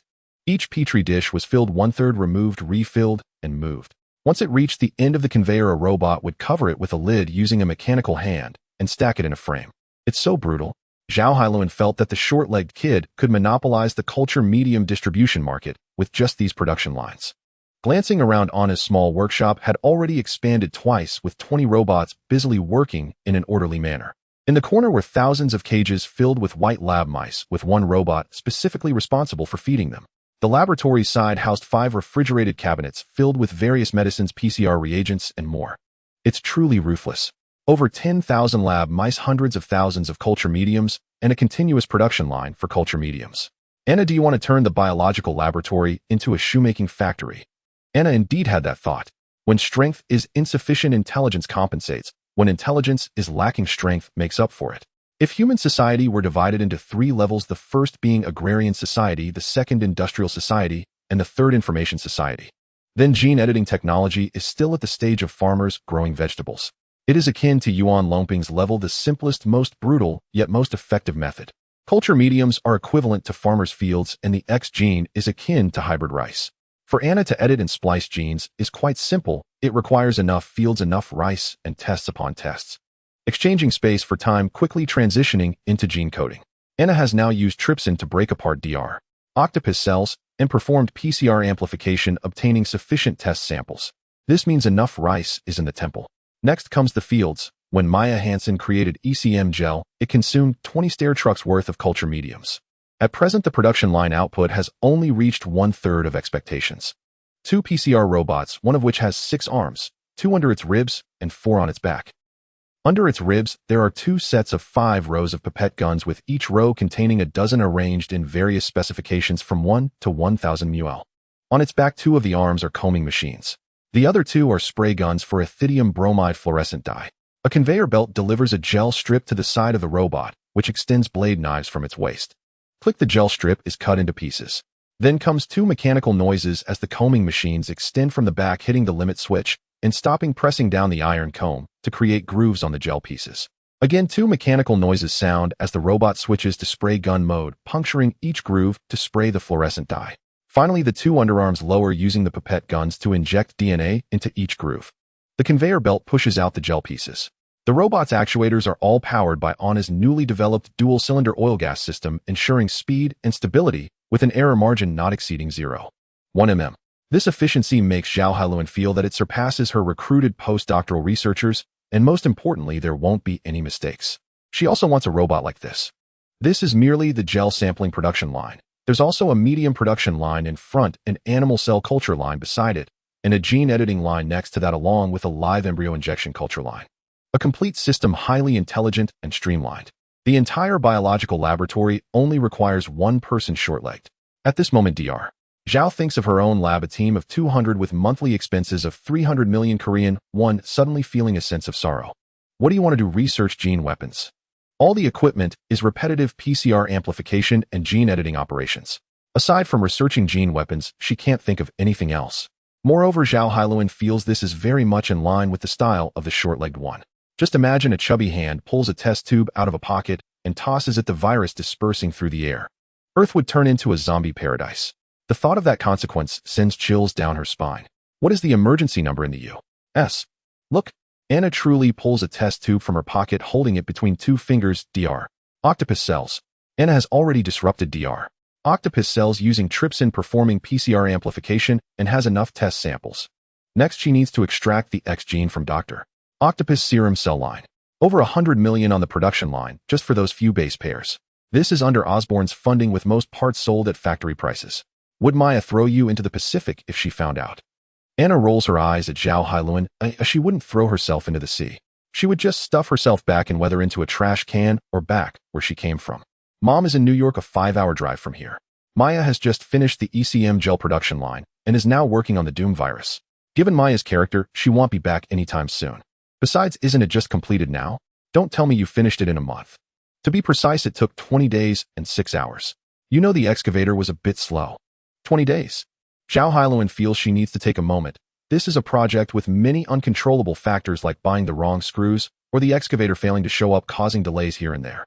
A project expected to take a year could stretch to 3 years, then 5 years, ultimately leading to bankruptcy. Otherwise, how could there be so many unfinished projects? Zhao Hailuan watches the short-legged one kick the wall covered in nylon plastic sheets. With a kick, a heap of dirt falls from the wall. The wall hasn't even been painted yet. Everything here was designed by the short-legged one herself. For such a grand project, she created a 3D model. The model includes every detail from a single screw to a rivet. Even the project schedule was devised by Anna herself. Osborn only needed to purchase raw materials according to the model, assemble, and fit them together with almost no errors during the subsequent debugging. Even Osborn marvels that without Anna's brain, it would take at least 5 years for others to complete this project, and that's without any mistakes. If it weren't for the governor's wife meddling, Anna feels they could have sped up the process by a few days. Anna, why don't you help me design the regeneration cradle? Zhao Hailuan is quite serious. She thinks that compared to the 50 million national debt, Anna's brain is far more valuable. The regeneration cradle plan is not just a cradle with a baby lying in it. That is a relatively figurative summary. In fact, the entire Wujin Genetic Research Laboratory is a component of the cradle with $2 billion spent on a single cradle. Zhao Hailuan believes that with Anna's help, her regeneration cradle could be launched at least 5 years earlier. Click. An alarm sounds from the production line as a basket fills up and the conveyor belt moves it out, placing an empty basket in its spot. The short-legged one quickly runs to the production line, presses the stop button, and then runs back to the computer cluster. There, a white cloth covers something. The short-legged one tugs at the white cloth with one foot, pulling hard, but it seems something is stuck, preventing it from coming off. Unable to do anything else, she waves for Zhao Hailuan to come over. Zhao Hailuan has no idea what's behind the white cloth. It looks bumpy, with one large sphere resting on top of another. The largest sphere below has a diameter of about 2 meters, and the smallest sphere on top has a diameter of about 0.5 meters. The spheres feel very tactile, perfectly round. When she tugs at it, she discovers that the white cloth has snap rings, which are what was holding it back. She finds a stool and stacks it up, but it's still not high enough. She mentions it to Anna, who sends Donald Duck over to lift it, removing the snap rings, and the white cloth falls away with a whoosh. Click, click, click. The spherical object rises, revealing 2 large feet extending from underneath. It turns out to be a robot lying on the ground. Again, click, click, click, as 2 mechanical arms extend from either side of the large sphere long enough to reach the ground. Finally, the large sphere rotates 180 degrees before Zhao Hailuan's astonished eyes. Is this a robot? It looks just like a quail egg sitting on top of a chicken egg if you ignore the 4 iron pipes protruding from the chicken egg. The short-legged one is also helpless according to her design. It should be a 2-meter-tall robot, muscular and imposing like the governor. However, once it got into Osborn's hands after much tinkering, it ended up like this. It resembles the Mount of Luadu from Honor of Kings. Honestly, just looking at it makes her want to smash her forehead against the wall. After all the modifications and tweaks, it turned into this abominable sight. Inside the laboratory, Anna maneuvered the age robot to move baskets around, transferring the warm culture media from the conveyor belt to the freezer. After they solidified, she would move them out of the freezer and place them on another production line's conveyor belt. She felt that age was too foolish, who, despite having an artificial intelligence chip installed, its current intelligence level only allowed it to distinguish between baskets and the freezer. At that moment, Osborn and the Mediterranean gentleman were exclaiming. She didn't know what they were marveling at. It looked so ugly with a low chassis and a cumbersome body. Anna had originally planned to rebuild it. Bang, bang, bang. Age scampered with its short legs. Unfortunately, the production line was too busy to spare Age, so the plan for rebuilding had to be postponed. That wretched Zhao Hailuan. The Korean doctor had already left the American continent. Initially, Anna's idea was to give Zhao Hailuan some money to share a portion of the regeneration cradle technology. Coupled with the data she possessed on the deadly virus, she believed she could design the perfect deadly virus herself. You must know that the data on the deadly virus in the hands of the short legs was no less than that of Maya. Over the years, the first virus she designed was still active at the Massachusetts Institute of Technology's Biological Research Institute. This morning, the virus had even sent over a data packet. The first thing it monitored was Maya's phone, and Anna remembered the days of crouching in the workshop with her headphones on. Now those days were gone, as she had developed an intelligent software that could analyze information related to the deadly virus and push notifications to her every day. In the past, when the short legs entered the biological laboratory, her first experiment was to simulate the recruitment process of telomerase using a computer. It could be said that the short legs understood the deadly virus better than Maya. With the regeneration cradle technology, Anna felt she could try making blood-edge battle armor. Unfortunately, Zhao Hailuan was uncooperative. She said if Anna wanted her technology, she could design the Wujin Genetic Research Laboratory for me. Once it's completed, she would hand over all the data. The short legs were furious. It was the first time she felt Zhao Hailuan was so blackheart. She was only 7 years old. Didn't Zhao Hailuan know that employing child labor was illegal? Anna spent 20 days designing her own biological laboratory. The more complex the design for the Wujin laboratory became, the exponentially greater the challenge, and Anna felt it would take at least 2 years. How much weight would she have to lose by then? She would return looking like a bamboo pole. Besides, if Anna were to design the laboratory herself, would she still need Zhao Hailuan's data? Look at Maya. Even after just a few trips to the laboratory, her research results were stolen by the short legs. In short, she felt that this doctor from Korea was just as despicable as their domestic football team. Bang, bang, bang. Age carried a barrel of biological waste out of the basement and dumped it onto the Steyr truck. Age's intelligence was low, and it could only handle jobs like cleaning and unloading. After loading dozens of barrels of waste, the Steyr truck was full and rumbled down Beacon Hill. The biological waste would be transported to MIT for centralized processing. The Age robot consumed a lot of power, requiring a recharge every 7 hours based on its current workload. Leaning against the wireless charger, Anna sat atop the Age robot, checking the recently acquired data. She had obtained the X gene from Dr. Octopus, and now she was examining how the gene expression results turned out. Anna operated the robot to catch a small white mouse, which had already been injected with the brain-computer interface X gene. Using alcohol to clean the fur of the small white mouse, she applied conductive paste and placed electrodes with the computer displaying the mouse's brainwave graph. The short legs used their chubby little hands to drag and zoom in on the screen, observing the activity level of the mouse's cerebral cortex. Scratching her neck, she noticed that contrary to her expectations, most of the white mouse's brainwaves were unsatisfactory. The command output accuracy was only 60%, slightly higher than a typical brain-computer interface, but still not suitable for practical application. This does resemble the result of gene suppression. Anna expressed her confusion. Why hadn't the X gene expressed any special abilities in the super protein? Perhaps radiation was also necessary. In Marvel, Captain America was exposed to Vita rays, Bruce Banner was exposed to gamma rays, and Mr. Reed from Captain Marvel encountered a gamma ray storm during space flight. They all gained their superpowers due to radiation. Anna had mastered high-energy physics and knew how to produce various types of radiation. First, she used an alpha particle beam, gradually increasing the dosage after insertion. With her large eyes fixated on the screen, the mutation could occur in an instant. Suddenly, the accuracy jumped to a peak of 70%. It was effective, but still unsatisfactory. For outside scientists, 70% was sufficient to design a good brain-computer interface, but for Anna, she hoped to achieve the ability to project movies with just her eyes. Next was the beta rays and electron beams, which had no effect whatsoever. Then came the highest energy gamma rays, and the accuracy plummeted to 0, even killing the small white mouse. Except for Vita rays, which the United States has yet to publicly disclose the method of production, Anna had tried all forms of radiation. Was it really limited to 70%? Anna imagined one day controlling the Age robot remotely, only for it to suddenly turn and attack her. The thought was still terrifying. What else hadn't she thought of? The short legs tugged at her hair, nearly pulling it out. Wait a minute, thinking about what Dr. Octopus encountered: nuclear fusion, artificial suns, deuterium and deuterium reactions releasing protons, and deuterium and tritium reactions releasing. Oh right, also neutron flows. The deuterium and tritium reactions indeed produce neutron flows. Dr. Octopus was involved in nuclear fusion every day, so it was inevitable he encountered neutron flows. It must be this way. Anna quickly made a simple neutron flow generator, which was just basic nuclear fusion. Insert it. Wow. Anna pushed off the chair, and the wheels beneath it slid with a clatter. The accuracy shot up to 95%. With a 95% accuracy rate, as long as she set up a verification algorithm for the interface, it could easily reach 100%, achieving ultra-efficient brain-computer data transmission. It worked. The short legs lightly clapped their chubby little hands. This was her first super ability after superintelligence. The brain-computer interface had instantly extended the breadth of life. Taking out her phone, the lens captured both the small white mouse and herself. Her face was too round, so Anna deliberately held the phone a bit farther away. Click, it was a perfect shot. The next step was simple: create a syringe from the expressed protein and inject it. Just as Anna was celebrating by clapping her hands, a certain area of the brainwave graph suddenly turned bright red. If Anna had seen it, she might have realized that this was the area controlling the small white mouse's animal instincts. Unfortunately, the short legs had run off to configure age. Behind her, the small white mouse, under the electrodes monitoring, suddenly dashed towards the glass. In the luxury prison, the iron gate creaked open. The guard walked in holding a tray. "Otto, your lunch."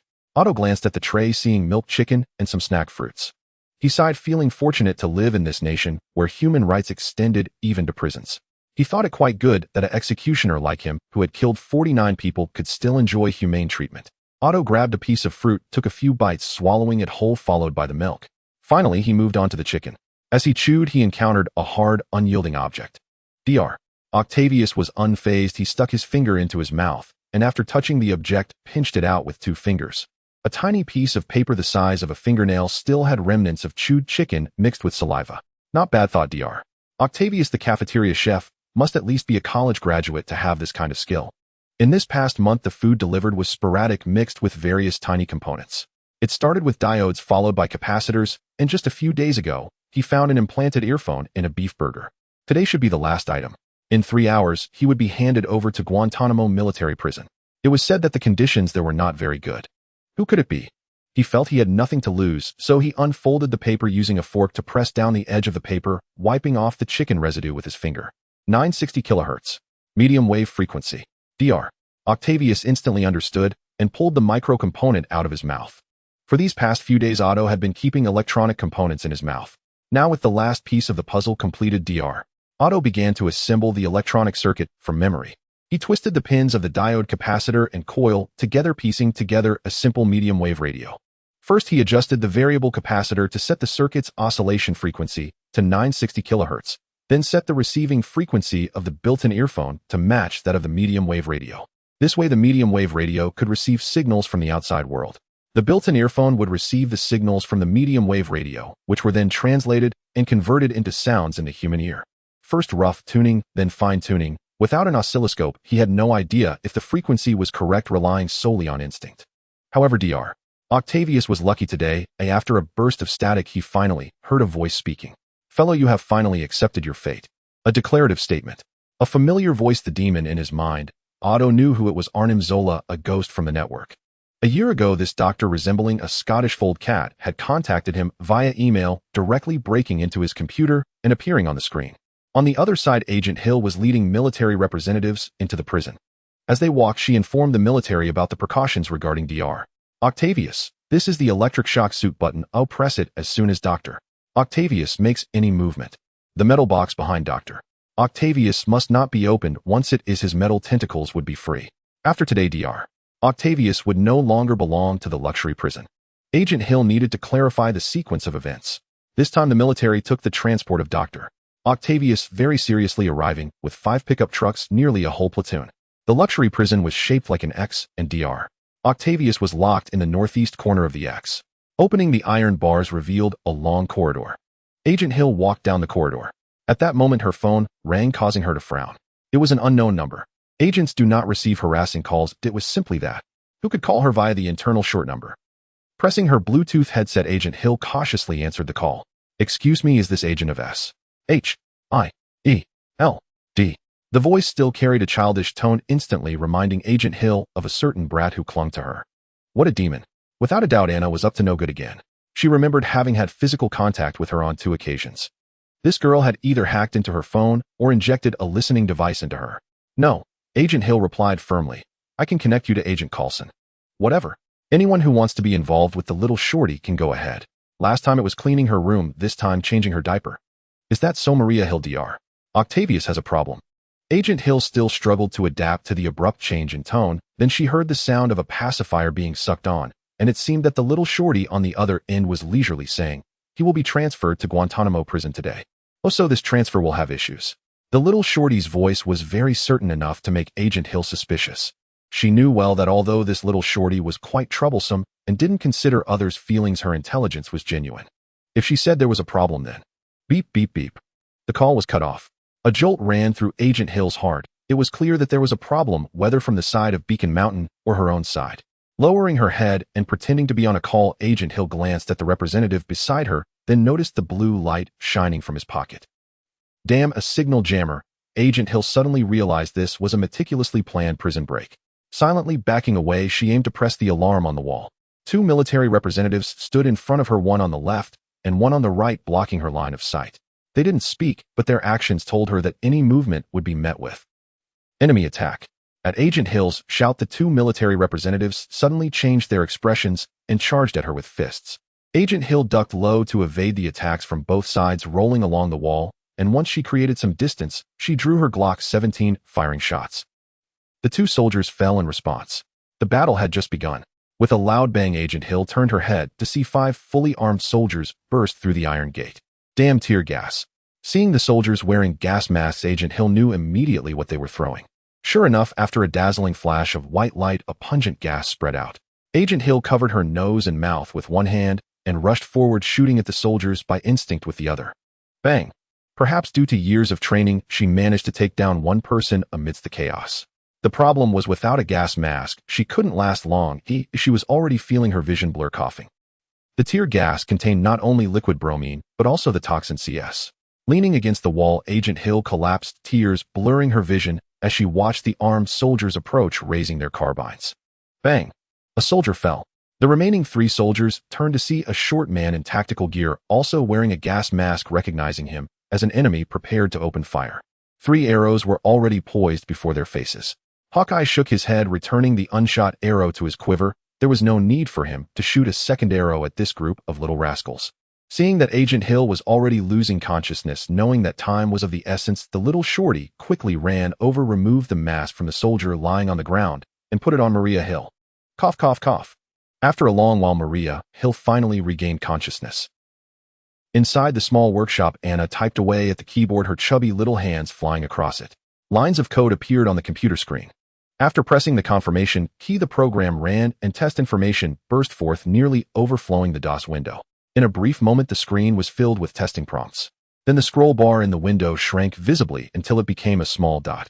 A program window popped up, displaying a dynamic image in a 3-dimensional dot matrix. It's done, the ultrasonic detection device. As Maria Hill had guessed, Anna had made some modifications to it. Not just a listening device. Anna had created a new component part of a universal frequency simulator, the ultrasonic detection device. Similar to sonar, it could detect the shapes of surrounding objects. It utilized micro-nano printing technology to produce particles less than 1 micron in diameter. During the subcutaneous injection, a bit of fentanyl was also added. Thus Maria Hill fell victim, feeling nothing. There's a trench. With her chubby hands propping up her chin, Anna carefully examined the details on the screen. Not bad, there's a trench above and another below. Anna was discussing academic issues very seriously. Looking at the screen display this time, the ultrasonic detector developed, quite successfully capable of distinguishing not only trenches, but also facial contours. At this moment, Agent Hill lay on the ground, her long legs spread apart in a rather ungraceful posture. Then a short-legged man jogged into view on the screen, holding something in his hand that appeared to be Hawkeye. To achieve precision means sacrificing breadth. The ultrasonic detector consumed a lot of energy to propagate through the air and could only detect obstacles within a 10-meter range. Judging by the appearance of the two, the fight was not easy, with wave after wave of enemies charging and the sounds of gunfire overlapping with the sounds of arrows, during which Anna also saw Maria Hill suddenly lean back, one hand clutching her shoulder, clearly having been shot. Not dead. Sigh. The short-legged man sighed and shrugged. Seems your people aren't so capable, they still haven't taken care of those two. Keep watching. It was Anna's computer speaking. On her four-screen display, one of the screens showed a bald, short-necked man slowly turning around. Dr. Zola. Anna called him short-necked. She had already engaged in friendly and cordial communication with the short-necked man. This Mr. Short-neck was invited in by Anna half an hour earlier, right after her call with Maria Hill. While considering the transmission of infrasound waves, Anna specifically took into account a signal jammer bypassing the 8,691,990 MHz radio frequency. So after the call was interrupted, she immediately thought of her injection component. At that moment, this Mr. Short-neck came uninvited. Dr. Zola was quite polite. He first tested around Anna's gateway, which is akin to knocking on a door in the sense of ordinary people. After Anna detected the source, Dr. Zola communicated with Anna through the gateway, sending a string of code. After several handshakes and inquiries, Anna finally agreed, and Dr. Zola walked through the gateway, appearing on Anna's screen. This quarter of the screen was dragged out and shared by Anna. This short-necked man, dressed in a style from the 1950s and 1960s, looked extremely retro, and even his way of speaking carried a tone reminiscent of Stockholm Syndrome. After introducing himself, Mr. Shortneck began his persuasive speech, claiming to be a peace-loving individual who believed that war and conflict were the greatest waste of resources. To eliminate war, he planned to establish a collective consciousness that would transcend all things. And Anna would become the chief executive officer of Mr. Shortneck's Armed Violence Department. Wow. Anna felt fantastic. Oh, just look at Mr. Shortneck, how generous he was, offering her the position of Secretary of Defense of the United States just half an hour after their meeting. How what if President Brown disagrees? Simple, just kick him into the dung pit. Wow. So amazing. Anna was particularly displeased with President Brown, who had added several clauses to the Child Protection Act, delaying her plans by a month. This president who spoke as if he were passing gas.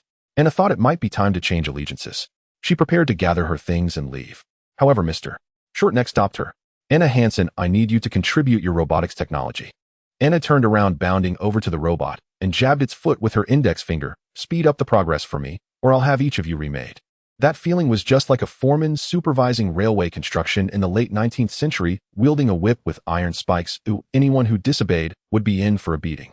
Recently, a batch of electronic components needed to be expedited. The biological laboratory was nearing completion, with only final touches left. Anna modified 5 robots to specifically weld electronic components, working overtime to weld. Then she waddled over to the large egg squatting against the wall and pulled the circuit breaker. Eat less, you eat every day, yet I haven't seen you accomplish anything. After this period, you'll be remade. This guy consumed too much power, equivalent to 10 people's worth of electricity, with a low chassis and heavy weight, and not being very smart, Anna couldn't think of anything else it could do. Then, with a dark expression on Mr. Shortneck's face, Anna turned her round head. How about we bet on whether you can rescue the octopus? I think it's a bit precarious. Anna maintained a serious expression, appearing quite pragmatic. In her heart, however, she had already imagined Dr. Zola being rubbed into the ground 100 times. This guy not only stole, but also blatantly robbed. Long before Anna contacted Dr. Octopus, when the two collaborated on light nuclear fusion, she had noticed something trying to sneak into Anna's computer from the surrounding network. As a result, it was met with a firewall that left it battered and bruised. Anna was quite curious about this piece of code. She was moved by its tenacity and allowed it in. Dr. Zola possessed the talent of Charlie Chaplin. Anna believed he could have a career in comedy. Hiding in the system executable files, donning a disguise, burying his head in the sand, he thought that the short-legged man hadn't noticed. Little did he know Anna was observing him conducting experiments. After squatting for a while and seeing that Anna was unresponsive when the computer-assisted simulation program was running the code, jumped out, heading towards the robot folder, sneaking in and quietly moving things out. Anna became even more interested. Her entire robot file was 250 TB, with only 250 GB of hard drive space, holding 1,000 files, and at the rate it was moving, it wouldn't even transport 1/10 in 10,000 years. Thus, Anna watched that piece of code bounce around for several days, just like squatting on the ground watching ants carry grains of rice. Later, when Maya returned, she casually KD'd it. What a pity the illustrious Dr. Zola was like a little white mouse held in the hands of the short-legged man, subject to life and death based on one's mood. In the computer display, Agent Hill had lost her combat capability, relying solely on Hawkeye at this point. However, Dr. Zola's side was not faring well either. They had launched 3 waves of attacks, all of which were thwarted, losing over 20 men. The outcome on both sides was still 50-50. If they waited any longer, S reinforcements would soon arrive. If you keep watching, you know I've hired a few mercenaries. Agent Hill and Hawkeye finally supported the arrival of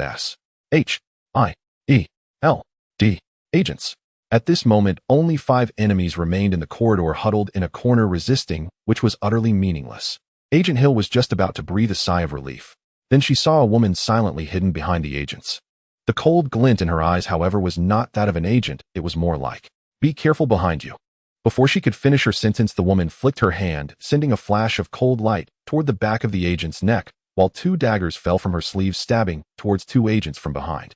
The sudden turn of events caught everyone off guard. None expected their teammate to turn on them, and 3 agents fell to the ground in an instant. Only 1 agent remained, holding an M4 carbine. The woman lightly tapped the barrel of the gun, and the agent fell in response. From Anna's perspective, through the ultrasonic detector, the view was limited, and she did not know the full situation, only that the outcome was about to be decided. and another person had emerged whose silhouette appeared to be a woman seemingly carrying two large bowls on her chest. With that speed and fierce intensity, when she fought she was completely unlike a woman.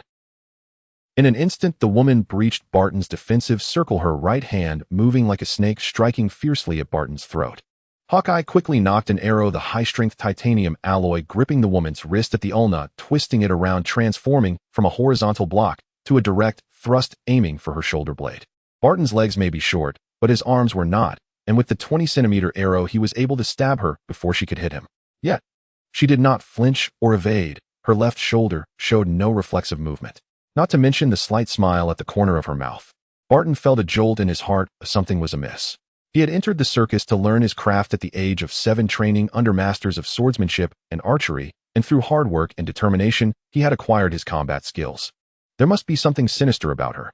Barton quickly changed tactics, abandoning the arrowhead to grab her arm. With a flash at the corner of his eye, had he not pushed her at a crucial moment, it wouldn't just have been a scratch at the corner of his eye, leaving a trail of blood. The woman extended 2 steel claws from her hands, each 8 inches long, looking as if they had grown from her arms, with traces of Barton's blood still on the claws. Teresa Vasquez. Teresa Vasquez, an elite member of the Serpent Gang, also known as the Viper. Just so you know, this time the entire Serpent Gang is mobilized. But you should be grateful that it's just me here. Saying this, Viper's steel claws scraped against the concrete wall, sparking and making a hissing sound. After approaching within 5 meters, Viper suddenly lunged, re-engaging in a fierce battle with Hawkeye. Compared to a giant snake, this one was more like a poisonous snake, employing all sorts of insidious tactics with steel claws on her arms and spring-loaded spikes on her boots, which were clearly tainted with poison. Along with the daggers hidden on her person and the throwing darts concealed at her waist, she was the epitome of treachery. After several unsuccessful attacks, Viper changed tactics, targeting Agent Hill with her darts and spikes. This left Barton defenseless. On one occasion, a spike missed him by just 0.005 meters, grazing the corner of his eye and nearly piercing his eyeball. Whoosh! Hawkeye, Barton, and Viper switched positions, with Viper now blocking the path between Barton and Agent Hill. "Don't worry about me, you go first," Agent Hill shouted. She wanted to survive, but the problem was that she could only hold Barton back. It would be better to let him escape first. But would he leave? Agent Hill watched as Barton created distance, knocking an arrow against the iron gate. Hawkeye, Barton threatened with his bow. Then his body slowly retreated, exiting the iron gate. To Viper's astonishment, Hawkeye Barton actually began to run. He was indeed running. Though his legs were short like the propeller of a jet ski, the blades were small, but spun quickly, and in the blink of an eye he was out of the shaped prison. He turned a corner and vanished from sight. Did he really run? Agent Hill was utterly shocked. She expected Barton to fight to the end. At the very least, he should have left some parting words before running. Such a coward, Agent Hill scolded. It wasn't like he couldn't win. Although her life was not salvageable, he should be able to stop her. He fled before the outcome was decided. Even Anna, who was watching from 400 kilometers away, felt speechless about a man who could abandon a woman. Returning to Viper, the villain found it unbelievable as she fought Hawkeye.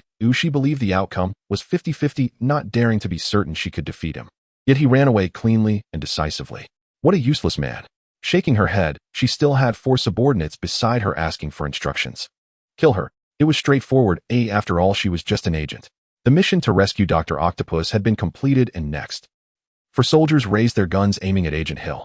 At that moment, boom. The wall trembled, the ground shook, and dust from the ceiling began to fall. In the soldiers' moment of hesitation, someone outside was naturally clearing the area, and no one reported any abnormal situation. Who was causing such a commotion? Another boom followed by a series of blasts. Each impact felt like a hammer striking the soldiers' hearts, causing them to be on edge, as if they sensed the sky was about to collapse. At that moment, not only cement was falling from the ceiling, but concrete was crashing down as well. The surroundings were gray and oppressive, making it feel as if the earth had endured 100 bombings from a giant Ivan, resembling scenes from the apocalypse. With another deafening boom, the sensation of the sky collapsing and the earth splitting apart emerged. From the northeast corner, a figure burst forth from the concrete rubble. Dr. Octopus. Wrapped tightly in an electric suit, he looked like a silkworm pupa, glancing at the soldiers. For mechanical arms, 2 smashing into the ceiling and 2 into the wall, suspended in midair, thudding. He crawled over. Serpent Gang. Viper's heart sank at the sight, even as the semi-mechanical creature wore thick glasses. After Viper nodded, Dr. Octopus lifted his head, seeing the 360-degree camera in the corner. He flicked his mechanical arm, smashing the camera through the ceiling. "Let's go." The spearhead snake waved his hand to the side, saying, "Deal with the agent." How dare he, a mere newly minted prisoner, act so brazenly before him? His subordinates nodded ready to deliver the finishing blow. At this moment, Agent Hill lay on the ground, utterly powerless to resist. The dark muzzle of the gun was already aimed at her forehead. "Let's go, didn't you hear?" "Dr." Octavius said, suddenly raising his voice, his head leaning in closer, the thick glasses almost touching the spearhead snake. "Mr. Octavius, you are the one Dr. Zola wants, and I am from the Serpent Gang. The Serpent Gang was paid by Dr. Zola, and we are merely doing his bidding." As he spoke, the spearhead snake drew a handgun, pressing the barrel against Maria Hill's forehead. "Dr." Octavius extended a metallic mechanical arm, the enormous metal appendage coiling through the narrow prison corridor like a giant python lurking in a cave. The spearhead snake lightly tapped Maria Hill's forehead with the gun, then gripped it with both hands, turning around to aim at the cocoon-like figure of Dr. Octavius. For some always fail to recognize their true identity. The gun was aimed at Dr. Octavius' glasses, raising an eyebrow. Provocation. Boom. Like a giant python swallowing the sky, the mechanical arm lunged towards the spearhead snake. Does this guy have any sense? After all, he just saved him. A shadow rushed in, catching the spearhead snake off guard. Who would have thought that this guy would attack without warning? Fortunately, Teresa Vasquez was a trained assassin. With a push of her toes, she propelled herself off the ground, twisting her waist, extending her right hand with a steel claw that made contact with Dr. Octavius' metal tentacles, producing a high-pitched noise. Amidst the sparks, Teresa Vasquez leaped into the air, hovering momentarily before thrusting her right foot against the wall, her left hand steel claw aimed at Dr. Octavius' face, just an inch away. At worst, she might have to accept half the payment. The Serpent Gang had always bullied others, and no one bullied the Serpent Gang. Unfortunately, Teresa was not Barton, and she was unaware of Dr. Octavius' attack habits. Behind her, a metallic mechanical arm slowly swam around. Just as she thrust out her left hand steel claw, the mechanical arm suddenly lunged forward. 8 tons of force slammed the spearhead snake against the wall, rendering Teresa immobile. The 4 soldiers finally reacted, raising their guns, intending to shoot at Dr. Octavius. With a flick of the metal hand, a loud crash echoed as it smashed against the wall. Taking advantage of the dust obscuring the soldier's vision, a second metallic hand lunged out, seizing one soldier like an alligator, dragging him over amidst the soldier's screams, lifting him into the air. The first metallic hand had already returned. With 2 mechanical arms like 2 Amazonian crocodiles, one seized the soldier's right leg, while the other grabbed his head, instantly tearing him apart. Bang, bang, bang. 3 soldiers opened fire, bullets colliding with the metal mechanical arms amidst the dust, ricocheting wildly, one bullet bouncing back and hitting a soldier's foot, causing him to fall to the ground amidst screams. The bullets had no effect, and the remaining soldiers could only stop firing. In their panic, a pile of flesh and blood fell upon them. A human head rolled out, the skull crushed into a flat shape. Then a metallic mechanical hand emerged from the dust, stopping abruptly half a meter from the soldier, opening its claws, looking like a facehugger, swimming among the 3 soldiers. Circling from in front to behind, the metallic claws opened and closed, as if scrutinizing, first targeting one soldier. As the dust settled, the figure of Dr. Octavius emerged. At this moment, Dr. Octavius had landed on the ground, firmly planted, all 4 metallic tentacles released. One of them was focused on the 3 trembling soldiers. The approaching mechanical hand, with its claws wide open, could easily cover a person's head. A second metallic tentacle circled around Dr. Octavius, gliding through the air. Like a beautiful woman snuggling in the doctor's embrace, gently caressing his face. The woman's graceful figure, with a sultry allure and fiery red lips, was utterly captivating. However, the red lips of this beauty were stained with blood. The claws at the ends of the tentacles were still dripping with blood, and the 3-pronged metal clamp still bore remnants of human flesh. The third tentacle, resembling a pile driver, pierced into the concrete, the metallic claws spread wide. Teresa found herself beneath Dr. Octavius' claws, unable to move. She saw a 4th metallic tentacle gliding from the ground, slowly crawling up the wall, leaning against her side, appearing to an outsider as if it were her man's embrace, if not for the sensation of the 3-pronged metal clamp pressing in. At that moment, she felt like an ant, while Dr. Octavius was the one squatting on the ground, extending a finger ready to crush her at any moment. Dr. Octavius leaned closer, almost touching Teresa, so close that she could feel his breath.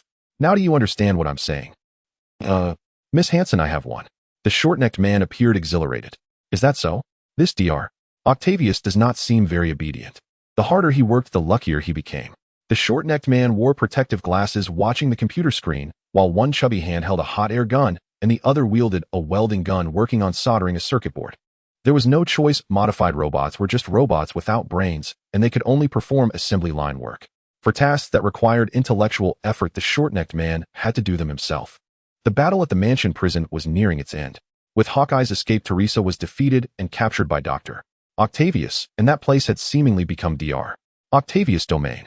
Meanwhile, the short-necked man was once again preaching his extreme peace theory to Anna, his chatter escalating in intensity. "Miss Hansen, you should join me in." Snap. Anna turned off the screen, her chubby hand quickly typing on the keyboard, directly interrupting the TCP connection and kicking the short-necked man out of the gateway. She found the short-necked man's speech nonsensical. His theory was merely a rehash of what Hitler proposed 60 years ago. Did he not realize it was outdated? And his taste? Tut, Anna couldn't bring herself to commend it. If it weren't for the need to buy more time and produce a few more electronic components, she wouldn't bother listening to his ramblings. Sound wave bombardment. You. The chubby hand pointed one by one. Get to work quickly. The biological lab's production line had fallen into paralysis, and Anna had reconfigured all the robots. Anna assigned them new tasks. In the basement, a robot captured a white mouse, pressing it onto an iron plate, clamping it down with 6 iron clips that secured its 4 limbs, head, and torso.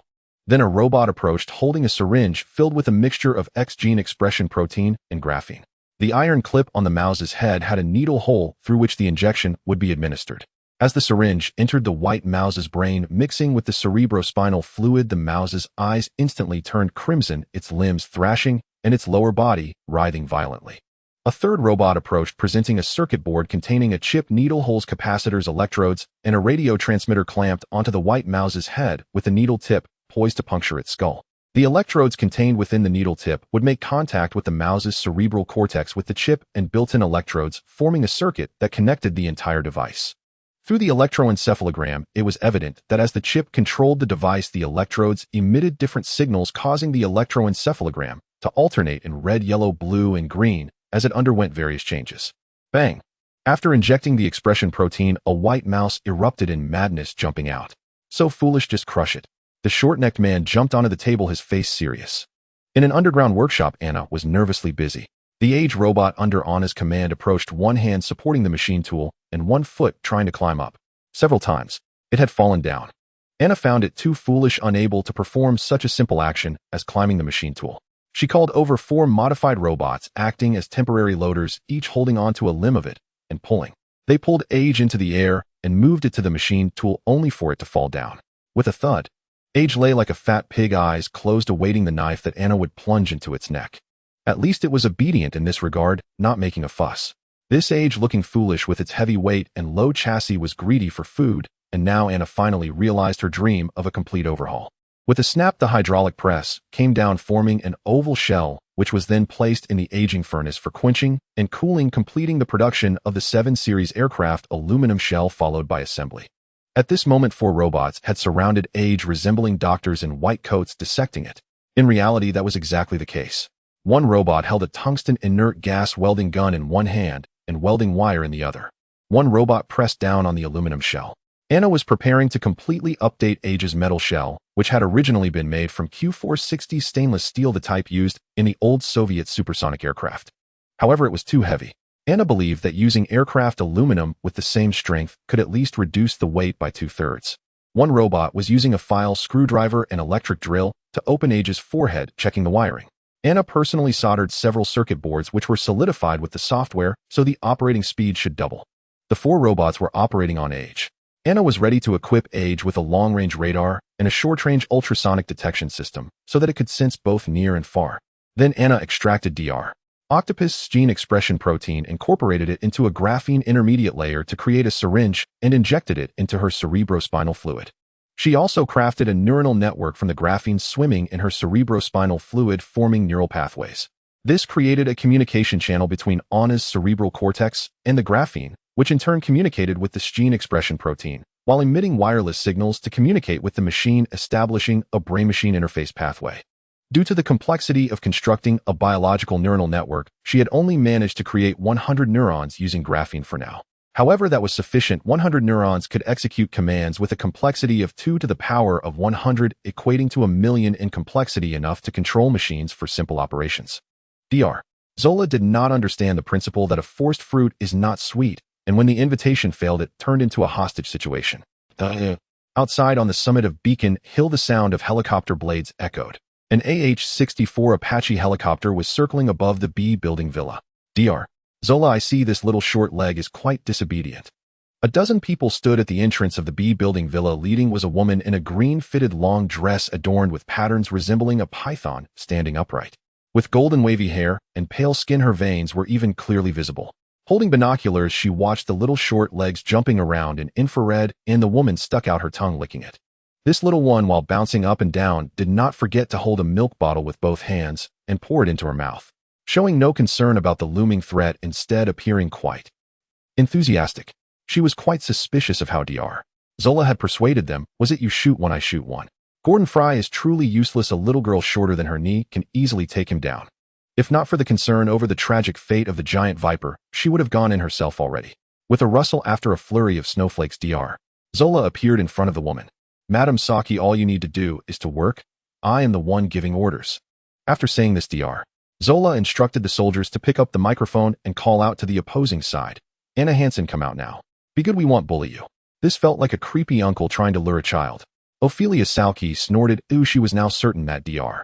Zola had lost his childish sense. "If you have the guts, come in." The voice was still electronic, mixed with the sound of sucking milk.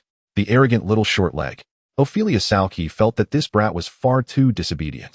She felt like picking up the little short leg by its straps and giving it a good spanking on her thigh, making this brat enjoy it. Her hands were itching. She thought that one slap down could make the flesh on the brat's bottom shake like waves for 10 minutes. "What a good child," Ophelia Salke said. She could hardly wait. Holding a flashlight, she signaled to the helicopter in the sky, which nodded in response. Anna was calm and collected. First, she could confirm that what they wanted was a living Anna Hansen. Thinking about it, it was evident that a living Anna Hansen could provide Dr. Zola with technology, while a dead Anna Hansen would bring him nothing, perhaps just some sweets. The screen displayed several people at the entrance of the villa who showed no regard for the cameras above them. Anna knew that the leader, named Ophelia Saki, was currently the spokesperson for the Serpent Gang. After suffering an attack from the giant viper, Anna paid special attention to information about the Serpent Gang, investigating Madame Salke's profile. Her background was quite complex, resembling a figure from the time of Captain America, who had even acted alongside Steve Rogers back in the day. Half a century later, this Madame Hydra still looked youthful and beautiful, not knowing what kind of trick she had used. Wow. Hellfire missile. With a loud bang, the helicopter launched a Hellfire missile the size of a firecracker directly aimed at the B-building villa. On the screen, the logo printed on the Hellfire missile was particularly prominent. Stark. Sure enough, the most unscrupulous in the world was Stark. Whoever paid got the goods, and the more they paid, the more they got. Stark's products were guaranteed to be top-notch. Guided by the television, the missile hit, accurately striking the villa's support beam. The fuse triggered and 6.8 kilograms of high-energy mixed explosives exploded with a thunderous roar. The pillar shattered instantly under the immense force, with reinforced concrete splattering in all directions, and the glass of the floor-to-ceiling windows shattered into fragments.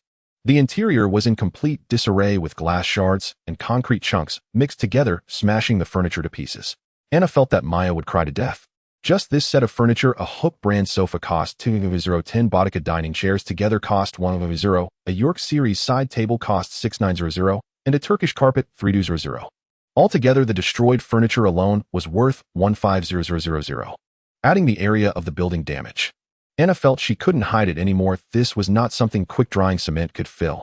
Furthermore, this Madame Hydra was also a weapons expert, probably having acquired the circuit for the electromagnetic pulse bomb from Dr. Zola, adding some seasoning to the Hellfire missile. With a bang, it destroyed Anna's infrasonic wave defense network. Not bad, Anna thought. Through the night vision goggles, Dr. Zola observed everything before him as the concrete structure, deprived of its bovine support, collapsed instantly. "Salke, what are you doing?" He had his treasure inside Anna Hansen. He felt that 100 Salkes could not compare to a little short leg. With an expressionless face, Madame Hydra thrust the infrared sensor towards Dr. Zola's face. "The little treasure you speak of, Anna, is quite leisurely." Madame Salke sighed. She had no idea what structure this guy's underground workshop had. One blast of Hellfire had no effect, 2 only caused a slight tremor, and 3. If she fired again, it would be over. This little short leg was like a turtle still seated at the keyboard, tapping away. Madame Salke truly felt that this guy was being unreasonable, simply ignoring her. If she didn't show her strength, he truly wouldn't understand who he was dealing with. In the basement, Anna was indeed quite relaxed. Since the last Gordon Farrell incident, she had made thorough preparations. She certainly didn't believe that Gordon Farrell was a pedophile. The Shield had also cooperated fully with Maria Hill, personally delivering information about the Serpent Society. Thus, Anna learned about this group that had grievances with Captain America entangled ties with Roxanne oil a faction unto themselves. She also knew of this legendary figure who had once come into contact with Hitler, Madame Salke. This seductive vixen would stop at nothing to achieve her goals. Salke would sell his soul, his daughter, or his master. Notorious for her sullied reputation. Unfortunately, Anna felt that this seductive vixen had encountered an immovable object in her which would be the most despairing moment of her life. The last workshop had undergone a complete upgrade. It was crafted entirely according to the blueprints. Osborne had put in great effort. Thus, Anna's version of the nuclear defense shelter was freshly completed. A 70 centimeters thick reinforced concrete framework concealed the interior. As long as luck wasn't too dire and a nuclear bomb didn't drop directly on her, she could relax down below. The supports used shear wall structures, replacing all bovine support columns with walls. A few hellfires would only create a pit on the surface. I must say Osborne was truly generous. Anna had added extra requests, yet Osborne didn't charge an extra cent, covering all additional costs himself. Beep, beep, beep. UPS power alarm. The hellfire not only took out the bovine support, but also destroyed the power supply system. Anna had already turned off as many loads as possible. Now the basement was running on half power, and the UPS could still support for a while. With a crunch, the little short legs stepped through the fallen dust, moving to the side and pulling down a snakeskin plastic sheet, revealing a set of diesel generators. Starting up, the power in the basement returned to normal.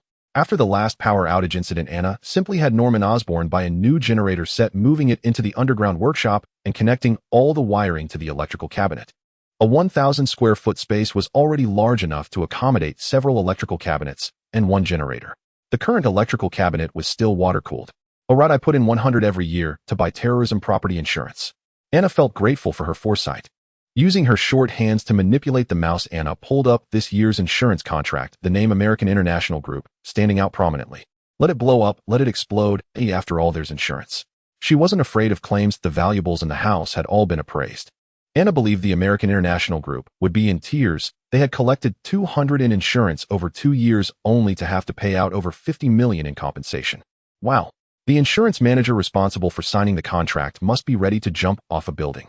At this moment, the outside seemed to be cooling down after the explosion, wanting to take a break and catch their breath. Casting a glance at the short-leg robot. AG, have you finished eating? The battery indicator still showed 1 bar left. It wasn't yet time for it to showcase its prowess. Behind AG, 3 robots were equipping him with weaponry. Alright, that's enough, you can stop. Anna struck the robot's hand with a bottle. These robots were slow enough. Even though Anna controlled them with a neural interface, the robots remained as clumsy as those suffering from Parkinson's disease, needing to pause for a rest after just a few steps. One moment they would be stiff, the next they would tremble. Anna felt she had committed a crime by creating these robots. Adding more would be pointless as they were essentially disposable. Looking back at the screen, it seemed the outside had changed tactics. Through the buried listening devices, Anna heard strange sounds akin to something burrowing through the ground. Strange. She controlled the infrared camera to look outside. While these guys are impressive, they even thought to use snakes to force themselves out. Seductive vixen. Oh. On the other side on the ground, the so-called seductive vixen was speaking to the woman beside her. Zelda Dupois. This guy, like Hawkeye, came from a circus background and expert in snake taming. Madame Salke, I will have the snakes wrap this little chubby girl into a ball and deliver her to you. Dr. Zola still wanted to speak, but Madame Hydra had already spoken. Dr. Zola, I promise your request guaranteeing her life. As for whether there would be psychological trauma, that was not within the jurisdiction of the Serpent Society.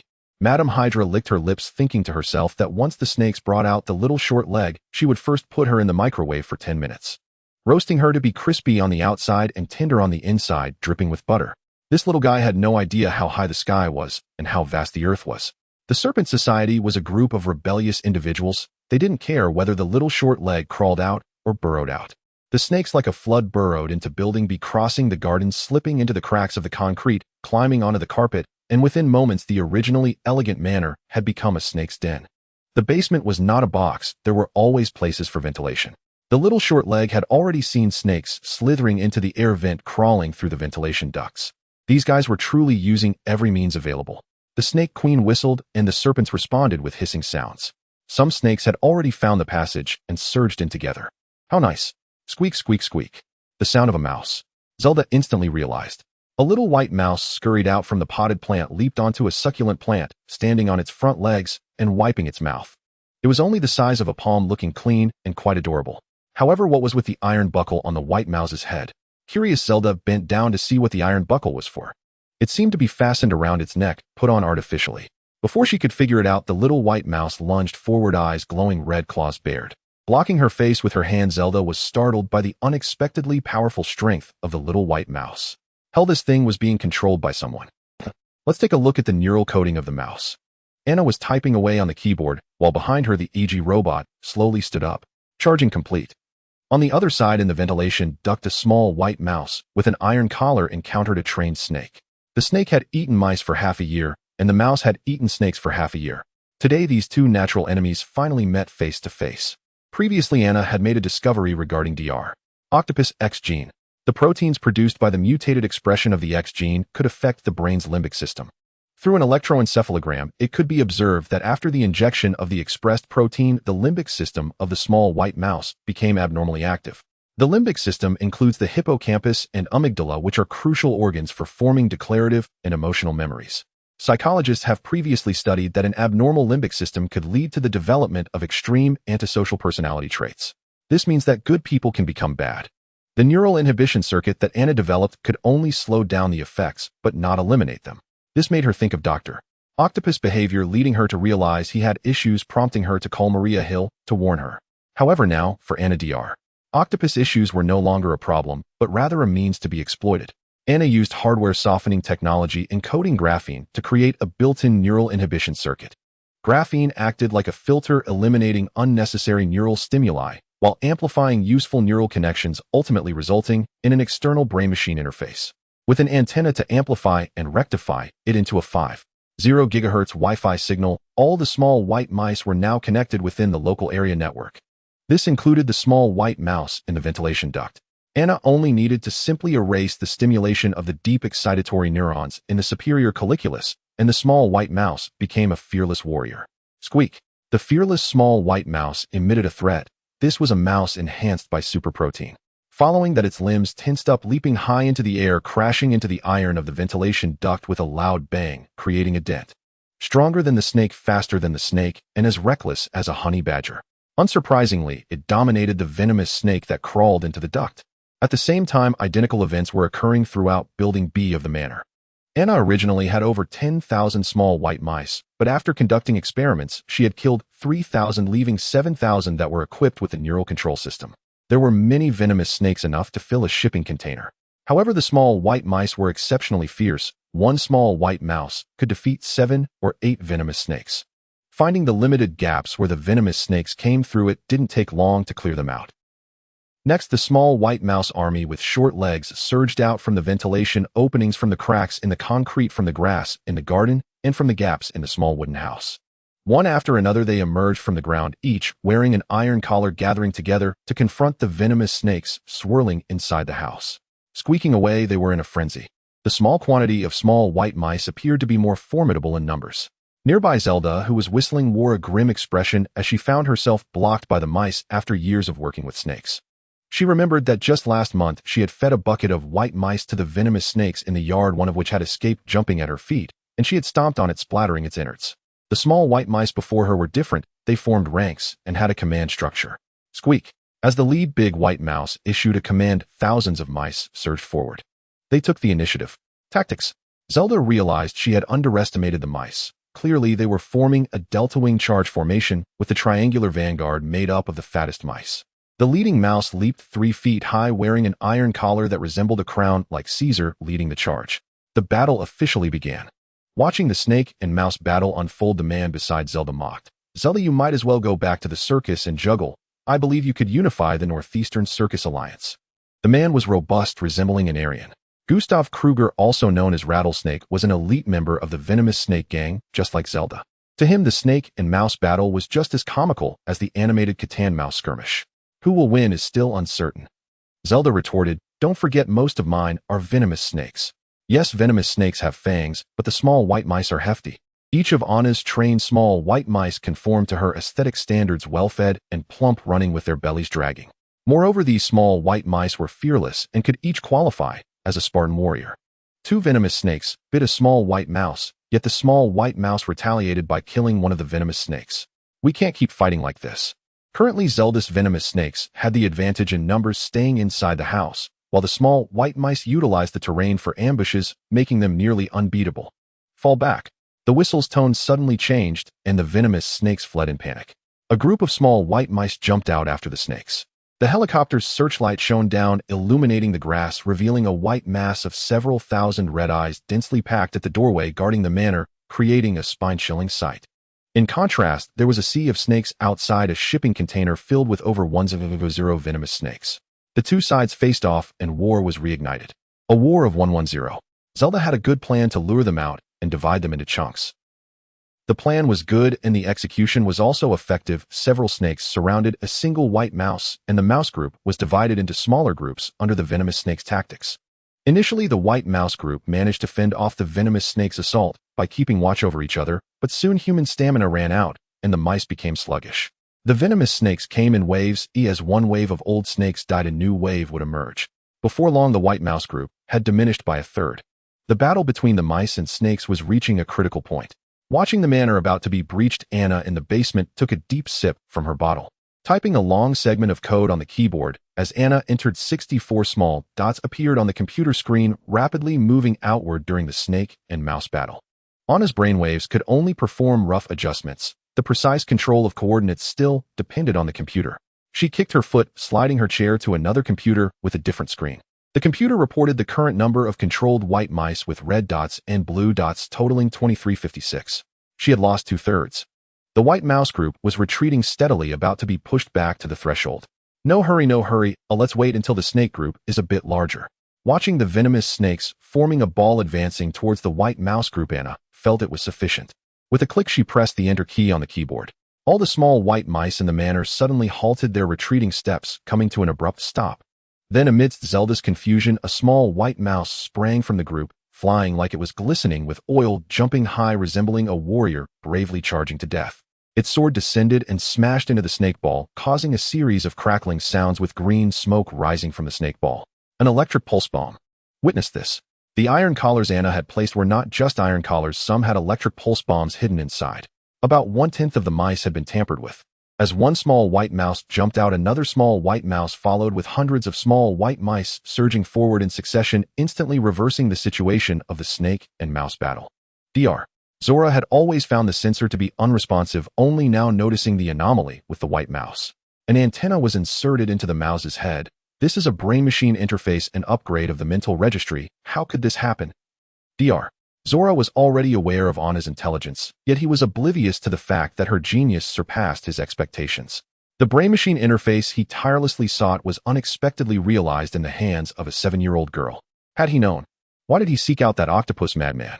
At this moment, the muscular man Gustav Kruger was already impatient with the situation before him. Lady Sauki, I told you long ago that Zelda would just embarrass herself. As he spoke amidst Zelda's fury, this German Aryan tore off his shirt, revealing a physique resembling that of a Siberian giant bear. This fellow's arms were so massive they could rival the waist of an average person, bulging with muscle, each muscle not as hard as stone. With a casual swing, he could easily take down a middle-aged man. With a loud roar, he hefted a vehicle-mounted flamethrower out of the armored vehicle. Grasping the flamethrower's nozzle, he pressed the switch. Flames erupted forth, reaching up to 10 meters. Flammable liquid poured into the garden and ignited upon contact with the intense heat. In no time, the garden had turned into a sea of flames. Amidst the cries of the snakes and mice, large piles of charred corpses lay intertwined on the ground. The smell of burning feathers wafted through the air, a nauseating scent. Gustav. Zelda fumed as the flames consumed her snakes. Gustav Kruger laughed broadly. Enjoy your snake stew. Afterward, he pressed the nozzle 5 or 6 times until the flamethrower ran out of fuel, then smashed the nozzle onto the ground. What are you doing? Dr. Zora screamed from the screen. Do you have any idea what this is? A brain-machine interface, a scientific marvel where humans control machines and machines control humans, and you want to destroy it. Dr. Zora shouted hysterically, his voice crackling with sharp electronic tones. If he had a physical form, he would have crawled out of the screen to point his finger at Gustav and berate him. This is all wealth. Catching a few white mice and analyzing their neural structures could allow Dr. Zora to make a breakthrough in his field. Ignoring the quacking of the short-necked duck, Gustav glanced at Lady Sauki. In truth, if it weren't for the boss pressure from above, he would have stomped on Dr. Zora's monitor to teach him a lesson. Shrugging, the Hydra lady lowered her head and pressed the volume down button on the video call, reducing the sound until Mr. Shortneck's voice became barely audible. Turning her head, she said, Anna Hansen must survive. This implied that any shortcomings would be overlooked. Gustav let out an excited howl, his eyes gleaming at the sight of the short-legged figure. Seeing her as a natural football, he couldn't wait to kick her a few times to satisfy his urges. He gestured upwards. Fire! A row of door-mounted machine guns was wheeled out, their 12.7mm barrels unleashing a torrent of heavy firepower. Shoot her out. Gustav laughed heartily, but feeling unsatisfied, he ran back to the vehicle to grab a Vulcan Gatling gun, firing away at the building. After finishing a burst, he was ready to switch to another. Boom! The 24-centimeter thick wall of the manor was blasted open, revealing a brawny man slowly rising from the rubble of reinforced concrete. Tall, tall, tall. As the giant stood up, Gustav's neck craned back in awe, his eyes widening continually until the giant blocked out the moonlight. So tall, so big. Gustav considered himself to be quite tall and impressive, yet in the presence of this suddenly appearing giant, he felt like a mere chick. Even the supergiant in Gustav's eyes, Gordon Freely, would seem insignificant standing before this giant. He was too tall, too big, and that waist too thick, surely over 10 meters. And that belly a beer belly that didn't even match this length. The supergiant stood still, and so did Gustav. With a crackling sound, the giant's head turned 180 degrees in Gustav's astonished gaze. Such a large head, Gustav thought it must be at least the size of 2 of his own heads. No, 3. Wearing a strange helmet with a half-meter-long antenna sticking out, surrounded by a circle of indicator lights flickering in red, blue, and green. The giant carried a massive pack on his chest, as if containing some cylindrical object. In comparison, the giant's feet appeared deformed, short and small, resembling mere chopsticks next to his large belly. With a crackling sound amidst the excruciating sound of grinding gears, Gustav observed as the giant's belly rotated 180 degrees while its feet remained stationary. It seemed possible to rotate into position all at once. Anna covered her eyes with her chubby little hands, feeling utterly embarrassed. It was so foolish. When he could have simply adjusted his feet to align his body, he chose to turn his upper body, first rotating his head before his waist. This artificial intelligence. Anna had nothing more to say. Lady Sauki, who equally found her subordinate to be brainless, glared at Gustav's dazed expression, her anger bubbling up from who knows where. This subordinate, so arrogant and proud, only muscles, but no brains. If it weren't for Gordon being incapacitated, she wouldn't have brought this fellow along. Now seeing someone even taller and larger than himself had left him dumbfounded. Shoot, you idiot. Lady Sauki unsheathed a whip from her waist, wishing she could give him a good thrashing. She was already irritated. Dr. Zora was attempting to contact her through various electronic means, and there were several Hydra soldiers around, preventing her from being too overtly displeased. Activating the voice function, Dr. Zora launched into his usual lengthy spiel, this time targeting the Aegis robot. Lady Sauki, capture it. That is the prototype of Anna Hansen's robot. Look, it even has the robot's brain-machine interface on it. Heavenly Father, I adore little Anna. This fellow is truly a ancient millennium genius. It's just a robot. I thought I had encountered someone bigger and more muscular. Gustav felt humiliated. He sought revenge. The Vulcan Gatling roared in fury. Gustav's emotions were spilling over. Click. The Hydra lady pressed the shutdown button. She truly felt powerless. The Viper Gang is not Hydra. It is a mixed group comprising Gordon Freely, Gustav Kruger, Zelda Du Bois, Teresa Vasquez, each with their own personality. She merely held a territory through charm and leadership. Just right, she could let Gustav have a match with the beer-belly robot to test the little short-legged one's capabilities within the cover. Now Lady Sauki found herself increasingly interested in the little girl inside. Anna had always looked down on the low chassis of the age robot, but in this world those with low chassis often drew less trouble. Lamborghini and Ferrari LaFerrari were all low chassis machines. A low chassis signifies high speed. Bang, bang, bang, the dual-cylinder engine switched rapidly with thousands of actuators performing reciprocating motions. The age robot traced an arc around Gustav. WTF, Gustav cursed. The robot's movement speed was faster than his own firing speed, tearing across the turf in a wild sprint. The age robot swung its fist, the aircraft aluminum-clad fist gleaming coldly in the moonlight. Bang! The Gordon No. 2 with its 250-pound body flew up, blocking the moonlight as it arced beautifully, head down, crashing onto the lawn. So brutal, the soldier felt a pang in his heart. Crack! He instinctively raised his firearm and took a step back. Fortunately, the robot did not retaliate. It merely noticed it had stepped on something. It seemed that the sensor on its head had been blocked by its belly. The age robot took a few steps back before spotting the fire god Gatling on the ground. It wanted to pick it up and extended its arm, but its 1.5-meter arm simply couldn't reach the lawn. In frustration, it stomped on the ground, chopping the Gatling into 2 pieces. This personality looks just like a child, the soldier thought. What are you waiting for? Shoot! Madame Hydra cracked her whip, feeling that the Hydra was junk. A single robot could scare soldiers this much. Bang, bang, bang. Sparks erupted from the Age robot as bullets struck it, merely producing sounds. This was aircraft aluminum specifically used by NASA for space shuttle exteriors with high specific strength. To prevent issues, NASA had only added a layer of ceramic over the aircraft aluminum. Conversely, Age didn't even need to move, it could crush its foes with sheer brute force. Missile. The pilot heard the command. The helicopter was armed with 4 Hellfire missiles. 2 had already been fired, leaving 2. Unfortunately, the Age robot was not a passive entity. With a series of clanks, a chunk of metal emerged from the back of the Age robot and flipped onto its shoulder. What is this? The searchlight illuminated the helicopter's view, clearly revealing the iron tubes emerging from the metal chunk interconnected in 8 segments. This design with its stepped structure resembled a naval cannon. Correct, no prize. You have your Hellfire, I have my railgun. Of it may not be well known, but it's fast. Deploy. In the basement, Anna pressed the confirmation button. The little short leg had a temper too. After staying quietly in the basement, it was enraged by the chaos outside. Boom. Faster than the eye could blink. The electromagnetic railgun had been modified by Anna and was currently employing a 4-rail acceleration technology. The speed was double the original, reaching a terrifying exit speed of 6 Mach. A bit faster, and it would match the launch speed of intercontinental missiles.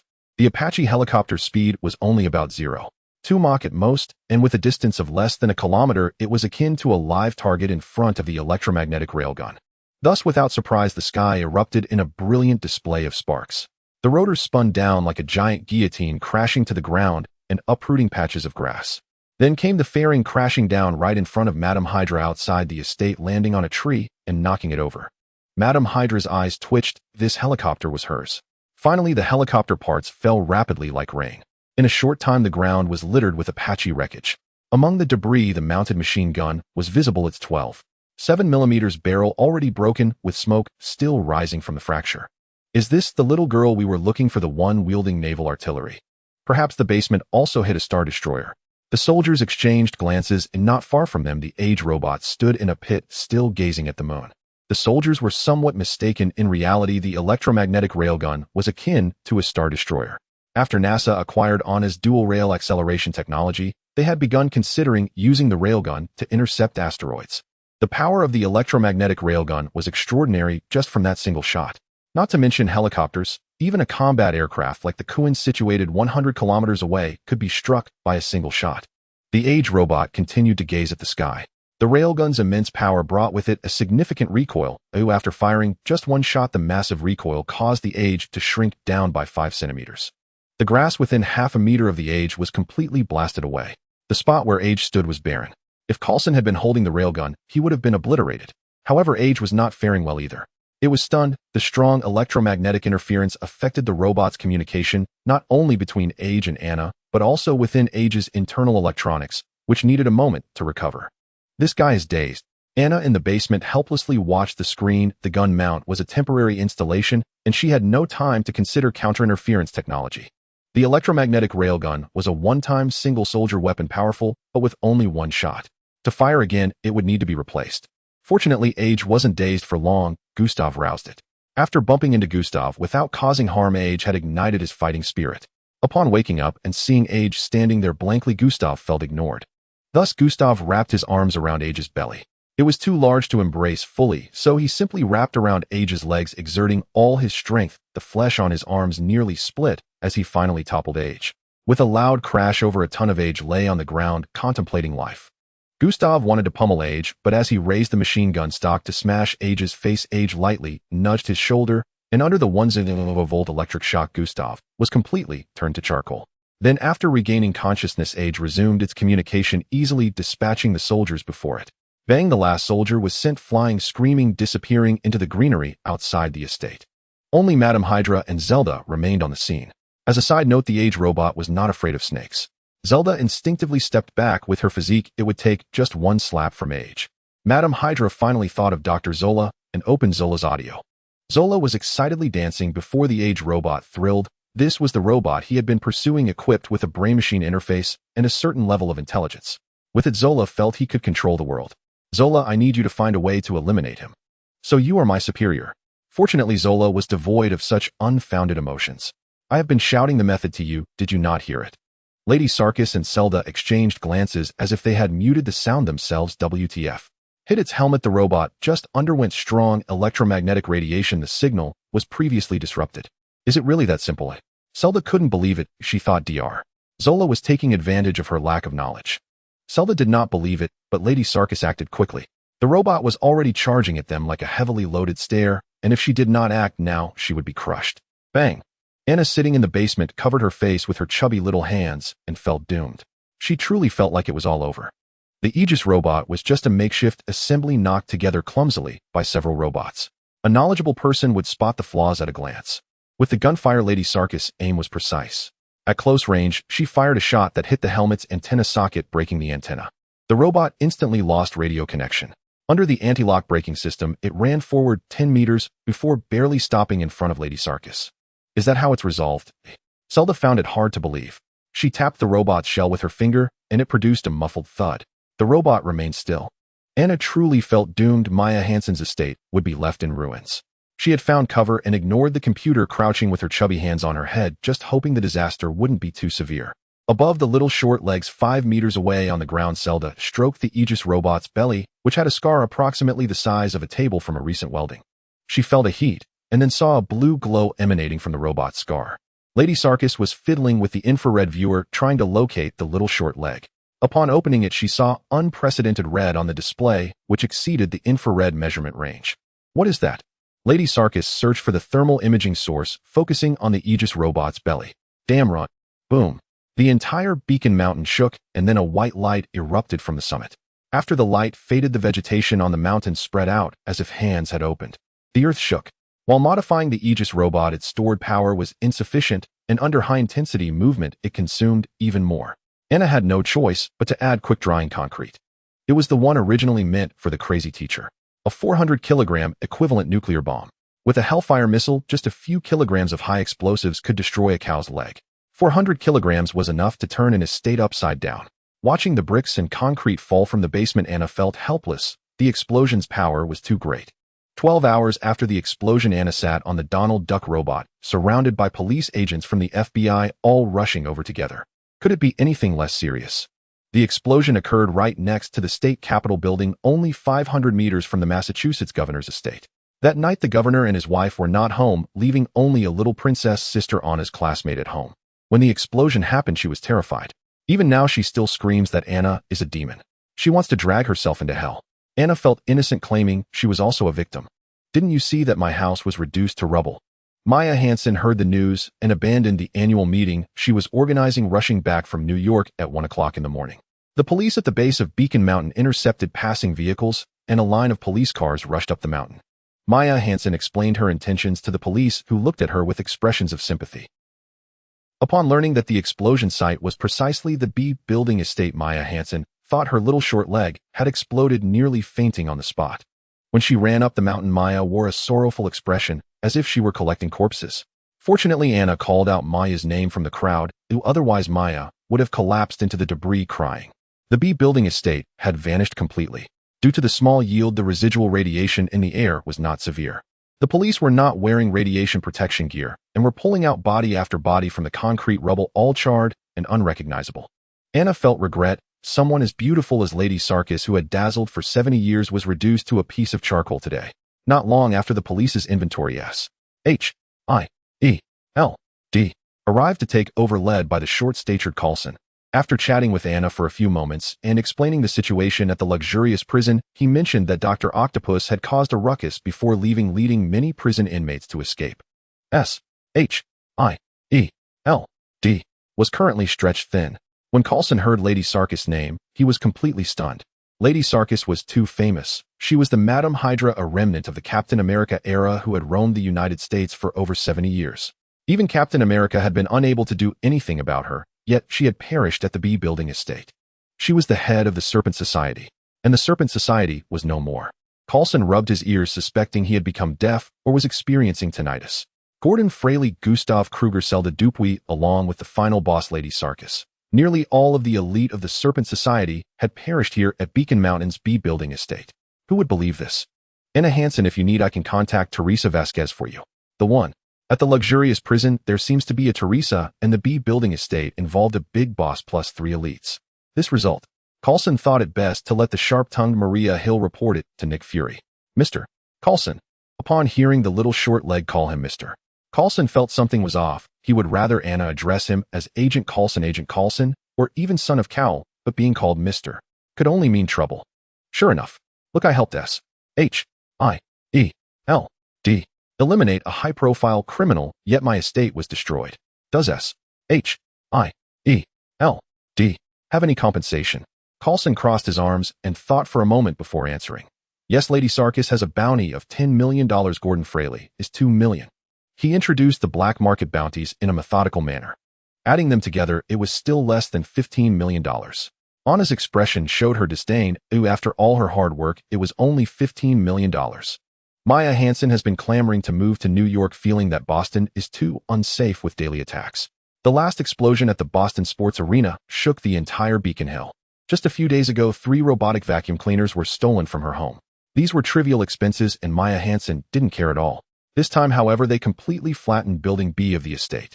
This truly underestimates Maya Hansen. Fortunately, her daughter is unharmed. Anna felt helpless. She wanted to tell Maya that the most dangerous place in the world is New York, followed closely by Kabul. What with the Hulk smashing cars, Hell's Kitchen chaos, and the upcoming battle in New York. In the following days, everyone came pouring in. In California, Garcia rushed over the next day upon receiving the news, and her reaction was a bit exaggerated as she hugged Anna, insisting on checking if she had lost some weight. Whether a woman is beautiful after marriage depends on whether she marries well. Garcia has become increasingly beautiful since getting a boyfriend, and with her improved fashion sense, she is now moving towards an international style. After sleeping with Anna for a few days one day, while lying in bed, she exclaimed, "What did you cause this yourself?" Garcia threw her short legs onto the bed. It was a disaster. The explosion nearly destroyed Building B of the estate. However, the actual financial loss was not significant. 3 days later, an insurance adjuster from American International Group arrived and promptly compensated about $100 million based on market value. Since the estate's finances were handled by Maya, Anna was not clear on the details. The adjuster tactfully hinted, "Ms. Hansen, given the size of this claim, property insurance rates are going to increase significantly next year." He paused and then added shyly, "It will likely be 1 to 5 times more than this year. The increase is considerable." Maya Hansen had no objections. She was currently utilizing every means to legally evade taxes, so paying more for insurance was just right. Norman Osborn also showed up, accompanied by an elderly gentleman from the Mediterranean. Jill Pratt grasped Anna's chubby little hands, shaking them vigorously, almost knocking a pound off Anna's arms. He was genuinely excited. "You know, when I received the call from Mr. Osborn saying that Building B was attacked, I nearly had a heart attack." Recalling that moment, Jill Pratt still had lingering fears. Then Norman Osborn discussed his intention to buy Building B, including all the assets in the basement. Anna kindly reminded him that Building B had been blown up and the basement was severely damaged. $100 million. That was Norman Osborn's offer. Anna reminded him again that she needed to retrieve the hard drives from the basement as they contained all her stored data. Add another $100 million. Norman Osborn raised his offer. Anna felt too embarrassed and repeatedly reminded Osborn that the Aegis robots had been completely destroyed, leaving no trace behind. Add another $100 million. Norman Osborn clenched his teeth. There was no way around it. Norman Osborn was too sincere, and Anna found it difficult to refuse. The parties ultimately signed an agreement for $300 million for all the equipment in the basement, excluding the data from the computer servers. The collaboration was pleasant. Later, Anna thought it through and realized that the money used to build the basement came from Norman Osborn, over $100 million, and then buying it back would again involve using Norman Osborn's money. How should this be accounted for? The outcome was no longer within Anna's consideration. Ultimately, the little short leg now had a net worth of $494 million. Just as Anna was pondering what to sell to reach $500 million, S.H.I.E.L.D. showed up again. This time it was Maria Hill. S.H.I.E.L.D. had a decent capability to handle gunshot wounds, and within less than half a month she had recovered quite a bit. Agent Hill came bearing plaster and money totaling $16 million with an extra million, as it seemed the pilot was just a minor character worth $1 million. Thus, Anna had a total of $510 million, surpassing her mother's worth. Seeing that S.H.I.E.L.D. performed while handling the trivial matters for her, Anna decided to surprise S.H.I.E.L.D. again. She handed Agent Hill a note. Agent Hill, puzzled, unfolded the note. 5A4F4C41, what does this mean? This is a piece of hexadecimal code. I'll take it back to Nick Fury and have him check the S.H.I.E.L.D. D. Control room. Trust me, there will be a very big surprise. Watching Agent Hill leave this strong woman had, after being abandoned by Hawkeye and being blamed by Agent Coulson, once again become the bearer of bad news. Soon, within less than half an hour, Nick Fury, the decisive one-eyed director, called. What do you know? He opened with a blunt question. Anna hung up the phone, feeling that she was the one being wronged, not him, the director of S.H.I.E.L.D. Oh, is it necessary to start off so aggressively? Call back, hang up, call back. After 3 attempts, the one-eyed director finally fell silent. Then an hour later, this black director directly piloted a Quinjet from New York and landed on the hotel's helipad. After disembarking accompanied by Coulson, he marched straight to Anna's hotel room, banging the door open. The little short leg was leisurely sitting on the bed playing Tetris on a handheld console. Anna Hansen, do you know how chaotic New York is right now? Super criminals are everywhere, police are overwhelmed, and the NYPD is already looking for a joint effort with the FBI and S.H.I.E.L.D. Anna Hansen waved at the bald director, and the one-eyed man approached, removing his Glock 17, his gaze threatening. Anna waved her hand again and took out a computer. The egghead director leaned in. Anna touched the egghead director's bald head and said, Mr. Egg, my Aegis robot is broken, and I think your egg is pretty good. Aegis means egg in English. The one-eyed director suddenly raised his Glock 17. He genuinely wanted to take down this little short leg. What does your Aegis have to do with my egg? Coulson silently exited the hotel room, deliberately closing the door behind him. Only Anna Hansen and Nick Fury remained in the room. Anna Hansen, don't think I can't handle you. Do you believe that with just one phone call, officials from the Massachusetts Child Protection Agency will come knocking? That would keep you busy for a while. Anna's death stare. The two held their ground for a long time until Anna finally spoke. A doctor named Arnim Zola broke my robot. Nick Fury fell silent. He's a digital ghost. Nick Fury glared at Anna with his one eye. He controls the Serpent Society. In the small Norwegian town of Bergen, located within the Arctic Circle, the first batch of guests arrived today since the onset of winter. A Kun-style fighter jet landed at the airstrip, and as the cabin door opened, a view of the snow-covered forest was revealed. Huffing out a breath of white mist, Anna covered her chubby little hands and said, Director Liu, you should compensate me with a holiday. At this moment, as the new year approached, 2 Christmas trees stood at the entrance of the Bergen data center. The Christmas trees, shaped like towers, were dressed in green and adorned with little bells. Anna ran over and gently touched them, producing a delightful jingling sound. It was beautiful. Unfortunately, the nearby black director was not in the mood to appreciate it. He stomped up the steps, his face dark as the bottom of a pot. Bergen, the world's largest data center, spans 6 million square meters, rises 4 stories high, and houses 500 servers and 3 supercomputers, one of which is currently ranked number 1 in the world, named Shulyu. Shulyu contains 300 processors and can execute 235 trillion floating-point operations per second, with an overall performance exceeding that of the current world's second-largest supercomputer by a factor of 2. At that time, Anna had thought about using Shulyu to calculate the protein structure of the extreme virus, and now she unexpectedly found herself here ahead of schedule. With Christmas approaching, the data center was also on holiday, with only the personnel on duty present. 5 researchers dressed in white lab coats emerged, led by a ponytailed woman wearing glasses. The S.H.I.E.L.D. had already coordinated with the center's management, and there was no need for an appointment. They walked straight in. I need your control room, Anna said. The ponytailed woman cast a surprised glance at Anna, then looked at the black director, who had a 7-year-old child at home. Let her take charge and fulfill all her requests, said the black director as he stepped inside, exuding an aura that kept others at bay. Anna was also feeling troubled. After receiving Anna's message, Nick Fury had conducted a widespread investigation across global networks, discovering traces of Zola at every node in the world. This was a significant incident, indicating that the world had unknowingly been under someone's surveillance, even S.H.I.E.L.D. And he couldn't report the truth to the Security Council. He feared he would lose face. An agent head who monitored the globe was now being surveilled by others. If this were revealed, he would no longer be able to serve as the director. Thus, S.H.I.E.L.D.'s public stance was that a virus named Zola was spreading globally, stealing data from countries around the world. This was directly promoted through the 3 major newspapers in the United States. According to information obtained by the Washington Post, a virus called Zola has been lurking online since 1991. This virus silently infiltrates your computer, stealing and transferring data.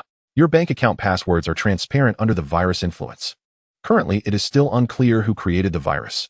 These slides were selected from a large volume of documents by the Post, with some content modified. This also means that since the birth of the World Wide Web, a virus has been monitoring the world comprehensively. followed by a slew of sensationalist newspapers. Where should the internet go from here? How can we ensure data security? Then a group of self-proclaimed computer network experts offered their misguided advice, which was nothing but a pile of nonsense. In fact, Anna wanted to comment below asking if they had ever seen a virus that could run and call out while wearing a hat. Calling it a virus was clearly self-deception. However, the exposure of the Zola virus was not without effect, at least Dr. Zola was having a hard time. The virus isn't that terrifying. What is terrifying are the people who protect it behind the scenes. Anna said sternly, her expression serious. The black director's face darkened further. To some extent, he was also one of those protecting Zola. Actually, dealing with Zola is quite simple. Just unplug the RJ45 twisted pair connector. Once the internet connection is severed, Zola cannot access the computer without a network. In reality, it is impossible to sever the internet connection. The World Wide Web has developed for 20 years, and it will not revert to primitive times for just one Zola virus. Thus, she and Nick Fury rushed to the supercomputing center in Norway. The Shiliu computer is a colossal machine, standing 5 meters tall and occupying an area of 300 square meters. The control room is on the second floor, and the stairs to get there are taller than Anna's knees, requiring considerable effort for each step. The ponytailed girl beside her wanted to help, but Anna declined as she considered herself a significant figure, and even the Security Council had taken notice of her. It was inappropriate to have someone carry her up the stairs, so she brought along the Donald Duck robot. To the surprise of the ponytailed girl, it lifted her up and with a swift motion carried Anna up the stairs, bypassing Nick Fury. Then Anna took out a USB drive from a small pocket in her belly. It's just a matter of a few codes. The world has overestimated the intelligence of networked life. A code limited by binary digits cannot be that powerful. Before coming here, Anna had analyzed Dr. Zola's behavioral patterns using big data. This guy had been using the same methods for 50 years. His behavior had become so routine that even the virus had traceable patterns. The actual operation is quite simple. All that is needed is to upload a segment of code. It could be uploaded from home. However, given the gravity of the situation, Nick Fury was not comfortable with uploading it over the network. He wanted to see Anna personally operate while being far from American soil, dispersing the virus tracking software. Alright, next we just need to have the operating system companies update a few patches. Anna said it lightly, and online Dr. Zola was in trouble. Just like Dr. Zola, he was now just a segment of code, and the tracking program created by Anna was also a piece of code. The code set off from the data center, passing through the root servers in Virginia, USA, giving rise to myriad connections. From 12 secondary root servers, it quickly formed a massive patrol team.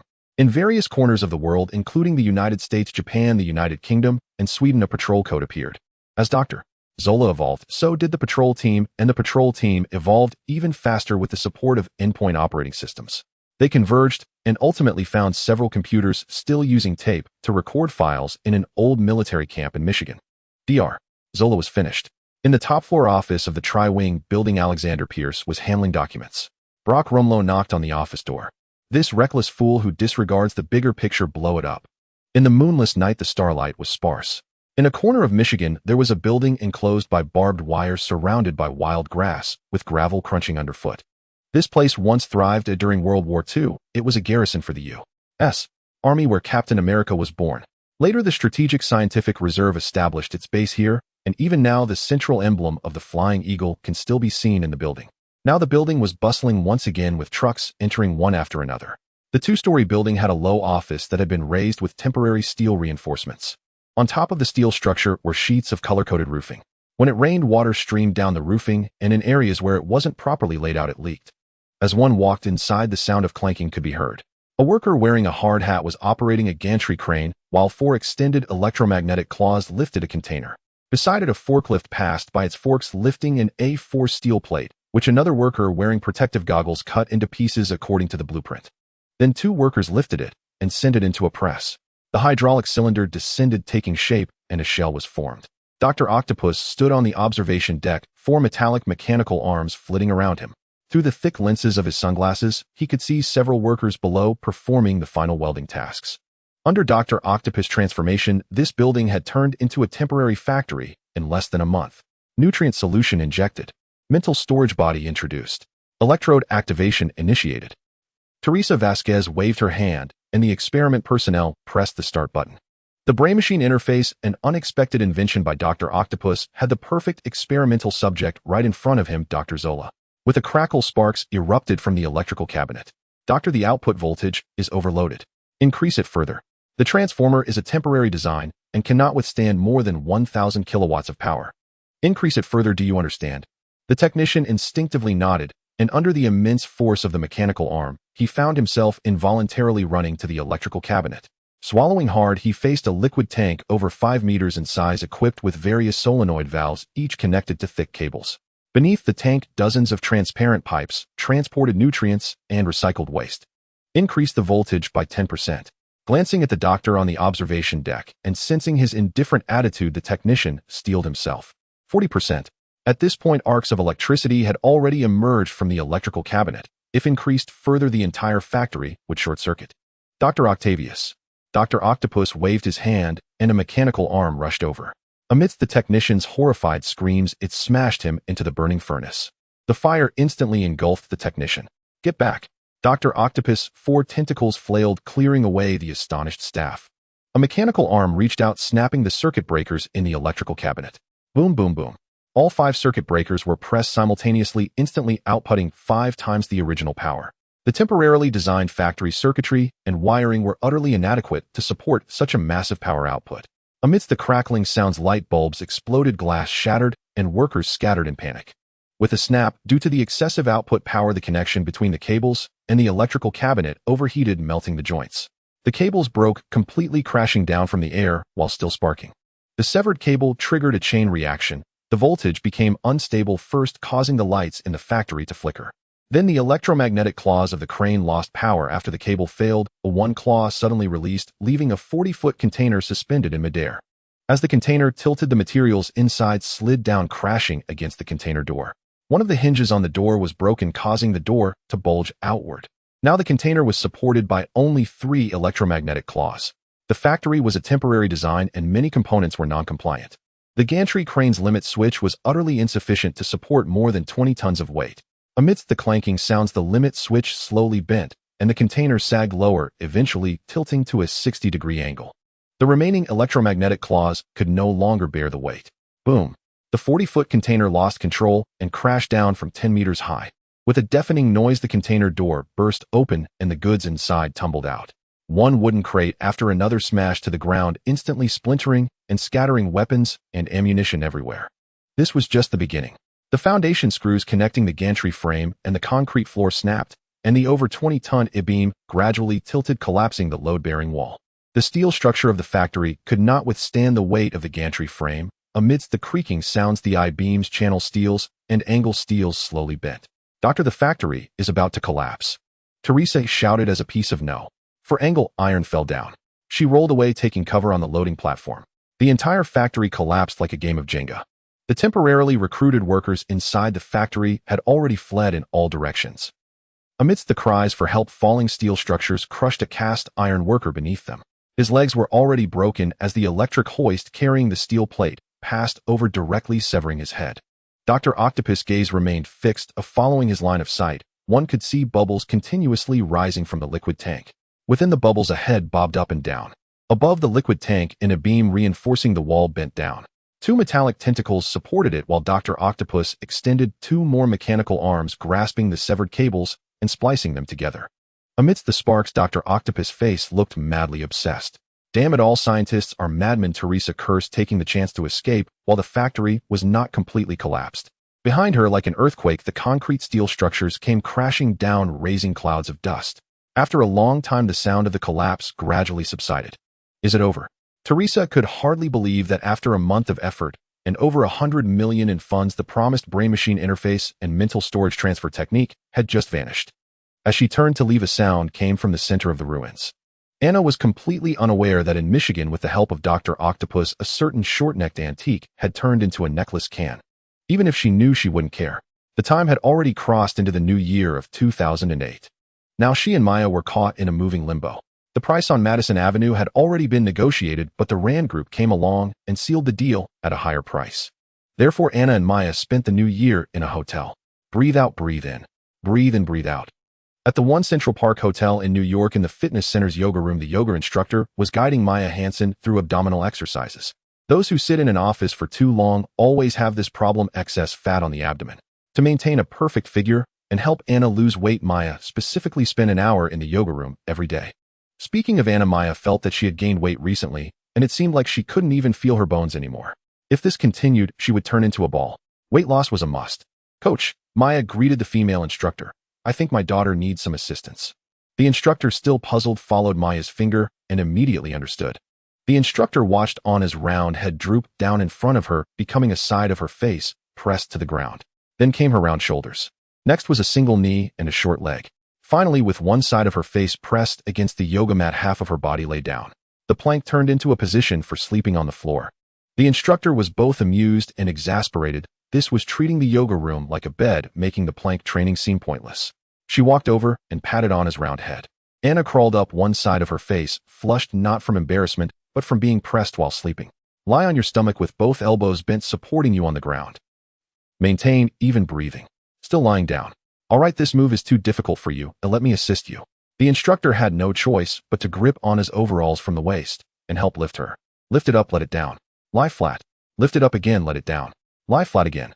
At first, the instructor thought the girl in her hands was doing relatively well, perhaps just going through the motions. Later on, she simply drooped her eyebrows with her hands and feet hanging freely in the air, looking completely indifferent. She had turned into a completely lazy person. The instructor was internally exasperated, wondering who was actually exercising her, or Anna. Anna didn't need help, as she had dumbbells herself.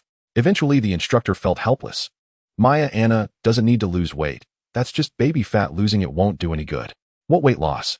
Just look at that dead fish look. The more she loses, the more she gains. The little girl's fat hasn't gone down yet, her biceps have increased by a third. Maya understood. Looking at the instructor's attitude, she knew the meaning behind her words. Her daughter was simply not cooperating, making it impossible to lose weight. What could be done? Now her daughter was richer than herself and had more fat than her. This daughter had turned into a little lord. Indeed, Maya had already discovered Anna's savings. On the first day after New Year's, the president of the Bank of America Boston branch rushed to the hotel. Maya Hansen felt she was in a Spartan situation. She watched in disbelief as the little short legs jumped off the bed, ran over in slippers, scurrying around. After snatching the letter, Anna immediately stuffed it into the small pocket of her overalls. Then, without giving him a chance to speak, she directly kicked the Bank of America out. If Maya hadn't known the president of the Bank of America, perhaps it would have gone unnoticed. Anna was also dumbfounded. She had told the Bank of America not to come over, just to mail the credit card, yet they refused making the trip for $300 million in deposits. It was all that Osborne fellow so diligent that he didn't even say a word before transferring $300 million into Anna's account, and even issued her a new credit card. And then Anna bumped right into Maya. $300 million. Maya thought that she had spent half a day negotiating a $600 million deal with the French military in Stockholm, and she could only earn $200 million. Comparing herself to her daughter, Osborne was eager to deliver money, afraid it wouldn't reach her hand. People can really make one feel inferior. Looking at this little short leg carefree like a dead pig, not afraid of boiling water, Maya felt anger rising. She walked over, put her foot into Anna's belly, and flipped her over. Get up. Anna had no choice. Ever since discovering the huge sum in her hands, Maya had started living extravagantly, focusing on health and fitness, buying luxury goods, even ignoring being kicked out of MIT. With idle time comes many things to do. Maya looked at her daughter's body, unsatisfied from every angle. Taking advantage of the holiday, she urged Anna to lose weight. The effect of weight loss was, of course, zero. Wiping her non-existent sweat, Anna genuinely felt that losing weight was unnecessary, as she was fine just as she was. In Anna's view, laziness was the primary productivity. Too lazy to walk, humans invented cars. Too lazy to think, humans invented computers. Too lazy to check information, humans ultimately built the internet. Laziness was the primary driving force. Just like now, Anna, with her short hands and legs, was comfortably sitting in a Donald Duck robot, believing that conceptually she was already one step above ordinary people. Some people are diligent just to earn money, to choose the perfect mating partner. The reasons vary. But Anna's diligence was remarkable. She only wanted to be able to be lazy in the future. Just think about it. In the future, she could lie down and do all sorts of things. Anna could wake up laughing in her dreams. After taking a shower, Maya came over with a dry towel, wiping off the moisture. Seeing her daughter's silly smile, her anger surged from nowhere, and she kicked her on the butt. Let's go, time to look at houses. They had already been staying in the hotel for a month. Ma'am, hello, may I ask if you are looking to buy a house? A man appeared nearby with a lanky figure and dry hair, clearly a loser. Maya frowned. What she needed was not a house in Harlem. I want one that is good, spacious, and has cultural heritage. Then you can take a look at his house. It is currently valued at 80 million euros on the market. The speaker was the yoga instructor, the one who helped lift Anna's overalls. Maya reconsidered the loser's suggestion mainly because it was expensive. She was currently thinking about how to spend the money so her daughter wouldn't cause trouble. 80 million euros based on the current exchange rate was $130 million, which would spend more than half. Maya felt a bit more stable mentally. In this regard, Anna seemed to have no autonomy. The two enjoyed their conversation, and the loser took out a stack of documents probably about the manor's scenery, land area, geographical location, historical culture, and current maintenance status. David Charles Hall. Anna remembered someone and leaned closer to the table, pulling out a group photo of the first session of the Xavier Genius Academy, with a large bald head prominently featured. During the journey, loser introduced the meaning of his name, while David explained that he took his mother's surname and Charles was his father's name. Here David Haller is just an ordinary person with scorched yellow hair driving an old Chevrolet, completely dressed like a loser. However, in the world of the X-Men, he is one of the few Omega-level mutants possessing thousands of superpowers and has fought against powerful beings like Shadow King and monks. My father is Charles Xavier. It's Charles Francis Xavier Wright. I know him. He is a geneticist with significant contributions to biophysics and genetics. Anna felt it was normal. The circle of biology is small, and with Maya's current connections, they all seem to know each other. Unfortunately, Professor Charles passed away in early 2007. He fell down the stairs and never got back up. Anna felt a pang of regret. This Professor X, renowned even in parallel universes, succumbed to a stroke, leading to paralysis in this universe. Then Anna saw Maya and David discussing Xavier's castle. When Maya learned that it was in Westchester County, her entire demeanor changed for the worse. Anna knew that Maya was hoping for Manhattan, just like the area around Madison Avenue. If it weren't for the Rand Group's interference, Maya would have moved in by the end of last year. Westchester County isn't even part of New York. New York City includes 5 boroughs: Queens, Manhattan, Brooklyn, Staten Island, and the Bronx. Manhattan is the center of New York. Only Manhattan can be called a city. In the eyes of Manhattanites, New York City is synonymous with Manhattan, while places like Queens and Brooklyn are mere afterthoughts, and Bronx is a desolate area. Westchester County isn't even a city, it's just an administrative unit parallel to New York City. Moreover, Westchester County borders the Bronx, which is known for its impoverished areas. Maya's attitude shifted negatively. She thought that comparing Westchester County to Manhattan was like comparing the countryside to the city center, one still grazing cattle, while the other had already built subways. In fact, Anna thought that Westchester County wasn't as bad as Maya imagined. Compared to the capital where Anna spent her life, it was roughly the difference between inside and outside the second ring road. It's just a bit outside the HD area. But Maya, accustomed to vanity all her life, kept competing with Zhao Hailuan just for the title of a world-class geneticist.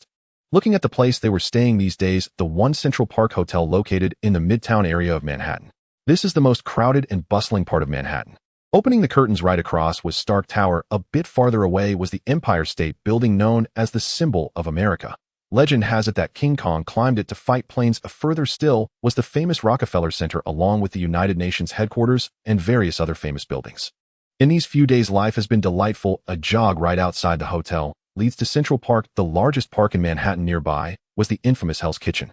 Taking a boat right beside was the Hudson River, where the USS Intrepid aircraft carrier was docked. In Maya's view, this was the true city center. In comparison, what is Westchester County? Just a patch of yellow land from the corner. David Haller, the son of Professor X, was getting anxious. Anna felt he must have finally found a big spender, and now the big spender was about to run away, making him want to cry. David kept instilling new concepts into Maya about who lives in Manhattan, those working middle class and nouveau riche who had no choice but to endure this congested and noisy place due to proximity to their jobs. Where do the true upper elite reside?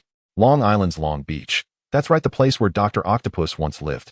According to David's explanation, the upper elite don't need to work 9 to 5, nor do they need to rush for the subway. So they seek out homes in beautiful scenic areas with good air quality where they can see the beach. Then he misguidedly told Maya that Westchester County is the second Long Beach now and will surpass Long Beach in the future, surrounded by mountains and water, housing large castles that wouldn't feel crowded even with 100 people living in them. Such talk made Maya's interest peak. Then David, not waiting for Maya to respond, stepped on the gas and roared directly onto the highway. This was about to be a hard sell. Westchester County isn't far, but they had to pass through the Upper East Side, cross Harlem, and go through Yonkers, finally reaching their destination after exiting the Bronx. After getting off the highway, the greenery was abundant. This is the boundary of New York City, already suburban. The road was 2 lanes wide with only 2 lanes for incoming and outgoing traffic, lined with trees, and the scent of the trees was quite pleasant. Driving through the dense forest, they finally arrived at a square where the view opened up. Xavier's castle had arrived. Upon seeing the castle, all of Maya's remaining doubts vanished. Her attitude made a complete 180, and she felt that 80 million euros was too worth it. This is an extremely historic square castle. The varying heights of the spires appeared intermittently among the swaying trees with a clear and transparent lake behind it. The lake's surface was as smooth as a mirror with swans gliding across it. The garden was well-trimmed and peacocks were strolling on the lawn. Maya's attitude when communicating with David had obviously improved significantly. Anna watched as Maya's eyes sparkled. She sensed trouble. Indeed, Maya nudged her credit card. Anna felt wronged. It was just a 5000 deposit. She thought Maya was being excessively stingy, dragging her feet. Did you bring it or not? Anna wanted to say she didn't bring it, and she pretended to search through her bag, shrugging her shoulders to indicate she had forgotten it at the hotel. But Maya was not so easy to fool, as she knew her daughter's nature. She forgets everything, but how could she forget money? Seeing the hard lump in the small pocket of Anna's belly, she poked at the card. What's this? She could even feel the logo of Bank of America. Then she extended a hand, disregarding Anna's objections, and pulled out a bank card from her pocket. Anna wanted to delay a bit longer. No need for all this trouble. I brought a POS machine. Anna glared coldly at David. She felt that David was truly insufferable carrying a POS machine around, capable of selling off his family's ancestral home. She just wondered if Professor X would pursue him across dimensions and send David back to where he came from. Anna believed that Maya should stick to her own ideas. Manhattan is so cheap. In Midtown, a one-bedroom apartment is only $1 million. Of course, Maya wouldn't live in such a rundown place. If she were to buy it, would have to be at least a luxurious 3-bedroom apartment, which is still only $5 million. If she raises her standards a bit more at the very least, she could choose a townhouse in Long Island, one of the ultra-luxurious models, where she could see the Statue of Liberty on her way to and from work, and that would only be $20 million. However, Maya was certain that once she saw a castle, she would be distracted. Anna felt that it was Maya's princess dream at play. Those who couldn't be princesses in their childhood often yearn to be queens. Having a castle signifies being a queen, and having a queen means there are princesses. Maya had become overly ambitious. She had money, her daughter had money, and now she was adamant about raising her daughter to be a princess. In her mind, she envisioned Cinderella, Snow White, and the Ice Queen, thinking that one day there could also be a Tangyuan princess. Look at that huge Xavier Castle occupying 3 acres of land in Westchester County, surrounded by Douglas firs, with 280 trees belonging to the castle. The castle even has a duck farm. Maya thought she could buy 2 llamas for Anna to keep. The main building is decorated to Maya's imagined luxury, with bedrooms, a reception room, a banquet hall, and a library, and just the main building covers 0.5 acres, which is 8 times larger than the B building in Ken Mountain. Maya believed this was her ideal castle. The problem is your ideal castle is exchanged for my ideal Franklin. However, Anna was afraid that Maya would stuff her into a garbage bin, so she had to adopt a roundabout strategy, subtly hinting from the side. Owning a castle doesn't guarantee one can maintain it. The annual maintenance costs are substantial. Don't worry, don't you still have $170 million? Anna was completely speechless. Her mom had already arranged for $300 million. She remembered that the compensation for the terrorist attack on the B building in Ken Mountain alone was $100 million, yet she hadn't seen Maya take any action. Judging by Maya's expression, she clearly ignored it, and Anna felt that getting her to use $100 million would be harder than reaching the heavens.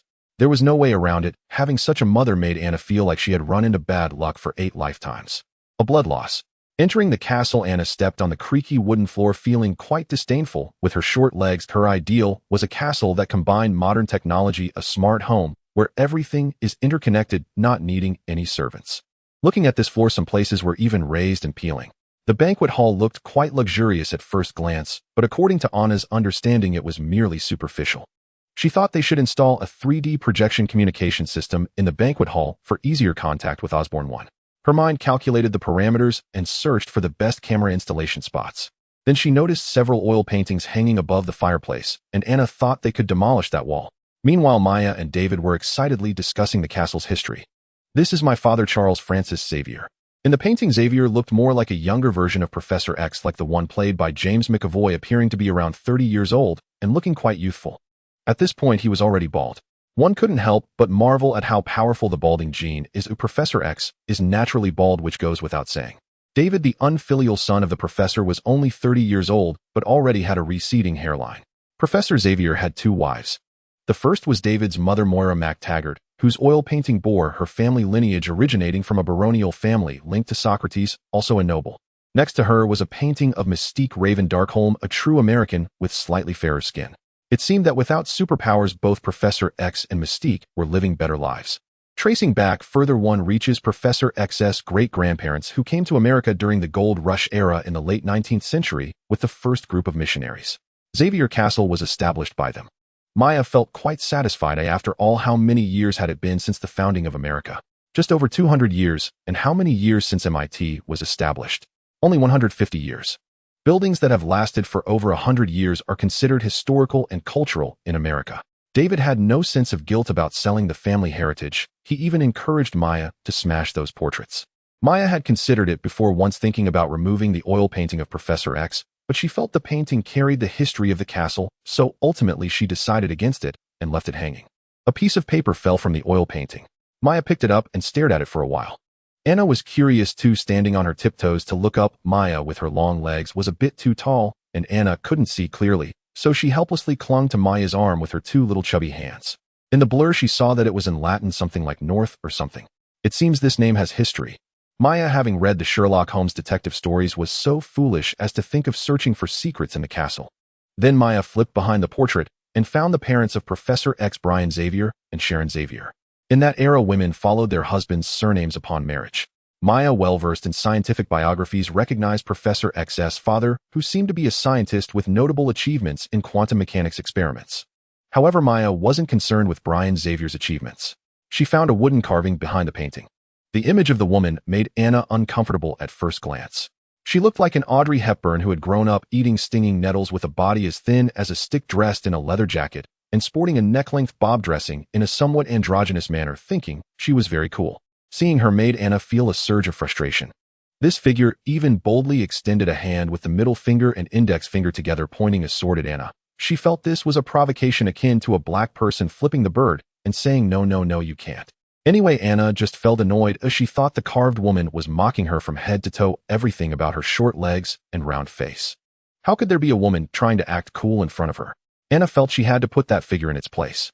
Touching her round chin, she was already thinking about how to deal with it. She could utilize the iron bracelet in the woman's hand, which looked like a pair of handcuffs, to create a powerful electromagnet posing in a lewd manner to teach her about shame. "I think we could replace this wall with something else," Anna said, a super simple solution so that she wouldn't have to see her anymore. "No need, it has a sense of history," Maya replied, and after saying this, she touched the text engraved on the tapestry, twisted the paper a bit, and tossed it into the trash. Maya felt that this was history. History is about imperfections, and imperfections are the truth. The tapestry bore Latin written by Professor Xavier. "The heavens declare the glory of God." It sounded quite juvenile. David looked a bit embarrassed, wanting to take an eraser to it. "It should have been my father's engraving. Our family has a tendency towards schizophrenia. It wasn't obvious when he was young, but in his later years my father became lost in delusions. He believed he was exploring parallel universes and multidimensional spaces. You know, he even discussed whether eternal space exists with that group of string theorists." "He's really insane," David remarked. Anna did not actually think Professor Xavier was insane. She was merely an enthusiast of string theory, but since she had not grasped that aspect, yet she said nothing. Once the house was secured, the next step was the property transaction. Anna felt a sense of relief. No matter how Maya undervalued her daughter's money, the bills were still printed with Franklin's face.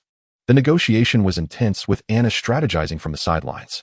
She believed that someone like David, a loser who couldn't even afford the inheritance tax for Xavier's castle, would owe 50 on amounts exceeding $5 million. Even if Westchester County valued the $80 million castle lower, it would still be at least $10 million. This means the inheritance tax would be at least $5 million. If David could afford it, Anna thought at the very least he should wear a suit. Huff. In the middle of the negotiation at the conference table, Anna watched as David's face turned pale and he rushed out. The short legs quietly followed behind, seeing David lean against the cupboard and pull out a few pills from his pocket. Drug use. After telling Maya, she became even more ruthless in her bargaining. Such a loser, who couldn't even control himself, was not worthy of sympathy and should be pressured as hard as possible. Anna even discussed with Maya, looking at the data. The house had been on the market for over half a year, and according to the timeline, it was almost time for Westchester County to pay property taxes. Anna was certain that this drug user couldn't even come up with the 1,000 property tax. They should pressure him more. It was rare for the mother and daughter to be united in opinion on a single matter, truly a case where their joint effort could break gold. Maya pulled out her negotiation skills with the French military, making David nod continuously with yes, yes, yes, only to twist the situation at the end. $20 million. David was about to cry. He had originally priced it at $80 million, and now they were cutting it down to a quarter of that. "No way, I absolutely disagree." David felt like these two women were wielding knives aimed at his head. He had seen bargaining before, but never like this that was akin to cutting off one's own legs first, then hands, and finally, just a slice away from the neck. The mother-daughter duo was unusually neat. Maya had her hands folded over her chest, leaning back in her chair with an expression that said either sign if you agree or forget it if you don't. As for Anna, she took out a pair of sunglasses from the pocket of her overalls, putting on the frog glasses. With a nod, they slipped down to the tip of her nose. With a look that said, feel free to cry, oh, no one will care, even if you weep to the heavens. In an extremely rare moment of annoyance, David, likely seeing that his sob story wasn't effective and that the mother-daughter pair had hearts of stone, tried to test the waters with a weak voice. What if we add a little more? Maya, after all, liked this house, loosened her grip and said 30 million, or it can't be more than that, and we will pay the property transaction tax in full. After saying that, she continued to fold her arms. 30 million calculated at 3% would be about 900, which was merely a drop in the bucket for Anna and Maya. Fine, 30 million, it is to be paid in one lump sum. David gritted his teeth. Based on Anna's understanding, it was likely that his drug addiction had kicked in these times. Those who were hooked on drugs could not afford to be careless, even selling their children or parents, let alone a house. There is a parable in the Bible about Jesus encountering a man possessed by many demons. So Jesus asked what their names were, and the unclean spirits replied, my name is Legion, for we are many. Thinking of David Haller, the powerful figure in the X-Men world known as Legion, being troubled by drug use in this world was truly a twist of fate. Next came the signing of the property transfer contract, along with David handing over the keys to the room. It's somewhat amusing that this guy selling his ancestral home didn't even know where the keys were. After rummaging around in the castle for quite a while, it was ultimately Anna who climbed onto the fireplace to find them. The subsequent property notarization and transfer registration were handled jointly by Maya and David. In the end, Anna readily took out her credit card. I wonder 50 years from now, when I end up in hell, will my father rise from his wheelchair to kill me once more? David, pulling out the POS machine, said with a somber expression. Anna calculated for David, 30 million minus the 5 million property inheritance fee would leave him with 25 million. If he cut back on his drug use, it would be enough for 50 years. This deal was quite good, Anna thought, for David. However, if Professor X were to handle it, he would probably faint in the bathroom. 30 million was just barely enough to buy the land and the scenic trees on it. In other words, David completely regarded the castle as a building sitting on the land. It was a buy one, get one free deal. In any case, Anna felt she had to keep this from Professor Xavier, fearing he might come across dimensions to demand his due. The transfer was already a done deal, so Anna called her soon-to-be subordinate Norman Osborn. Osborn arrived driving an Audi. When he came, Anna was hunched over her computer drawing CAD diagrams, as she wanted to make some modifications to Xavier's castle. Install 3D projection communication in the house. Put radar on the roof. Install automatic machine guns on the lawn. Assemble a service robot that can run and jump. Since the last incident at Building BS, HIELD had approved Anna to possess self-defense weapons. Things like radar aren't expensive in terms of hardware, it's the software that costs. Anna had already acquired software last time she connected the radar herself, so she was quite experienced. The whole modification would only cost 70 million, just enough to round it up to $1 billion. May I ask, Miss Hansen, how much is this castle? Anna frowned. She hated when others interrupted her while speaking. However, Osborn was no ordinary person. He had already been promoted to a soon-to-be subordinate, so she let it slide. Upon learning the price, Osborn was stunned. Anna, I think our Osborn group could be renamed Fannie Mae. With a castle like this, I could buy 10 in one go. And then sell them again, right? Anna thought Osborn's vision was too limited. Oh, were we pursuing money? No, it was about the essence behind money, science, fame, status, and power. She had the least respect for real estate and stock trading. What she sought was creation, not plunder. She enjoyed the process of expanding the pie, not just the result of dividing it.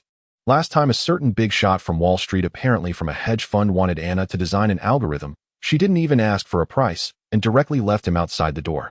She thought dealing with hedge funds and real estate was too degrading. Mingling with them lowered her own worth. Osborn was just talking. What truly impressed him was how cheap this castle was. Michael Jackson's property is now priced at over 100 million, let alone this culturally rich and historically atmospheric castle, which is larger and has more collectibles. It wouldn't sell for less than 200,000, 300 million. In the basement, Anna was crouched over the ventilation hood wearing protective glasses, with one chubby little hand holding tweezers and the other holding a heat gun. The tweezers clutched a soldering iron. She was welding the circuit board. The construction of the brainwave relay amplifier had reached its final stages. Among the entire Xavier castle, the only place Anna felt satisfied with was the basement, which was 10 times the size of the small workshop in Building B of the estate, featuring 50 small rooms, each incredibly spacious. After breaking through the isolation wall, there was even the possibility of building a small underground football field. Maya and David had completed the final handover, making Xavier Castle officially belong to the Hansen family. At least Maya had a bit of conscience. The property title was in Anna's name, which according to Maya would save on future inheritance taxes. Norman Osborn was allocating materials as per Anna's instructions, with the renovation of the basement currently underway. However, Anna hadn't paid much attention to the construction recently. She was focusing all her energy on the brain-machine interface project. During the explosion in Building B, had it occurred just a little later, she would have completely avoided the sacrifice of the Eagle robot. The battle of snakes and mice had begun, and she released 64 little white mice. Each little white mouse carried a subsonic wave generator with double energy levels pressed under an iron buckle. Once they reached the designated location, they could temporarily establish a subsonic wave resonance network capable of annihilating the Hydra Lady and her ilk without a scratch. Unfortunately, controlling the little white mice proved to be exceedingly difficult. They had to precisely recognize commands with a positional error of just a few millimeters, and they couldn't move. The last brainwave amplifier was hastily constructed by Anna, and the target little white mice could not accurately recognize it.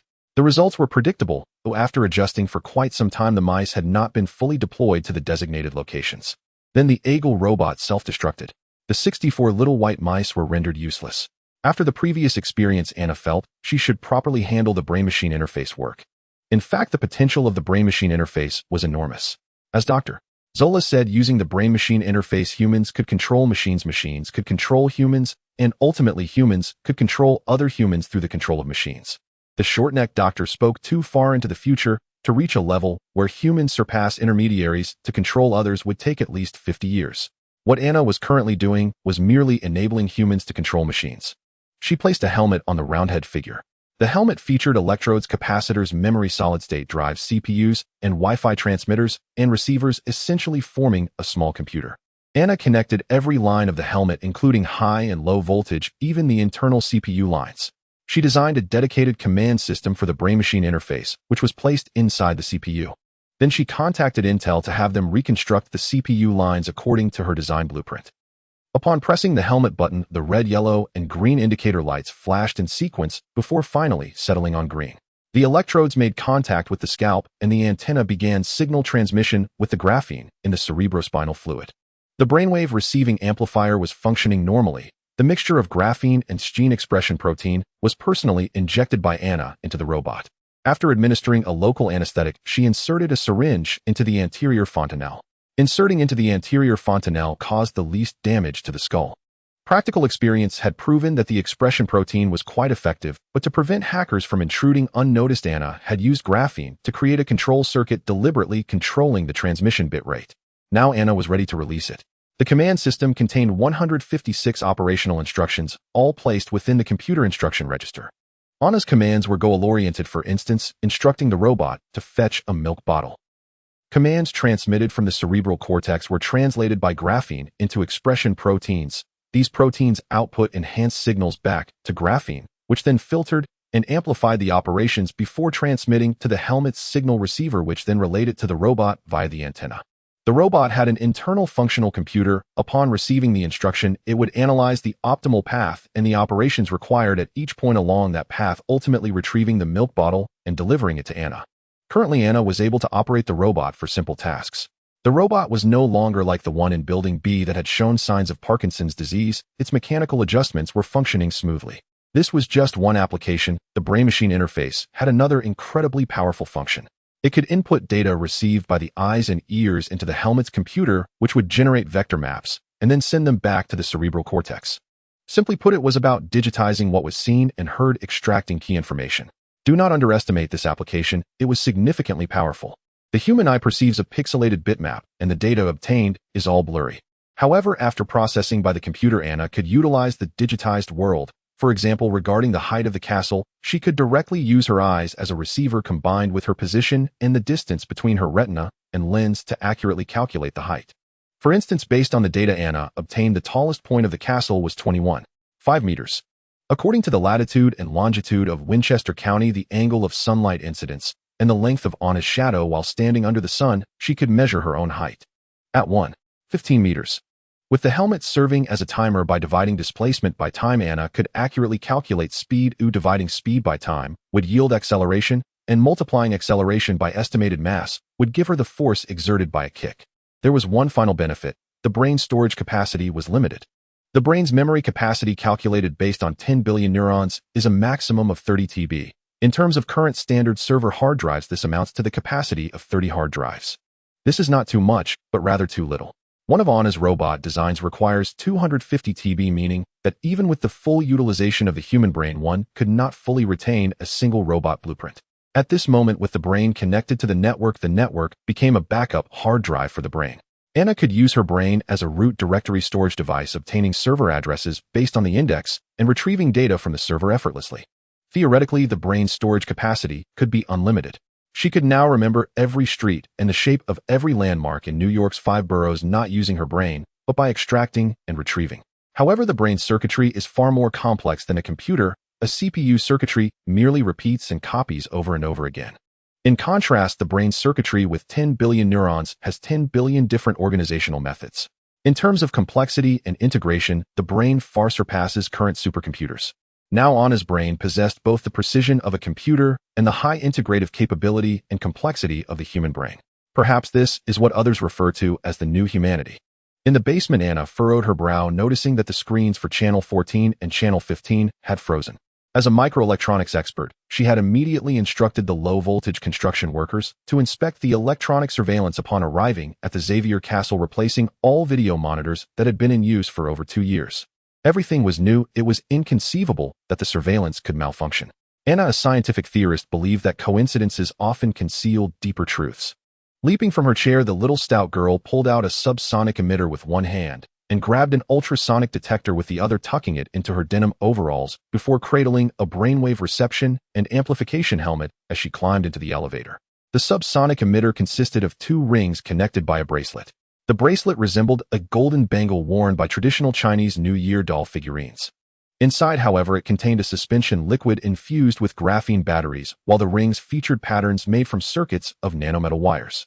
The pair of rings formed a differential frequency generator. When they clashed together, they would instantaneously release subsonic waves at a power level 16 times greater, sufficient to incapacitate anyone within a 10-meter radius.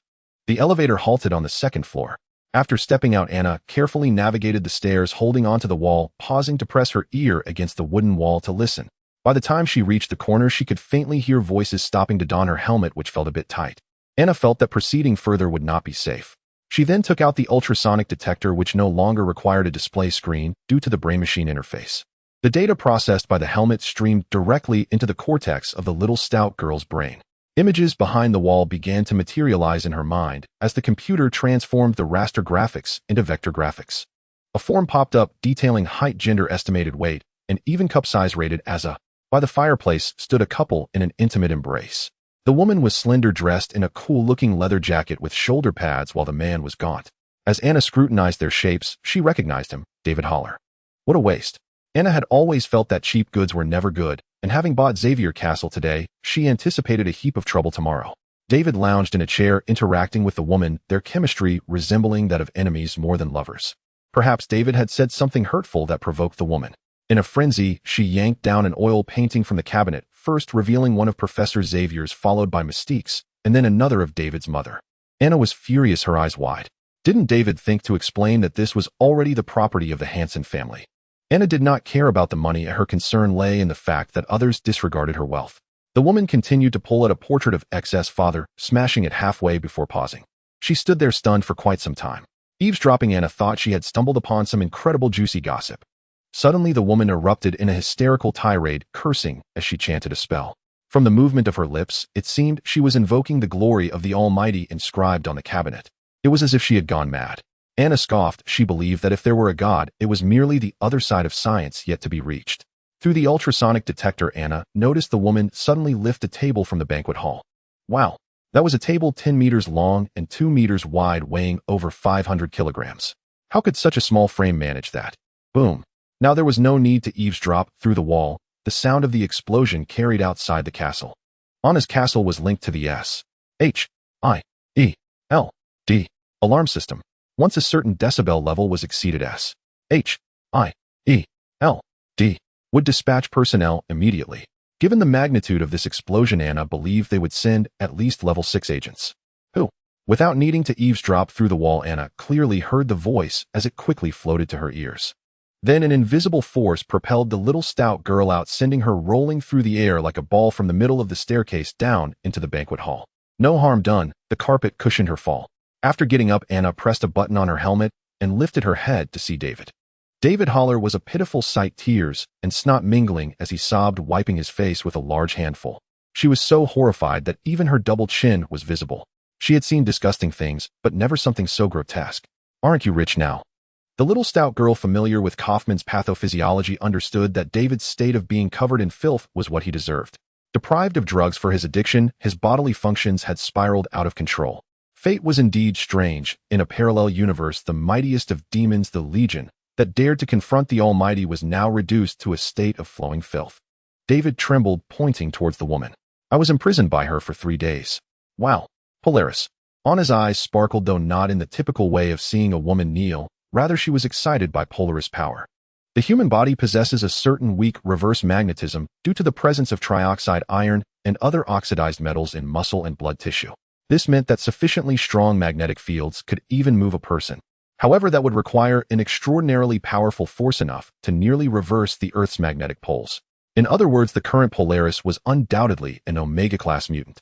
Her presence here was completely a bug. Sitting on the floor, Anna obediently raised her 2 little stout hands. She was not without the power to fight back. Utilizing a laser resonator present in the banquet hall, she could certainly make a last-ditch effort. The resonator could emit an 80-kilowatt laser beam, silently shooting at light speed. Yet there was no need. The naturally harmless little stout girl felt she posed no threat to Polaris. Anna adopted an extremely cooperative attitude, as if to say, "You continue. While you take your rage out on David, I will take care of myself." Indeed, Polaris showed no interest in Anna whatsoever. Her expression was peculiar. Despite her immense strength, she appeared dejected and hopeless, resembling a homeless child. Ding, ding, ding. A doorbell rang from outside. In fact, the time spent researching material far exceeded that spent writing the novel. In my free moments, I was arranging scenes and layouts. For instance, the Boston map, the relationship between MIT and Harvard, Weston, Cambridge School, Lexington antimatter experiments, etc. all have traces in reality, even reflecting real life. Switching to the New York map, I spent considerable time studying it, familiarizing myself with the 5 boroughs of New York, knowing about Manhattan's Upper, Lower, and Midtown, Hell's Kitchen, and Harlem, as well as the folk customs of Westchester County. I can tell someone which streets make up Midtown Manhattan, knowing the exact location of the United Nations headquarters within Manhattan. Having said so much, I just want to convey that the author is genuinely dedicated to writing. In my understanding, the Marvel Cinematic Universe's popularity stems from its close ties to reality, much like Captain America's home in Brooklyn, or Spider-Man's residence in Queens, or Iron Man's headquarters in Midtown Manhattan. These are all tangible places. Many of the high-tech elements in the films can be traced back to reality. For instance, the Quinjet used by SHIELD has a prototype in real life, and the takeoff and landing of fighter jets have their own intricacies. Furthermore, Iron Man's armor is not exaggerated in reality. If one had Iron Man's wealth and intellect, it could indeed be constructed. Take the arc reactor from Iron Man 1, which has a prototype in reality, though the film has slightly exaggerated it. The guided missile in the beginning also exists in real life. In Iron Man 2, the process of creating a new element uses a large particle collider, which also exists in real life, though Iron Man exaggerated it slightly by creating one himself. Other elements, like the triangular confinement field used to create a new element, are also rooted in reality. Iron Man is one of the films most closely tied to reality. Every hero in the Marvel Avengers universe is derived from ordinary people in reality, intricately intertwined with real life. For instance, in Avengers 1A, everyone shares Arabic barbecue at the end, which is extraordinary in the ordinary, a glimpse into the daily lives of heroes. Therefore, before writing this novel, I pondered how to connect it with reality. Iron Man represents technology, and the Marvel Cinematic Universe begins with Iron Man, with technology serving as its foundation. Thus, I designed the protagonist of the novel as a genius, a prodigy in technology. As for making her a little stout girl, that was simply due to her cuteness. I also considered making her a double-tailed, emotionless tsundere character, or fitting the attributes of a Japanese anime heroine. However, I later realized that novels and anime are different forms. Emotionless doubletails are attributes drawn, while tsundere traits are produced through voice acting. A novel can only describe who is emotionless or a double-tail lacking a visual sense. Moreover, if a double-tailed character were thrown into the Iron Man world, readers would likely feel it to be out of place. In contrast, Anna's little stout figure indeed conveys a tangible image. Readers should not genuinely believe that Maya Hansen is a little stout girl. She is not fat, merely cherubic. Her perspective differs from others. Within her worldview, she feels short because she cannot reach things. She believes she is fat because Maya has always thought her daughter to be so. In truth, she is simply cherubic. This discrepancy arises from the contrast between the protagonist's perspective and that of others. Once Iron Man, Captain America, Black Widow, and others integrate into Maya Hansen's life, you will see the little stout girl gradually becoming beautiful. This is merely a misalignment caused by differing perspectives. Moreover, who says Maya Hansen won't grow up? In the early stages, life is relatively peaceful, so she will primarily focus on being cute. As the story progresses, encountering various bosses, she will shift to a more glamorous demeanor. Initially, she will be a cute little girl, but later, facing major bosses, she will transform into a stunning beauty. I say all this simply to convey that the author is genuinely dedicated to writing this novel. This novel has little filler. All the high-tech elements are based on the author's understanding. Lastly, I kindly request a recommendation ticket. I must say the one thing I take pride in about this novel is having a genuine and sincere group of supporters. From the start, while it may not be a massive hit in terms of collections, the recommendation tickets have truly warmed my heart. It is thanks to the support of readers that this book has been able to be written so well. Starting today, I will be pushing on the app, which is a significant event for a newcomer. So hey, race a heartfelt note. Anna took out a palm-sized monitor from her pocket and switched to the surveillance feed at channel 1 by the door. No one.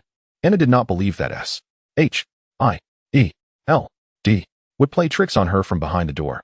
Due to the curvature of the Earth, the military radar she installed had a low-altitude limitation, making it unable to detect any flying objects that had infiltrated the estate below 100 meters. Short-range ultrasonic detectors had not yet been mass-produced. The only tool Anna could use now was video surveillance. By controlling the camera angle with her brainwaves, Anna discovered obvious interference within the estate. There's an enemy. With a serious expression, she sat up. There were only 3 people in the room, and Anna had just moved to Westchester County. It was impossible for the enemy to arrive so quickly. Anna believed that David had enemies, but she did not think that his enemies could be clever enough to use a radio wave jammer. That left only Polaris. Raising her head and frowning, Anna saw Ilona stretch her arms and fly out of the window like a gymnast propelled by the magnetic forces of the 4 iron bracelets on her hands and feet. She had flown away. Balancing on her toes and leaning against the window, Anna saw Ilona standing suspended in midair in the garden. In front of her was a mechanical spider taller than Anna's knees, with its 8 legs tips embedded in the grass, each as sharp as a sword, and its body sprawling out to the size of a basin. With a series of clicking sounds, a metallic head emerged from the spider's body, featuring a single eye that glowed red, presumably infrared. Upon seeing Ilona in the air, the mechanical spider moved swiftly, leaping onto the castle's wooden structure, climbing to the tower's peak, and looking down from above.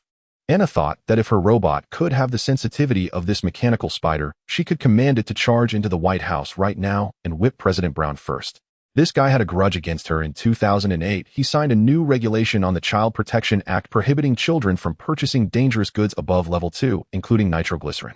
A beam of particles shot out, slicing through the air, leaving a trail that resembled the marks of a fire. Boom.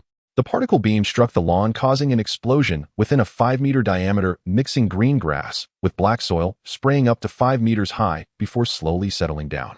The bombing hit the lawn, and the water pipe beneath the grass broke into 2 pieces after being struck by the particle beam, with a pressure of 20 meters, causing the tap water to burst forth like a fountain. Anna was splashed all over with water, hitting her face, including her eyes and mouth, and her messy curls soaked through, sticking to her neck. This was turning her backyard into a battlefield. If it weren't for the spider's agility, Anna would have wanted to blast it in the face with an electromagnetic railgun. As for why she didn't blast Ilona, it was mainly because Anna felt that the magnetic force in Ilona's hands might exceed that of the electromagnetic railgun. Compared to the 8-legged spider, Anna preferred to trust Ilona. Ilona shifted sideways by half a meter, barely dodging the attack of the particle beam. Then, with a sudden yank downwards, a 6-meter-long water pipe shot up into the sky like a cannonball, bursting out with a loud boom. It seemed that Ilona had interfered with the magnetic field of the 8-legged spider, rendering the mechanical spider immobile during the attack, leaving it completely vulnerable. After piercing through the 8-legged spider, the water pipe did not stop, crashing through one wall, and then piercing through another, puncturing through the tower of the castle. Anna covered her eyes. This was her own castle. Xavier Castle was truly plagued with disasters. After taking over, Anna had just hired a caretaker to repair the castle and renovate the roof. Yet less than a week after the repairs, the castle had taken a hit. After dealing with the eight-legged spider, Lona floated down. Just as she was about to speak to Anna, a scream echoed from inside the house. It was David's. Lona crashed into the stone wall, and Anna turned to see a mechanical spider clawing its way over, letting out a triumphant screech. David was dead. A hole pierced through his chest and abdomen, leaving him as cold as ice. His heart, liver, spleen, lungs, and kidneys had all been ripped out. He was as good as dead. The mechanical spider, drenched in blood, taunted Lona. Lona struck out with her palm, piercing through the cabinet and sending out a dozen metal spoons. Bang! The eight-legged spider fell onto the carpet, sparks flying from its mechanical body as it continued to twitch. David actually died. With a gaping hole the size of a basin, no amount of ECM gel could restore his heart, liver, spleen, or kidneys. In fact, Anna had noticed the spider robot infiltrating the room earlier, but since she wasn't familiar with Lona and had a distaste for David, she didn't warn them. The metal spider, completely ignoring the short-legged figure, lunged straight for David. Anna was filled with hope that the Legion would retaliate at the last moment, erupting as countless demons. However, there wasn't even a twitch. His head drooped, blood gushing from the corner of his mouth. He died swiftly and cleanly. Anna sighed as she watched Lona, vaguely hearing a phrase that seemed to be "they're all dead." When she turned back, that Polaris had already vanished. Half an hour later, S.H.I.E.L.D. arrived, led by the familiar Coulson. Anna was hunched over the table, repairing the brainwave amplifier, casually greeting the short-statured brother Coulson. Beside Anna stood the big shot from Oscorp, Norman Osborn. This big shot was quite popular at NASA, and the exoskeleton armor he presented received unanimous praise in the mechanical industry. The Advanced Research Projects Agency had allocated $15 million in research funding planning to have NASA and Oscorp work together to improve the armor. Oscorp certainly did not care about the millions in research funding. What mattered to them was the prestige of the Advanced Research Projects Agency. As soon as the news broke, Oscorp's stock soared by 8. Wall Street directly upgraded their recommended investment rating. Norman Osborn went from a tech newcomer to an industry leader, reaching the level of a big shot. At that moment, the big shot was chatting jovially with the short-legged Anna, simultaneously passing a screwdriver to her. This guy. Looking at the leisurely Anna and Osborn, then at David lying in the chair, Coulson felt overwhelmed. The scattered heart, liver, spleen, and kidneys made it look like a slaughterhouse in a small workshop. Underfoot was an expensive carpet, and Coulson felt it was such a waste. Could this even be cleaned? Coulson kindly suggested, "I think it would be a good idea to tidy up the place before you start talking." "This is a crime scene," the short-legged Anna retorted confidently. Anna felt that at least David had died in her ancestral home, which was somewhat satisfying. After all, if it weren't for the robot tearing out David's heart, liver, spleen, and kidneys, she would not have allowed him to sully Xavier Castle. Then during the S.H.I.E.L.D. inquiry, Anna recounted the entire situation with precision, including the malfunctioning issues of surveillance channels 14 and 15, the scene when she encountered Polaris, and the battle with the eight-legged mechanical adversary, while omitting some details. For instance, she referred to the two eight-legged spiders as one. Anna and Coulson described the appearance of Polaris, omitting details about her slender figure and focusing instead on her green hair, her ferocious behavior, and the damage she had caused to Xavier's castle. It would be even better if S.H.I.E.L.D. could provide compensation. Coulson produced a photograph. Indeed, Polaris had already made contact with S.H.I.E.L.D. In the photo, a woman wearing a hood stood at the entrance of a pizzeria, peering through the glass door at a man. The surveillance footage from the pizzeria was overexposed, causing her features to appear somewhat distorted, but Anna still recognized Polaris by her green hair, as her physique matched. "That's her." Coulson's expression seemed quite tense as he recounted the process of discovering Polaris. 6 agents hadn't even drawn their guns before they were taken out. Anna paid no mind to Coulson. Her focus was now on the person being followed. She reached out with her small, chubby hand, gesturing for Coulson to place the photo on the table and retrieve a magnifying glass from the drawer. "Mr. Richards."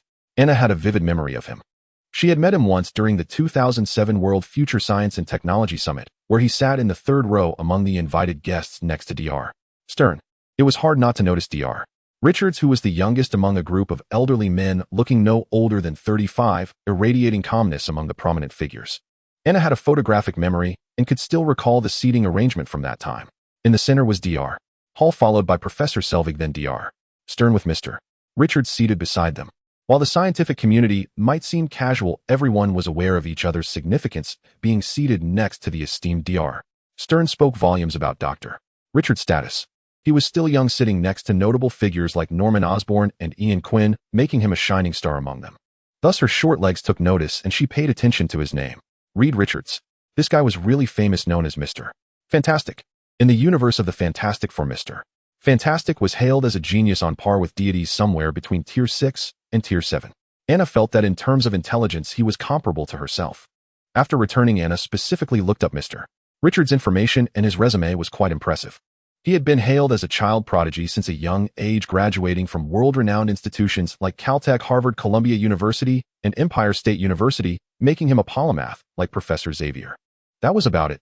There was nothing particularly special. Without the invisible woman Susan Storm, there was no way to discuss the Fantastic Four. Anna recounted her encounter with Mr. Richards in detail. Currently, her relationship with S.H.I.E.L.D. was in a honeymoon phase. There was nothing to hide about this matter. In a reciprocal exchange, S.H.I.E.L.D. and Anna shared intelligence, and Carlson produced a large stack of documents. It was truly an extensive collection. The first page was stamped with numerous red seals from S.H.I.E.L.D., the FBI, the CIA, and the Department of Defense. Wow. Impressive. The number 1 most wanted criminal, quite significant. Impressed, Anna extended her chubby hand and gave a thumbs up at the photo of Polaris. A role model in life, this was the achievement that Anna had always dreamed of, akin to reaching 1,800 points on the pinnacle path of a gaming champion. A nationwide alert was issued with the FBI, CIA, S.H.I.E.L.D. and state police joining forces to capture a single woman. Posters plastered all over telephone poles displayed her green-haired likeness. Just thinking about it was thrilling. Damn it, Anna suspected that this woman had an abnormal thought process. Was she a troublemaker bringing chaos wherever she went? Don't tell me she took down President Brown. Anna mimicked a throat-slitting gesture as she casually picked up a milk cup. Norman Osborn had added an extra packet of milk powder at the water cooler. Of course, Anna could choose not to ask. With her computer skills, she could easily bypass the firewall and access S.H.I.E.L.D. data. But using her own resources made the difference between asking and not asking unnecessary. Since dealing with the Zola virus last time, Nick Fury had granted Anna much more access. For anything below level 6, as long as she informed S.H.I.E.L.D., someone would arrive within 10 minutes to deliver the files. Anna would also advise S.H.I.E.L.D. on certain technical issues. Aside from not being paid, she didn't need to attend S.H.I.E.L.D. meetings, as she was effectively an unofficial consultant for them. One could say that S.H.I.E.L.D. was now Anna's backyard. Carlson felt no need to keep anything from her and leaned closer to Anna's ear, avoiding Norman Osborn. Henry McCoy is dead. Indeed, an achievement of 1 kill. This guy was Beast from the X-Men, with level 5 intelligence. Genius among geniuses in the ordinary sense.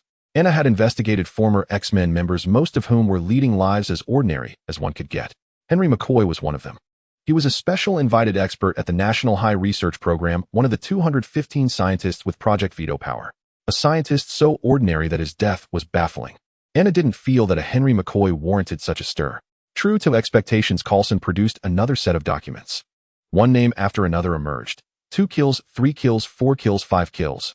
All were renowned names in the X-Men universe. In this world, some were ordinary, some were extraordinary. The only commonality was that their deaths were exceedingly brutal. Anna still felt the sentences were too harsh. The deaths of these 5 could indeed warrant the title of most wanted criminals. The problem was that Polaris was not just any most wanted criminal. She was ranked first, a person who absolutely had to be captured. Carlson then revealed more shocking information. For the first time, Anna felt that someone was really impressive, single-handedly challenging the Cube prison and succeeding. No wonder Nick Fury was enraged. Lorna had transcended. If one thought carefully, many doubts could be uncovered, such as the position of the spider robots inside. Anna actually thought it was more likely that the spider robots were the ones killing. Polaris was there to save someone. However, the problem was that Anna had no evidence, nor did she wish to expend that kind of energy. Helping a deranged Polaris had no benefits. She wasn't Polaris' babysitter. Anna couldn't wait for someone else to take the fall, giving her the chance to do some borderline legal activities, and once accomplished, she'd wash her hands of it. Anna and Carlson collaborated well in their work. Before leaving, Carlson made a friendly gesture towards Anna, having disposed of the traces left by David Haller. One must admit that S.H.I.E.L.D. was quite adept at covering up. From the information left by Carlson, it was learned that Dr. Richards specifically created a gamma-ray gun to deal with Polaris' pursuit. Anna didn't believe that a gamma-ray gun could affect Polaris.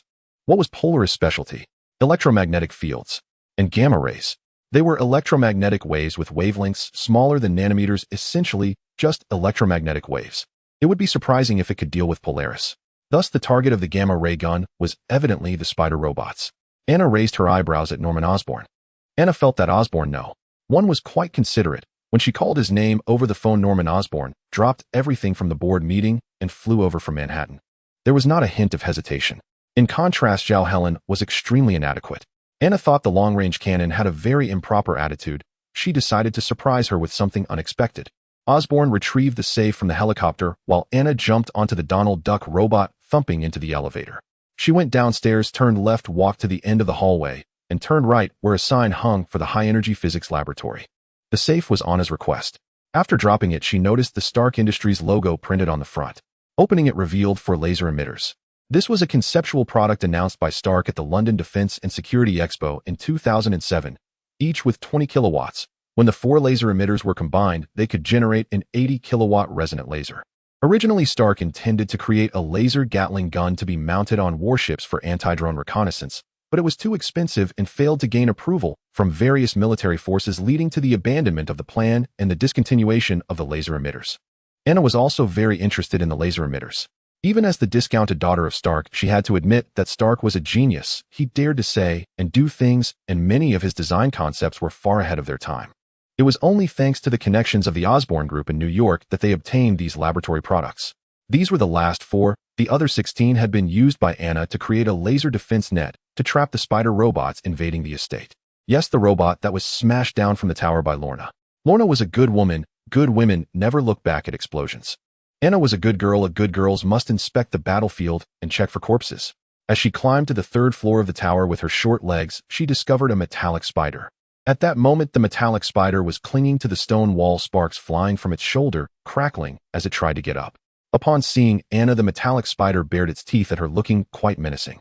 Anna smashed a milk bottle at it, pouring the opaque liquid of milk powder and water onto the spider's shoulder. After a crackle, black smoke billowed from the metallic spider. The short-legged girl felt that a captive should have the instincts of a captive. You didn't think it was Paul Korchagin.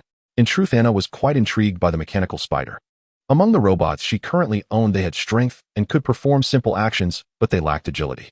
After all, they were industrial robots made with cut corners. The connections between joints were not well calibrated. In contrast, the mechanical spider took agility to the extreme. Looking at the metallic spider's size, it wasn't large, and there were 2. It might actually be more than 2, indicating that it was mass-produced. The short-legged girl thought it could serve as a reference. She sent an industrial robot over to hold it down, pushing the metallic spider towards the safe.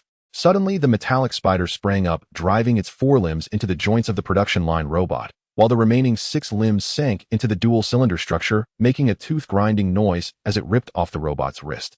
That was just the beginning. The industrial robot intended to smash the metallic spider violently. The metallic spider then used all 8 legs to crawl from behind the industrial robot onto its shoulder, replicating the action and once again disassembling the robot's arm. Then its legs until the last metallic skull fell to the ground, still sparking. In less than 5 minutes, the metallic spider had disassembled a robot. It looked quite vicious. The short-legged girl was even more delighted. You must know that Anna's robots were not ordinary. In a boxing match with their dual-cylinder technology, they could take on 2 at once. However, placed before the spider robot, they didn't even let out a grunt and were reduced to a pile of parts. Anna squatted in front of the transparent safe, accompanied by Norman Osborn, who also wanted to squat down but lost his balance and fell, having to sit on the ground instead. Inside the safe, the spider robot was crashing around, appearing extremely fierce. Norman Osborn recognized the bulletproof glass. Anna explained, I used 6 layers of ordinary glass bonded together with adhesive film in between. The spider robot is agile but lacks strength. Let Norman Osborn use the laser emitter to burn a hole with a diameter of 5 millimeters. The spider robot extended a forelimb, and the 80-kilowatt laser defense net instantly activated, severing the forelimb. Anna thought the spider robot was too cooperative. A look, it presented a sample right to her. 3 metallic claws fell to the ground, each about the size of a fingernail. Anna extended her chubby little hand, and the industrial robot fitted her with an exoskeleton hand, grabbing the metallic claws and handing them to Osborn. She instructed him to take them to the adjacent spectrometer laboratory while she squatted to observe the spider robot's performance. The rays revealed its internal structure. There was a chip in its head, and its eyes were composite sensors combining various sensing functions, such as light, pressure, and thermal sensors. These were understandable, but the metallic structure was central to control, filled with liquid that seemed to be a mixture of oil and gas. Within this mixture swam some active substance resembling a product of nanotechnology. Anna felt a sense of familiarity, or wasn't this just an upgraded version of the dual-cylinder oil and gas system? It seemed like a nano-level dual-cylinder. The short-legged girl had had this idea long ago, using nanoprinting technology to construct the basic body of the oil and gas dual-cylinder with millions of basic bodies fitting into 1 liter of liquid. Robots made from these basic bodies could achieve a level of mobility comparable to that of a cheetah. However, the current world's nanoprinting technology was far from achieving this level. Zhao Helen's regenerative cradle technology is somewhat similar to this, but hers is at the cellular level, just a few micrometers, which is worlds apart from the robot's liquid filling. The micro-nanoprinter from the Osborne group is considered top tier in the world, yet it only reaches the 100 nanometer level. Reaching 1 nanometer is still a distant dream. This doesn't seem like modern technology. Anna decided to wait until the sample results came out before saying anything. After a long wait, she still hadn't seen Osborne return. She thought Osborne might have given up at a critical moment and rushed into the spectrometer lab. Puffing and panting, Osborne was sanding down the sample. This guy truly lived up to his mechanical background. His university precision engineering experiment was not in vain, and the metal sheet was sanded to a bright and smooth finish. But the problem was, the short-legged girl ran over her expression devoid of emotion. She was truly speechless. What era was it now, and he was still hand-sanding samples? In Osborne's confusion, the short-legged girl called over the industrial robot and set up the operations on a tablet right in front of Osborne. No. 1. Actually, she could use a brainwave amplifier to set the program in a minute. But the problem was she had to teach Osborne step by step. Mr. Osborne, you must realize that you are a big boss. A big boss must have the awareness of a big boss. In the laboratory doing precision engineering experiments, don't you feel there's something inappropriate here? The short-legged girl said earnestly. Osborne, why didn't you say that earlier? Anna greatly admired Osborne's attitude, willing to set aside his pride to become an ordinary precision worker. This is the attitude needed in the pursuit of science. She felt that if Osborne was willing to call her big sister, she could teach him. Asian squat. In the high-energy physics laboratory, Anna, with a serious expression, put on her protective goggles and focused intently on the screen in front of her, which displayed a high-precision oscilloscope. She adjusted the energy regulator first roughly, and then finely. As Anna's chubby hands turned, the waveform on the oscilloscope gradually shrank until it finally condensed into a ray pulse. Behind the oscilloscope was a laser emitter sealed in a lead box, with each lead panel being over 30 millimeters thick. The laser emitter originally emitted pulsed laser beams releasing about 1 kilowatt of energy within 1 second. It wasn't enough. Anna needed to adjust the pulse duration continuously. 0. 5 seconds 0. 2 seconds 0. 1 second 0. 0 1 seconds until 0. 0001 seconds. A tremendously powerful beam of laser burst forth from the lead box, its brightness reaching an astonishing trillion times that of the sun. Success. The Geiger counter emitted a beeping alarm warning that it was about to exceed its measurement range. Modified from 4 20 kilowatt laser emitters, Anna's version of the super gamma ray was a success. The energy released in an instant was 10 times that of the original laser emitter, possessing ultra-high energy density and extraordinary penetration capability. In comparison to a machine gun, this effect was akin to the difference between a 40-meter-long sword and a 0.10-meter dagger. From 5 rooms away, it could eliminate enemies on the opposite side. The lethality was extremely strong. However, Anna's chubby hands couldn't carry it. The gamma-ray emitter she created was already among the smallest in the modern world, yet moving it still required a 1.5-ton forklift. Fortunately, Anna wasn't using it to kill people. Looking at the spider robot still hopping in the safety box, her short legs revealed a dangerous glint. Anna had waited a long time in the high-energy physics laboratory before Osborne finally arrived. Seeing his frowning face, it seemed he had encountered a serious problem. Sure enough, Osborne handed over a large stack of reports. Truly a large stack. He had absurdly marked the same sample 35 times.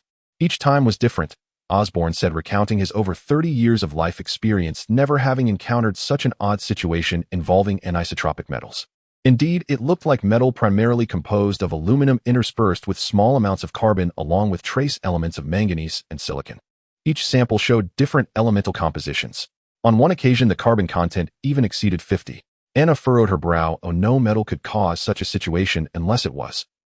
Try cutting across the grain, she suggested. Do you mean it's a composite material? Norman Osborne, who graduated from Binghamton University in the State University of New York system, the most prestigious university in the SUNY system, understood her implication immediately. The results came quickly: 3 reports. One indicated that aluminum was the main component, another that carbon was dominant, and the third showed silicon as the primary element. The results were clear: it was a composite material based on aluminum. Yet Osborn swore by his ancestors that he had never seen such a complex composite material in his life. Neither had Anna, so she needed to conduct a metallographic analysis. She took a piece of metal and, after cutting, grinding, and polishing, embedded it in a graphite matrix, then placed the embedded piece under a high-powered microscope. The metallographic analysis software automatically analyzed the metal's crystalline structure. "What is this?" Norman Osborn stared at the screen, where an extremely orderly structure appeared. The bottom layer consisted of tubes arranged in parallel. On top of the tubes lay layers of structured arrangements, with another layer of tubes on top interlaced between the upper and lower layers filled with the aluminum matrix. Thus, the tubes' layered structure and aluminum matrix collectively formed an extremely regular stratified configuration. It looked like reinforced concrete, albeit on a microscopic scale at the nanometer level. Anna felt she no longer needed further testing. She had essentially estimated the material's composition principle. The tubes were carbon nanotubes, the layered structure was graphene layers, and the aluminum matrix was likely an 8000 series aluminum that differed from the existing types.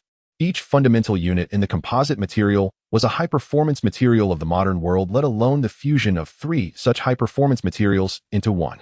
As for the function of each structure, Anna could also guess. The carbon nanotubes served a role similar to rebar, the graphene layers resembled hollow boards, while the aluminum matrix acted as concrete. This small piece of metal contained at least 10 types of black technology. This was not a composite material that modern technology could generate. It was future technology. Her short legs were curious about what kind of trouble that crazy woman from Polaris had gotten into, or rather what formidable figure the X-Men from a parallel universe had provoked. And how much enmity did that formidable figure have with the X-Men? They even crossed dimensions to chase them down.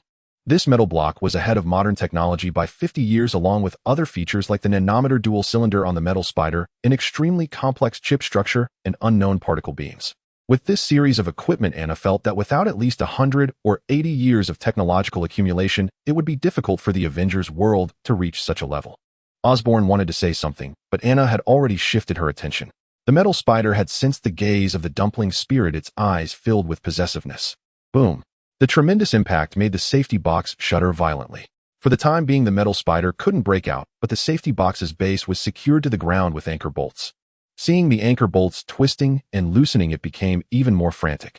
The short legs set a serious expression and waved her chubby hands at the adjacent room. Two industrial robots approached, and under Anna's control, through her brainwave amplifier, one robot lifted the gamma-ray gun, while the other placed a lead shield behind the safety box. Anna felt the gamma-ray gun was quite dangerous and needed proper safety measures. Boom. An anchor bolt shot out, soaring into the air like a cannonball, crashing into the wall. With a loud bang, a dent appeared in the wall. The short legs picked up a baby bottle, took a sip, and gestured to the robot. The robot pressed the switch. The metal robot sensed doom in its memory chip. There was a description of such a machine. The gamma-ray gun, their arch-nemesis. It crashed even harder. The sound of banging echoed as 3 anchor bolts snapped completely, and one side of the safety box began to lose its support. The metal robot rolled, and the safety box trembled. Within the ray gun, 4 laser emitters had already converged into one beam, and a white light was starting to emerge from the gun's mouth.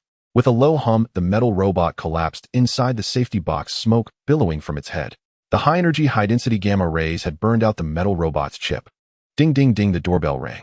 Anna removed her protective goggles and switched on the surveillance camera. It was Maya, followed by Garcia and Jeffrey. Anna remembered that today was the family gathering. Maya had mentioned wanting to gather relatives and friends in their new home, which was really just an excuse to show off the castle. Turning off the basement lights, the little short legs climbed the elevator to greet the door, first seeing Jeffrey. "Make way." This big guy was holding a half-body oil painting too tall to see Jeffrey's square face, bumping into things as he came in and even hitting the door frame.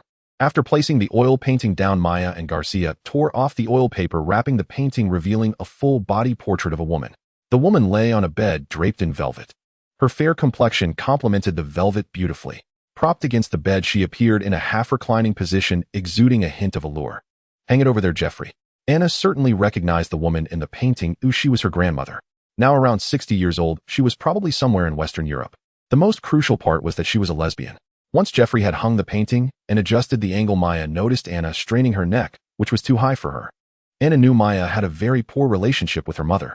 Sorry, among the old generation of Hansens, she's the only one worth showing off. Maya shrugged, feeling helpless. Her father was an alcoholic, and after starting college, Maya had to rely entirely on her scholarship and part-time jobs, never contacting him again after graduation. Everyone knew who Anna's grandfather was, and Maya didn't want to embarrass herself by seeking approval. Her grandmother, Diana Hansen, was the woman in the painting and a defender of women's rights. In the 1970s, a time when women were not yet free, Diana Hansen kicked her alcoholic husband out, smashed the door, and became a wandering artist traveling the world. It was said she was living a rich and fulfilling life.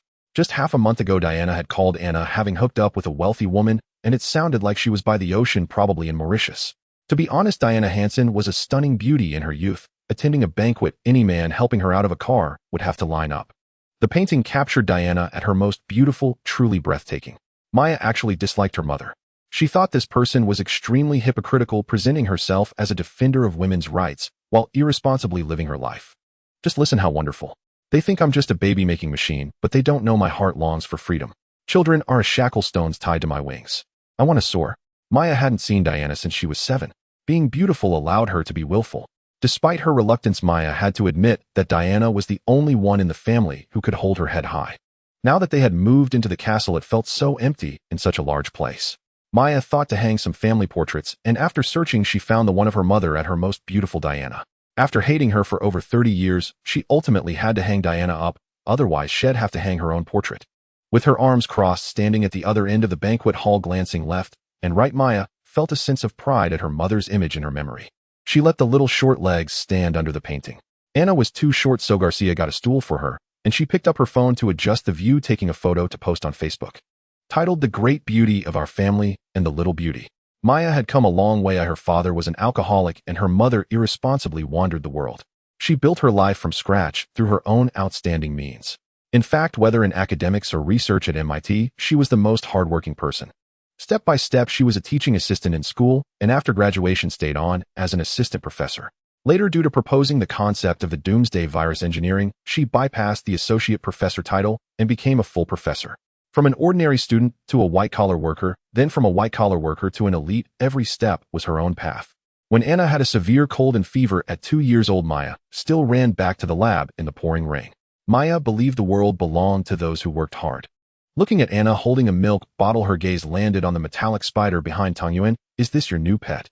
Garcia and Jeffrey only then noticed Anna's new pet, a metal spider the size of a basin, climbing up and down the hallway, moving agilely, more lively than a husky. The little short legs nodded. She had burned the metal spider's chip with gamma rays, remade a chip, and installed it, which was quite complex, but she finally completed it.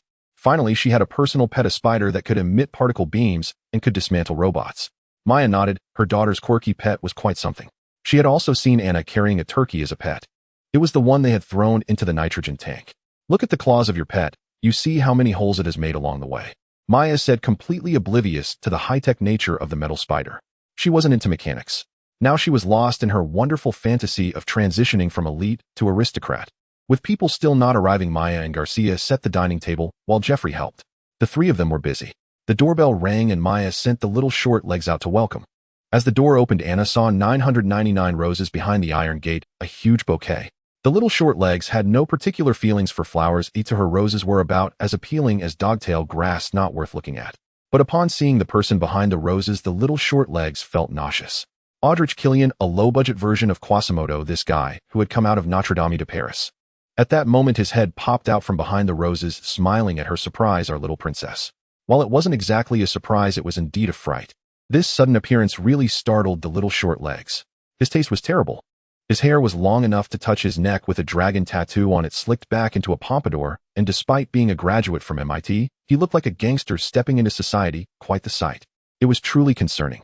Anna thought that only those with low self-esteem would deliberately dress up their appearance, trying to be the person they wished to become. The toughness of the exterior merely concealed the weakness within. Just like Anna with her short arms and legs and chubby face, she looked like a cute homebody, harmless and natural. But everyone knew how strong Tangyuan's spirit was. Anna regretted letting Norman Osborn slip away from the castle's backyard. Julian parked the Lamborghini and directed his gaze toward the spider robot. The robot's 8 legs were fitted with plastic, allowing it to scuttle silently down the corridor.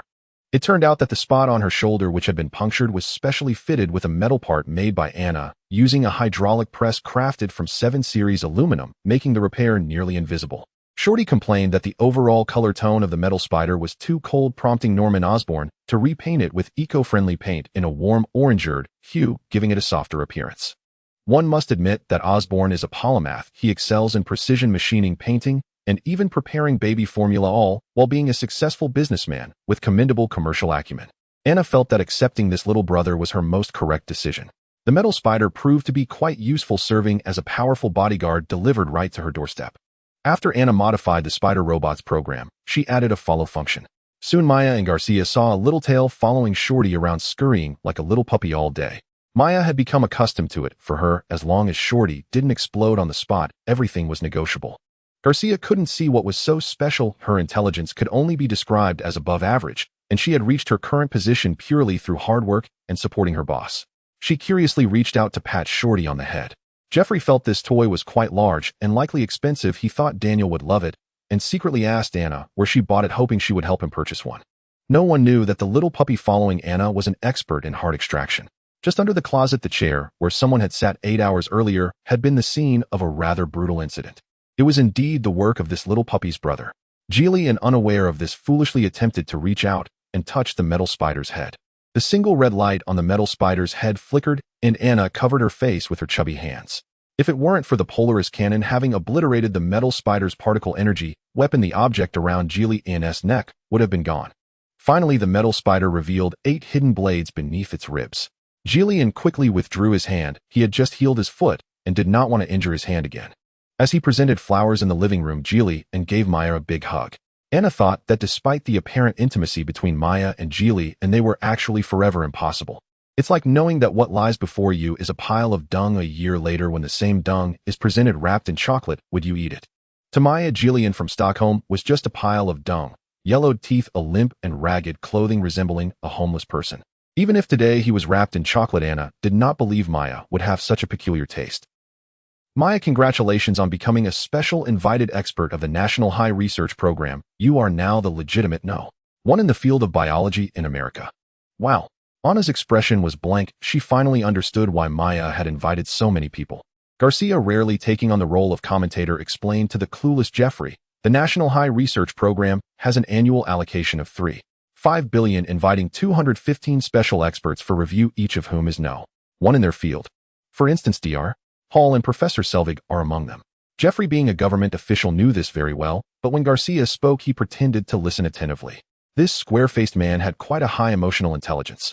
Unlike in Asia, the title of academician in the American Academy of Sciences isn't particularly valuable. Rather than being called academicians, they could be considered members who pay annual dues, receiving little more than a modicum of prestige.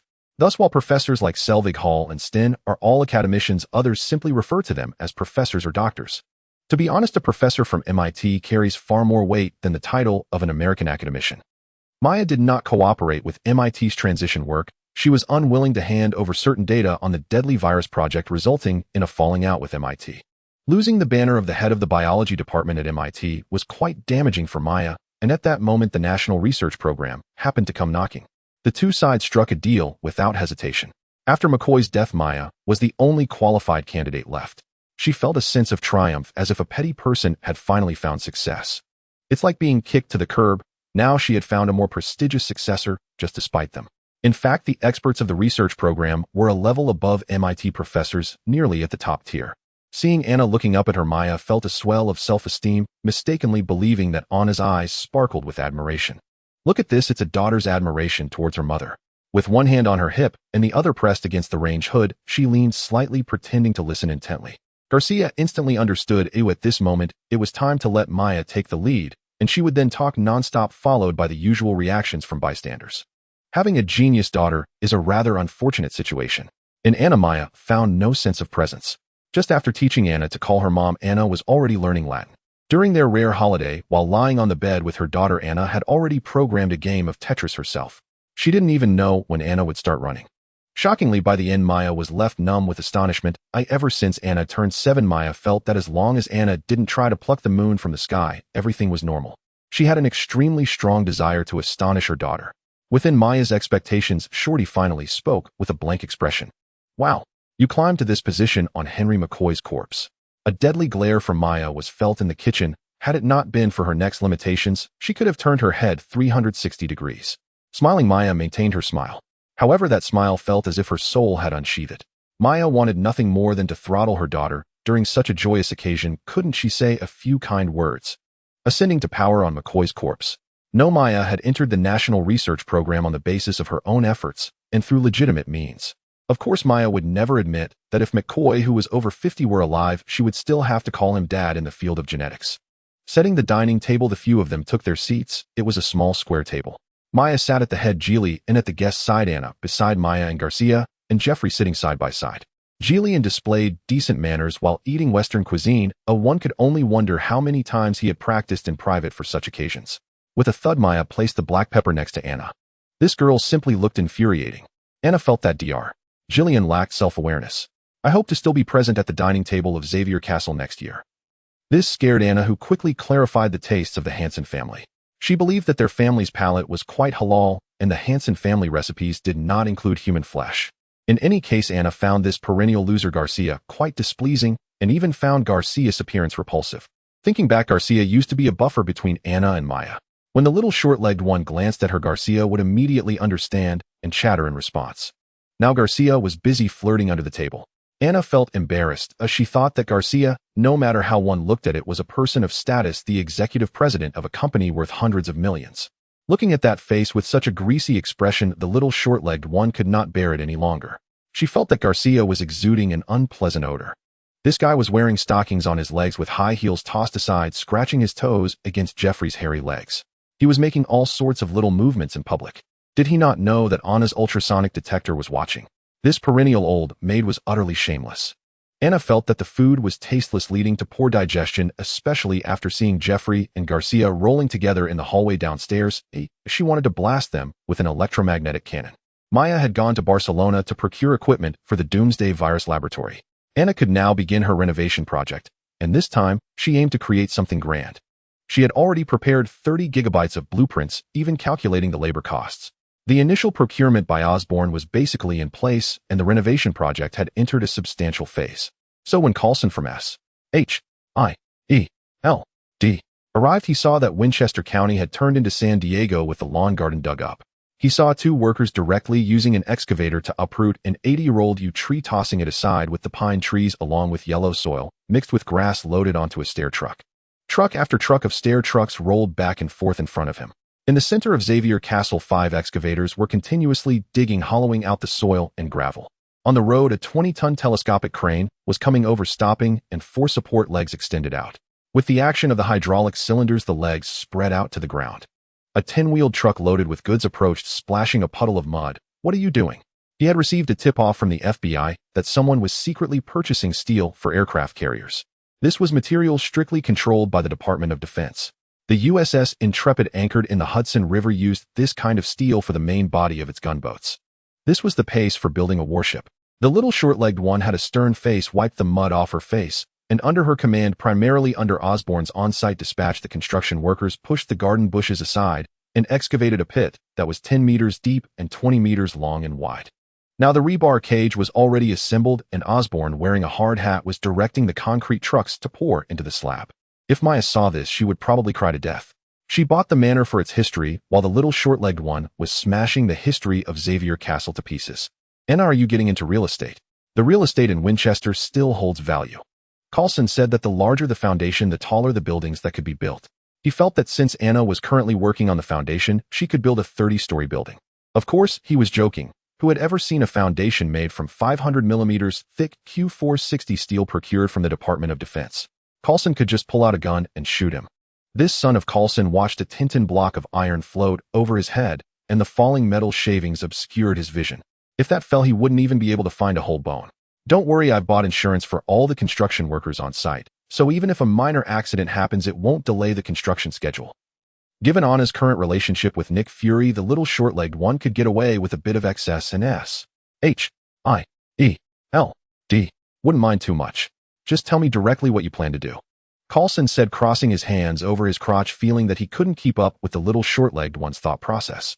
He watched as the cement road leading to Xavier Castle was being built and demolished repeatedly. The same stretch of cement road was torn up and rebuilt 7 or 8 times. The little short-legged one didn't care, but Coulson felt pained just watching. This was all money. It's not like we are in the Great Depression. Xavier Manor doesn't need shock therapy. He had never seen someone treat money so lightly. He had already asked Osborne, who was rolling in the mud. Osborne replied, building the foundation. When asked again, it was still building the foundation. In the end, after asking multiple times, it was still about the foundation.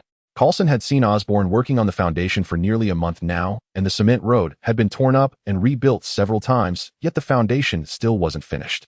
Coulson employed a nagging tactic, incessantly chattering in front of Anna, and in the end he got the little short-legged one so annoyed that she threw him a blueprint. The first thing that caught his eye on the blueprint was the title battleship-class electromagnetic cannon, followed by the overall layout of the electromagnetic cannon with a barrel diameter of 175 mm, an exposed length of 6 meters, and a rail acceleration length of 12.5 meters. Looking at the cost summary, Q460 cold-rolled steel was 125 tons, concrete was 1.6 million cubic meters, and the total cost added up to over $50 million, and that was just for materials. Other labor costs were not even included. Anna, are you really planning to build an aircraft carrier? This isn't good. I need to find the director. Nick Fury has approved it as part of the semi-civilian and semi-military New York defense plan. In fact, the power of the electromagnetic cannon was far beyond imagination. The 4 fundamental forces of the universe were not to be underestimated. The Large Particle Collider used electromagnetic force to accelerate particles to near light speed. Anna only needed to accelerate the launch shells to 20 Mach, which would be enough to kill President Brown of Washington, D.C. from Winchester County. The little short-legged one shot a glance at Coulson, indicating he should understand what Nick Fury meant by calling him over, and to just watch and stop babbling. Since Nick Fury met with the little short-legged one at the hotel, this guy had become increasingly distrustful of everyone and wanted to manage everything himself. After the Zola incident, Nick Fury had realized that there were reactionary forces within S.H.I.E.L.D. He could not clearly point to Hydra, but it was enough to make him wary. He needed to keep something hidden. Now Director Egghead had started to intercept funds within S.H.I.E.L.D., preparing for some covert operations.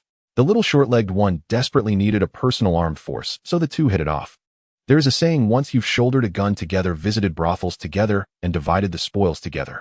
The relationship between the little short-legged one and Director Egghead was similar to this. At Newark International Airport in New York, the little short-legs climbed aboard a Boeing aircraft, pulled out a tablet, and began chatting with Nick Fury while jumping into her seat. On the video, the black director babbled incessantly. Nick Fury was quite anxious. Not only did he send Coulson to keep an eye on things, but every day he had to personally video call Anna to inquire about the progress of the project. He really couldn't rest easy. Anna was perfunctory. She felt that this clueless director had no brains at all. With no money, he still wanted to talk. He could eat dirt. It was a wonder he was still a director. After using all his strength, he managed to scrape together $30 million from S.H.I.E.L.D. A battleship-grade electromagnetic railgun would cost $100 million, and with the little money Nick Fury had, Anna thought it was just enough to buy some steel. The total budget for the project was $200 million, and Anna practically funded it all. In Anna's eyes, the clueless director was only useful for approving documents and setting terms. Anna didn't care about the expenditure of $200 million. To her, all defensive measures were worth it.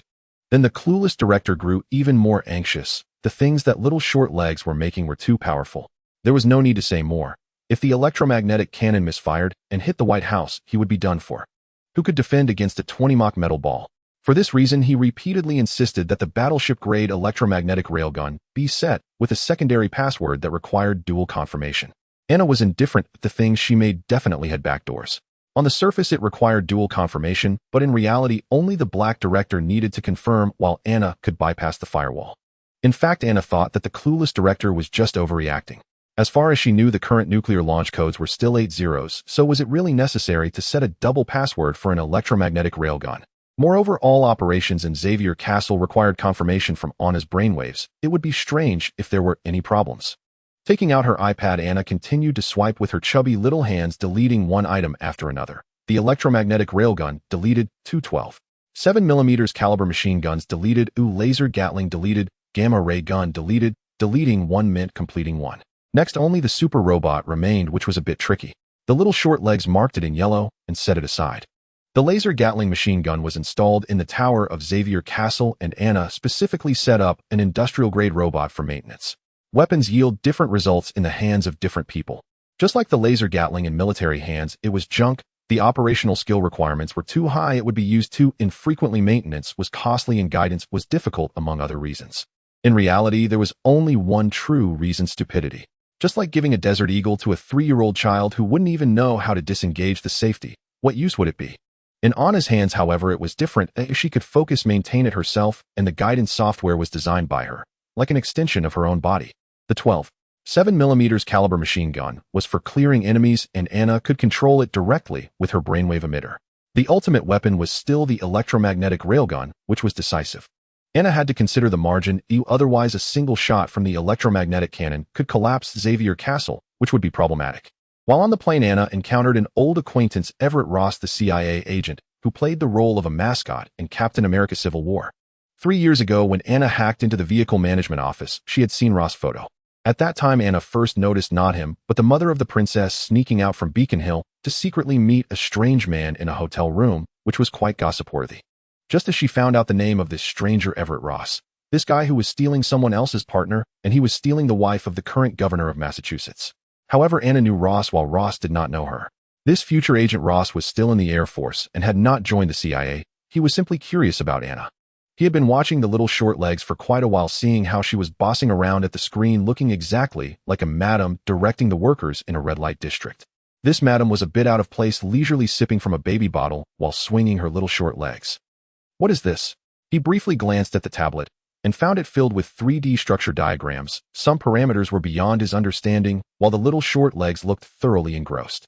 The little short legs put on a helpful appearance, tilted her head in thought, and explained to Agent Ross in a relatively vivid manner, saying that this thing could release metal balls the size of his head, smashing down on him and sending him flying from New York all the way to the Bahamas, at which point Castro would be very pleased to chat and have tea with him.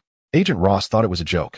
He felt that Anna had quite a high emotional intelligence and an exceptional ability to tell jokes, and then he asked her about her destination. Primarily, Agent Ross was extremely curious about the little short legs. While others at that age were crying for their parents, the little short legs were traveling alone. Pulling out an iPad was already extraordinary, and the software in the tablet was something he had never even seen.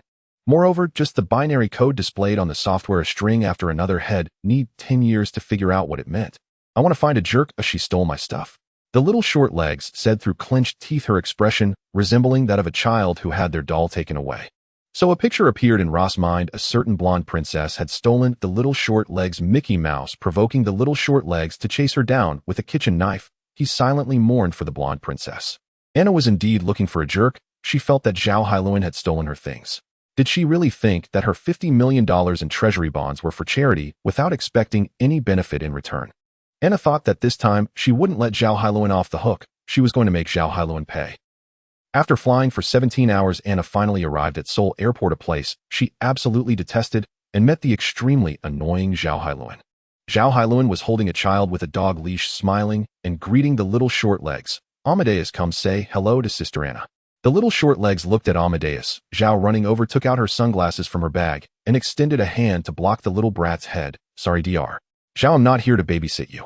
Anna felt that taking time out of her busy schedule to give Zhao Hailuan the courtesy of a perfunctory response was already enough. If Zhao Hailuan continued to be ungrateful, she would have to get serious. I was thinking of arranging a marriage for our Amadeus. Don't worry, he won't mind being 3 years younger than you. Zhao Hailuan particularly enjoyed making the little short legs suffer. She felt that if Amadeus could get Anna back, she would be very happy and let Anna experience the gentleness of a Korean mother-in-law. Dr. Zhao, my relationship with you is purely financial. I came here just for that money. Sorry, Anna Hansen, according to the American spirit of contracts, I must adhere to the agreement, and that money is not coming back to you. Everyone was of formidable status, so discussions over tea could be postponed. Upon arriving at National Seoul University, the little short legs took out the contract. All right, let's proceed according to the contract. Anna has a strong aversion to little brats, especially the troublesome ones. In Weston, Cambridge, she can't even remember how many times she has hit the little princess. Each time it ends with a call to the parents, followed by a parent-teacher meeting where everyone criticizes the little short legs. It's utterly tiresome. Of course, only others get hurt. Whenever the little princess goes to find her parents, she only ends up suffering from Anna's secondary attacks. Anna believes she is quite reasonable. She can logically deduce the ultimate reason why the little princess deserves to be hit, and it boils down to one word: stupid. However, the child before her is anything but stupid. As a genius of the 6th tier, this child belongs to the successor of the post-Avenger era. At this moment, Amadeus Zhao is climbing up the chair using his little feet to scramble up. Finally on the stool, the little brat leans over the edge of the solid wood table with both hands. Anna thinks this little guy truly deserves to be called a genius. He learned to apply Newton's laws at a young age using the friction between his chubby body and the wooden table to suspend himself in midair. His little chubby hands weren't enough, so he pressed his fat face against the table to increase the contact area for more friction. Anna winces at the sight. Doesn't that hurt? It seems Amadeus isn't in pain. He's currently thrilled about climbing to new heights. Swinging back and forth, one foot ascends, then both feet, and his entire body rolls onto the table. His climbing skills are impressive. Upon seeing the milk bottle in Anna's hand, Amadeus' eyes sparkle. His little bare feet rush towards her, and with all his might, he hugs the milk bottle. Lacking the strength to lift it, he uses his whole body, putting in the effort, as if pulling a stubborn carrot. Such a spectacle. Anna scoffs. Just a little brat. As soon as Anna lets go, Amadeus Zhao falls backward, hitting the back of his head on the ground. Oh my! Anna exclaims, I hope he doesn't end up a fool from this. Zhao Hailuan has been watching the whole time, and with the exaggerated expression on the little short legs, it's clear she's doing this on purpose, taunting, if you can bite me. This little one is wicked to the core. Fortunately, Amadeus Zhao has a soft head, so the injury isn't severe. Lying on the table, he continues to hold the milk bottle and drink milk. The young man is ambitious and undeterred, which comforts Zhao Hailuan. She dreams of becoming Anna's mother-in-law. After competing with Maya for so many years, they have had their fair share of victories. However, since the ECM gel repair solution came out, Zhao Hailuan has been on a downward slope. Now Maya has become a specially invited expert at the National Academy of Sciences. One has already gained world-class fame, while the other is still striving to enter the elite circle. Falling behind means falling further behind. Her regeneration cradle plan cannot be completed without a 5-year blueprint, and in these years, she can already imagine being repeatedly crushed by Maya. The world is so dark. If she could regain even a bit of interest from Maya's daughter, Zhao Hailuan would be more than happy. Amadeus hasn't drunk milk for many years. He's been drinking vegetable juice lately. He's just interested in the milk bottle you're holding. Anna watches Zhao Hailuan feed her son with her own milk bottle. This guy. Anna feels that this negotiation is very important. She thinks, what if your son climbs onto the table and pees all over the 500 billion Korean won contract? You know how children have the habit of pulling things, especially boys, driven by the violent impulses inherent in their nature to do things little brats do, like tearing up contracts, peeing on it, tearing it, burning it. Blah, blah, blah. Anna lists several examples. The implication is clear. In such a serious setting, allowing a milk-drinking child to roam freely in the office is quite irresponsible. The little short legs spoke with such conviction. Zhao Hailuan almost believed her. If it weren't for seeing Anna leisurely swinging her little feet. Please take a look at your own round face. It's only 3 years older than my son. You should know that Amadeus is also a genius. He can do calculus already. Since they came from afar, Zhao Hailuan thinks she must treat them properly. She sends the child to the next room, rebrews a cup of milk for Anna, and watches as Anna pulls out the contract.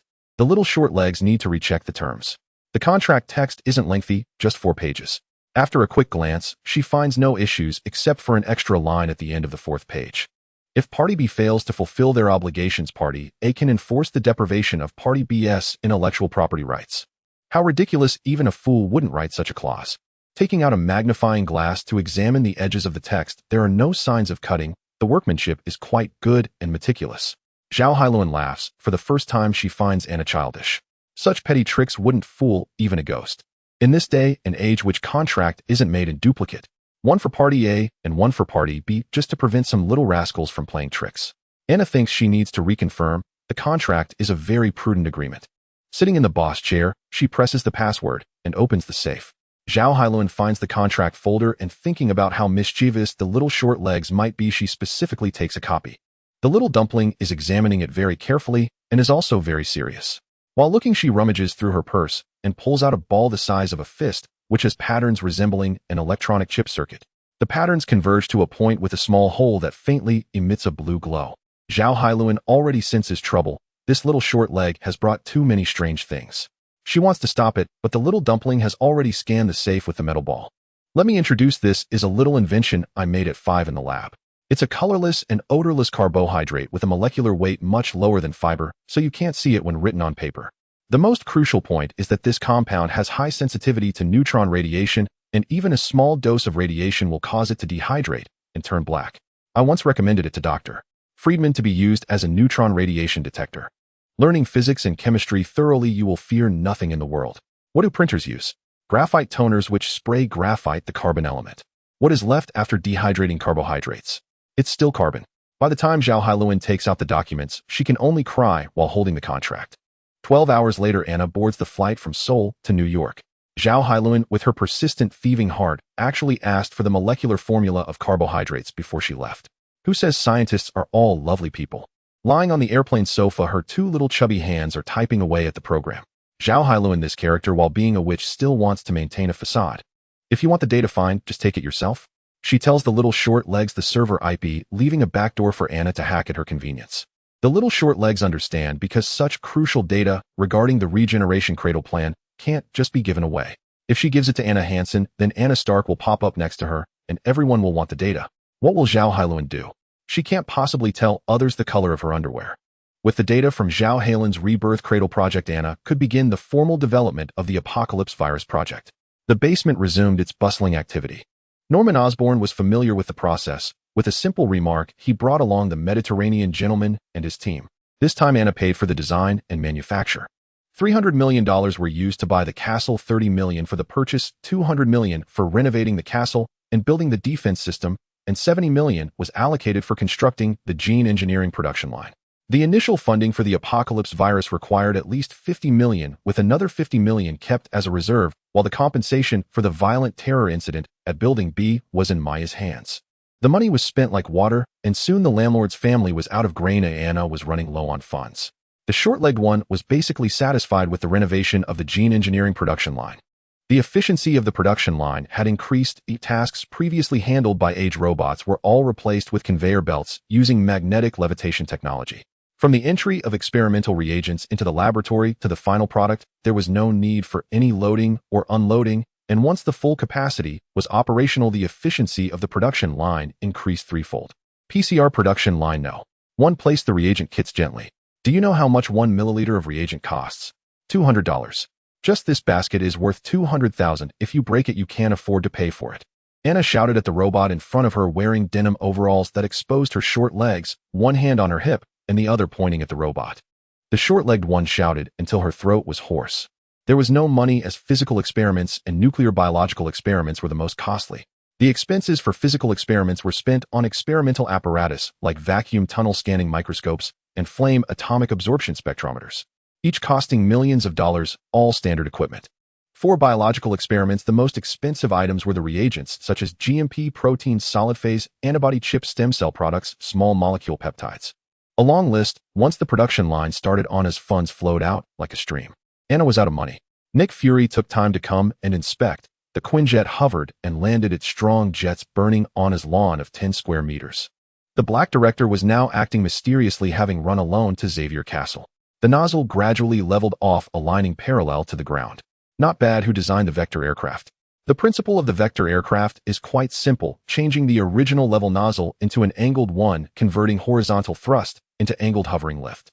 The classic example in practical use is the British Harrier jump jet, which has 4 rotatable nozzles that can rotate 0.98 degrees. The Quinjet piloted by the Black Director was even more advanced with 3 nozzles. The 2 rear nozzles could rotate 110 degrees, while the front nozzle was fixed at an angle of 60 degrees to the horizontal plane, allowing for an almost instant stop effect of 200 yards. This was a great invention. With it, the fighter jet could be used like a helicopter, stopping and departing as needed, saving 700 to 800 meters of runway. On an aircraft carrier, it would be a perfect match. Burn fuel. Do you see the front hover nozzle? There is an alcohol tank at the nozzle. When the hovering option is activated, the front nozzle emits gas at 3000 degrees, and the alcohol tank sprays a large amount of alcohol. The thrust generated is 5 times that of the 2 rear jet nozzles, almost equivalent to an explosion effect. Developed by Stark Industries. The short-legged one remained expressionless, realizing the extent of Stark Group's influence. As long as it was a weapon, whether it was a fighter jet, helicopter, machine gun, missile, or aircraft carrier, it was all closely related to Stark Group. This guy was simply insane about weaponry. Coulson came out to meet them. He had been living comfortably at Xavier Manor, gaining 10 pounds, and looked round her. Seeing his demeanor, he resembled a sycophant to the Black Director, just short of asking him for a light. There was no choice. Nick Fury had few people he could trust. This short and stout individual had experienced the Boston bombing incident and the attack on Building B by the massive Python. He had performed well in both instances, and relative to others, Nick Fury was quite satisfied. Additionally, there was Maria Hill, who was straightforward. If she found out that the director was engaging in such dubious activities, the one-eyed dragon would fear for his position. Following the short-legged one, they reviewed the weapon defense map and inspected the deployment of various weapons together. Machine guns, radars, laser guns, gamma ray guns, electromagnetic railguns, ultrasonic detectors, infrasound defense networks, electromagnetic pulse bombs, etc. When they reached the electromagnetic railgun, Anna even fired a shot. The recoil from the impact turned 100 square meters of lawn into black soil. No choice, I have already dug out below, and the shockwave from the air still shattered the soil layers. The power was too great. The power was indeed impressive, Nick Fury nodded. At 20 Mach it was close to the first cosmic speed, and it could hit low Earth satellites if it were any faster. This was a pure kinetic energy weapon, which had the advantage of concentrating power compared to non-kinetic energy weapons, resulting in less overall destruction. Have you heard about what happened in Harlem? Nick Fury didn't believe Anna hadn't heard. He had given the short-legged 1-5 dual-use military satellites. With her controlling nature and extreme voyeuristic tendencies, she would definitely be paying attention to the battle between the two giants. The short-legged one stretched out a chubby little hand, rummaged in her belly pocket, and pulled out a remote control the size of a USB drive, with a press it activated. This short-legged one not only spied, but also conducted data analysis and created a 3D view. I went to NYPD and pulled the site surveillance. Their cameras are quite comprehensive, almost 360-degree coverage without dead angles. Plus, with satellite photos, I synthesized 58 videos into a 3D scenario. Height 235 cm, estimated weight 526 kg. A long list of data introductions, even including the diameter of the eyeball. Jump height. With a loud bang in the video, spiderweb-like cracks appeared on the ground as a green shadow shot into the sky. Anna adjusted the camera. The video switched to satellite footage of Harlem Hospital, where the newly constructed building had the figure of the Hulk appearing on its massive glass panels, looking menacing. The 6th floor, with each floor approximately 6 meters high, means a total of 30 meters. Calculating with MGH, the energy of the Hulk's instantaneous explosion was 150 kJ, indicating a jump speed of 24 meters per second. This was already super powerful, with a jump speed exceeding 80 yards. His running speed on flat ground was even faster, surpassing 120 yards. You must know this guy is a strength-based hero. Can the electromagnetic railgun deal with him? Nick Fury asked, pointing at the gray giant in the video. Anna brought up the matter of money, while Nick Fury hurried away. The little short legs didn't ask for much. They just wanted Nick Fury to pull some strings and help her get introduced to General Ross or Colonel Talbot so she could sell some patents and make a little extra cash. Anna had already outlined a list: 3D photosynthesis technology, close-range ultrasonic detectors, infrasound emitters, and gamma-ray bombs. These were all practical tools that the wealthy American military would surely find very interesting. At first, Nick Fury listened attentively, thinking that the little short legs were surprisingly reliable. He had witnessed the 3D photosynthesis technology firsthand and believed that not only the military, but many entrepreneurs in New York and San Francisco would be interested. As for the ultrasonic detectors, the black director saw Anna take out a CD and insert it into the video player. The little short legs recorded a video with a laser burner, preparing to promote the ultrasonic detectors at a future presentation. Soon the large television displayed footage of the prison battle. The little short legs were considerate enough to convert the raster image into a vector image, complete with height, weight, and measurements. Agent Hill had quite a nice figure with at least a C cup and a curvy shape. Anna thought that once she had enough samples, they could serve as the foundation for a virtual reality battlefield, using Maria Hill's body data for the combat NPCs. Nick Fury nodded in agreement. The clarity was good, and both channels were well defined. Most importantly, the data size was small and easy to transmit. He was also satisfied with the infrasound emitter, which Anna was currently selling at around 8 times its capacity. Any more would make the lethal range difficult to control. Worn on the hand, it could be used unexpectedly as a small stunning hammer during combat. The one-eyed director felt more and more at ease, growing increasingly interested until he heard about the gamma-ray bombs. He nearly drew his gun to execute the little short legs. Gamma-ray bombs are capable of destruction on a scale of hundreds of square kilometers. This weapon is not only lethal, but also toxic, releasing radiation over time. After the explosion, people do not die immediately. First it damages the central nervous system, followed by spasms, tremors, and disarray. Within the explosion radius, both humans and animals die off within 2 days.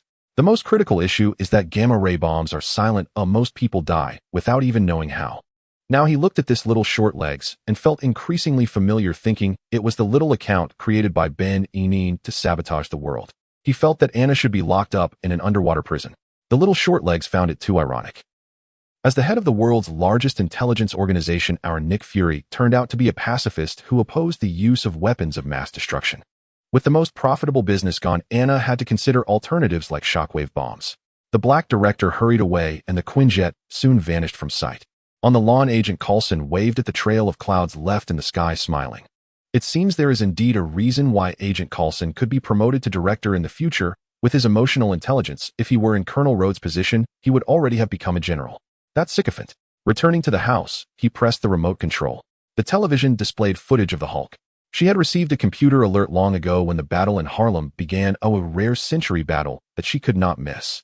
So that day, the little short leg sat on the sofa with Coulson eating popcorn while commenting on the Hulk and Abomination. These two were fighting fiercely. One picked up a Chevrolet and used it like a ping-pong ball, while the other, not to be outdone, ripped the car in half. It turned out that Abomination was initially overpowering the Hulk, but later the Hulk gained the upper hand. From the Harlem district, they fought to East Harlem, then from East Harlem to Washington Heights, then to Yonkers, and finally to Itchester near the Westchester border. Anna thought she could give him a shot. The two stopped at the Finkley Memorial. In front of Sung Miling's grave, Abomination nearly killed Betty Ross, the woman whom Bruce Banner loved most dearly. The Hulk exploded in rage. Anna waved her chubby little hand, freezing the scene, where the Hulk smashed Abomination with a single punch, creating a pit 30 meters in diameter at Finkley. Gravestones were uprooted, flowers were thrown into the sky, and ashes scattered. This burial place of a world-renowned figure endured the greatest catastrophe in a century. Hellfire missiles cannot reach this level. No wonder he's a walking nuclear bomb. Now Anna understood why General Ross was so obsessed with the Hulk. With him, the military wouldn't even need nuclear bombs. They could transform the army into a national guard. Outwardly, the United States only needed the Hulk core. While watching, Anna took out a small notebook to record data. In fact, she had considered how to deal with the Hulk. Her Xavier Castle defense system was designed with the Hulk as the hypothetical enemy, using machine guns to draw his attention, laser Gatling to disrupt his vision, and ultimately using gamma ray guns to destroy his eyes, finishing him off with an electromagnetic railgun. It sounded wonderful, but reality was even more astonishing than Anna imagined. The Hulk was too powerful, and an electromagnetic railgun might not be able to take him down. It seems that dealing with this nuclear-powered bipedal beast cannot be done hidden. Traps must be set. Anna believed that no matter how strong a beast is, it is still a beast. As long as the hunter remains calm and sets up traps, even a cougar would be utterly defenseless. She had already thought of glue pits and cryogenic liquids. As long as the Hulk lost all 5 senses and had no leverage, she could take down this monster. At the same time, the little short legs thought that General Ross must have hit his head on the door. He held the best trump card, Betty Ross, yet chose to use Blonsky. In the end, while his daughter was gone, Betty Ross had gone far away. Abomination was in prison, and General Ross had completely lost control over the Hulk. The battle between the Hulk and Abomination greatly influenced the world situation. Now most factions believed the Hulk was the root of all evil. The World Security Council across East 45th Street was already engulfed in fear of superpowered individuals. Just think if it hadn't been Harlem, but Midtown Manhattan or Washington, D.C. The damages wouldn't be solvable with $500 million. The Avengers resolution had already been put on the agenda, and from Nick Fury's mouth, she learned that the first candidate for the resolution was surprisingly Blonsky, the guy who had already been imprisoned by General Ross. In the eyes of the World Security Council, Blonsky was a hero while the Hulk was a terrorist. It's ironic to think that the World Security Council actually endorsed Abomination. However, Anna believed that General Ross, having lost his daughter, was unlikely to hand over Abomination. Annabelle Hansen, you have a package. P.S. Please collect and recommend. Annabelle Hansen. The little short-legged girl looked up for a long time, growing impatient. Was this a question she already knew the answer to? Was there another Annabelle Hansen in Xavier Castle? After repeatedly confirming the information, the courier finally delivered the package, and Anna confirmed it. It was an invitation from MIT indicating that the school had selected Anna as this year's outstanding graduate, inviting her to attend the ceremony as a student representative to speak. Along with it was a complete set of graduation robes tailored for Anna's height and weight, presumably arranged by Maya Hansen. The courier had not left yet, standing there dumbfounded. Anna rubbed the 2 fleshy parts at the back of her neck, feeling discomfort, and pulled up her denim overalls, lowering her head to ask, "Is there another problem?" The courier awkwardly smiled and stepped aside, revealing the woman behind him, Maya Hansen. Surprise. Maya Hansen would not miss such an important occasion. She was extremely happy today, lifting the little short-legged girl and vigorously rubbing her. "Anna, you have really made me proud." Regardless of how one viewed it, Maya Hansen had left MIT feeling disheartened but in just a few months, she had become an expert in the National Research Advanced Planning Bureau, while her daughter graduated with honors, becoming the youngest university graduate in the world. She brought back a witness for the Guinness World Record and took photos of the little short-legged girl in her graduation robe. The next day, Maya drove Anna back to Boston, the city they had been away from for 6 months. Upon arriving at Beacon Hill, Anna made a special trip to the old site of Building B. From above, the old site appeared to be a wasteland. The 5-meter-wide crater in the center of the explosion remained uncovered with piles of reinforced concrete, creating a desolate scene. If it weren't for Mr. Mediterranean emerging from the basement to greet them, the old gentleman looked sprightly, shaking the little round hands of Tan Yuan with enthusiasm. Pressing his fingerprint, the gate opened, and a forklift passed by carrying wooden boxes toward the production line. Norman Osborn had inherited Anna's legacy, transforming the place into a defensive fortress and a production base for exoskeleton armor. In front of the little short-legged girl, a tester wearing an exoskeleton armor walked past, carrying a 250-kilogram wooden box without any hint of dragging. It seemed that Osborn's exoskeletons were already proving effective. The military has currently customized a batch of armor for field operations. Mr. Mediterranean explained the customized exoskeleton armor is auxiliary armor that can lift 250 kilograms, allowing for a 25-kilometer long-distance march without any issues. The military's order was not large, only 500 sets intended as a pilot experimental product. However, for a company, this marked the first step into the market, representing that Osborn's company had gained market acceptance, which was enough to significantly raise Norman Osborn's worth. The basement had been expanded 3 times its original size, becoming a true underground factory, with exoskeleton armor being produced and shipped out daily. The world was developing, and everyone was progressing. Norman Osborn had now become a new aristocrat on Wall Street. Stepping out of the basement, the little short-legged girl specifically went to check on her old acquaintance, Princess Tandy. Princess Tandy's real name is Tandy Bowen. Her ancestors were from Cleveland, Ohio. Later, her father's position within the Democratic Party rose, and she came to Boston with him at the age of 3.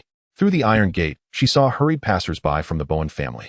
A staff member in a suit wearing white gloves held a file in one hand and took down an oil painting with the other. "Sir, that painting is my grandmother's." "Sorry, Mrs. Bowen, it now belongs to the public domain." The staff member was counting the private property of the Bowen family. The Princess family had gone bankrupt, reportedly due to the Roxxon oil spill incident 3 months ago. At that time, as the governor of Massachusetts, Bowen was heavily criticized for his mishandling. The state attorney general Baldelay took the opportunity to file a complaint with the attorney general's office, accusing him of a total of 64 crimes, including embezzlement, misuse of public funds, money laundering, fraud, and violations of campaign laws. Having made mistakes, he was not favored by higher-ups and was attacked from below. While under siege, Bowen's acceptance of political donations was exposed, and suddenly the Bowen family became the focus of public outcry. In an instant, the Bowen family became the headline of the 3 major newspapers, with extensive reports on what was dubbed the largest political scandal in a decade, the governor accepting political donations. And Princess Tandy's father ultimately could not bear the reality, committing suicide in the governor's office, leaving behind his daughter and wife to face the attorney general's questioning. However, Anna did not believe that Bowen would succumb to such a fate. In her view, it was more likely that Roxxon Oil was manipulating things behind the scenes. One must understand that Roxxon Oil was a colossal entity looming over everyone in America. When the company was founded, Tony Stark's father had not yet been born. After a century of development, nearly 70% of gas stations in the United States bore the Roxxon name. Manipulating the murder of a Massachusetts governor is simply too easy. In fact, Anna had always kept an eye on Princess Tandy. Tandy Bowen in the Marvel Universe has another identity as Dagger, capable of generating daggers from her fingertips that can emit the light of life. Meanwhile, Anna's classmate, a boy named Tyrone Johnson, is known as Cloak in the Marvel Universe, possessing the ability to open portals to the Dark Dimension. Together, they formed the less famous duo Cloak and Dagger, appearing in the original Spider-Man. At this time, Cloak and Dagger were only 8 years old and had not yet shown their abilities. Anna only regarded them as subjects for observation, although she disliked Tandy Bowen, finding Dagger foolish both as a child and as an adult. Entering the mansion, Anna saw Tandy sitting on the steps, hugging her knees and crying, with dry twigs and leaves scattered beneath her feet. Tandy looked up and saw her long-lost classmate, feeling humiliated. "Are you here to humiliate me, Anna?" The little short-legged girl patted Tandy's shoulder and left, much to Tandy's confusion. The girl looked like she was not in a good state, having lost considerable weight. Exiting the mansion, the little short-legged girl took out her claw machine, and seeing the dot matrix display, she thought, "No, I'm not here to humiliate you, Tandy. I'm just here to set up an ultrasonic detector." Anna regarded them both as subjects for observation, Theoretically, these two were potential mutants who had just not exhibited mutant genes. Now it seemed that Tandy Bowen was heading down her predetermined path. It was just uncertain when she would become the true dagger. In the summer of 2008, the graduation ceremony at the Massachusetts Institute of Technology. Maya carried a Leica camera on her left shoulder and several lenses on her right, including telephoto and wide-angle. With an iPad in her left hand and a bouquet of freshly bought flowers in her right, she was fully equipped. Maya was overjoyed. The last time she felt this happy was when she was promoted to a professor at MIT. Garcia placed a graduation cap on Anna's head, tied a gray tassel, and adjusted her gown. Maya especially ran over to tie a beautiful chiffon bow for Anna, whose gown swept the ground resembling a walking dumpling wearing a cape. This graduation ceremony was a family affair. Not only Garcia, but even Jeffrey brought Daniel along.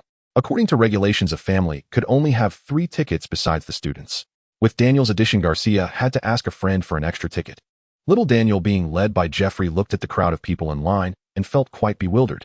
This group in black, red, and yellow robes looked like an evil organization holding a mysterious sacrificial ceremony. The poor kid almost cried. Maya and Garcia burst into laughter, snapping photos of the little guy with a runny nose taking 3 consecutive shots. Poor Daniel. Anna, being the graduate, had to report to the School of Science separately from her parents. The staff member was a young lady looking like a junior student who checked Anna's information thoroughly before bending down to tie a scarf around the little short legs.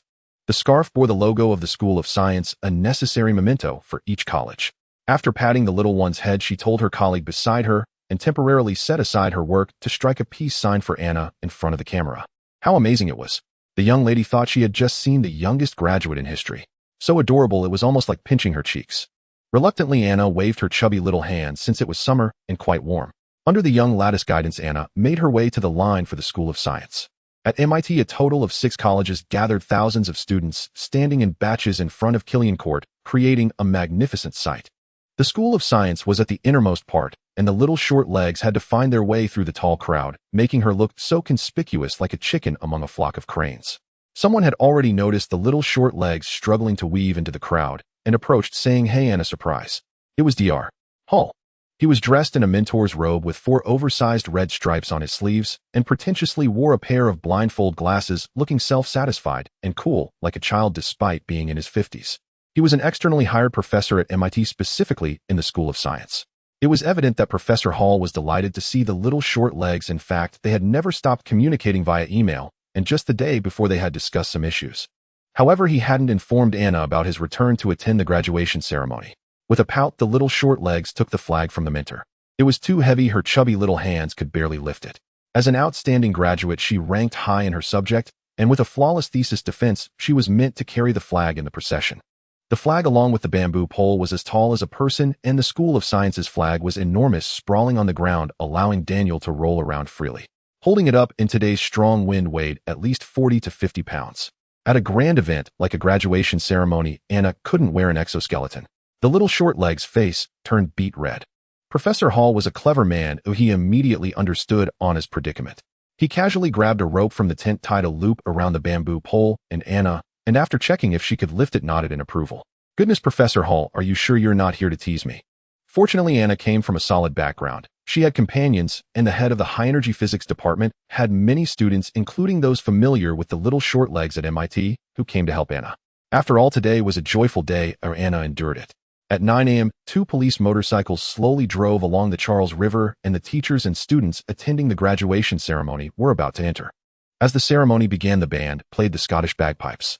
Leading the procession were the MIT leaders, with the etiquette teacher holding a golden staff. Behind them, the only one with 5 red stripes, was President Raphael Leff, the advocate of online courses, a legacy that would be remembered for a century. Dr. Hall also held a significant position with 4 stripes, similar to the level of the Board of Trustees. In the following procession, Anna spotted several familiar faces, including the biology professor who succeeded Maya and her 75-year-old mentor, a little old man with a head full of white hair squinting. Originally, Dr. Freriedman would have been at the forefront of the procession if he hadn't been stabbed by an octopus tentacle. In theory, Tony Stark would also be back, standing with the honorary alumni. Anna looked it up and found that Stark had attended 4 out of the last 5 years, indicating his affection for the prestigious MIT. But he was nowhere to be found today. Following the mentors' procession were the students from various colleges. This was the main event. Anna could only hear the crackling sounds of numerous flashbulbs. After all, there were mentors every year, but her child would only attend the graduation ceremony once. Anna saw Maya and Garcia in the audience. They were old hands at MIT, knowing where the best spots for photos were, having snatched seats in the second row. It was clear that Maya was very excited, signaling Anna to make various poses for the camera. Did you see? The most conspicuous among the students is my daughter, the little short leg carrying the big flag. Maya proudly exclaimed while waving at Anna with her camera. The little short legs were indeed very eye-catching. The first parent sitting in the front row noticed the flag, first a moving flag of the School of Science, and following it down finally saw Anna, the little girl with a beet red face. Some people had heard through the grapevine that there would be something special this year as MIT was producing a super genius. However, hearing about it was far less shocking than seeing it. Still breastfeeding, huh? Looking at her holding the flag, wouldn't the Massachusetts Department of Children and Families intervene? If Anna knew, she would kindly remind him that the Director of Social Services was right next to you. Jeffrey was also overjoyed, lifting Daniel above his head, while dancing, swaying his body, and shouting on his name along with Daniel.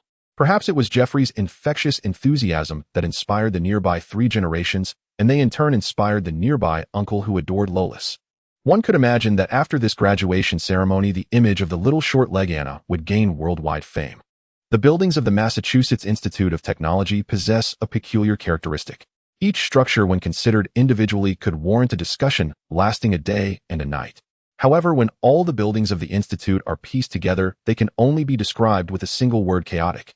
Within the Institute, various architectural styles from different periods intermingle, resembling the dark culinary arts of Britain, renowned for their unpalatability.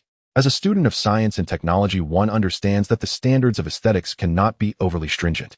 Nevertheless, if one were to select a representative building, the iconic dome that frequently appears in major films would undoubtedly take the crown. Much like in 21 Blackjack and Sunny Side Up, which feature MIT as their backdrop, the opening scenes flash past the Grand Dome. Harvard's Massachusetts Hall is famous for its history, while the dome's fame derives from its numerous columns. Each column stands as a monument to a scientific giant: Aristotle, Newton, Franklin, Pasteur, Lavoisier, Faraday, Archimedes, Da Vinci, Darwin, and Copernicus. Amidst this assembly of giants stands Anna, the short-legged graduate. As she receives the highest honor a graduate can attain, she stands at the podium after the guests and the principal have delivered their speeches. This was a grand occasion that even Tony Stark had never experienced. Dr. Freriedman had deducted several points from Stark due to their rivalry. The school administration had specially moved a stool for Anna, but upon standing, she found it still too low. She had to rise onto her tiptoes. Anna remained silent. The audience also fell silent. Soon whispers arose among the thousands of parents who believed Anna was simply nervous given her petite stature. Maya Hansen stared wide-eyed. Even her mother was unaware of what Anna was thinking. Garcia had quietly covered her face, fearing that if Anna went silent, it would be too awkward to witness. The director of the academic affairs turned and spoke quietly to the staff backstage, preparing to switch out a chair. Then the front stage erupted into thunderous applause, wave after wave.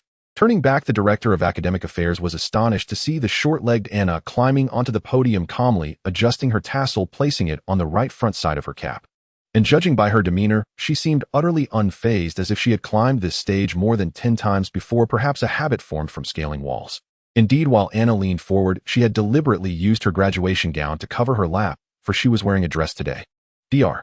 Hall displayed an expression of knowing surprise. He had witnessed Anna's audacity before during a visit to a neighboring university with the same iconic building and a similar scene unfolding. He longed to tell Anna that next time he would take her to Palo Alto, where there stands the Hoover Tower, as Stanford University often holds grand events beneath it, allowing the short-legged girl to climb. Amidst the buzzing, Anna grasped the microphone, feeling quite excited inside. To her left stood Newton, to her right Aristotle, and behind her was Archimedes. Above her loomed the Grand Dome, under which the school leaders on the podium faced Killian Court, where thousands of parents sat on the lawn, a far more pleasant sight than Massachusetts Hall. It could be said that she was blessed by the deities of engineering, gathering immense glory from the multitude. Anna felt that she had always dreamed of becoming a scientist, and now it seemed she was on the path to achieving that dream. Her speech's topic was the path of genius, the beauty of science, where she emphasized her unique approach to problem-solving as a 220-day genius. Unlike other time travelers, Anna's extraordinary abilities were entirely legitimate, with nothing to hide. She could share with the world how a genius mind operates. Just as she observed, the lawn of Killian Court numbers immediately sprung to her mind. There are a total of 3,156 parents seated, 978 undergraduates, and 128 doctoral candidates. Oh, and I overlooked 3 small children. With a glance, she calculated as light signals passed through her pupils were received by the retina, where photoreceptor cells generated electrical currents in response to the light, which were transmitted through a series of conduits to the visual cortex, where neural impulses were conveyed via expressive proteins to the graphene layer reaching the superprocessor hidden beneath her hair at the back of her neck. After image processing, she ultimately deduced the total number of attendees.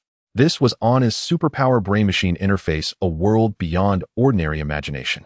She could also calculate the height of the Grand Dome and the total area of Killian Court's lawn using the sun's reflection. Her world was constructed of numbers. Moreover, similar to a frog's dynamic vision, Anna was capable of analyzing changes anytime and anywhere. Just now she noticed a woman in a white suit stepping onto the lawn, her high heels clicking as she made her way towards Maya. It was Virginia Potts. Anna had seen her during a call with Zhao Hailuan in Stark's office. But what was she doing here? Virginia was Stark's secretary, known informally as Pepper. She was a woman of decisive action, never appearing without purpose. By reading her lips, Anna observed her introducing her position to Maya, likely as the Secretary General or something similar. Upon hearing Stark's company mention, Maya's previously joyful expression quickly faded. Now she had a daughter, a career, and a castle. Ooh, everything was splendid. She was extremely reluctant to associate with her outrageous past. Naturally, Maya rejected Virginia's overtures. At that moment, a security guard approached, and Virginia glanced around, seeming to realize that this was not a suitable place for conversation. Handing Maya a note, Virginia hurriedly departed. The hall erupted into enthusiastic applause, and Anna was unsure whether she had finished her speech or if she was still eloquently delivering it. Now she was a multi-threaded processor, able to observe Maya's situation while reciting her speech. The principal with 5 stripes carried the short-legged girl off the stage, feeling quite astute for having recruited this little genius. He believed Anna's future achievements were boundless. Anna, count how many Guinness World Records you've created. After saying this, he patted Anna on the shoulder, shifting her tassel from the right front side to the left front side, signifying that Anna had officially graduated from MIT. As she stepped down from the podium, Anna bowed to her mentor and waved to Dr. Hall. Indeed, both Dr. Freriedman and her mentor, as well as Dr. Hall, were remarkable figures in the field of physics, and even Dr. Octavius was. Next, each graduate took turns at the podium as the school leaders adjusted the tassels. The sunlight that day was quite intense, yet all parents and students persevered until the ceremony concluded, with some even being 90-year-old gentlemen. Finally, everyone sang the school song together and tossed their caps into the sky. Anna and her classmates lingered for a group photo, forming peace signs. The short-legged girl was extremely popular, her influence even permeating the entire graduation ceremony. Even a shy big boy broke through his bashfulness to approach Anna. Peace sign, oh yeah. Anna was happy today, unusually generous, not minding others' dirtiness or lack of stature. Anna, I want to discuss something with you. Virginia said from behind. We found Tony Stark. At the Stark Tower in Central City, Harold Hogan sat on the front desk sofa with his head bowed, recalling his boss with tears in his eyes. Time rewound to 3 months ago when Stark participated in the Jericho missile test at the U.S. military's missile testing base. At that time, Happy remembered carrying a suitcase, mimicking his boss style, with sunglasses, gazing at the majestic mountains ahead, feeling quite stylish. Stark paused for a moment on the airplane stairway, one hand resting on the steps. Happy watched as Stark's legs trembled uncontrollably. It should have been 5 times, Happy speculated, knowing Stark was relentless with women, given his singular preference, which made it all the more pure. Happy observed Stark standing still for a long time, just as he was pondering the situation. Happy. Hearing Stark call out, Happy jolted awake and hurried over, realizing he had been so focused on Stark's trembling legs that he hadn't noticed Stark's waving hand. Do you need my assistance, sir? Stark had been trying to signal Happy for a while, but the bodyguard showed no response, which infuriated him. How could he ask if help was needed when it was obvious that Stark was becoming weak? He felt that once this test launch was over, he would definitely kick Happy Hogan out. That guy was fat and clueless, utterly unfit to be in Stark's service. Happy had no idea what Stark was thinking at that moment. He only knew he would never see Tony Stark again, his good friend. Happy. A hand waved in front of him, awakening Happy, who looked up to see Pepper Potts approaching with a guest. Happy, help Mrs. Hansen with her luggage, Virginia instructed. Happy quickly stood up, feeling that without Stark backing him, his position as the top lackey was at risk, so he needed to work harder. Taking over Maya Hansen's luggage, he turned to see the short-legged woman walking at the end. Short legs? How could it be her? Anna, wearing frog-eye glasses, had already spotted Happy Hogan, the lackey beside Stark, through the frames. Anna pulled out a piece of amber from her pocket and waved it in front of Happy, expressionless, saying, Mr. Hogan, I made this amber from the first upper right premolar you lost. She had collected every fallen tooth, turning them into amber, using resin, each piece numbered with the date and reason for its loss. The short-legged girl didn't watch television or play video games, so this was her only hobby. This hobby. Happy grimaced, saying, "Can I say it was a misunderstanding?"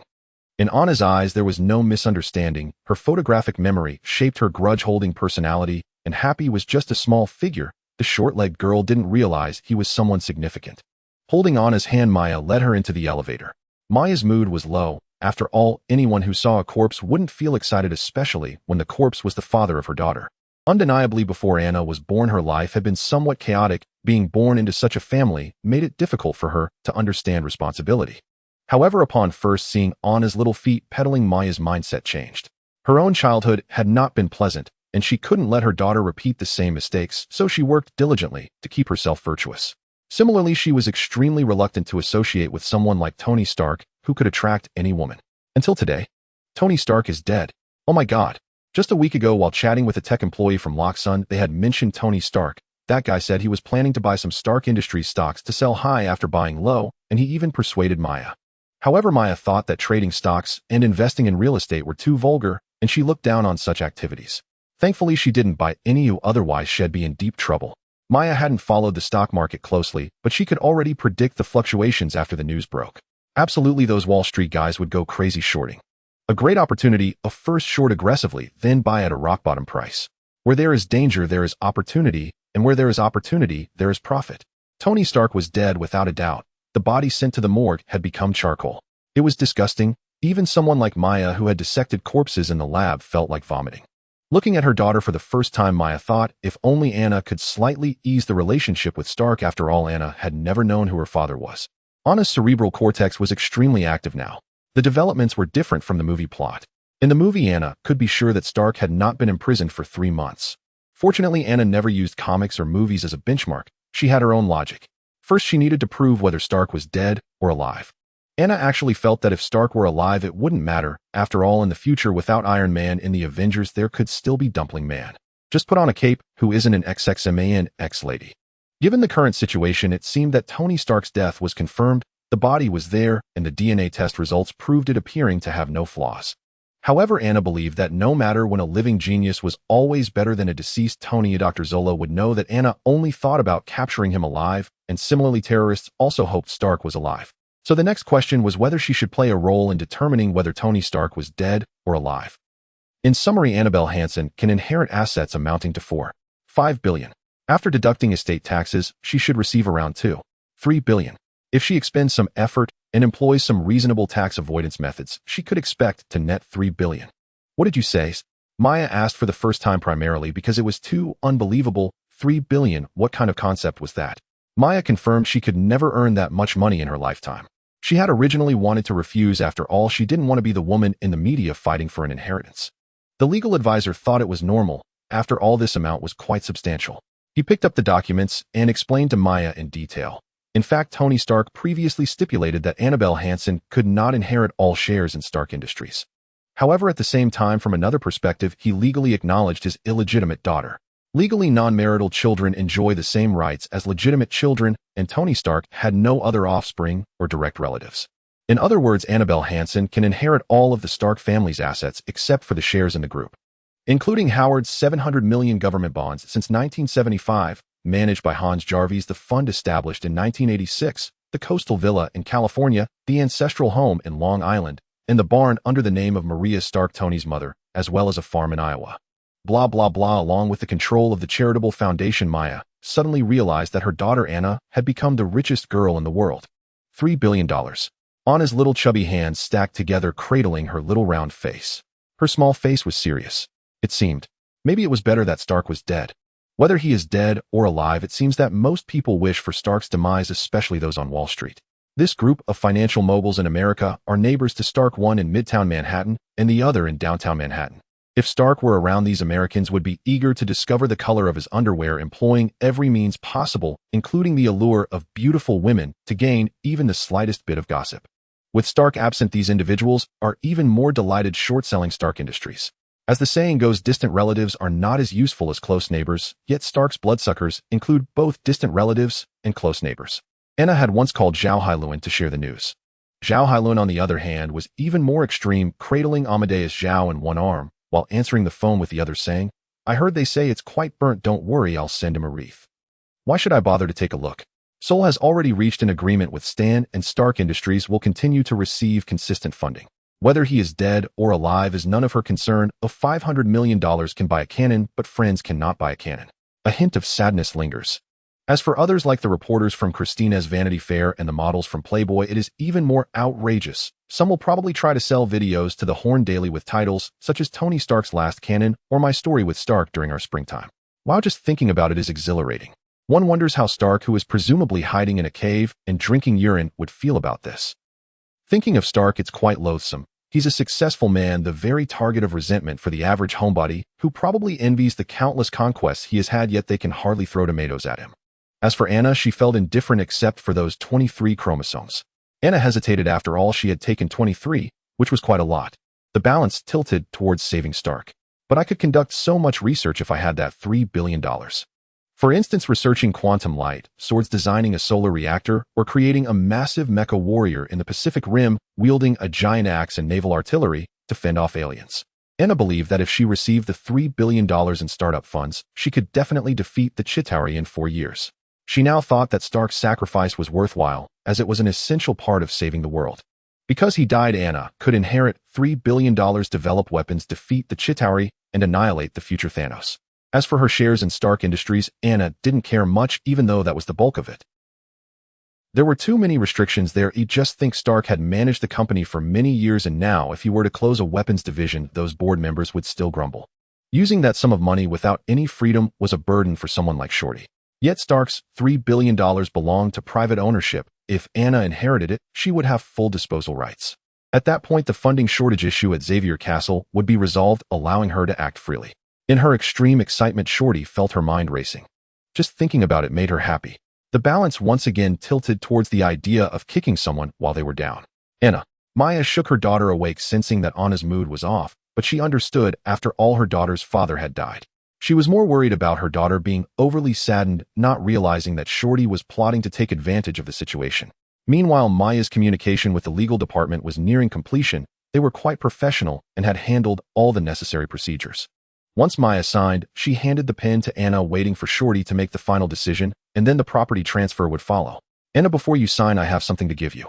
It was Pepper Potts who spoke, pulling out an envelope. This is the document Tony Stark kept in the safe along with the property deed. You know he never remembers the safe's password. I always remind him. As she spoke, Pepper unfolded the document, which contained some of Anna's life photos. One photo showed Anna at the Science Museum leaning over a mock star device and fiddling with a Geiger counter, and another at the entrance of the Weston Cambridge School, where Shorty sat on a Donald Duck robot, holding a nuclear reactor. There was also one at the MIT Biological Research Institute, where Anna was facing off against a large black creature. This guy has a voyeuristic tendency. Anna commented, rolling her eyes behind her frog-eyed glasses. She felt indifferent, believing that privacy could lead to crime. In the future world, she would build a network connecting everyone's brainwaves, where any criminal thought would be transmitted to the main brain. Did Stark ever conduct short tandem repeat detection using different genetic databases? Anna removed her sunglasses, pressing her chubby hand on the paper to see the final data, 99. 76, oh, what I did was 99. 9, oh, and I believe that 0. 1 includes his short legs. Pepper Potts. Now she believes that Anna and Tony Stark are indeed father and daughter. Just look at the focal point, it's so distinctive. Different genetic database, 99. 76-inch, 99. 9. Additionally, Happy had asked Pepper to speak well of Anna in front of her. She had already learned from Happy about Anna's good deeds. At such a young age, she dared to run to the Massachusetts Hall. Oh, who else could do that? Pepper also meant well, wanting Stark's daughter to know that her father had once cared for her, even if his way of caring was a bit peculiar. In the end, Anna's focus was distinctly different. It was better to let the little one sign it quickly, as she would feel at ease. Anna took the pen handed to her by the legal department. Once she signed, this $3 billion fortune would belong to her. Just as she was about to sign, the office door swung open and a burly old man walked in. The old man sported a massive bald head, puffing on a cigar, striding boldly to the desk and sitting down. Hello, Miss Hansen. I am Obadiah Stane. You can call me Old Man Stan. You know, I've always wanted to meet you in person. After speaking, the bald man extended his large hands, first shaking hands with Maya, then grasping on his chubby hand, firmly shaking it. Anna, I am your grandfather's best friend and Stark's best partner. Shorty thought to herself, these things are better left unsaid. If unspoken, we can still be good friends. Stark has mentioned you several times in front of me, and even showed me your photo. He said, "You're quite a sparkling beauty." Anna thought old man Stan was right about one thing. She did indeed have a sparkling appearance, but the sight of this old man boasting in front of her was incredibly annoying. Obadiah Stane took out a cigar cutter, snipped one and lit it, and took a deep puff. That self-satisfied feeling made Shorty extremely uncomfortable, as if he were the master of the company while Anna and Maya were but guests. Slamming down the signature pin, Anna stood up from her chair, leaving old man Stan in shock. "I want to inspect the asset situation in person." It's nothing, as she just felt like checking old man Stan's mood since he hadn't signed today. This old man had picked the wrong target to be arrogant. Did he really think that Tong Yuan could be toyed with? Anna left Stark Tower, claiming she needed to check on the assets left by Stark. Before departing, she waved goodbye to Happy, who was sitting on the sofa. The stout man wore a fearless expression. "Miss Hansen, you see, I still need to send Virginia to Boston." Pepper, holding some documents, abruptly announced, "Happy, I've changed my schedule." Ultimately, Happy reluctantly pulled out an Audi, feeling like he was in deep trouble. He served a little short leg who could turn chipped teeth into amber. Heaven knows how this vengeful little short leg would torment him. At a farm in Iowa, Anna Hansen encountered the legacy of Howard Stark, namely Anna Jarvis and Edwin Jarvis. These two were Howard Stark's butlers, significantly influential during Agent Carter's era. After the tragic death of the Starks, they moved to Iowa, diligently managing the farm for nearly 20 years. As soon as she got out of the car, Edwin, the elderly gentleman, recognized the little short leg immediately.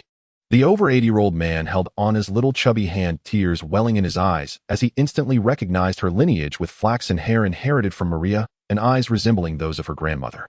Looking at the oil painting of Maria, Anna couldn't help but admire the strength of genes passed down through generations. The Jarvis family had served the Starks for 3 generations, with the second generation, Hans Jarvis, as the chairman of the Howard Foundation, and the third generation already working within the foundation. The Stark family epitomized late childbirth. Howard Stark was a playboy who married Maria late, and Tony Stark was born much later. Without Anna, Tony would probably only think about passing on the family line at 50. Being young means one has to indulge in play. "I never expected Stark would have such a well-behaved daughter. You know, every time he came, he had the big guy drop off gifts and leave," Edwin Jarvis said to Anna, noting that with his status, he could easily join the company's board and become a minister. Unfortunately, this old butler had grown nostalgic, missing the life in the West, which eventually led him to request such a matter with Stark. Happy stood aside, awkwardly stepping in a muddy path. It had just rained in Iowa, and the farm roads worn by years of tractors were muddy. He couldn't afford to dirty his several $1,000 shoes. "Big guy." Hearing the old man's words, Happy was taken aback. He felt he wasn't that fat at all the bulk on him was pure muscle. Maya lagged behind, allowing the Stark family to reminisce. She automatically gave way. Anna had a vague idea of why Stark was unwilling to come in. It was simply because there was too much cow dung on the farm, and the mooing of a herd of cattle indicated that there were probably over 1,000 cows raised here. "Tony Stark has a butler named Jarvis who is an artificial intelligence," Anna said, while skillfully avoiding the cow dung on the road. "Jarvis." After a long pause, the old butler finally realized it was his surname. Aging dulled his mind, yet he still felt comforted. "I never expected he would remember me." Anna didn't believe it was Tony Stark remembering the old butler. She thought it was merely Tony's lack of naming ability. Names like Red Tank Milk Cheese and Mark sprang from whatever he saw. Perhaps when naming the artificial intelligence, a message from the Foundation came through, and the name just slipped out. However, Anna wasn't there for a vacation, as she was purely there to inspect her own land, estimating how easy it would be to sell it, while also running around to confuse Obadiah Stane's gaze. After a casual tour, she was ready to leave. Before parting, Anna Jarvis, the old lady, specially took out a gift from the safe and stuffed it into Anna's little chubby hand. "This is from Maria. When my grandson was born," Maria expressed her thoughts, wondering if she would ever meet her grandchildren. Anna glanced at the gift, which was a palm-sized pistol that even her small hand could grip. It was a small pistol made of gold, complete with a barrel, bolt, magazine, and trigger, all engraved with Stark's name, likely handcrafted by Howard, and probably even equipped with bullets, a real gun. It was a fine piece of craftsmanship. Anna felt that she had yet to work on craftsmanship in her daily life with robots and production lines. This could be a collectible to tuck into her pocket. Forget it, Anna thought. Considering they were all elderly, it would be unkind to disturb them. She decided to let it go and move on to the next stop. Next was a barn on the New York state border, which Tony Stark later gifted to the Avengers as a training base. It was rather desolate and unkempt, making it suitable as land collateral. Then she went to the Foundation, where she met Hans Jarvis to discuss issues regarding Foundation pledges. Finally, she arrived at the residence in Long Island, where the little short leg called in the president of the Bank of America, which could be used as property collateral.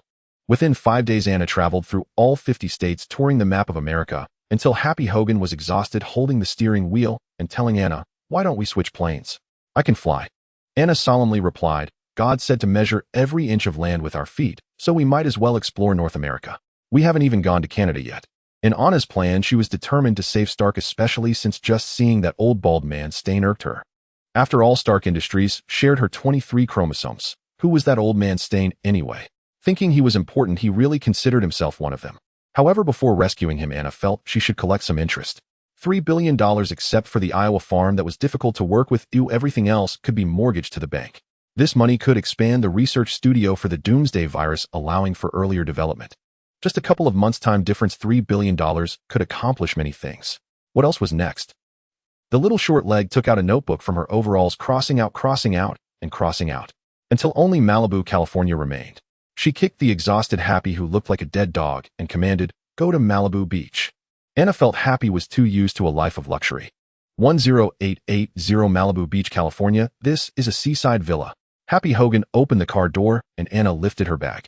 Although Happy wanted to help with the bag, he was refused by the little short legs. Happy revealed a face full of resentment, feeling abandoned. The design of the Bugatti was quite unfriendly, especially for the little short legs. Anna tested the ground with her feet, but she couldn't reach it at all. Happy wanted to come over and help, extending his hands. Anna refused once again. Happy felt as if his heart was turned to ashes. Anna thought that no matter how one looked at it, she was a person with a net worth of several billion. If converted to the Forbes list, she would rank within the top 200. This meant she was a well-known figure in the world. Being carried out like this would make her look foolish. It was no wonder Happy's big belly wouldn't budge. Self-reliance, she couldn't reach the ground, so she used her hands. With her two little chubby hands on the ground, she crawled out of the car without needing help from anyone. Outside the door, Pepper Potts had been waiting. She had heard about Anna's recent actions and felt that Anna seemed eager to sell her ancestral estate, having contacted the buyer in advance for a quick deal. In a responsible manner, Pepper wanted to say a few words of persuasion. When she turned around, she saw Anna had already fallen down with her little chubby hands on the ground, being lifted higher and higher by the duck robot. Anna! Pepper shouted as Anna extended one of her little chubby hands. Hearing the shout, Anna turned her head. A scanner protruded from the door frame, emitting a beam of light that struck Anna. Amidst the clicking sounds, the beam scanned from top to bottom, forming a scanned image which was transmitted to the central control processor. An electronic voice came from within. Sorry, this is a private villa, and no one is allowed to enter. This guy actually called me something. Anna couldn't believe it. She recalled a very unpleasant experience, particularly a certain person's expression that looked as though they had been splashed in the face. Pepper hurried over, pressed a button, and then turned around helplessly, saying to Anna, Miss Hansen, Stark set up a program in the robot butler. Once a child enters, Jarvis will trigger an alarm. Anna remained expressionless, feeling that Stark was deliberately targeting her, the dumpling. Pepper also felt it was excessive. She thought Stark had a bad relationship with children. Ever since Colonel Rhodes' daughter had an accident on his bed, Stark had thrown away the entire bed. But if you asked her to come up with a solution, she felt helpless. Being just a secretary and not knowing programming, all she could do was say apologetically, shall we come back another time? She even forgot to persuade Anna. Anna stopped glaring at Pepper, expressing with her eyes the thought in her heart, do I look like the kind of person who gives up halfway? Pepper shrugged and could only ignore the blaring alarm from inside the villa, leading Anna inside. Inside the villa, red lights flashed. Stark had connected the alarm system to the smoke detectors, and nearly every room was filled with noise, making it sound as though the place was on fire. Not only Anna, even Pepper beside her felt irritated. However, no matter how much Pepper had her grievances about Stark, after all, she had been with him for years. At this moment, she still had to stand up for her old boss, saying, Mr. Stark isn't usually like this. What could she say? Pepper couldn't come up with anything further. No matter how many excuses she found, Stark was just that kind of person. He didn't bother to be hypocritical towards anyone. No one was worth his pretense. As long as he stood out regardless of whether you hated or liked him. That's just the kind of person he was. The kind of guy who made the little short legs unhappy. Anna frowned and pulled out a tablet from the duck robot. Pepper, Mr. Stark doesn't allow unruly children to enter. Jarvis persisted. Pepper awkwardly leaned against the wall, blocking the speaker. One hand wasn't enough, so she used both. The little short legs snorted, pulled out a keyboard, connected the tablet to the villa's internal network, opened the command line window, and began typing a series of commands locating the villa's central control server.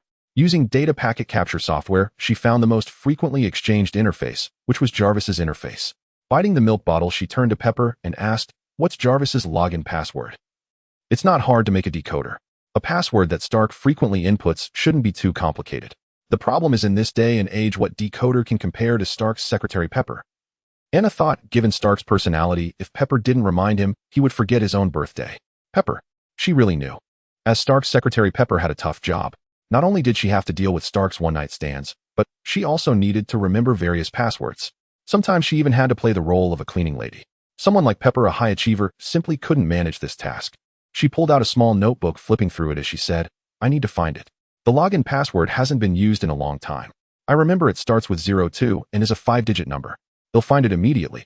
No need to search. It's 02139. I know it's the zip code for MIT. Typing rapidly, she successfully logged in. The password was super simple. Anas Garcia too also liked to use 02139. She had heard from Dr. Freriedman that many students from MIT used this password. After all, once you get used to it, you'd be reluctant to change it.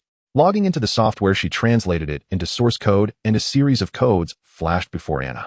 Again, typing rapidly, she changed the main account name, reset the login password, and finally checked the program once more. Seeing the name Tony Stark, she frowned and thought, what nickname should I give him? Tony. A big pile of poop, a big pile of poop. Fine, let's go with Big Poop. Anna initially wanted to have a peaceful handover ceremony with Stark, but she felt she was being forced into it. A quarter of an hour passed. Miss Hansen, Jarvis is at your service. Anna had initially wanted Jarvis to call out Stark's nickname just to hear a robot say Big Poop. But then she thought better of it. She believed Stark was not dead, but both Pepper and Happy thought Tony was dead. Making a joke about a deceased person would be excessive. Forget it, let Stark discover it himself. Oh, there are also the blueprints of the villa. While browsing Jarvis's internal data, Anna found the 3D structure of 10880. Seeing the seaside structure, her eyebrows drooped. No wonder a shell from Julian had destroyed a manor. Tear down these pillars and change them to sheer wall structures. Looking for collections and recommendations. Episode 101, let's go check the body. The little short legs wearing a hard hat looked at the construction team in Malibu. I think your construction team's speed is about the same as ants moving their homes. 10880 had already become a construction site, with styler trucks transporting debris back and forth and cement mixer trucks driving up the mountain. Inside the villa, it was crowded with cranes, forklifts, excavators, and various machinery. The pile driver was drilling into the concrete ground, and all sorts of construction vehicles rumbled. Construction at sea is challenging due to strong winds and the constantly rising and falling seawater. The difficulty is quite high, the construction team leader said to the little short legs. He was amazed, having never seen such a construction site that worked day and night.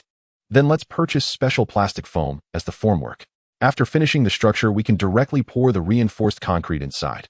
The construction team leader. Anna was not accustomed to staying in unfamiliar places. Without the metallic scent of the robots walking around in the castle, she felt uneasy sleeping at night. So even while working on the West Coast, every night the little short legs had to take a private plane back to the Xavier Castle on the East Coast. This was merely a tactic to confuse Old Bald Stan. The little short legs looked around. She had a purpose. First, she needed to make Old Stan think that Anna was inheriting her fortune so that he would lower his guard. Next, it would be time to officially implement the plan. Riding in the duck robot, she hurried to the living room and saw Carlson sitting on the sofa watching TV. Anna walked over and said, Carlson, how long has it been since that girl who plays the cello contacted you? Last month, she sent a basket of grapes. Last month. Anna covered her round face with her little chubby hands. Did this guy have no self-awareness? Just look at your own chunky figure. You're being pampered at Xavier Castle with a body fat percentage definitely over 20. No wonder the cello player wanted to break up with him. Carlson still didn't understand Anna's meaning and was a beat slow, so when he heard Anna's call, he put down the fruit. Come with me. Anna sat on the duck robot as it hurried down to the basement, where a cross stood in the center of the training room with a set of exoskeleton armor placed on it. A metal spider stood guard nearby. Upon seeing Anna, its single red eye flickered and it jumped onto the armor, crawling around on the cross. Anna swatted away the spider, put on a brainwave amplification helmet, and donned the exoskeleton battle boots, fastening them onto her little feet. The boots were height increasing, using a scissor lift structure with hydraulic fluid and double cylinders for transmission. Lift up. As Anna willed it, the brainwave helmet lit up with a green light. Her chubby cheeks trembled as Anna rose by 40 centimeters. The gauntlets were made of titanium alloy. Extend. The gauntlets shot out along the guiding column. The palm opened its metal fingers due to the lever action, and the pistons contracted, grasping the milk bottle on the table, squeezing it, picking it up, biting the nipple, and then setting it down. The mechanical hand not only had claw-like fingers, but also powerful electromagnetic suction cups capable of climbing high and jumping far. It could perform almost any action a human could do, and even actions that humans could not. In fact, anyone with a discerning eye could see many doubts about Stark's incident. The problem was that discerning people were not Stark's close friends, and his close friends were not discerning. Like Pepper Potts, she should have known something was wrong, but she had no right to speak. Edwin Jarvis had the right to speak, but unfortunately he was over 80 with failing eyesight. Just making it to the funeral was a miracle. Originally, Anna was still somewhat uncertain whether Stark was truly dead, but old Stan's eagerness for cremation raised suspicions. In America, one can freely choose the burial method, whether cremation or burial. The Stark family was not Buddhist and did not need to save on funeral expenses. It was abnormal to send him to the crematorium so quickly. Tomorrow, the funeral home would cremate Stark's body. If evidence wasn't found soon, the body would be destroyed.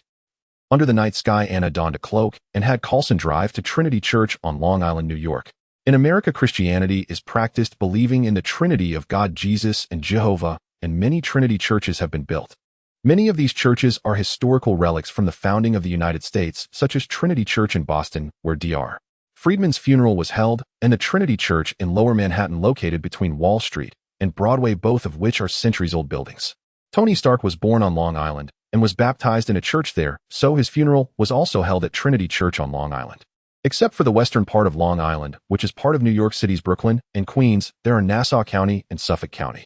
The Trinity Church Anna was heading to was located in East Hampton, Suffolk County, essentially at the easternmost part of Long Island. This church faced the sea and had a history of 200 years being an old building.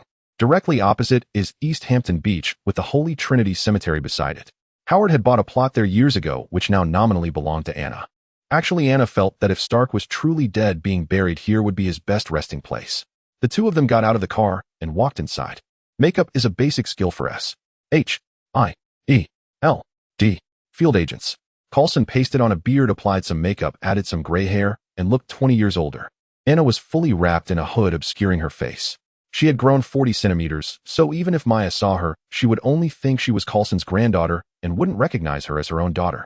Opening the bronze door and crossing the corridor, Anna found the funeral home behind the church. The funeral home had already closed. Anna took out a universal frequency simulator, pressed it, and since Polar Star's last visit, she had studied the electromagnetic waves emitted by Polar Star, which could interfere with surveillance, freezing the monitoring footage.